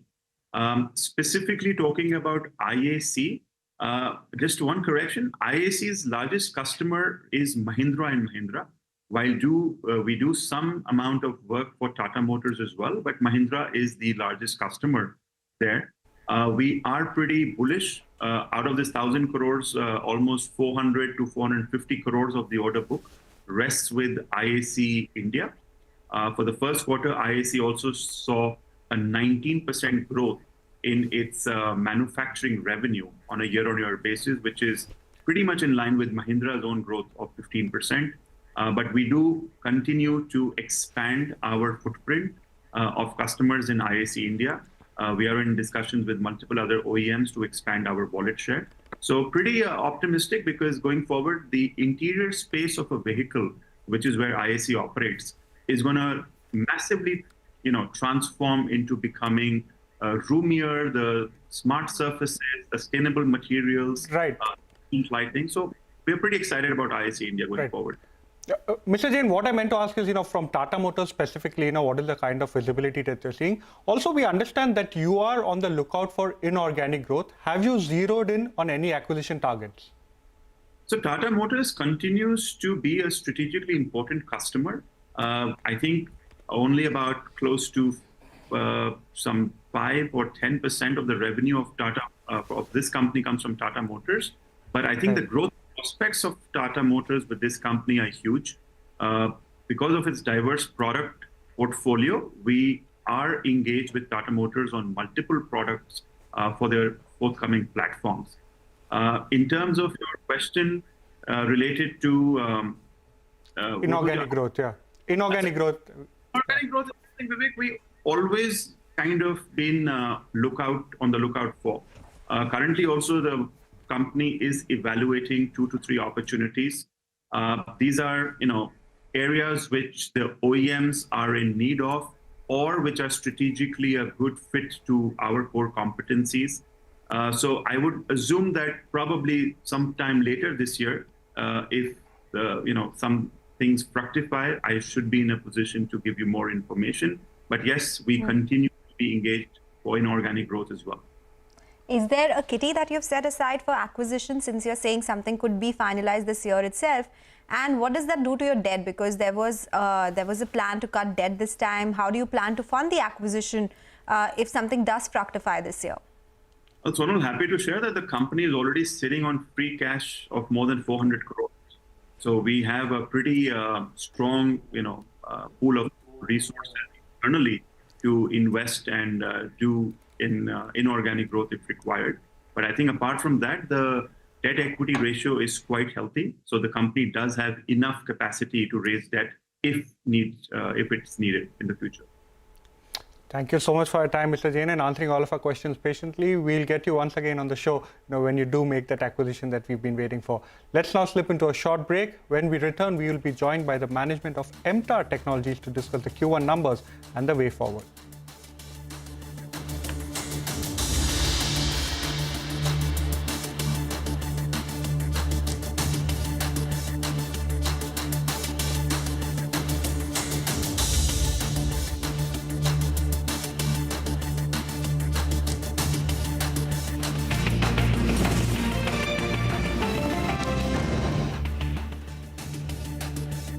On startups and entrepreneurship, celebrating 21 action-packed years of building India's biggest startup community.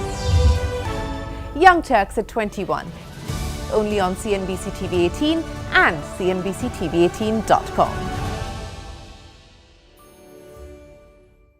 Global funds category, international funds which are investing in, whether it's US equities or maybe you even have some greater China funds and whatnot. Now here as well, this category was first taxed at our slab rate, but now it's going to be taxed at 12.5% if the holding period is 2 years or longer. So Mohit, this sounds great. But, correct me if I'm wrong, a lot of funds were not taking any fresh money because of certain limits being hit already. Yeah. So is it even possible to invest right now? It is. Quite a number of funds are accepting fresh investments. Few are accepting only as SIPs and few are open for both lump sum purchases and SIPs. It depends on the contours of the fund.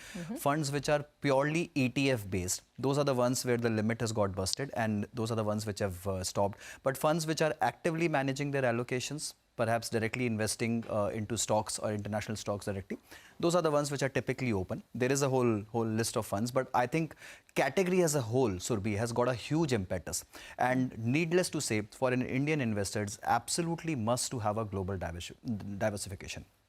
Given the profile of our currency, which has been depreciating against the US dollar for almost last 20 years, if you see the track record, the depreciation has been on an annualized rate around 3 to 3.5%. If you want to counter that, if you want to have a real hedge against the country risk or the sovereign risk, or you just want to create a corpus offshore for your children's education or for anything, let's say, I think this is a great avenue available to retail investors, that you go out and invest in international funds. Again, this category got completely out of flavor last year when the taxation was changed, and now it's come back into reckoning with full power and full force. And I think all investors should definitely look at diversifying abroad. Your favorite funds here? Look, many. Honestly, I like the Edelweiss US Technology Fund. I like the DSP Global Innovation Fund. These are all active ones. But on the passive side, I like the NASDAQ fund of funds, which currently the open one is only Motilal. I think they're accepting SIPs out there. So if someone wants to buy NASDAQ directly, I think that's a good avenue to go for.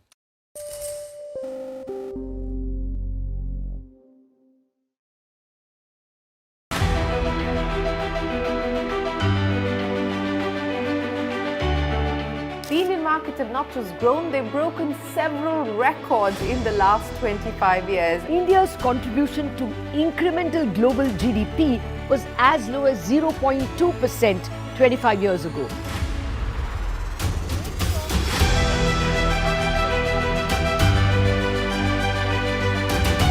Over the last 25 years, CNBC TV18 has closely followed the remarkable ascent of India's pharmaceutical sector. There was a time 25 years back that it was all about the FIIs. If FIIs would buy, markets would rally. If FIIs would sell, market would fall. Earlier, we were net importers of steel.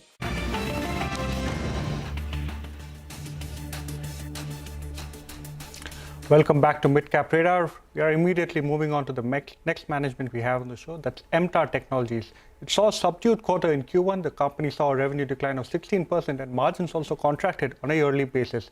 To discuss further, we have Srinivas Reddy, the managing director of the company, joining us now. Good afternoon, Mr. Reddy. Any way we look at it, Q1 was a subdued quarter for the company. At the start of the year, you did give us a guidance of close to 30 to 35%, and this was trimmed from the 40 to 45% that you had earlier envisaged. After Q1, which saw a revenue decline, will you be trimming down the revenue guidance for FY24 for FY25 further? And also, what will be your revised EBITDA margin guidance? Look, we are not trimming down any guidance as of now. We stick to our 30-35% revenue growth for this year. We can't judge by just one quarter. We have very strong 3 quarters coming up. As we have mentioned, our Q2 numbers are the highest. We're going to achieve the highest amount of revenue in Q2 itself, which is around 200 crores plus. And we continue to go in the same momentum over the next 2 quarters as well. So we stick to our guidance and also the EBITDA margins of 22% plus minus 100 basis points. Okay. Mr. Reddy, good afternoon. Thanks for joining in. Your order book stands at 894 crore rupees. What is the year-end order execution or order book target that we can look at for FY25? And what kind of recovery are you seeing? Because you're sticking to the guidance. So what's giving you the confidence that the rest of the year will be strong? Which sectors are contributing to the growth that you're talking about? We're looking at all the sectors. Basically, the aerospace sector, which we're doing pretty well compared to last year. The clean energy has picked up. We are back to normal right now. You must have seen the number of units that we are sending now is much more than what we used to send earlier.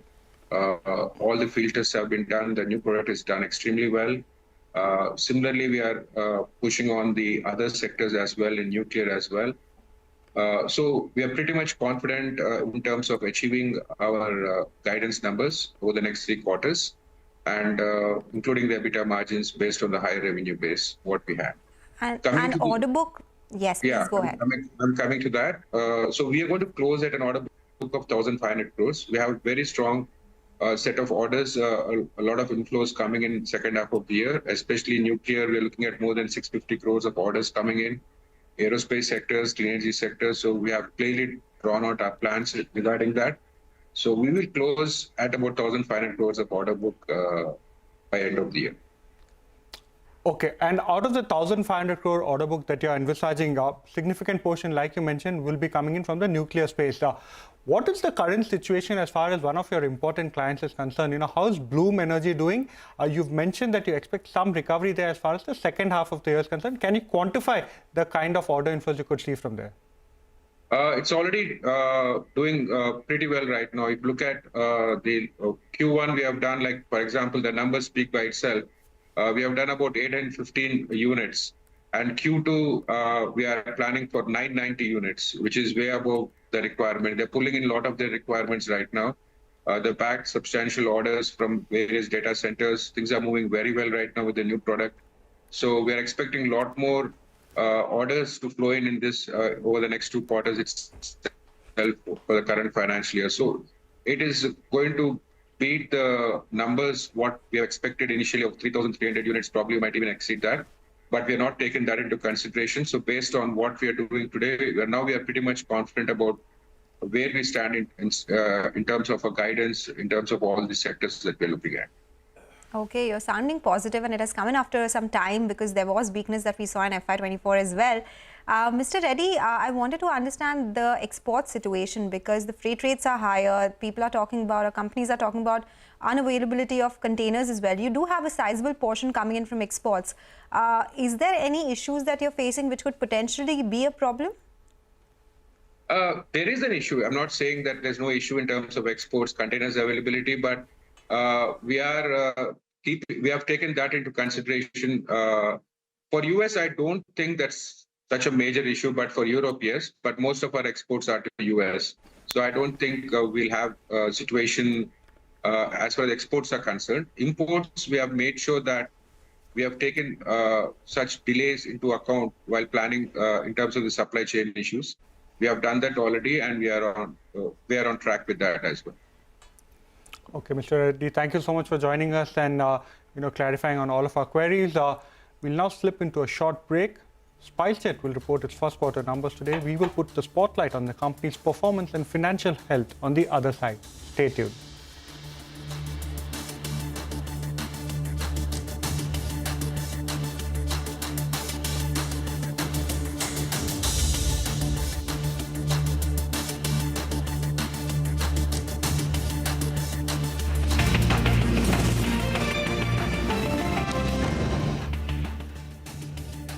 Services to SaaS, from consumer electronics to space tech, from mere programming to AI ML. Cars, two-wheelers, three-wheelers, commercial vehicles have significantly become much more expensive than they were 2 decades ago.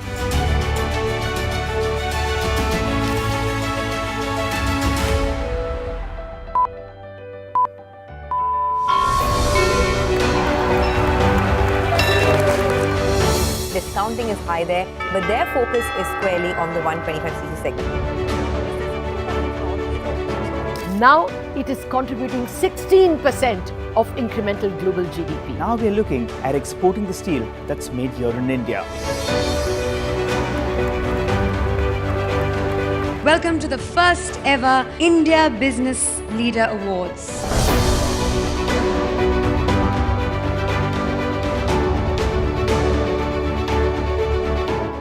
Cars, two-wheelers and vehicles generally being manufactured today are much lower on emissions and much higher on safety. India's technology industry has been at the forefront of cutting-edge innovation over the last 25 years. It's the retail which is the driving force for the market right now. Clearly, we have arrived on the global economic stage.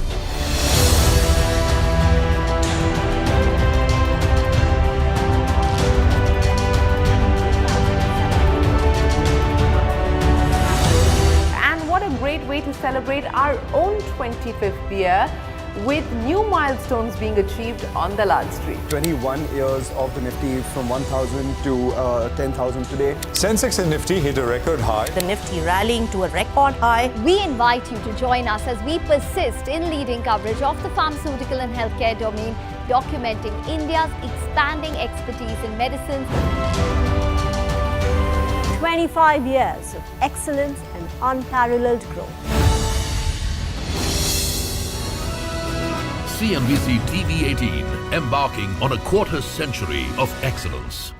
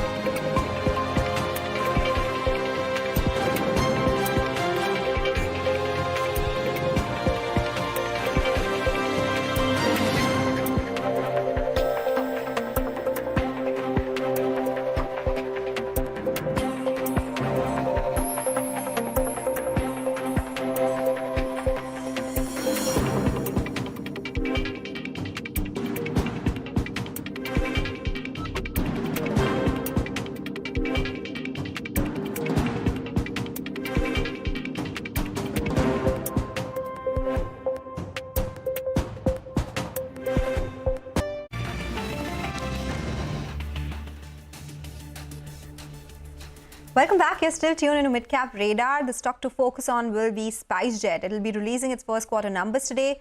What should you expect? Madhiya Mujawar is here with the airline's performance and financial health record that we know so far. Madhiya, take it away. Well, SpiceJet has been facing liquidity crunch for quite some time. So how the management plans to improve the situation is something we need to watch out for in the earnings. So far, its performance metrics are showing a declining trend, like the number of passengers carried is down from 7.4 lakh in January to 5 lakh in June. And the 5 lakh number is against 1.32 crore total passengers that were carried by all airlines put together in June. So that naturally impacted SpiceJet's market share that came down from 5.6% in January to 3.8% in the month of June. Now, all that hit SpiceJet's punctuality. The airline had the worst on-time performance among all airlines of 46% in June. And we can relate the declining passenger number and the market share to the airline's shrinking capacity. SpiceJet's available seat kilometer is down by 30% from 7.72 lakh in January to 5.45 lakh in June. Now, all this has led to a deteriorating financial health and a worrying track record. Like, SpiceJet has been making losses at net level for past 6 years and an operating level for the past 3 years. It has a negative net worth for many years and has borrowings of over 1,100 crores. The airline has lease liabilities of 4,000 crores, and that's also the reason why so many lessors are taking the airline to court seeking their payments. Moreover, SpiceJet's fixed assets value has depreciated to 2,500 crores, and the negative operating cash flow of 600 crores in FY24 also makes servicing of the finance cost of 100 crores a big challenge. So let's see what the management says in the earnings that will be released today. Thank you so much, Madhiya, for taking us through, what exactly to watch out for in terms of SpiceJet. The stock is sulking today, down by close to 1%. But that's all the time we have on this edition of Midcap Radar. Your stocks when we return.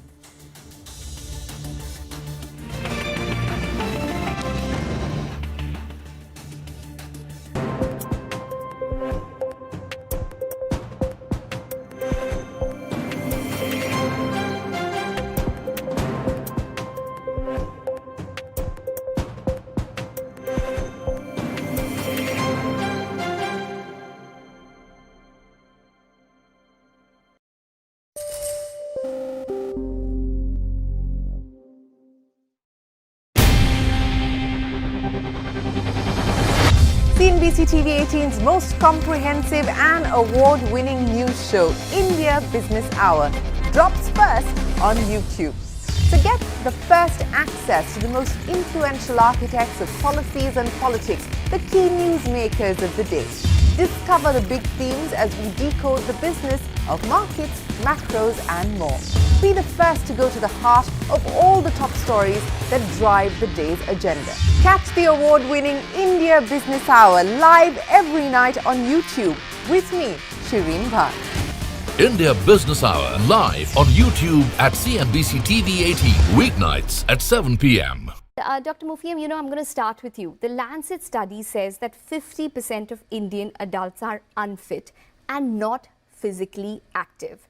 Why do you think that is the case? Hi, Ekta. Thank you for welcoming on the show. I think there are 2 or 3 reasons mainly. One, I would say, is urbanization and lifestyle. So urbanization, there was a 2023 study which actually showed that that's led to around 40% increase in lack of time for physical activities, only because people have adopted to motorization as transports, use lifts instead of climbing, and various other things. The next thing is in terms of cultural acceptances. So we as Indians don't believe, and there's a lack of mental awareness that exercise is regularly needed.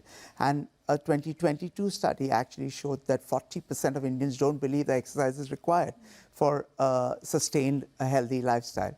And finally, there was a 2023 study that showed high stress and long working hours. So what individuals actually said is that 45% of Indians quoted that as a reason for lack of time to exercise for having a healthier body. There are 2 other factors. One is technology. A 2022 study said that there's a 150% increase in screen time. Tablets, computers, phones, people are addicted to their Insta profiles or their Facebook, Twitter, whichever handle. All right, and people don't have time to physically exercise. And then diet, like you correctly said, Ekta. There has been a 40% increase in processed food diets that Indians have consumed over the last 10 years or so. And that, including the added predisposition to having sugar. We have so many festivals and we are so addicted to sugar that that's a deadly cocktail that the Indians can ill afford. And that's why you're seeing not only one pandemic, which I believe we have already reached. We are the number 3rd country in the world to probably have obesity, but we're even number 2 in terms of diabetes. And diabesity is a bigger problem than obesity alone, because that's taking lives, affecting our loss in man hours and affecting...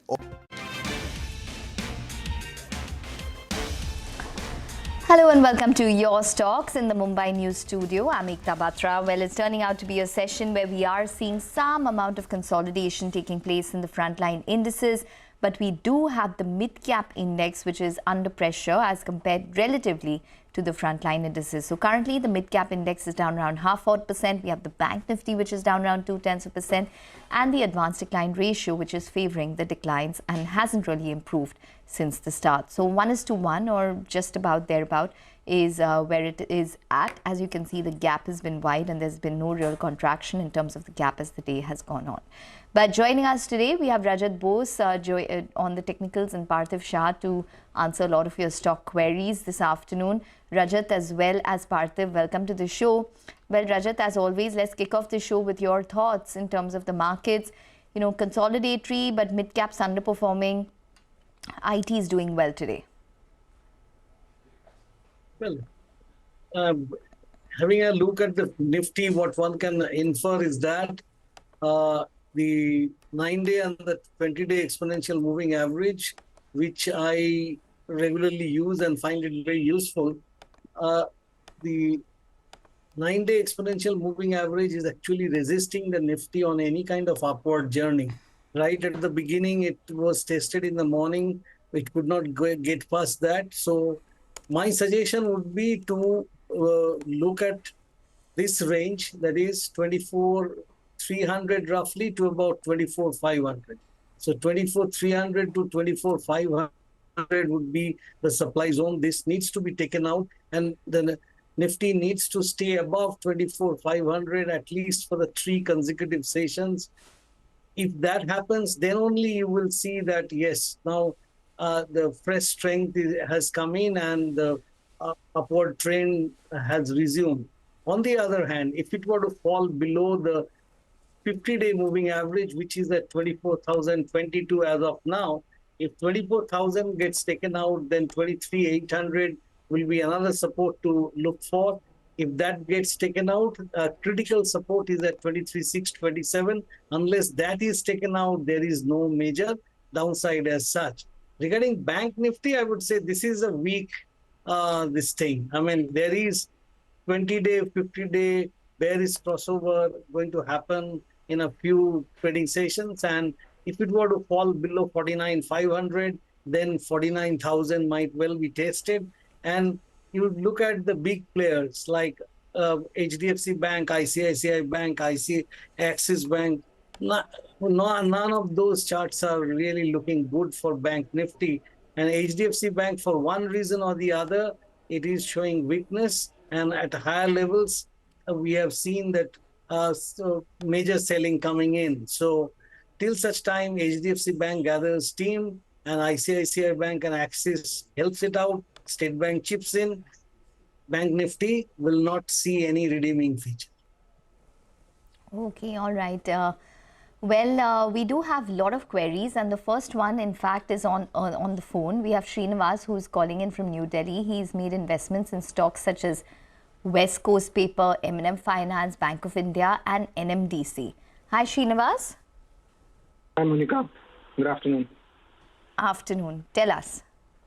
Yeah. Hi, everybody. Thanks for this call. I have, West Coast 100 shares that I bought at 745 way back in December last year. And similarly, Bank of India 700 that I bought at 139 in May 24. And NMDC and Bank of Baroda that I bought only in the month of June.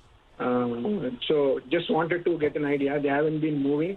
In fact, they are at a significant 20-30% loss.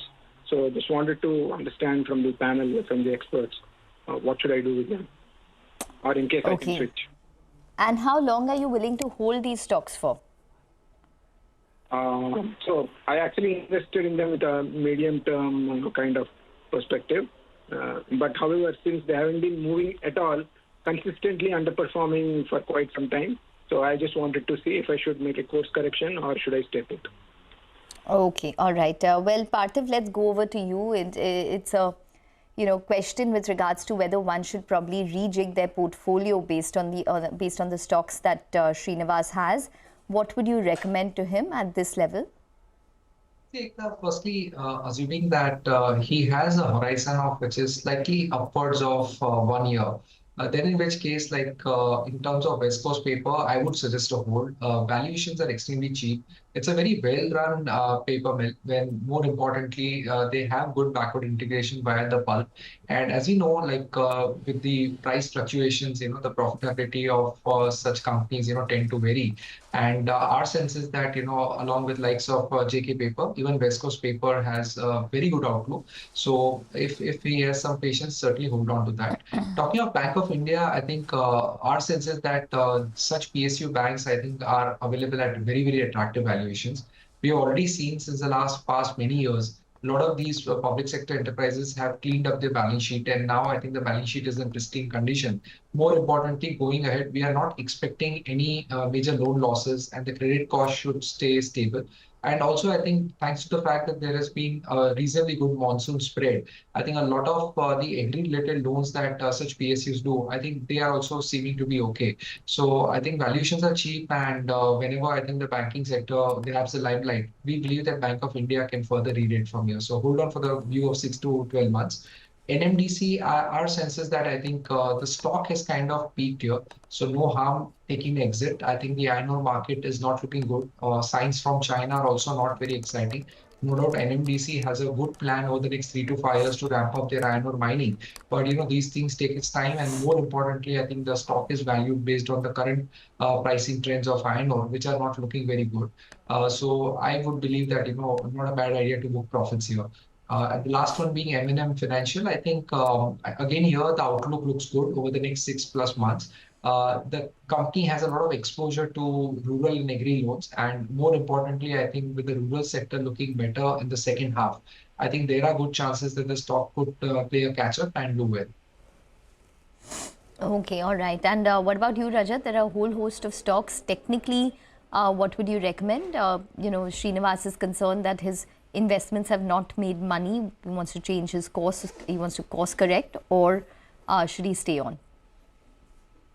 I would start with the last stock discussed by Parthiv, that is NMDC. NMDC was moving in a range, and there had been an inverted saucer, which is a bearish formation, especially when it happens at the top. So immediately, if you expect that NMDC is going to go up and cross 280 kind of levels that it reached, say, in the month of May, that is unlikely to happen. On the other hand, chances are if it were to fall below 200, then it may take support around, say, 185, 186. But I'm not expecting it to go below that. There would be a bounce back from there. So depending on your risk appetite, you can put a stop loss below 200, or you can put your stop loss at 185. And if you are aggressive to buy something else, you can get out now, because the critical support around, say, 230 has been broken. And regarding Bank of India, I would say that you don't have to do nothing much as such. I mean, here, if it were to fall below the 200-day exponential moving average, which is currently around 92, if it were to fall below that, then you exit the position. Otherwise, you can continue to hold on. But suppose if it were not to take out 130 decisively, then you can also seek an exit from this stock. And West Coast paper, what I would say is that West Coast paper, here you don't sell. You put a stop loss at 525. If that gets taken out, then you seek an exit. Otherwise, these are the ranges from where the bounce back happens. Chances are that if you see a bounce back, at least you will see 640. At that point of time, take your call. I mean, whether you would remain in this or you won't. Okay. All right. Well, that's the answer coming in on a whole range of stocks in Srinivas's portfolio. Well, Srinivas, hope that answered your question. Yeah, yes, it did, Monica. Thanks for time. Thank you very much. Appreciate it. Okay. All right. Thanks very much for calling in.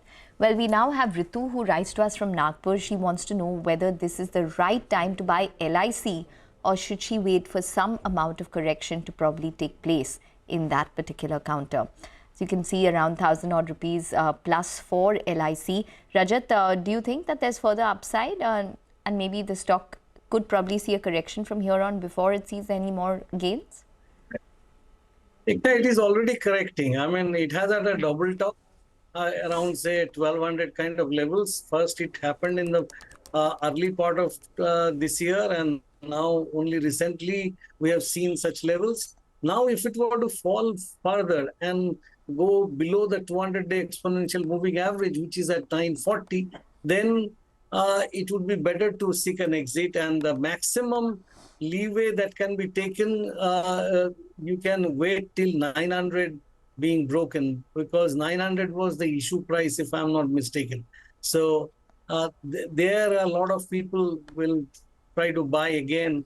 So 900 is your last stop, and our first stop will be 940. Okay. All right. And what about you, Parthiv, LIC?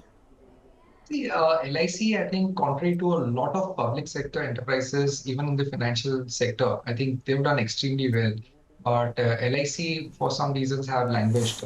And despite the fact that it's a mammoth in terms of market cap, almost 640,000 crore market cap, the free float is just 3.5%. And I think initially there were worries about the fact that the government might come out with supply, but those plans have been deferred. But if you see last couple of quarters, I think there has been slight improvement in terms of the VNB margins. And more importantly, I think in terms of the price to 100 value multiples, I think it's one of the cheapest life insurance stock, despite being a market leader in a lot of its segments. And the management has, I think, stuck its neck out and talked about the fact that they are focusing a lot on the non-par business to try and enhance the margin profile, which has been working for them. So I would suggest, I think, if the investor has a 6-month to 12-month horizon, probably valuations are not at all demanding. And if LIC plays a catch-up with a lot of other PSUs which have gotten re-rated, then probably I think 1,200, 1,300 is possible in this count. Okay, all right. So that's the word coming in on LIC. We have Shankar Mehta, who now writes to us from Mumbai. He holds 400 shares of Tata Motors, which he's bought at 680. So he's sitting on a very good profit there and wants to know what to do with this particular counter. He's sitting on a profit of around 1.5 lakhs. Parthiv, Tata Motors, any more to go, or would you recommend taking some profits off the table? Purely from valuation standpoint, I think Tata Motors is not very expensive. If you compare Tata Motors valuations, even on a trail basis, I think they're at least 30 to 35% cheaper than likes of its other peers like M&M, or for that matter, Maruti Suzuki. Our sense is that I think they've delivered a fantastic turnaround. And they are generating free cash flow in the auto business, which is something that the management had promised and worked very hard for. So even the JLR business is giving very good returns to the company in terms of free cash flow generation and the EBIT margins. No doubt, I think what probably slightly spooked the investors was last quarter, the management did highlight the fact that the luxury car market might be looking slightly challenging in the US market if there is any soft landing there, or even in the Chinese markets. I think they're expecting some sort of slowdown. But our sense is, I think, the way the company has managed its balance sheet, and probably they're looking to be net debt free in FY26.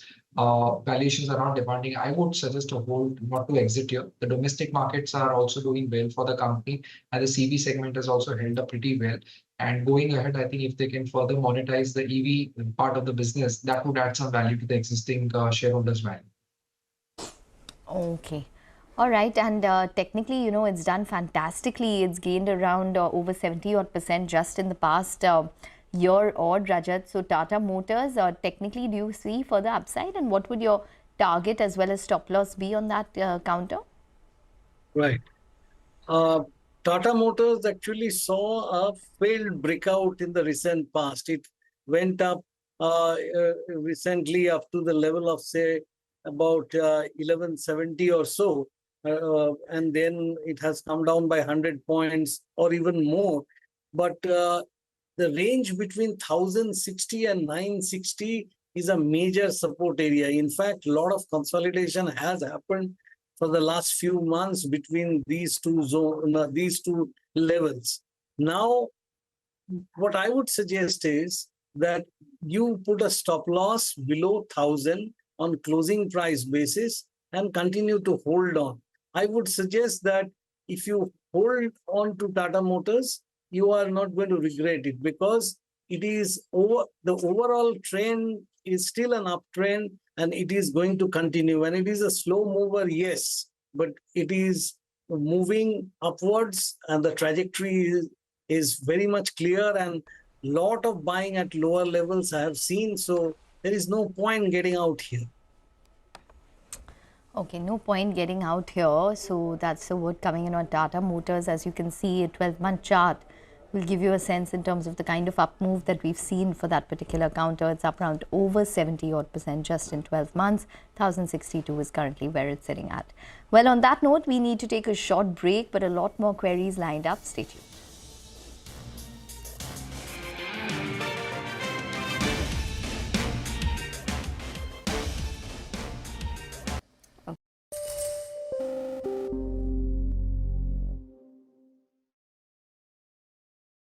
The last hour. Anything can happen between the bells. But what happens during the last hour is what matters the most. The biggest market swings. A close-up look at what's driving them. And how the investors are reacting. Watch the most seasoned market mavens guide you through the most important hour of the trading day. NSE Closing Bell. At these times, only on CNBC TV18 and CNBCTV18.com.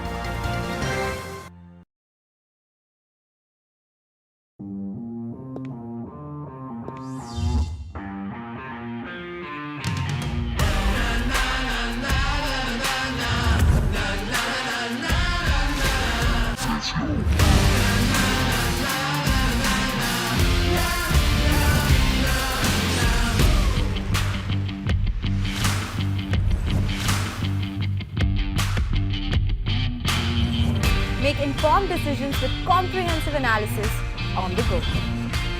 Strengthen your portfolio with real-time market updates on the go. Create effective strategies with insightful expert opinions on the go. Grow on the go with CNBC TV18. Now streaming live 24/7 on YouTube. So how can a patient distinguish between a migraine or any other type of headache? And there are many types of headaches, such as tension headaches or cluster. Welcome back. You're still tuned into Your Stocks. We have with us Parthiv and Rajat to answer all of your stock queries. Well, now let's get to another question. We have Vishalini, who writes to us from Tamil Nadu, holds 200 shares of Suzlon, which is bought at 42 odd rupees. So sitting on a good profit, wants to know what to do, whether to hold or sell. Well, now it's at around 77.4 rupees. It's been seen a good rally, Suzlon. Parthiv, let's come to you first. On the fundamentals, do you see further upside? Fundamentally, I think no doubt Suzlon has become extremely expensive. It's a fantastic turnaround story, no doubt. I think the market is looking very good for players like Suzlon and Inox Wind. A lot of global multinational competition has gone out of the market, which has resulted into a lot of incremental orders to these guys. No doubt the execution ability is also improved a lot over time. And going ahead, I think the order book, which is already swelled, is also looking good. But I think valuations out here are serious concern. So my sense is that the investor is almost doubling his money. So no harm at least booking 50% of the position and leave remaining shares for the longer ones. Okay, and technically, that stock is up, as you can see on your screen, Rajat, around 100% just in the past 3 months. So give us a sense in terms of whether one would probably want to take their profits off the table just because of this kind of rally that we've seen. I will again utter the boring word. Its rise has been parabolic. 15 months back, it started the journey from 8.50, and yesterday I think it's hit a high of 84.5. That is 10 times in 15 months, 100% move in last 3 months. If you want to see how parabolics can give you pain, just check out Rain Industries weekly and monthly chart. You will find what has happened.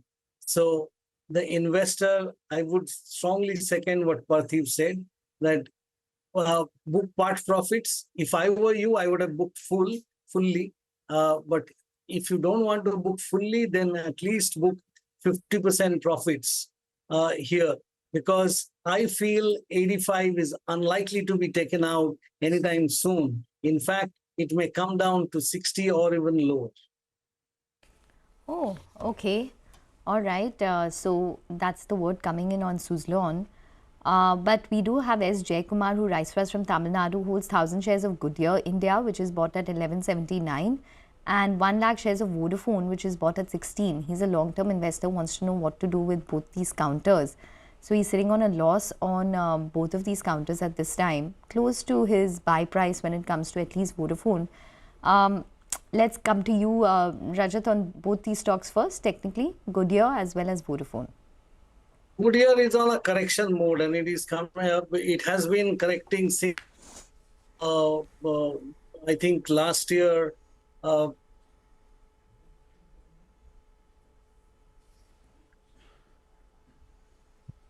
Okay. There is some problem here in the chart, so I would pass it on Goodyear to Parthiv. Okay, all right. Parthiv, over to you on both of them, Goodyear as well as Vodafone. See, on a lighter note, Goodyear is certainly not having many good past years, and the stock has not done anything for its shareholders. If you look into the Indian tire market, I think it has created a lot of value, and a lot of value has been created by the domestic incumbents. And Goodyear, despite its multinational pedigree and strong parentage, I think has really struggled in the country. Hardly they've gained any market share. Not only that, they've been losing market share. So not the best of the tire companies, even in the replacement market, also the share is not looking very good. So I would suggest the investor to switch into something like Balkrishna Tires, whose outlook over the longer horizon looks a lot better. Vodafone Idea, I would term this stock as a high-risk turnaround story. The reason why there is high risk is because we all know the fact what sort of debt the company is laden with, and no doubt I think government is also now a stakeholder in the company. Plus, I think the AGR due verdict has still to be one is still waiting on that, because again that has been put up on the courts. And more importantly, if there is any sort of respite in that to the tune of 30 to 40,000 crore, which is what is expected, then I think it will really help the company. They've successfully raised funds, and now they're deploying almost 15 to 20,000 crore to increase the 4G and 5G network presence. They're smartly churning a lot of customers, subscribers into the 4G domain, which is helping their ARPUs, and the ARPUs have improved quarter on quarter, but still a long way to go as a turnaround. So any major gains the investor sees, not a bad idea to book profits. Okay, all right. Now we have Ram, who writes to us from Chennai, holds 200 shares of Rain Industries, which is bought at 173, wants to know what to do, book his loss or invest in some other quality stock. Well, Rajat, let's get this answered by you. Rain Industries, which he's bought at around 173, so he's sitting on a loss there. Have you looked at the technicals for this one? Yeah, Rain Industries in the recent past has been in a range-bound situation, and Rain Industries is not performing fundamentally. It is, so far as I know, it actually showed losses in the last quarter, although it has given a rupee dividend. but I would suggest getting out of it and get into some other stock around the same price. You can get a lot of other stocks to buy. I'm not recommending any particular stock as such because I feel there would be more correction in the market right now. But as far as rain is concerned, definitely one should get out of it. Okay, all right. You're recommending to exit Rain Industries. Well, Parthiv as well as Rajat, we're going to wrap it up on that note. Thanks very much for joining in and taking us through all of those questions. Well, as we wrap up, here's a quick programming note. Global investor, author and columnist Ruchi Sharma in his latest book argues how a more restrained government in India has been generating faster growth. He also talks about India's stock market performance versus the rest of the world, but highlights a critical flaw in his latest book, What Went Wrong with Capitalism. To know more, tune into CNBC TV18 for a freewheeling chat on global markets and the Indian economy later this evening at 6 p.m.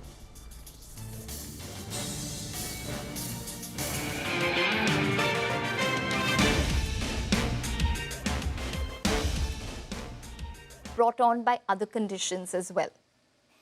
Yes, the common headaches with which migraine can get confused are what is known as tension headaches, the sinusitis-related headaches, and much rarer are what you mentioned, cluster headache and new daily persistent headaches.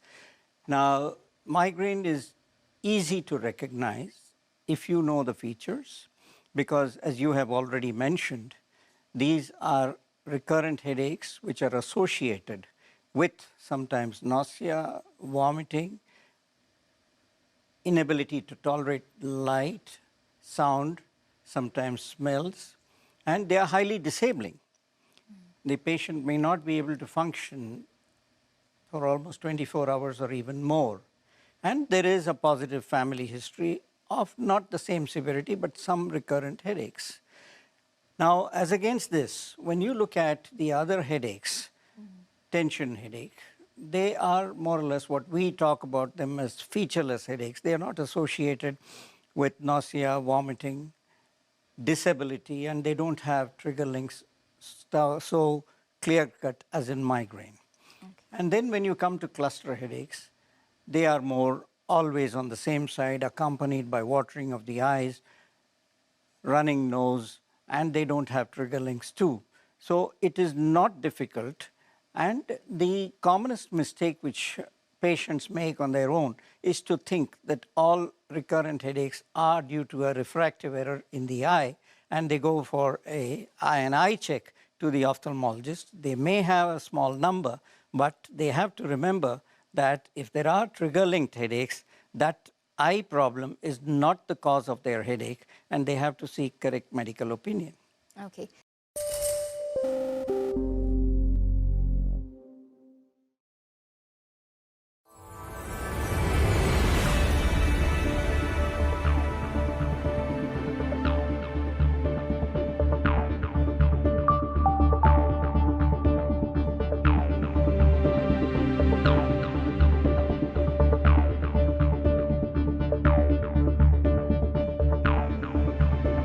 Absolutely. Look, this is something that the president supports. He supports eliminating taxes on tips for service and hospitality workers while also raising minimum wage and preventing the wealthy from gaining the system. And if you think about what the president has talked about the last 3.5 years, making sure that we have an economy that works for all, not leaving anybody behind, an economy that's built from the bottom up, middle out, the president has been fighting, and the vice president has been fighting to do just that.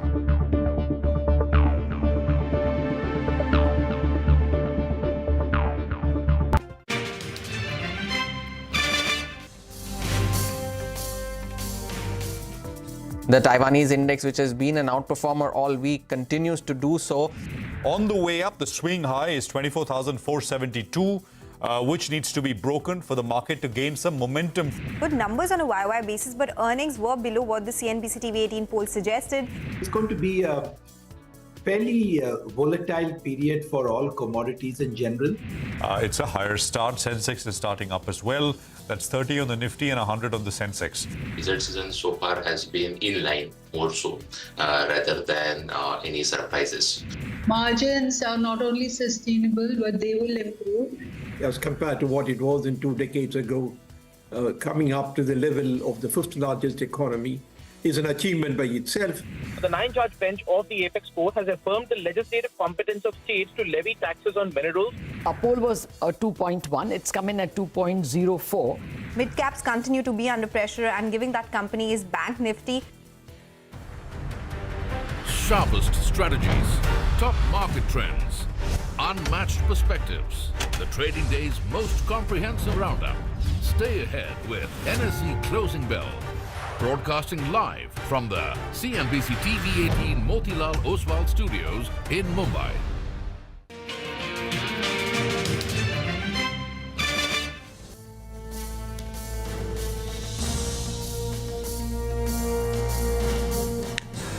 Well, this is Closing Bell, last hour of trade coming up, and it is not a very exciting day because it's been flat from the morning. 20-point change on the Nifty is what you have. We're coming to you from the CNBC TV18 Motilal Oswal studios. I'm Prashant. With me, my colleagues Reema and Surabhi here. Nigel is joining us from the newsroom. Guys, hi, good afternoon. Hi, good afternoon. Not exciting if you're looking at the index, but there are so many individual stocks which catch your attention and news flow surrounding metals, mining, lots of earnings reaction. And I want to start with some good news, and this is what I was telling Prashant just before the show began, guys. I mean, I don't think we spent enough time talking about good news. So the ICMR, in association with Panacea Biotech, which is a listed company, is in the 3rd phase of clinical trials for a dengue vaccine. And we all know that we could do with that. It's a big menace in the country. So I'm looking for good news as we get into the last hour before the midweek break. Guys. You know, every day in the evening, there's this fumigation business which, so, yeah, I mean, so vaccine is welcome, absolutely. But let's just quickly tell you what's going on, which is not very much, frankly. The Nifty is flat. There is no real momentum either on the upside or on the downside. You know, the levels we put out, we've not come close to getting to those levels on the way up or on the way down. So very calm and flat, and it's a market holiday tomorrow. So I think, generally you're kind of mindful of that. Global cues had not mattered for a while till they started to matter last week. And that kind of broke the momentum in many sectors. Tonight, out of the US, you've got the US core CPI. And who cared, right? But you had the jobs data, the last monthly jobs data out of the US, and well, markets did care quite a bit. So maybe there is that at the margin as well. Market breadth is negative. Small cap index is down 0.6. The mid cap index is down 0.5. If you want to look at where the pressure is, it's PSUs, it's metals. I mean, PSU metals, and the combination is down as well. Pharma, of course, is the other sector which is seeing some cuts. And IT is the only big sector with gains of over 1%. Actually, it's picked up gains a little bit more. We'll talk about this one. So it's generally quiet out there. But there is, in terms of single stocks, not as much as yesterday, but in many cases, there is violent stock reaction in response to earnings misses, and we'll sort of take that forward as well as we go along. Reema. Well, a quick check on the mid and small cap index. Both those indices are down close to about 0.5%. Negative advance decline ratio to boot today. And in terms of the stock-specific action reacting to news flow on the way down, you've got Piramal Enterprises down more than 10% now, HEG 8% gone, Landmark Cars, Texmeco Rail, eClerx. These are stocks with a negative tick post the numbers. On the way up, you've got Marksons Pharma, big mover, reacting to a good set of numbers. SJVN and Nykaa too is up nearly about 3%. And I think Hindustan Aeronautics numbers were also up for you on your screen. It's been a big mover. But in terms of revenue and EBITDA gain, it's been in, I think, low double digits. But there is this big other income which has boosted the profitability. Yeah, volatility on the stock as those numbers play out. On Piramal Enterprises, of course, we'll discuss the stock as we go into more details with our guests. But I think the worries that some of the broking notes are pointing out is the fact that a lot of the growth has come in from the retail book. And in a little part of that retail book, at least, there's some asset quality stress that seems to be building up. And that's one major reason why we've seen such a severe reaction on the stock. We'll discuss it as we go forward. Otherwise, I mean, on the large cap screen, what's holding up the green side are some of the large technology names. So your TCS, HCL Tech, Infosys, these are ensuring that there is no wider fall. Some of the consumer stocks like Titan, they've sort of reversed course. Titan was lower in the morning. Now it's again tracking gains. So that's building on, yesterday's session, day's high on Titan. So that's not looking too bad. Some of the auto stocks that have been left out in the red in the last few days, they're coming back. Bajaj Auto, Tata Motors, these would be some examples. So this is why we're not getting a wider decline. But other than that, pretty flattish trends. That's what we've got going. But Nigel, I guess mid-caps, they've been disappointing right from the start.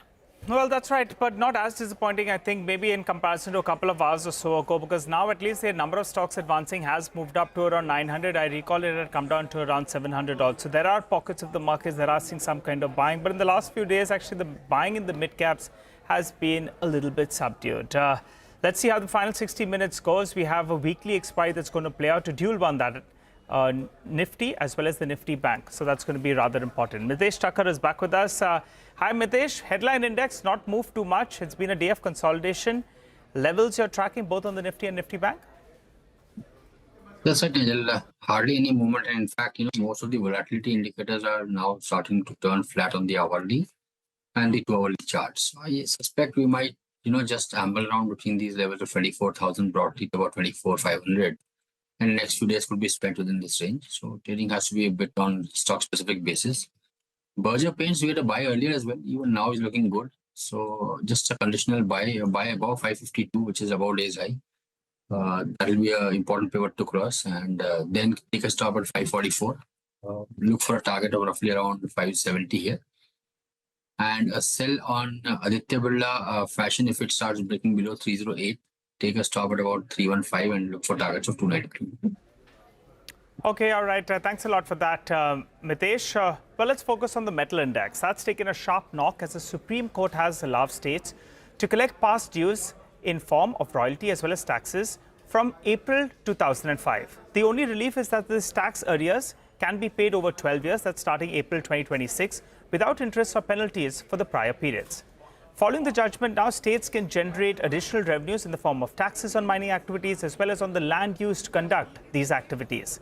Let's move straight to the stock impact then. The biggest loser is Tata Steel, as it had a provision close to around 17,300 crores as contingent liability against the claims by the state of Odisha if applied retrospectively. This amounts to nearly around 10% of the current market capitalization, but you need to keep in mind that the stock already corrected close to around 20% from the recent peak, and it was weak post the Q1 numbers. Hindalco, well, they spoke to CNBC TV18 and they said if taxes are levied retrospectively, then it's unlikely to affect them as they do not have any pending claims.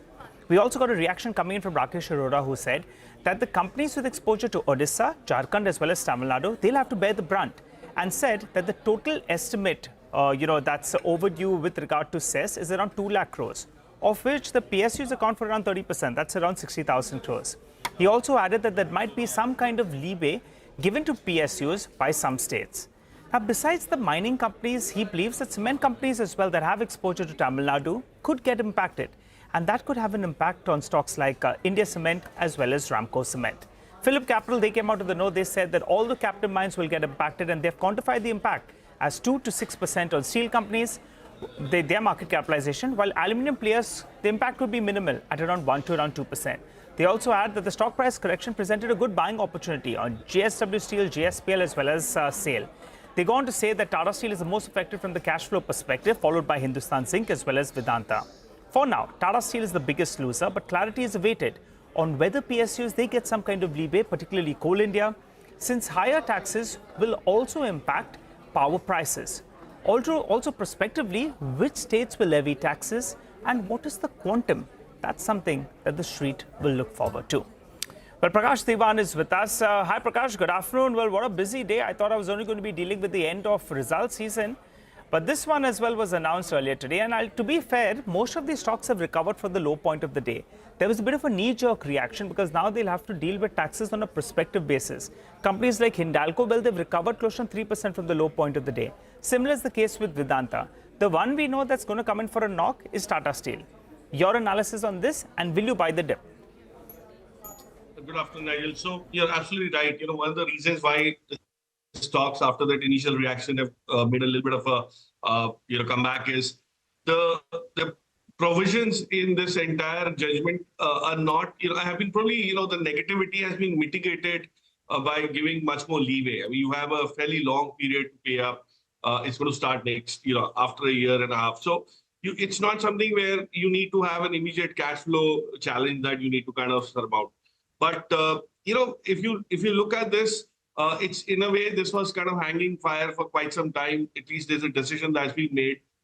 It's unfortunate that it's come at a time when a lot of the ferrous guys are struggling in terms of, pricing and demand upticks. But I would believe the more integrated players like JSW Steel, even JSPL to that extent, would probably be very good buys if you're looking at least a 2-year horizon and if you don't have exposure to that. Tata Steel will also recover, of course, but of course, the impact is slightly more than the other ones. I would believe SAIL might end up getting a little bit of a respite in at least one of the 3 states.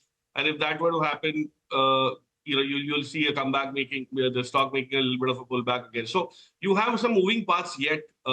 Wait for the dust to settle.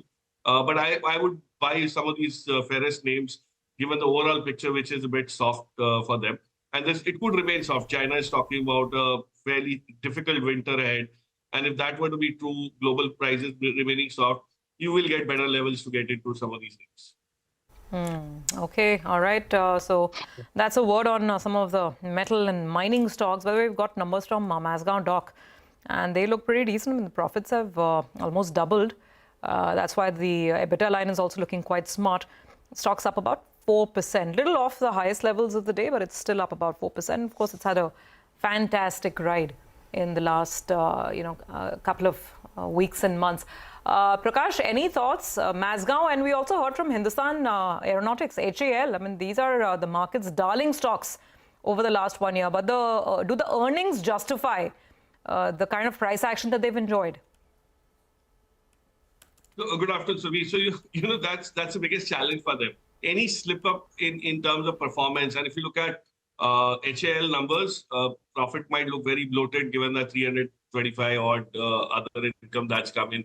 The EBITDA margins and all are still kind of in that early teens. It's not even something which has grown very significantly. So for them to justify these PE multiples, it's primarily on the order book basis that people have bought into it. And these numbers will actually bring the reality home that it's going to take much longer than what you anticipated for all those fabulous looking order numbers to be executed. So I think it will automatically have a reset. The P multiples will have to come down, and that's going to be a painful part for a lot of people who have bought at much higher levels.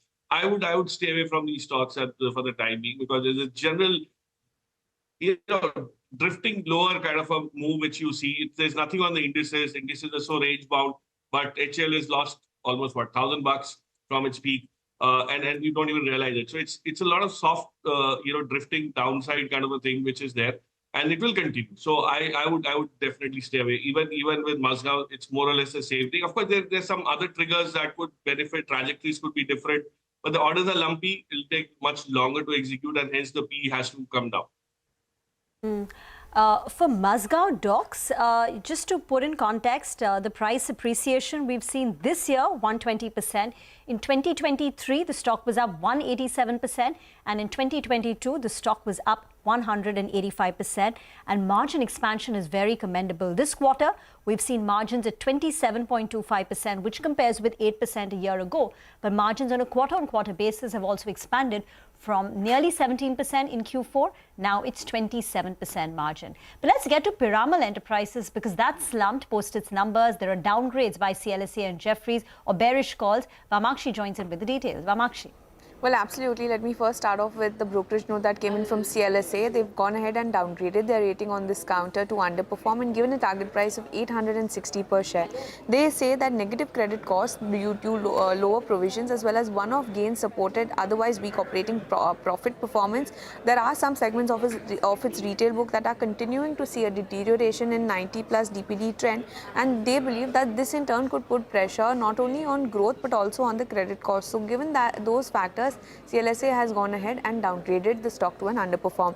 Jefferies too has an underperform call on Piramal Enterprises. They've given a target price which is lower at almost 805 rupees per share. They say that low interest earning assets continue to weigh on their names, but at the same time, their OPEX to AUM stays elevated. So again, that is a pain point for the company. The company also utilized nearly 260 crores worth of its provision overlay in the first quarter, and as a result, the net profit looks better, but the core net profit is much below the estimates, and that is mainly on account of a miss on the NII. They're expecting earnings recovery to be slow, and ROA is expected to be below 1%, and ROE is expected to be below 4% in FY25 and 26. So things don't look so good, and as a result, the stock is declining in trade today.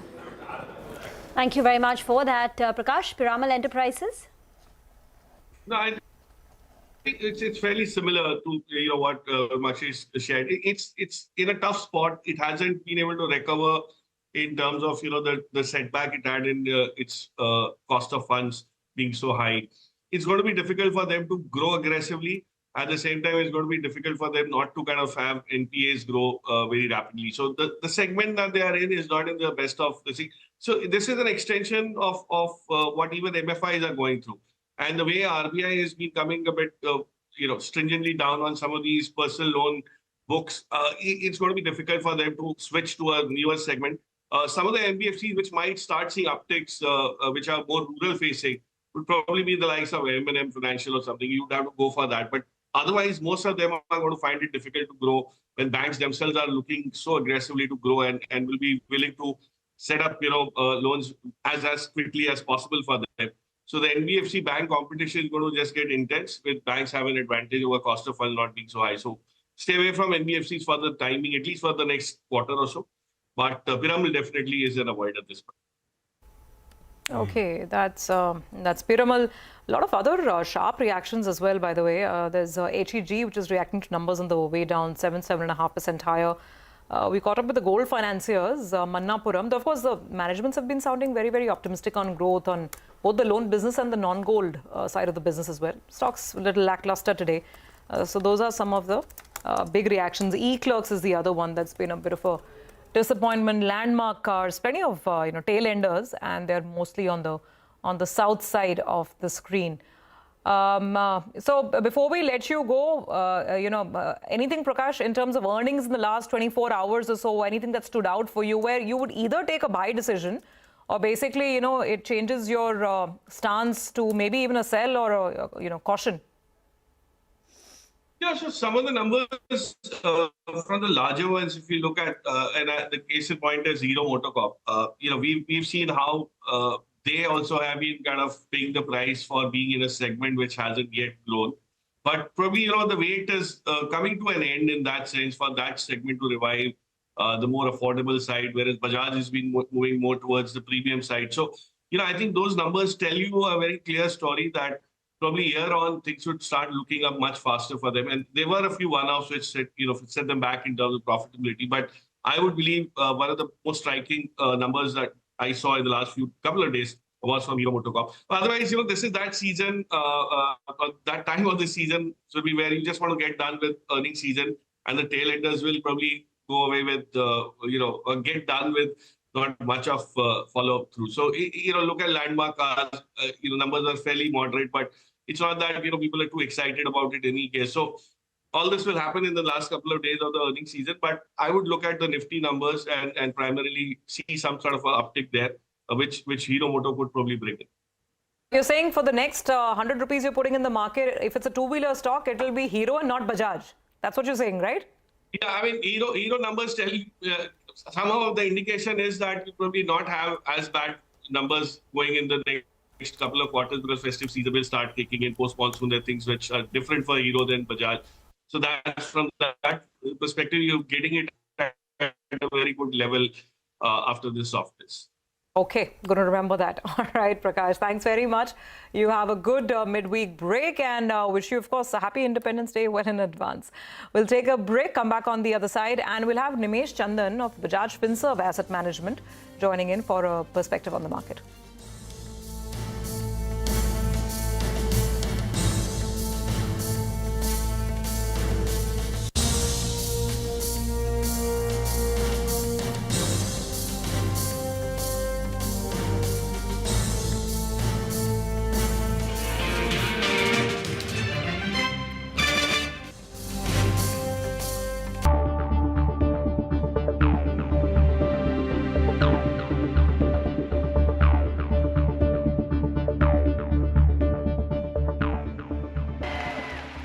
always, my promise to everyone here when I am president, we will continue our fight for working families of America.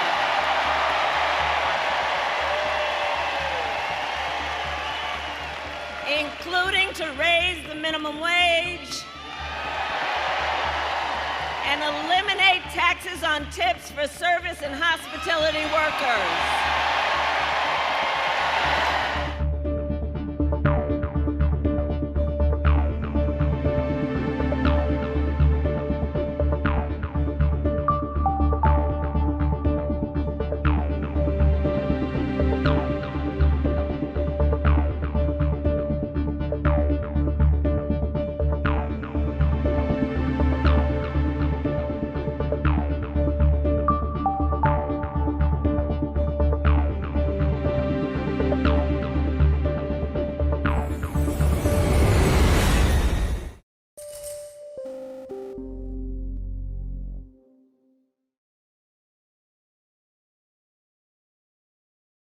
Well, you've mentioned trigger links, and that's quite an important part of migraines, a trigger which results in a migraine.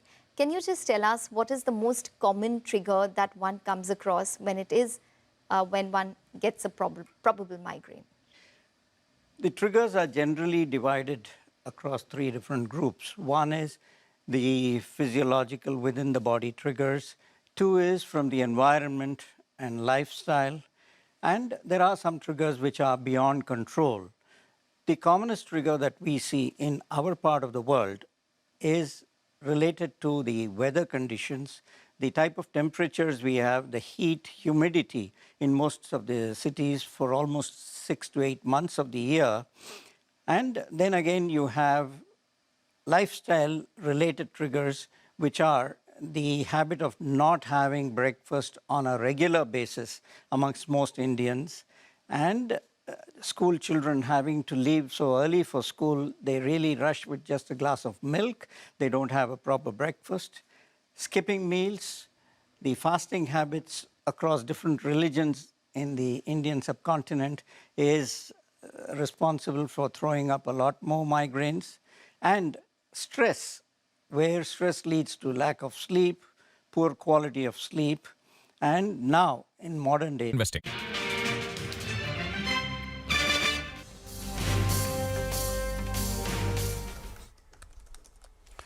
Okay, well, let's welcome in Nimesh Chandan, who is now with us of Bajaj Finserv Asset Management. Nimesh, welcome back to the program. Thank you very much for your time. Prashant this side. You know, the common refrain is that it's a little bit confusing because markets have done so well. You know, what next? We're at that stage where flows are unrelenting, but people are also kind of struggling to find newer ideas. You've been kind of maintaining for the last couple of months that one needs to be a bit contrarian now, right? You've advocated large caps over mid and small caps. You've kind of said look at sectors which perhaps investors have ignored, although there's very few there. But I think you've highlighted chemicals, CRAMS potentially. You know, just sort of what's the lay of the land to your mind now in terms of where we are? Because we are coming off a bit of a sort of volatility as well, which was quickly put back behind and the markets moved on. Although it looks like in many sectors, momentum is kind of broken. You know, you look at what's happening with PSU defense, for example, that one-way trajectory seems to be at least taking a halt. It's just been 1 week, so maybe I'm speaking too early, but what are your thoughts? Hi, Prashant. Always good to be on the show. Well, the view is the same, actually. So if you want a cautious voice towards the market end, I am it. So the view is the same, that markets have re-rated quite a bit in the last 2 years, especially the mid-cap and small-cap space. So risk-reward seems better in large caps currently compared to small and mid.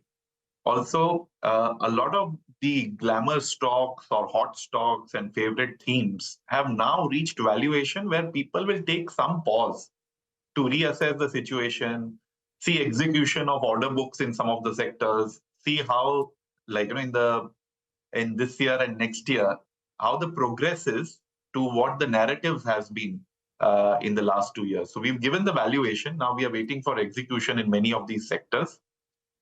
clearly in this result season, you would have seen that companies, especially in mid cap and small cap, if they are not meeting their expectations or not able to,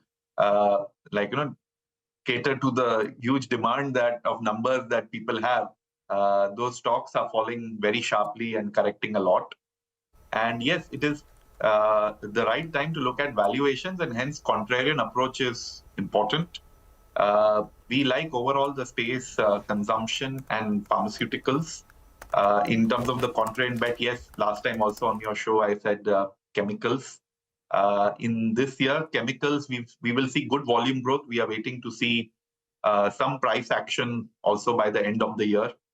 And many of them have re-rated since the first time I came on your show in the beginning of the year, when I said this is a good opportunity to look at them. And overall favorable for domestic more than international. Some of the international business, I'm very cautious. So IT is an avoid for you in the international business. And how else have you positioned your portfolio for this caution that's evident in your voice? Have you upped your cash levels or paused fresh investments or at least brought them down? Yeah, so interesting thing is we don't take cash calls. What we do is we move to areas where we find more of a defensive growth or defensive valuation. So as I said, pharma and consumer are suddenly the areas where the growth is quite good and the businesses are defensive and the valuations are attractive. So this comes as a very good package for us. So moving from, say, a very capex-oriented portfolio in the last year, we have moved in the last few months towards pharma and consumer. So those would be our high overweights. Definitely, we are a bit cautious on IT, and so we are underweight on IT, and we have maintained this underweight for last 1 year now. See, these are B2B businesses. If the client sees some slowdown in their geography and some pressure on the business, there could be some pressure on these businesses too. Growth rates are slow, although now I think for the next 2 years, even the Nifty growth rate, profit growth rates are going to be a little slower than what we have seen last 2 years. So we are a bit cautious because we are watching the scene internationally, how it unfolds. Looks like the slowdown will be more protracted, and that means there could be some disappointments going forward with external facing companies. Hi Nimesh, good afternoon, and this is Nigel on this side. Good to have you on the show. Nimesh, I wanted your view on the metal stocks. A few months ago, everyone was going gaga about it. People were telling me about the good use of copper, zinc, silver, all sort of that. And when the street gets a consensus buy call, that's when the bad news comes in. Some of these stocks have corrected 20-22% odd from the peak. Stocks like Hindustan Copper are down 30% from the peak. When you see too much of pessimism that's coming in there. You are absolutely right, Nigel. A few months back, there was a lot of excitement about commodities. Maybe some recovery from the bottom was seen, but it looked like a very short-lived recovery. Surprisingly, so you've touched upon a very interesting point. Surprisingly, the last couple of months, we've seen that not only metals, but also soft commodities have corrected sharply. So you see internationally, wheat, corn, soybean, all these commodities, along with tin, copper, zinc, they are either at their 52-week low, or some of these commodities are at like 5-year lows. And that shows that there is some risk off and caution within commodity markets. So the commodity markets are signaling that they are preparing for a sharp slowdown globally, and they are not expecting the global capex to be great. And I think equities should take that signal and be a little cautious about these external facing sectors. Okay. Nimesh, hi. So, overall, what's the sense that you get from the markets at this point in time? Of course, domestic investors have learned to buy each and every dip, and money's coming in every single month, every step of the way. But could there be a possibility that we get into a period of more tempered return, something that especially newer investors have perhaps not seen? I mean, overall on the market, what would your expectation be from, say, the next 12-month perspective? I think patient capital is what will win. So ultimately, patient capital, which is looking at good returns, participating in the India growth story, having a minimum investment horizon of 3 years, I don't think that there is any worry for those investors. Obviously, portfolios, depending on where the valuation and the growth gaps are there, will shift there. See, last couple of years have given quick profits and almost broad market has gone up. So everybody thinks that we will see very high returns and quick returns in equity markets. I think that's going to, those people are going to be disappointed. Markets now bull rally will continue, but bull rally will have its corrections. It may have a flat movement for some time. And certain areas where expectations are high, valuations are high, even a small disappointment is leading to a sharp fall. So it is time to be patient. It's not time to be negative or not bearish, but it's time to be patient and have some realistic expectations. India is on a very strong journey. The corporate sector, the economy, on a very strong footing. But it just requires patient capital to make money. Nimesh, what about these new age tech companies? The investor appetite for new age tech companies has gone up over the last couple of months. Some of them have shown the profit potential, like a Zomato. Look at yesterday's listing, First Cry, 50% up on day one. Ola Electric has had a pretty dream debut. Are you comfortable buying any of these new age tech companies? Definitely, many of these companies have shown good numbers. So people are rewarding them for the good numbers that they are doing. Some of the business models have really delivered good returns. So they are getting rewarded, and we've seen them move up by about 100% to 150%. Among the new listings also, we've seen a good debut for many of those. However, I always get a little worried when people start generalizing on things like whether it is new age tech companies or PSUs. Whenever people generalize, they pay the wrong price. So not all businesses deserve a high valuation because they are in a particular category. You have to go business by business. I know this is a very boring answer, but it is true that you have to look at each business on its merit. And just because something is a new tech doesn't mean you give it high valuation. Concepts do get higher valuation because they come with a certain promise or a narrative. But ultimately, if the business model is good, the execution is good, they sustain their valuations. Otherwise, the others don't. So to round this off, Nimesh, let me ask you to get more specific, right? You're right. I mean, new age companies as a basket is a very wide, sort of a selection of businesses. So leave us with the new age themes that you think have serious wealth creation potential if the companies play it right. I mean, is it EV that you'll look at more closely?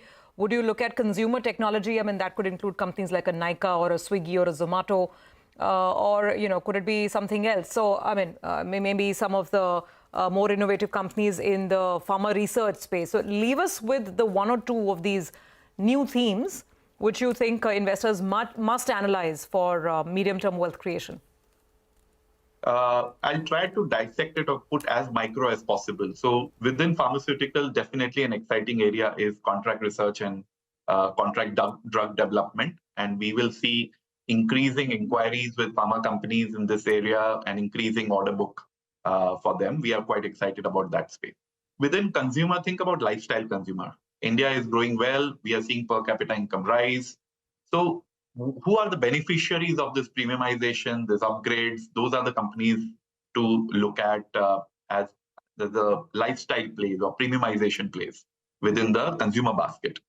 Within tech, obviously, we are a little more selective, but go with companies now which are executing well. There is a good story behind them. We need to see good execution. We need to see good monetization. It is not just about having huge losses now. It is about making some money. You should have a product or service whether if it's so good, the customer should allow you to make 1 rupee profit at least on that. So look at those profitable companies and see who's executing the idea well. Having just a concept. I think we lost a line there with Nimesh. But yeah, point taken, Nimesh. If you can hear me, thank you very much for joining us and running us through that perspective. Caution on the table. And I think it's kind of well taken. Even though people have gotten used to an up and up kind of market, it's important once in a while, at least, to put some of that on board. That's not the usual state of affairs. We've been in a extraordinary time period over the last couple of years. All right, we'll take a quick commercial break here. It's 3 o'clock, 30 minutes to go for close. We'll come back. We'll tell you what's being spoken about in dealing rooms on D Street Chatter. Nimesh helps us with that. We have some trading ideas as well. Stay tuned.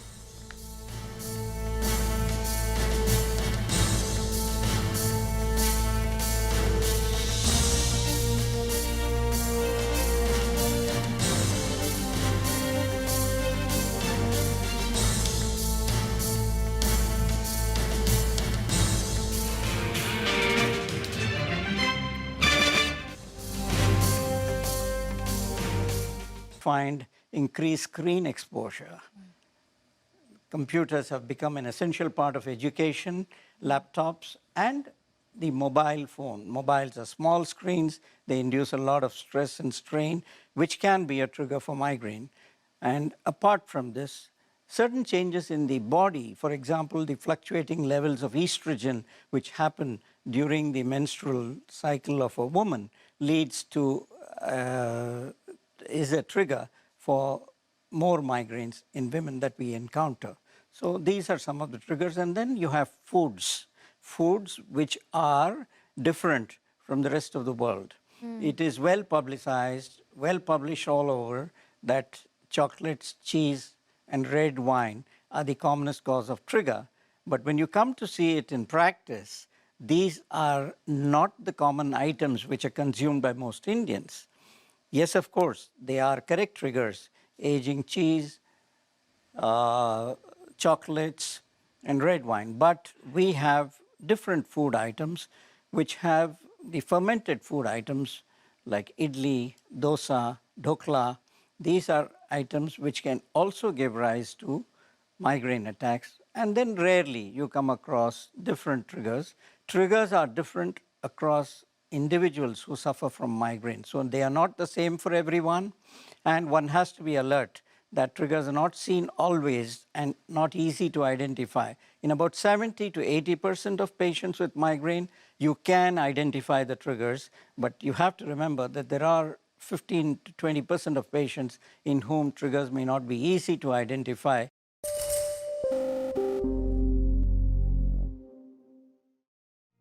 What does it take to build India's largest startup platform? It takes a journey of starting out as an unknown and ending up as unforgettable. It takes more than 2 decades of celebrating the most influential and influencing the most celebrated entrepreneurs. From chronicling the stories of India's startup universe to becoming a success story in itself, as India's longest running show on startups and entrepreneurship, celebrating 21 action-packed years of building India's biggest. Welcome back. Keep an eye out on Sarda Energy. The stock is now up close to 9%. Yesterday as well, the stock was up 5-6%. The street believes that SKS power that was pending at the NCLT, that's going to get the go-ahead, and that's why the stock has rallied close to around 15% in just 2 sessions. Even though the metal index is weak, that one has moved to the high point of the day. But it's a good time to get in. Nimesh, that's sort of a day we've gone nowhere actually from morning. We're more or less flattish, but plenty of action in the broader markets and some nervousness as well. Tell us what you're picking up. So there is nervousness, and especially in the broader market. So the breadth seems to be quite weak today. But I guess the Nifty is range bound also because the flows are quite mixed as well. For the last couple of days, I've been saying there is a large selling at a leading FI desk. Today, I think to some extent that's been compensated by buying as well. So from a flow perspective, from a larger FI perspective, it's both buy and sell as well, is what I understand from a flow point of view. I guess, broadly from a broader market point of view, there is a sense of, lack of participation from the domestic funds and from retail investors. That shows the reason why you've seen very sharp corrections in individual names, even in the broader market stocks. Basically, the DI seems to be quite inactive, and there is lack of buying from the domestic and retail investor. That explains a bit of softness in the broader market stocks today. I guess, the other sign of a bit of market weakness is, look at this first 3 days of this market. Every day we got 110% down correction stock. Sun TV was on Monday. Not very howler of a number, but just marginally weak, but just because the stock had rallied so much, ended 10% lower. Yesterday was Aarti Industries. Just a cut on the guidance, the stock gave up 15%. And today is Pyramid Enterprise. a marginal miss on numbers and the stock is down 10%. Not the numbers were bad, but because we had a bit of a preemptive rally on those names, we've seen a sharper correction. So now I think the market is looking for negative news and reacting more sharply. Divis is another example.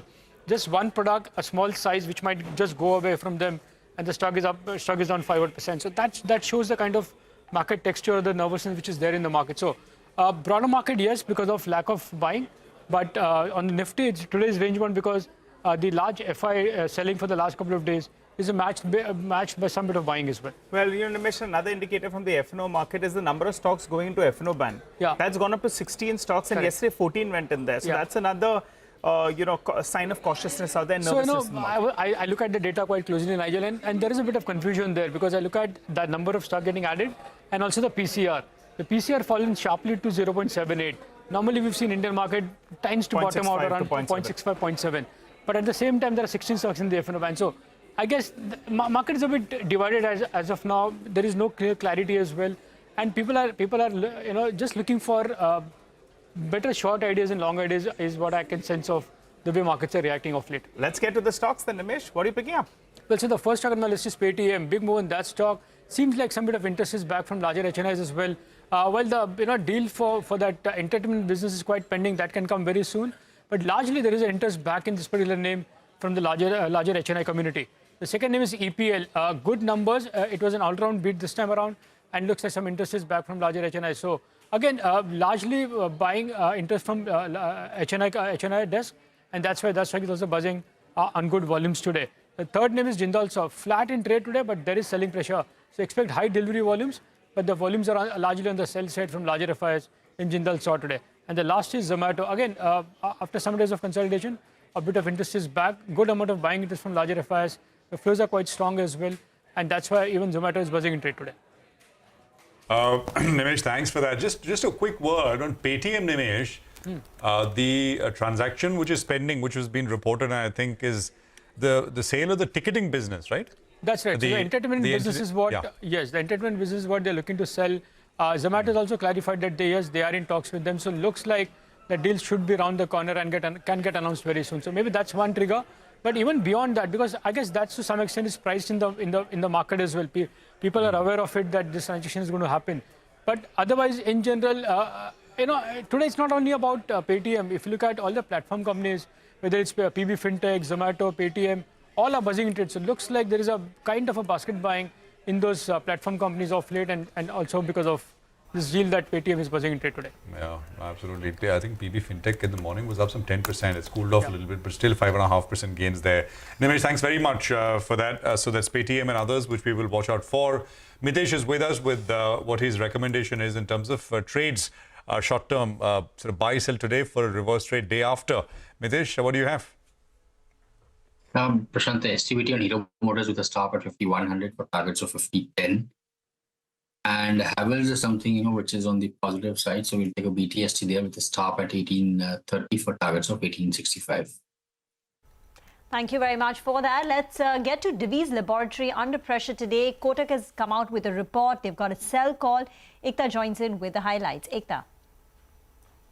Well, yes, Divis Labs is in focus on account of a Kotak note. They've retained their sell call and a target price of 3,600 rupees. Now, according to them, one of the biggest concerns about Divis is that there could be earlier than expected generic competition in one of the drugs called Entresto.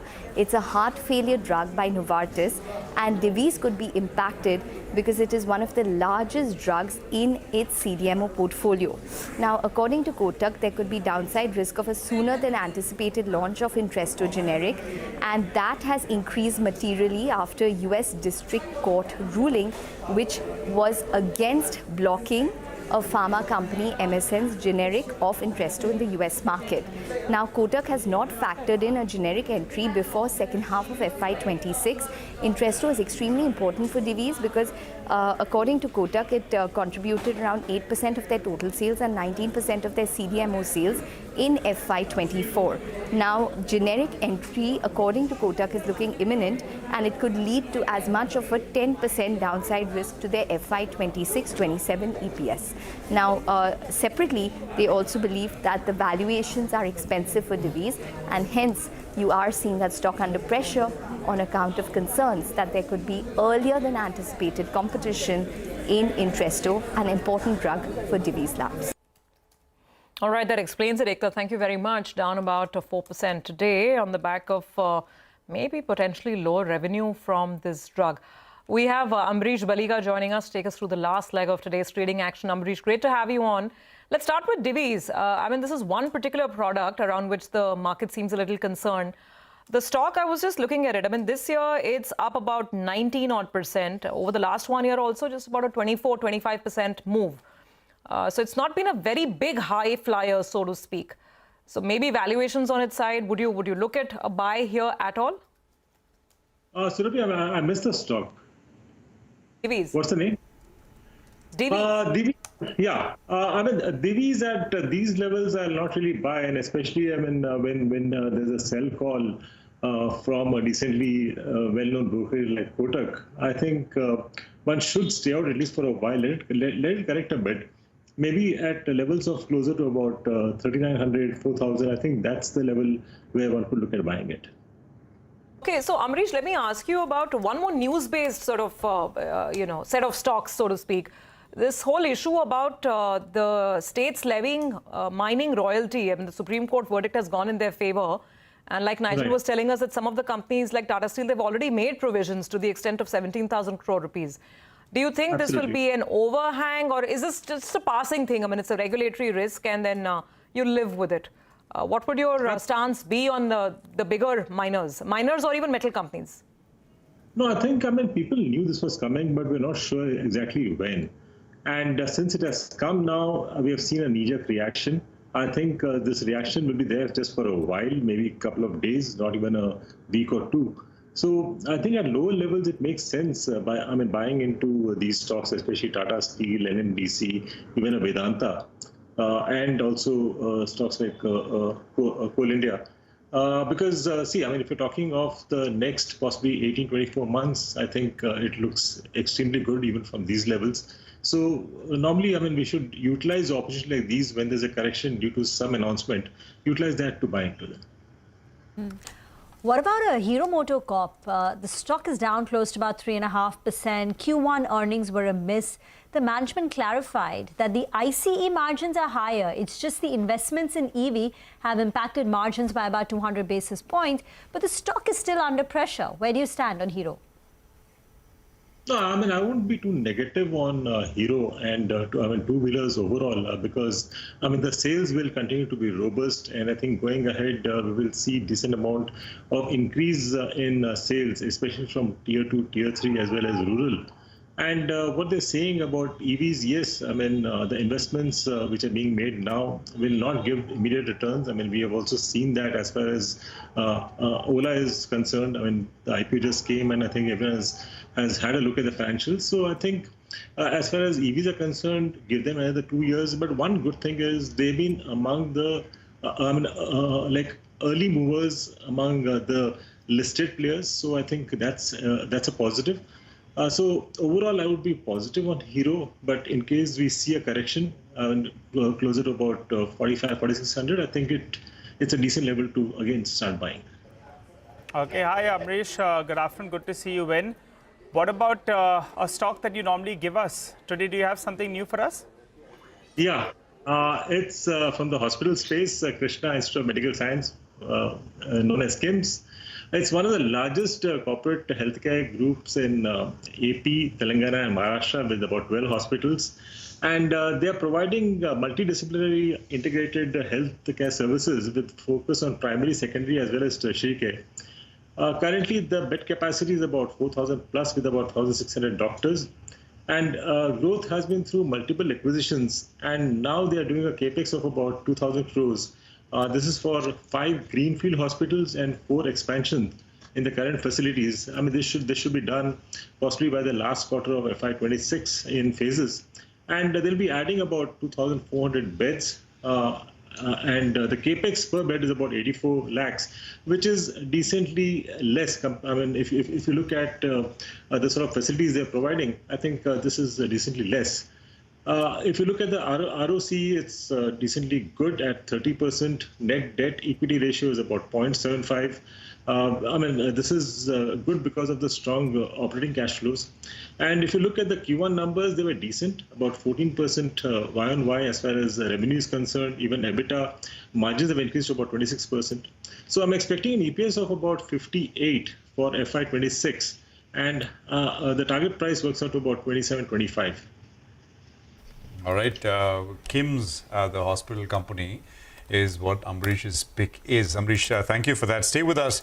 We'll take a quick commercial break here, but we also want to remember the big bull, Rakesh Jhunjhunwala, on his second death anniversary. Always an India optimist, someone we actually spoke with throughout, over the last 25 years here on CNBC TV18, and a day where we all miss him. Just leaving you with some images, some pictures of Rakesh Jhunjhunwala.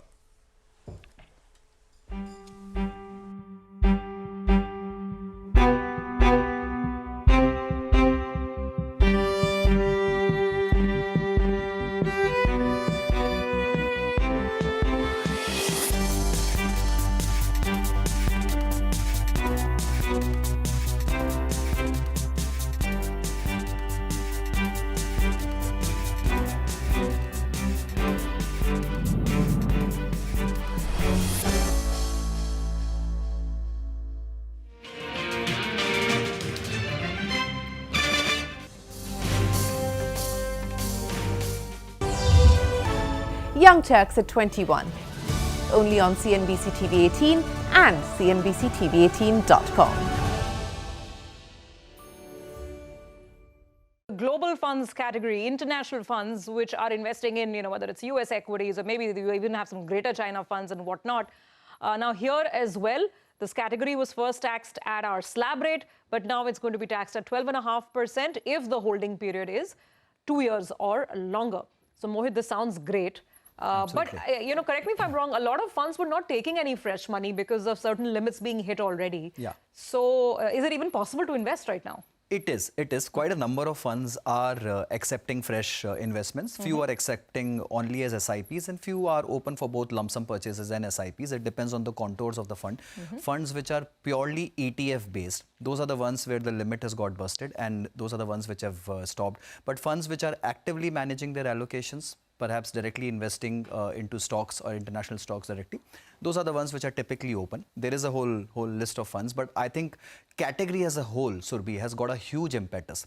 And needless to say, for an Indian investor, it's absolutely must to have a global diversification. Given the profile of our currency, which has been depreciating against the US dollar for almost last 20 years, if you see the track record, the depreciation has been on an annualized rate around 3 to 3.5%. If you want to counter that, if you want to have a real hedge against the country risk or the sovereign risk, or you just want to create a corpus offshore for your children's education or for anything, let's say, I think this is a great avenue available to retail investors, that you go out and invest in international funds. Again, this category got completely out of flavor last year when the taxation was changed, and now it's come back into reckoning with full power and full force. And I think all investors should definitely look at diversifying abroad. Your favorite funds here? Look, many. Honestly, I like the Edelweiss US Technology Fund. I like the DSP Global Innovation Fund. These are all active ones. But on the passive side, I like the NASDAQ fund of funds, which currently the open one is only Motilal. I think they're accepting SIPs out there. So if someone wants to buy NASDAQ directly, I think that's a good avenue to go for.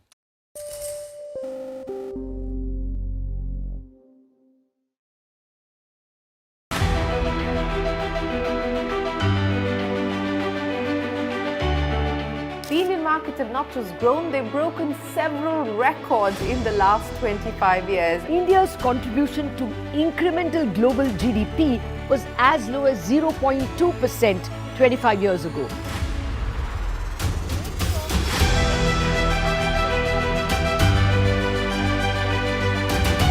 Over the last 25 years, CNBC TV18 has closely followed the remarkable ascent of India's pharmaceutical sector. There was a time 25 years investing.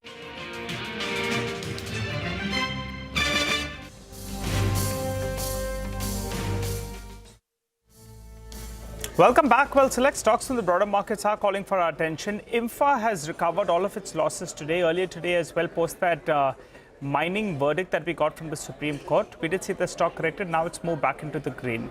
And from the other sector that I track, you have Orient Cement. In the last few days, the stock has corrected from 380 rupees to around 320 rupees odd. Amrish is still with us. Amrish, what are you making of Orient Cement? Everyone was confident that that deal is going to take place. I'm not sure whether it's delayed or it's off the cards, but for the time being, the stock has seen a good 15% correction from the top. Your view on Orient Cement? In fact, see, going ahead, as far as the cement space is concerned, we'll clearly see more of consolidation. So it's decently clear that sooner or later this will get taken over, no doubt. And if one goes by the sort of money which people have made in India Cements because of that takeover, I think that's still fresh in people's mind. So I think Orient, I mean, on a further correction, I think it's correction decently well, but possibly either 5 to 7% more correction from here. I think one should just buy and hold, possibly with a view of the next 12 to 18 months, saying that within that time, the deal should happen. Amrish, have you booked profits in any of your stocks? You keep telling us about buy ideas, but what about the reverse? In fact, I mean, I keep booking profits, at least some profits at the target price. And in case I revise the target price, then possibly I just book about 25% and hold on to the balance. So that's, I mean, that has to be done on a regular basis because that's one discipline which I've been following for long. I mean, unless, of course, I see, like the target being revised by either 50% or so, that's the time I hold on. If the target is just revised by about 20 to 25%, I keep booking out at every level. Okay. Just look at some stocks flying in the last minutes of trade. Metro Brands, should pull up the intraday chart over here because I think in the last half an hour or so, the stock has just completely taken off. It's now about a 6% up move. Yeah, it's quite dramatic, really. And this is after Metro, did not come out with a very hot quarter. Most of the shoe companies have had a pretty soft quarter, tepid demand, and Metro was no exception. But right now, I mean, there's some brisk buying on that one stock. Amrish, have you had a look at it? Either Metro or Bata or even, I remember, Campus Activewear wasn't very active. I think it's been mostly flat to subdued for these companies this quarter. In fact, I've not tracked Metro very closely, but Bata clearly is on my buy list. I've recommended this stock earlier on the channel. And in fact, my target price is about 1,920. In fact, I'll hold on for those levels because anyway, we've seen some correction in the recent past post the earnings. But then this target price I'm talking for the next 12 to 15 months, I think that should be achieved. By the way, Ola Electric is also coming for buying. It was flat through the morning, now up close to about 2.5%. And MTNL reported their numbers, very ordinary numbers. The net loss stands at 779 crore versus 798. But MTNL is now up close to about 5%, locked in an upper circuit. Amrish, on PSUs, the numbers have been hot and cold. Some of them are okay, but you've got some misses in the form of RVNL. Do you think anything that stands out for you in terms of a trend that you would like to highlight to our viewers? No, in fact, at this point of time in the PSU space and especially in the defense PSU space, I would be very, very circumspect because, like earlier, the sort of P's we were talking of, today we are applying the same multiple to turnover. So, like P is clearly out of the window. We're talking of multiple on turnover. And no one really has been talking about the execution risk. And recently we've seen that as far as HL is concerned, the sort of delays which is happening. And I think that's applicable across the defense space because it's not possible to increase your capacity overnight or even over the next 1 or 2 years. It's difficult to increase the capacity the way the orders are coming in. So somewhere I think there'll be a constraint. And that has not been discovered by the markets, which have made them multi-baggers in the last 2 years. So I think the correction could be decently deep when the market realizes this, when you start getting news on execution delays. So at these levels, clearly, I think it's time to book out to a large extent because even if you sell, 25-30% of your portfolio, you have recovered much more than the capital which you have invested. So I think it's a good time to book out still. Okay, all right, Amrish, we will leave it on that note for today. Thanks very much for joining in. Just have about 2 minutes to go before the market closes out. We have just a 7-point up move on the Nifty. So it's been a very quiet sort of a session. The losers include, of course, Divi's because of this Kotak note, which is raising some alarm bells around one of their key products. Hero MotoCorp was a pretty sharp negative result reaction, 3.5% down. Even Eicher had a weak run today, actually. So some of the two-wheelers, not that hot. But if you look at the other auto names, Bajaj Auto has had a more decent run, which has been on the upside. Anyway, continuing with the story on the red side of the screen, a lot of the commodity stocks, of course, metal and miners hit because of the Supreme Court verdict in favor of states in terms of collecting additional royalty. So you have names like Coal India on the lower side. Tata Steel has been weak as well. So these are some of the weaker links today. Other down stocks included in Ultratech Cement, Dr. Reddy's, also JSW Steel, Adani Enterprises, and ONGC. So that brings up the list of the losers. We have tech to thank today, actually, for the fact that the Nifty didn't see a wider fall. TCS, HCL Tech, Tech Mahindra, Infosys, actually all of them, Wipro, big technology move in the last 1 hour, LTI Mindtree included. So all thanks to the tech big boys, we didn't see a wider collapse. The Nifty IT index ending with a gain of 1.5%. Mid-cap index ends in the red, down 0.5%. Negative advance decline ratio. More than 1,500 stocks ending in the red. In terms of big gainers, you had Marksans Pharma, EPL, also up close to about 12%. Paytm, PB Fintech, some platform companies coming in for buying. Ola Electric moved up in the last 1 hour of trade. You had SJVN post results. PCBL, Philips Carbon Black, also surging 3.5%. On the way down, Piramal Enterprises takes a big hit, stock down 10%. You had NMDC under pressure. Lemon Tree continues to see cuts, 3.5% lower on Lemon Tree. All right. By close, you had about 1,050 stocks which were higher and about 1,600 stocks which were lower. So market breadth also negative. But by close, nothing very much at all. It's absolutely flat. 4-point change on the Nifty, 24,143. So you're basically ending on the Nifty like almost at where you were yesterday, same time. It's a wrap on this edition of Closing Bell from all of us here. It's goodbye. Thank you very much for watching. But, programming continues, markets forward. Surabhi and Nigel will take you through that. Stay with us.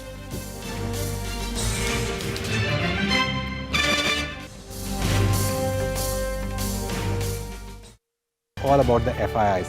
If FIIs would buy, markets would rally. If FIIs would sell, market would fall. Earlier, we were net importers of steel. From IT services to SaaS. From consumer electronics to space tech.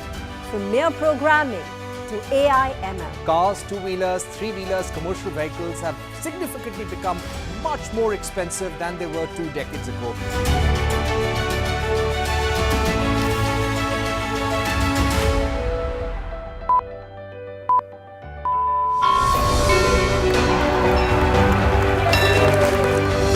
Discounting is high there, but their focus is squarely on the 125cc segment. Now it is contributing 16% of incremental global GDP. Now we are looking at exporting the steel that's made here in India. Welcome to the first ever India Business Leader Awards.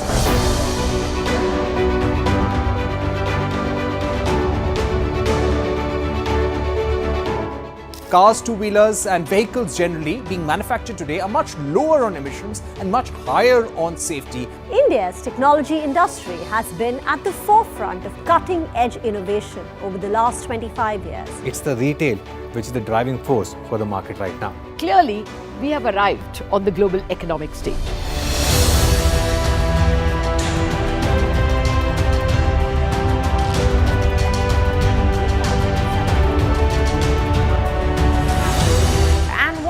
Way to celebrate our own 25th year with new milestones being achieved on the large street. 21 years of the Nifty from 1,000 to 10,000 today. Sensex and Nifty hit a record high. The Nifty rallying to a record high. We invite you to join us as we persist in leading coverage of the pharmaceutical and healthcare domain, documenting India's expanding expertise in medicines.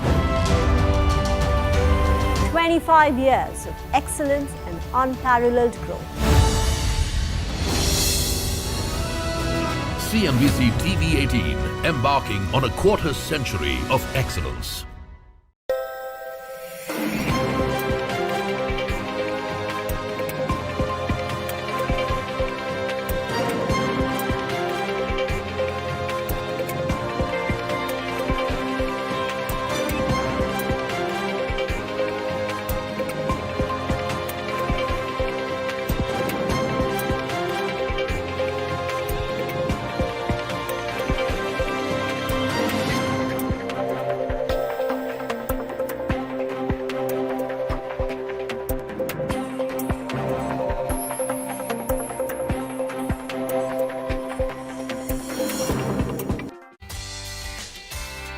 Sensex and the Nifty end flat after a range-bound session. The mid-caps underperform. Pharma stocks drag even as IT stocks offer support.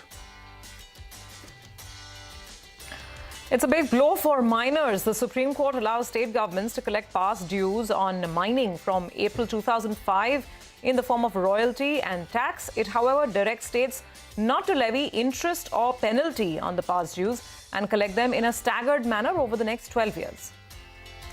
Divi's laboratory falls after Kotak highlights downside risk of a sooner than anticipated launch of one of their generic drugs, and Hero MotoCorp skids after high material costs, dense earnings, even as the demand outlook remains positive.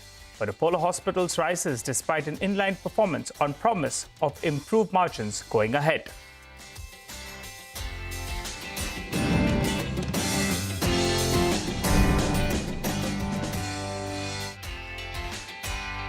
Hello and welcome to a fresh edition of Markets Forward, your go-to show where we aim to get you all the key data points about today's trading session and also set you up for the next session. That's on Friday. I'm Nigel D'Souza, and joining me as always is Surbhi Upadhyay. Hey Surbhi. Hi Nigel. Very quiet session, right? If you look at the headline index, but then we always have lots of stocks to talk about, and that's where the action was today. Well, that's right. Well, in the next 20 minutes, we'll get you up to speed with all the big news, key developments on the Dalal Street, top corporate voices. And also we'll track some events you should be tracking out from here on. But let's tell you about today's session. It is a quiet day of trade. You were bracing for a bit of a volatile session, particularly in the last hour of trade. It was a dual expiry. The Nifty as well as the Nifty Bank, both of them played out the weekly expiry. Sectors that were in focus, the mining stocks were in focus because the Supreme Court has given the states the go-ahead to charge higher royalties, higher taxes on a retrospective basis. And some of the stocks got hit quite badly in today's trading session. Though to be fair, if you pull up the intraday chart of the metal index, you'll see there was a bit of a recovery from the low point of the day. The pain pocket, though, was the broader markets. You look at the advanced decline ratio, we had close to around 2 stocks that were declining for every 1 stock that was advancing. And that's seeing, maybe not big selling, but lack of buying, so to call it. And that's been the space that's really been outperforming. Weak earnings, there's no kind of breathing space out there. You report weak numbers, the markets are going to smack you. And that's happened today as well. Pyramid Enterprises was down 10%. HEG, the margins coming at multi-quarter lows, so that one as well got spanked, down 7.5% and 10%. No margin for errors. No, absolutely none whatsoever. In fact, even a big stock like Hero MotoCorp, the market was not happy enough with the numbers, and that really played out. But the one sector that managed to save the day for the bulls, at least in the large cap arena, was really the IT space, because by the end of it, a lot of the IT stocks ended on the positive side of the screen. All the biggies, TCS, Infosys, Wipro, all of them. And because of that, the Nifty at least managed a flat close. Otherwise, it could have been very different scenario. So those are the big movers over there. But the mid-cap market has been disappointing. There's no two ways away, no two ways from that. The index finally ending with a cut of about 0.6%, and once again, second day running a very negative advanced decline ratio. So, yeah, that's something that we have to take stock of for sure. So let's get started and tell you what the lineup is looking like today. We will get you all the key movers and shakers of the day. Vivek will take us through the stock-specific action. The stocks on our radar include Hero Moto, Divi's, and Apollo Hospitals. All of these in focus on the back of their first quarter numbers. We'll, of course, dive into all the key reasons behind the stock moves that we saw today. Okay, so then let's kick off the proceedings with the movers and shakers of the day. Vivek is here with the highlights. Vivek. Well, that's right. Very volatile trading session, especially when you're looking at the broader end of the markets. But like you've been mentioning, the one pocket of the market that did quite well in today's trading session was the IT pack. The IT pack, if you pull up, the top stocks over there, the IT index up almost 1.5%, clearly outperforming. Look at names like TCS, LTT, SHCL, Tech Infosys, all of these stocks actually outperforming. The second stock on our radar, from the broader end of the market is Chennai Petroleum. This particular stock, when you're talking about the NSE 500 index, ended the day with gains of almost over 8%, and volumes too here were quite strong. The other stock on the radar was Samvardhana Motherson. Yesterday, immediately post the numbers, you saw quite a bit of a sharp sell-off, but today there was a bit of a recovery after the management actually gave quite a bit of clarifications about some of the one-offs, and also the con call commentary in terms of demand was reasonably positive. Last stock in terms of the gainers was Policy Bazaar. This particular stock, that's PB Fintech, ended as the top gainer as far as the mid-cap index was concerned, up over 6% in today's trading session. But when you're coming to the losing side, whole host of losers there, and some of the stocks are significant selling pressure. Metal and mining stocks, like you just mentioned, that particular sector saw quite a bit of deep cuts. Look at names like NMDC, Hindustan Copper, Nalco, Tata Steel, JSL, all of them with significant cuts in today's trading session. The other laggard today was Pyramid Enterprises. Like you mentioned, weak set of numbers, downgrades coming in. CLSA downgraded the stock down over 10% in the session today. Divi's Labs, competition coming in, key drug for one of the company's customers. Kotak sees EPS cuts of close to 10%, as far as FY26 numbers are concerned. HEG, another stock where margin pressures, showed up, and that was a stock that also saw quite a bit of selling pressure on strong volumes as well. And PNC Infra, another stock in the broader end of the markets that saw quite a bit of selling pressure. The company actually cut its top line guidance, and on the back of that, that stock too ended lower by 5%. Okay, Vivek, thanks a lot for that. Well, joining us on the show today is Amrish Paleka and Shrikant Chavan of Kotak Securities. Hi, gentlemen. Thanks a lot for joining in. Shrikant, you go first. Tell us about the index first. It seems there is some nervousness looking at the screen. What's your view? We retest at 23,800 and then bounce back, or do you think this market wants to visit lower levels? Yeah, what you're saying is right. I think this market is really under a lot of pressure. It is not holding at higher levels, but at the same time, it is consistently trading below important levels like 24,200, 24,400. After falling to the extreme levels of 23,800, we saw some pullback, but it was just a retracement to the sell-off that we saw. And now again, the market is, I think, of the mood to fall further. So yes, on the minimum side, we could see the levels of 23,800. But below that, we are expecting market to fall maybe to the levels of 23,200 or 300 based on its technical pattern. So till the markets are not crossing and reversing the levels of 24,500, I think we need to be careful in this market, or any pullback will be an opportunity to reduce long positions. Okay, fair enough. All right, let's get started then with the stock-specific analysis. There was a lot of focus on mining companies today. In a major setback for these companies, the Supreme Court has allowed state governments to collect past dues on mining starting from April 2005. And this would be in the form of royalty as well as tax. Nigel, tell us what the impact could be and how big a blow is this potentially? Well, that's right. The metal index took a sharp hit as the Supreme Court has allowed states to collect past dues in the form of royalty as well as tax from April 2005. The only relief is that the tax arrears can be paid over 12 years starting April 2026 without interest or penalties for the prior periods. Now, following the judgment, states can now generate additional revenues in the form of taxes on mining activities and also on the land used to conduct these activities. Let's move straight to the stock impact then. The biggest loser, Tata Steel, as it had provisioned 17,300 crores as contingent liability against the claims by the state of Odisha, if in fact it's applied retrospectively. This amounts to nearly around 10% of the current market cap, and the stock has been weak as well post the Q1 FY25 results. Hindalco, they told us here on CNBC TV18 that if the taxes are levied retrospectively, then it's unlikely to affect them as they do not have any pending claims. We also got a reaction coming in from Rakesh Arora, who said that the companies with exposure to Odisha, Jharkhand and Tamil Nadu will have to bear the brunt, and said that the total estimate for overdue cess could be around 2 lakh crore, of which PSUs would account for around 30% of this.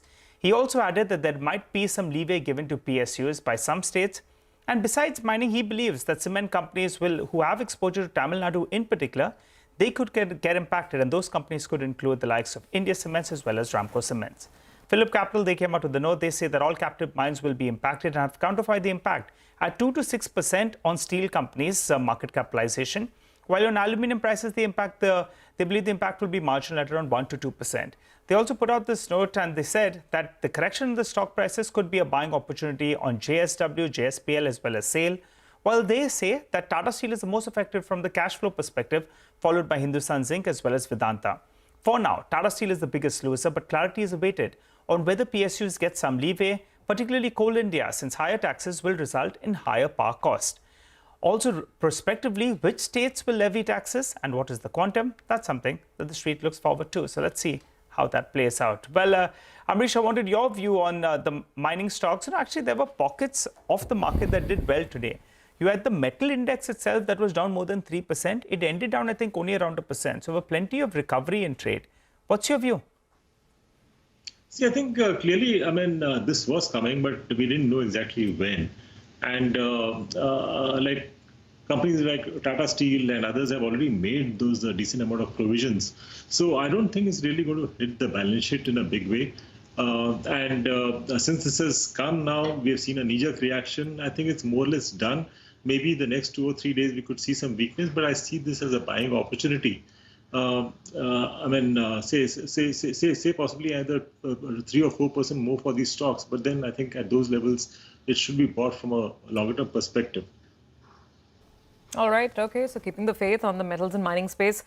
Got that point, Amrish. Let's look at Hero MotoCorp now. This stock was under pressure following the first quarter earnings print. Earnings were below street estimates. The bike maker's EBITDA and margins slipped on the back of higher material costs. Sonia is here with the fine print. Sonia, tell us more.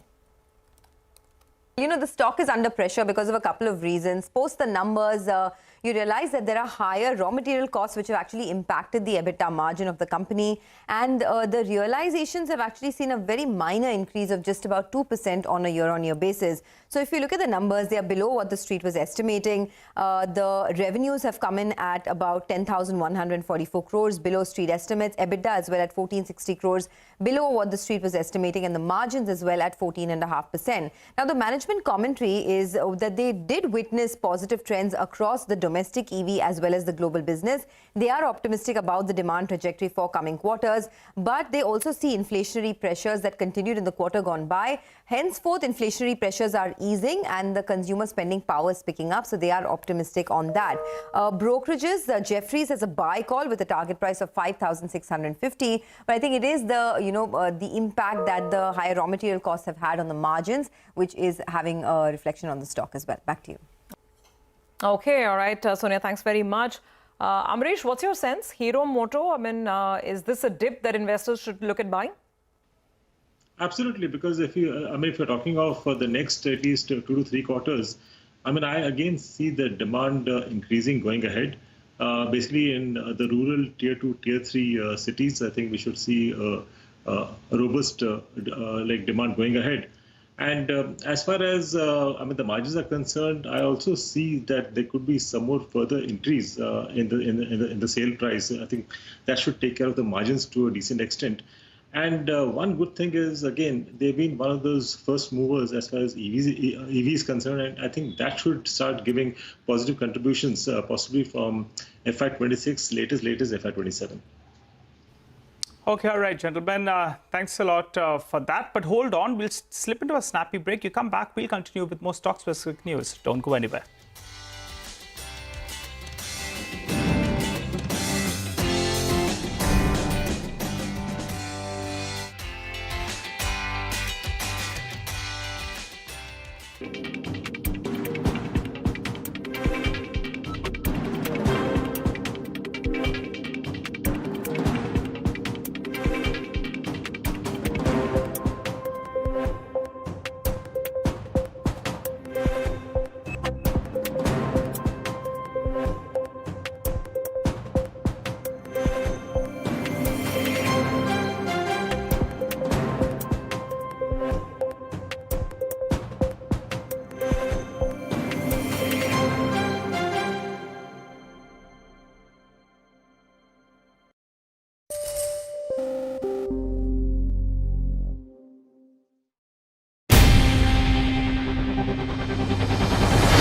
CNBC TV18's most comprehensive and award-winning news show, India Business Hour, drops first on YouTube. So get the first access to the most influential architects of investing.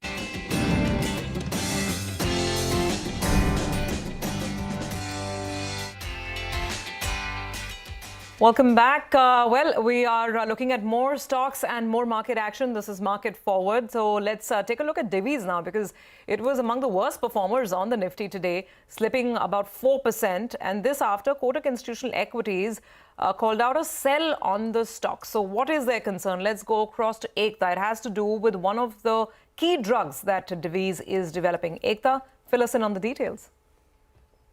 Well, yes, Divi's Labs is in focus on account of a Kotak note. They retained their sell call with a target price of 3,600 odd rupees. According to them, there is fear that there could be earlier than expected generic competition in a heart failure drug called Entresto, which is by Novartis. Now, why is this important for Divi's? Is because it is one of Divi's largest drugs in its CDMO portfolio.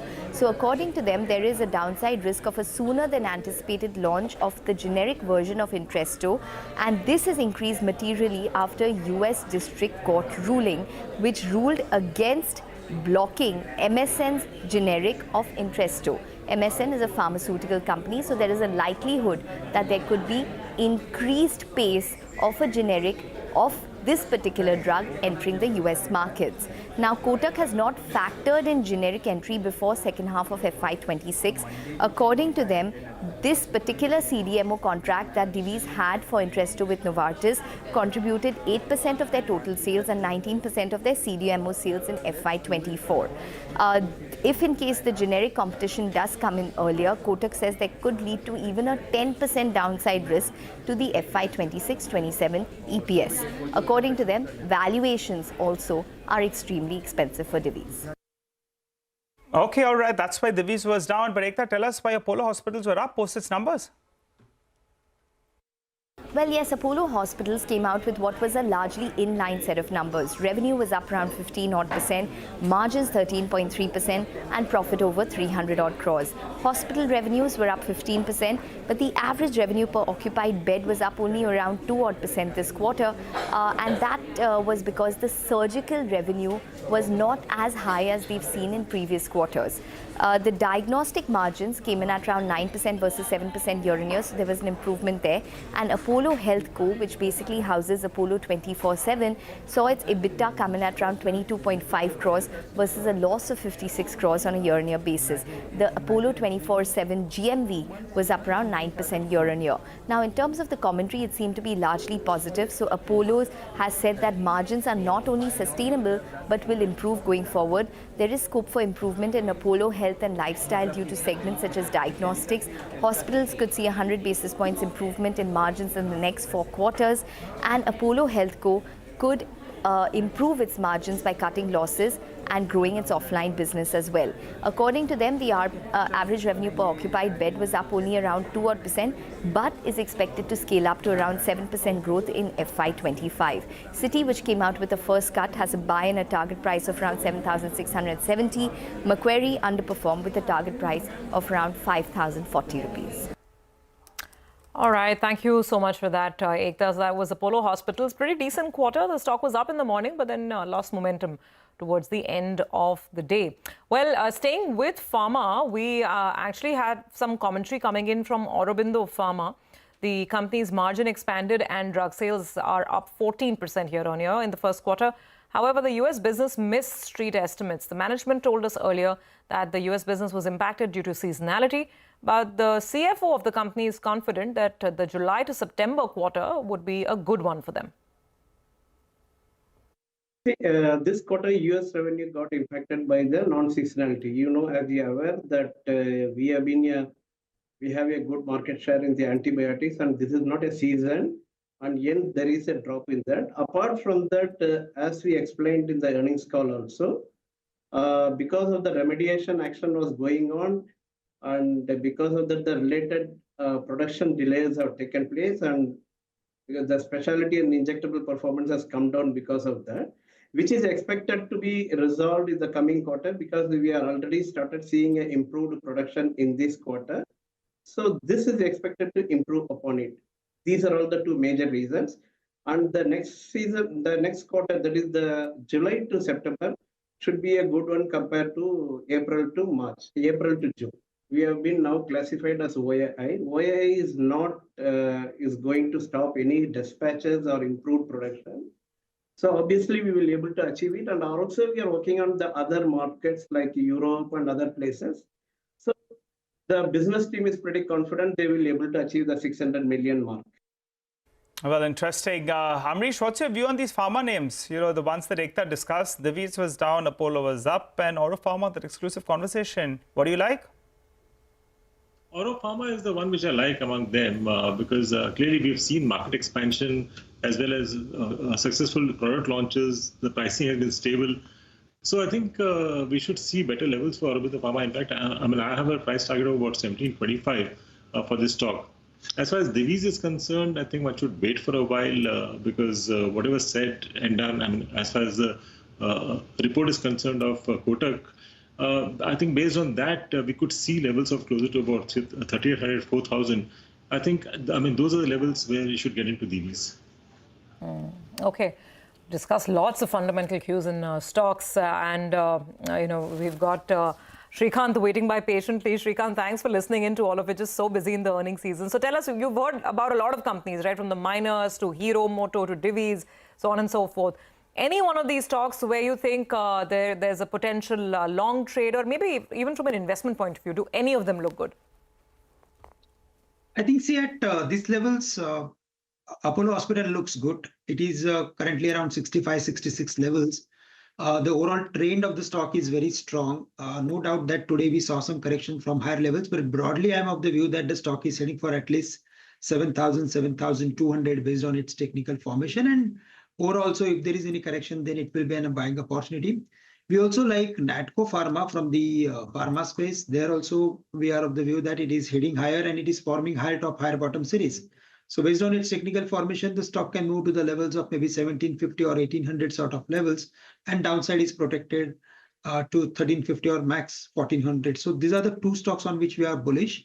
I think on the metal space, we could see some correction, but yes, in that, I think Vedanta, in case if there is any correction and the stock comes to, let's say, 400 or 410 levels, then there it's a buy. It is into like some specific consolidation formation, and broadly I'm of the view that eventually the stock is moving towards the levels of 470, 500 again. All right. You know, Srikanth, today, in fact, the stock went down to that level of around 407, I think so. And from there, it saw a sharp bounce in trade. So we have noted today many big movers. Vamakshi joins us to give us out that list. Vamakshi. Well, absolutely. The first one is Piramal Enterprises. The company reported its numbers, but CLSA went ahead and downgraded its rating on this counter to an underperform, and they also cut their target price to 860 per share. They say that negative credit cost due to lower provision and one-off gains supported otherwise weak operating performance. Some of the segments in the retail book were continuing to see a deterioration in the 90-plus DPD trend, and they believe that this could put pressure on both growth and credit costs. Jefferies was another brokerage note that came through from for Piramal Enterprises. They too have an underperformed rating, target price of 805, and they say that the earnings recovery is expected to be slow. ROA below 1% and ROE below 4% is what they expect from FY25 and 26. Marksans Pharma is the next name that I'm focusing on, and that is because revenue growth came in strong for the company. Revenue was up nearly 18%. They also witnessed a marginal improvement in their margins. Margins now stand at 21%, and the net profit was up nearly 26%. The stock resultantly surged higher in the trading session today. Last one, HEG, the company reported a very weak set of numbers. Revenue dipped by 15%. Operating profit saw a very sharp cut of 73%. EBITDA margin of 6.7% was at a multi-quarter low. The net profit too declined by nearly 83%.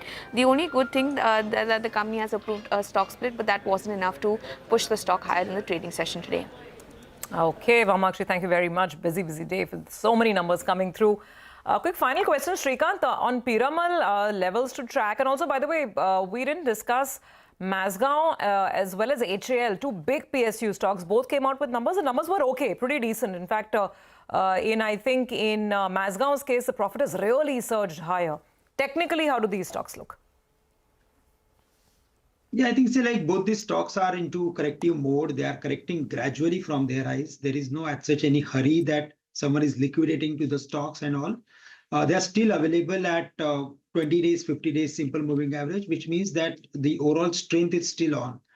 But I'm of the view that in these two stocks, specifically Mazgaon Dock looks really relatively better candidate to buy for.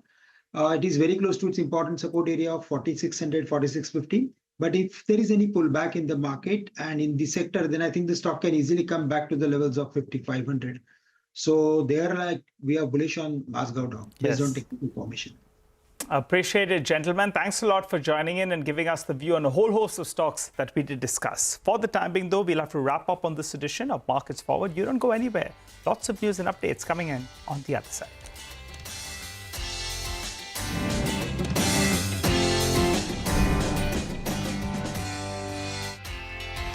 The key news makers of the day. Discover the big themes as we decode the business of markets, macros and more. Be the first to go to the heart of all the top stories that drive the day's agenda. Catch the award-winning India Business Hour live every night on YouTube with me, Shireen Bhatt. India Business Hour live on YouTube at CNBC TV18 weeknights at 7 p.m. Dr. Mufiam, I'm going to start with you. The Lancet study says that 50% of Indian adults are unfit and not physically active. Why do you think that is the case? Hi, Ekta. Thank you for welcoming me on the show. I think there are 2 or 3 reasons mainly.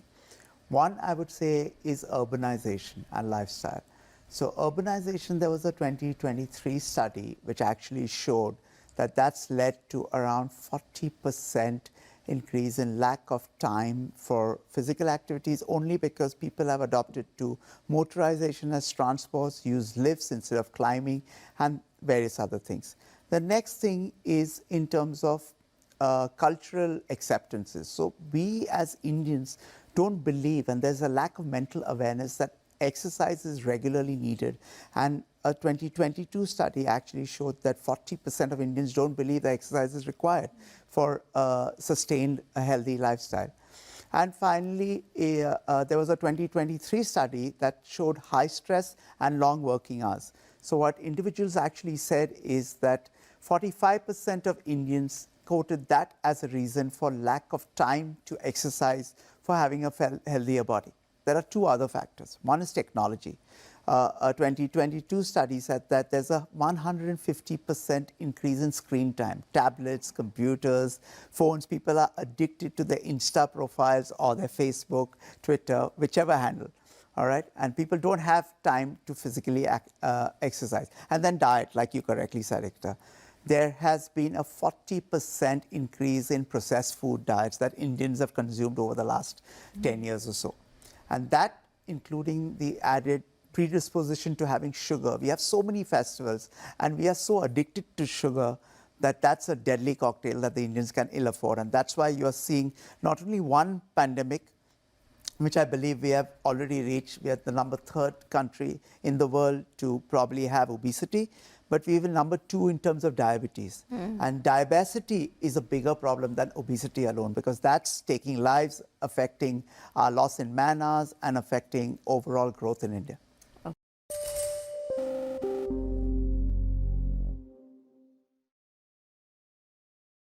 The last hour. Anything can happen between the bells. But what happens during the last hour is what matters the most. The biggest market swings.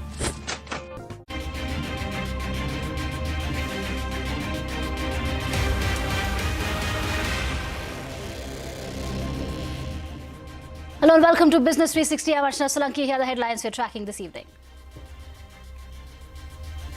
Sensex and Nifty end flat after a range-bound session. Mid-caps underperform. Pharma stocks drag even as IT stocks offer support. Supreme Court allows states to collect royalty and tax dues on mineral rights from companies retrospectively from April 2005, but directs states not to levy interest or penalty on past dues. Arrears will be paid over a 12-year period from April 2026. Analysts say that companies are staring at 2 lakh crore financial hit. Supreme Court stays the company law appellate tribunal's order which allowed Byju's to settle the 158 crore rupee dispute with BCCI. A US lender to Byju's opposed the settlement, claiming the company is using funds stolen from them for the settlement. Cash-strapped SpiceJet's market share in passengers dwindled since the start of 2024. On-time performance is the worst among all airlines. SpiceJet has been reporting a net loss for the last 6 years. The Enforcement Directorate quizzed Mohit Burman last week as it probes allegations of money laundering related to the Burman family's open offer to Religare shareholders. A statement from the Burman family says that the open offer price for Religare has been calculated based on the formula outlined in SEBI takeover regulations. The Income Tax Department enhances its scrutiny into real estate investments made by high-net individuals in foreign countries. Sources say that recent surveys revealed rise in real estate transactions by Indian HNIs in Switzerland and Portugal. Add that the taxman has already issued notices seeking more information. Car dealers are worried after inventory rises by 12% in just 1 month ahead of the festive season. Sources say Maruti, Mahindra and Tata Motors and Kia see the biggest jump in unsold cars as passenger vehicle sales shrink by 2.5% in July. An army officer dies in an encounter with suspected terrorists in Jammu and Kashmir's Doda district. A civilian also injured in the ongoing encounter. 4 soldiers, including a captain, have been killed in multiple incidents in Doda district over the last 1 month. CBI begins investigating the rape and murder of a junior doctor in a Kolkata hospital. Kolkata police hands over the suspect who worked as a civic volunteer. Hospital services remain affected across the state as healthcare workers continue to protest. No relief for Delhi Chief Minister Arvind Kejriwal in the liquor policy case filed by the CBI. Supreme Court rejects interim bail plea but issues notices to CBI seeking a response by the 22nd of August. Battling low approval ratings, Japan's Prime Minister Fumio Kishida says he will step down next month and not seek a second term. Calls for change in leadership and a vigorous debate within his party. All right, let's start with the day's trading action. Range-bound sessions saw the Wall Street end the day flat. Nifty and Sensex ended mildly in the green, but the broader market underperformance persisted. The mid-cap index fell over 0.5%. IT stocks battered for the bulls, but the metal and pharma index were a big drag. The big story this evening, in a majority ruling, a 9-judge bench of the Supreme Court has allowed states to collect past dues on mineral rights in the form of royalty and tax retrospectively from April 2005. 8 judges were in favor of the verdict. Justice Nagaratna issued a dissenting order. The mining industry fears the ruling could cost up to 2 lakh crore rupees. The ruling does provide some respite for the companies as the dues can be paid in a staggered manner over a period of 12 years from April 2026. Abhimanyu Sharma reports on the landmark verdict from the Apex Court. The Supreme Court has affirmed the legislative competence of states to levy royalty and taxes on mining leaseholders and on mineral-bearing land within their respective jurisdictions. And now the fresh judgment which has come out from the Apex Court has also affirmed the retrospective levy of such royalty and taxes starting from the 1st of April 2005. However, the court has made it clear that there would be no penalties or interest which is to be imposed by states on mining leaseholders as well as on the mineral-bearing land in their respective jurisdictions. Also, a time of 12 years has been provided for staggered payments to be made by mining leaseholders in order to ensure that there is no immediate big financial impact on them. It remains to be seen whether this is going to act as a double whammy for mining leaseholders and for mining companies, even as mining ministry official had indicated that this may serve as a setback for several mining companies. Now, several states stand to benefit from this ruling. Several mineral-rich states, including Chhattisgarh, Rajasthan, Orissa, Jharkhand and Karnataka. Now, what does the Supreme Court order mean for the sector? Nigel D'Souza is here to decode the impact for us. Nigel, over to you. Let's move to the stock focus then and the stock impact. The biggest loser, Tata Steel, as it has provisioned 17,300 crores as a contingent liability against the claims by state of Odisha if applied retrospectively. This is what's happened, right? Now, this 17,300 crores, it amounts to nearly 10% of the current market cap. But keep in mind, the stock has been weak post the Q1 FY25 results when they did give out this number of around 17,300 crores. Hindalco, well, they spoke to us here at CNBC TV18 and they said if the taxes are levied retrospectively, then it's unlikely to affect them as they do not have any kind of pending claims. The contingent liability is something that has been on our books for the last many, many years. So every year, if you look at the annual report, it has always been carried. So it's not anything fresh. I think we thought it was good practice for us to be transparent about that. There is a larger impact across the economy, and that's a larger concern. On an ongoing basis, that what in the past the state had planned to tax, I think the impact would be about 1,500 crores a year. But honestly, we are waiting for more clarity on the the ask as well. Well, we also got a reaction coming in from Rakesh Arora, who said that the companies with exposure to Odisha, Jharkhand, as well as Tamil Nadu, they'll have to bear the brunt. He also said that the total estimate for overdue cess is about 2 lakh crore rupees, of which the PSUs alone account for around 60,000 crores. He also added that there might be some kind of leeway that could possibly come about for PSUs by some states. Besides mining companies, well, he believes that cement companies as well that have exposure to Tamil Nadu in particular, they could get impacted. And those companies could include the likes of India Cements, that's now taken over by Ultratech Cement, as well as Ramco Cements. Total estimate for this kind of cess which is overdue, some industry analysts have put it at around 2 lakh crore. And in the Supreme Court, one of the Solicitor General had said that for the PSU companies itself, the impact is 60,000 crore. So we are talking about big numbers here. Meanwhile, a note by Phillip Capital has pointed out that this move is a big negative for the steel sector, with all captive mines being impacted. In fact, the note added that steel players would see a 2 to 5% impact on their market capitalization.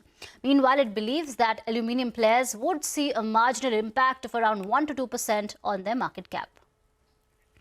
It's a big setback for Byju's. The Supreme Court has stayed the National Company Law Appellate Tribunal's order, which allowed Byju's to settle the 158 crore rupee dispute with BCCI. A US lender to Byju's opposed the settlement, claiming the company is using funds stolen from them for the settlement. Abhimanyu Sharma is back with us for more on this.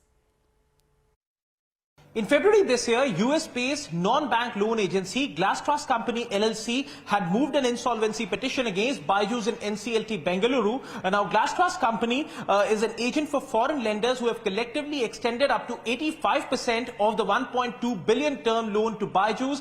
They had moved the top court today, and they have already got relief in the matter as the top court has stayed the NCLT order, which had directed for a settlement between Byju's and the BCCI after a payment of 158 crore rupees by Byju's.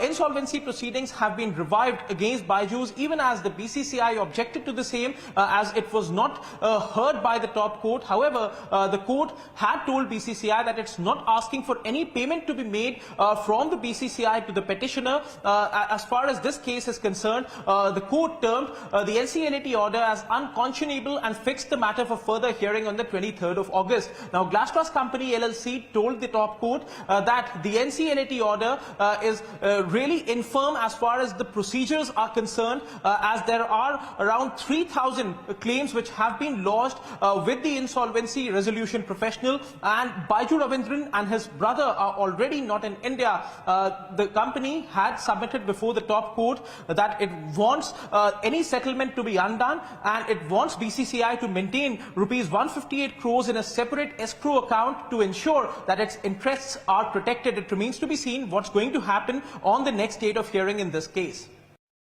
Right, staying with startups, quick commerce platform Zepto has reached a deal to raise $340 million in a new funding round.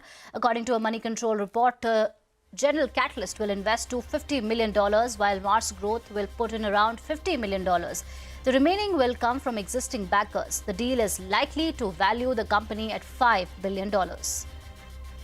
IPO-bound hospitality unicorn Oyo reported its maiden profitable year, logging in gains of 229 crores in FY24. The company said that this net profit comes on the back of 8 consecutive quarters of positive adjusted EBITDA. The company also said that they have begun expanding their global footprint by acquiring K&J Consulting, which operates premium rental homes company Check My Guest Group in Paris. E-commerce platform Snapdeal is being probed by the Ministry of Corporate Affairs for alleged regularity violations and non-compliance with the Companies Act. As per Money Control, the probe was initiated after the Registrar of Companies flagged irregularities in its initial inquiry report. The investigation is part of a broader probe into over 700 companies which have received investments from Chinese entities.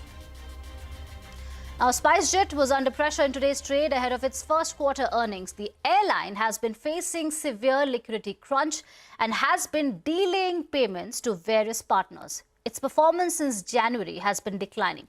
Madiha Mujawar is here with the key numbers. Madiha, how is it looking for SpiceJet? Well, SpiceJet has been facing liquidity crunch for quite some time. So the management, how the management plans to improve the situation is something we need to watch out for. So far, its performance metrics are showing a declining trend, like the number of passengers it carried is down from 7.4 lakh in January to 5 lakh in June. And the 5 lakh number is against 1.32 crore total passengers that were carried by all airlines in June. So that naturally impacted SpiceJet's market share that came down from 5.6% in January to 3.8% in the month of June.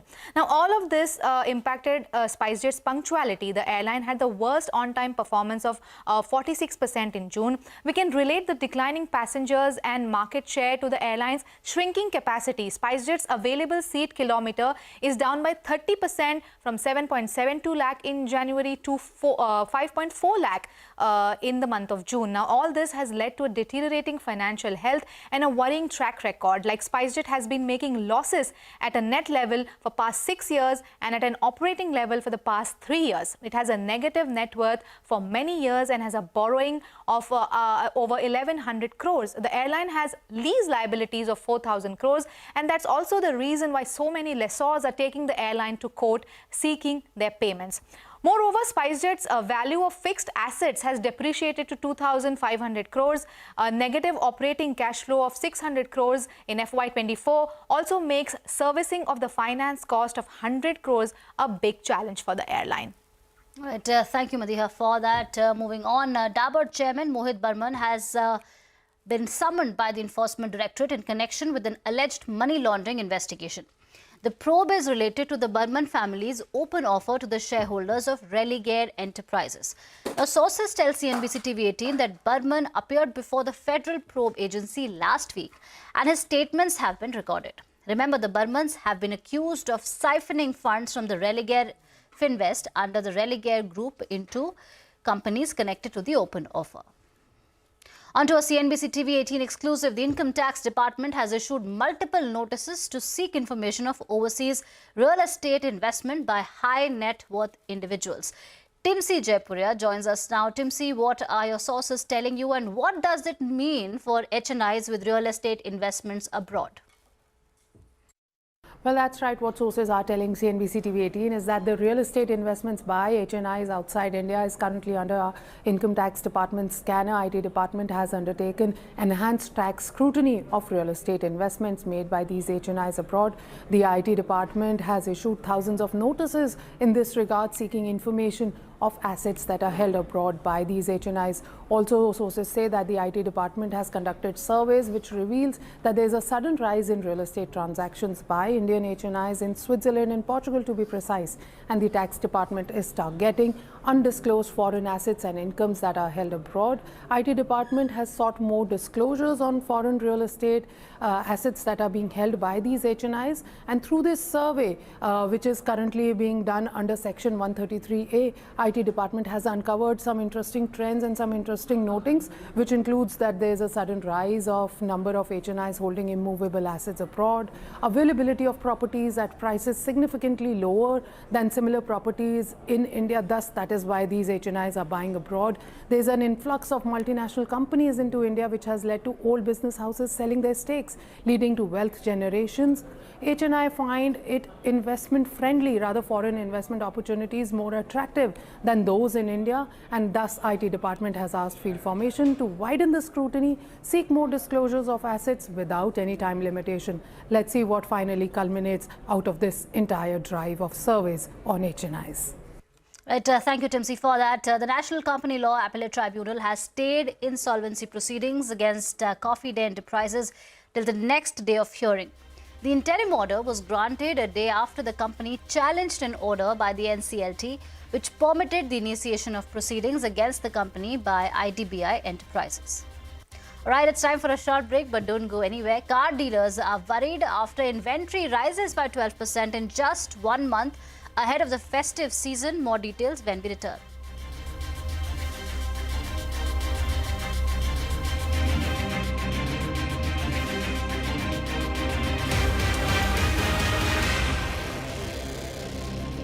A close-up look at what's driving them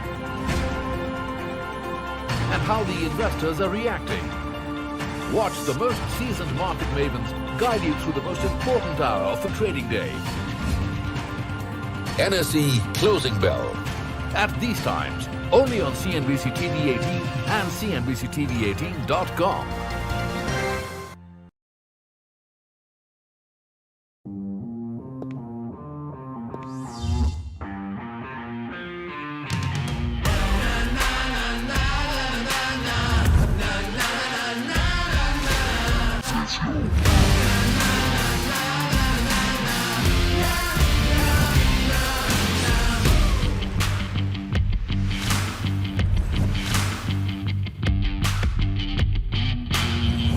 Make informed decisions with comprehensive analysis on the go.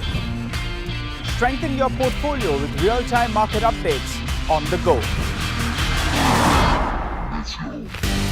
Create effective strategies with insightful expert opinions on the go. Grow on the go with CNBC TV18. Now streaming live 24/7 on YouTube.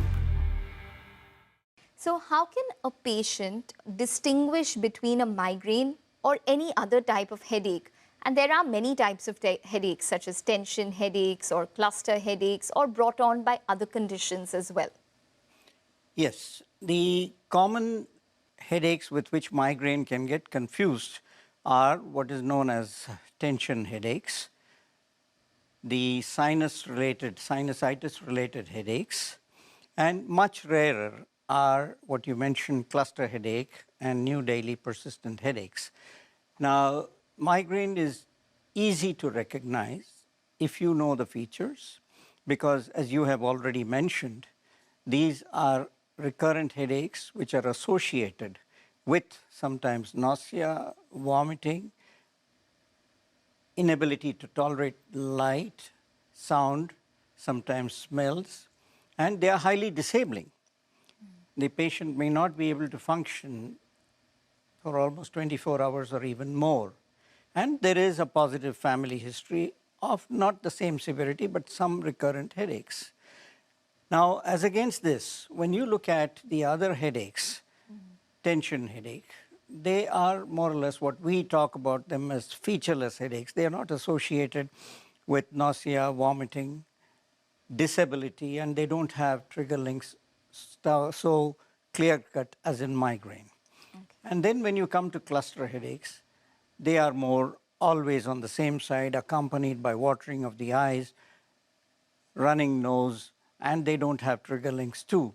So it is not difficult, and the commonest mistake which patients make on their own is to think that all recurrent headaches are due to a refractive error in the eye, and they go for an eye check to the ophthalmologist. They may have a small number, but they have to remember that if there are trigger-linked headaches, that eye problem is not the cause of their headache, and they have to seek correct medical opinion. Okay.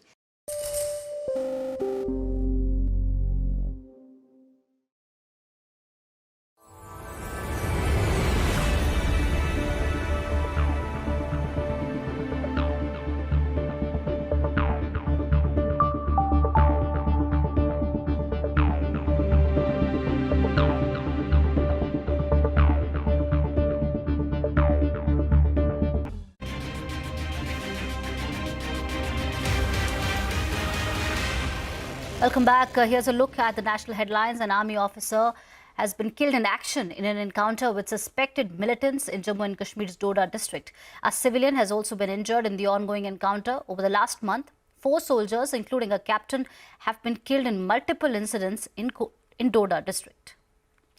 No relief for Delhi Chief Minister Arvind Kejriwal in the liquor policy case filed by the CBI. The Supreme Court has rejected an interim bail plea filed by him. However, it issued notices to CBI seeking a response by the 22nd of August. After rising for 4 months in a row, India's wholesale price inflation has cooled to 2.04% in July due to sharp reduction in food prices. WPI stood at 3.36% in June. Wholesale vegetable prices recorded a deflation of 8.9% in July, as against an inflation of 38% in the previous month. Moving on to Motown, where the number of unsold cars with dealers have risen substantially ahead of the festive season.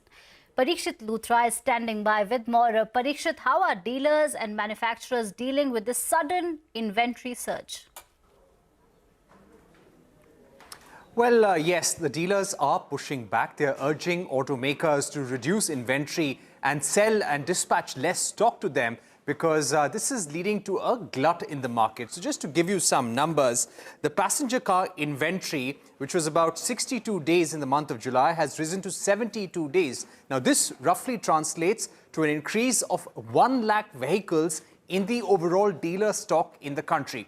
So, for example, in the month of July, there were 6.3 lakh unsold vehicles, and now this number has gone up to 7.3 lakhs. The total worth of this inventory is around 70,000 crore rupees, up from 60,000 crore rupees in the month of July. So this is the big worry for the dealers as to how they will fund more inventory going forward, whether the retails will be able to keep pace with the kind of supply we're looking at in the market. And oversupply also means that you would have to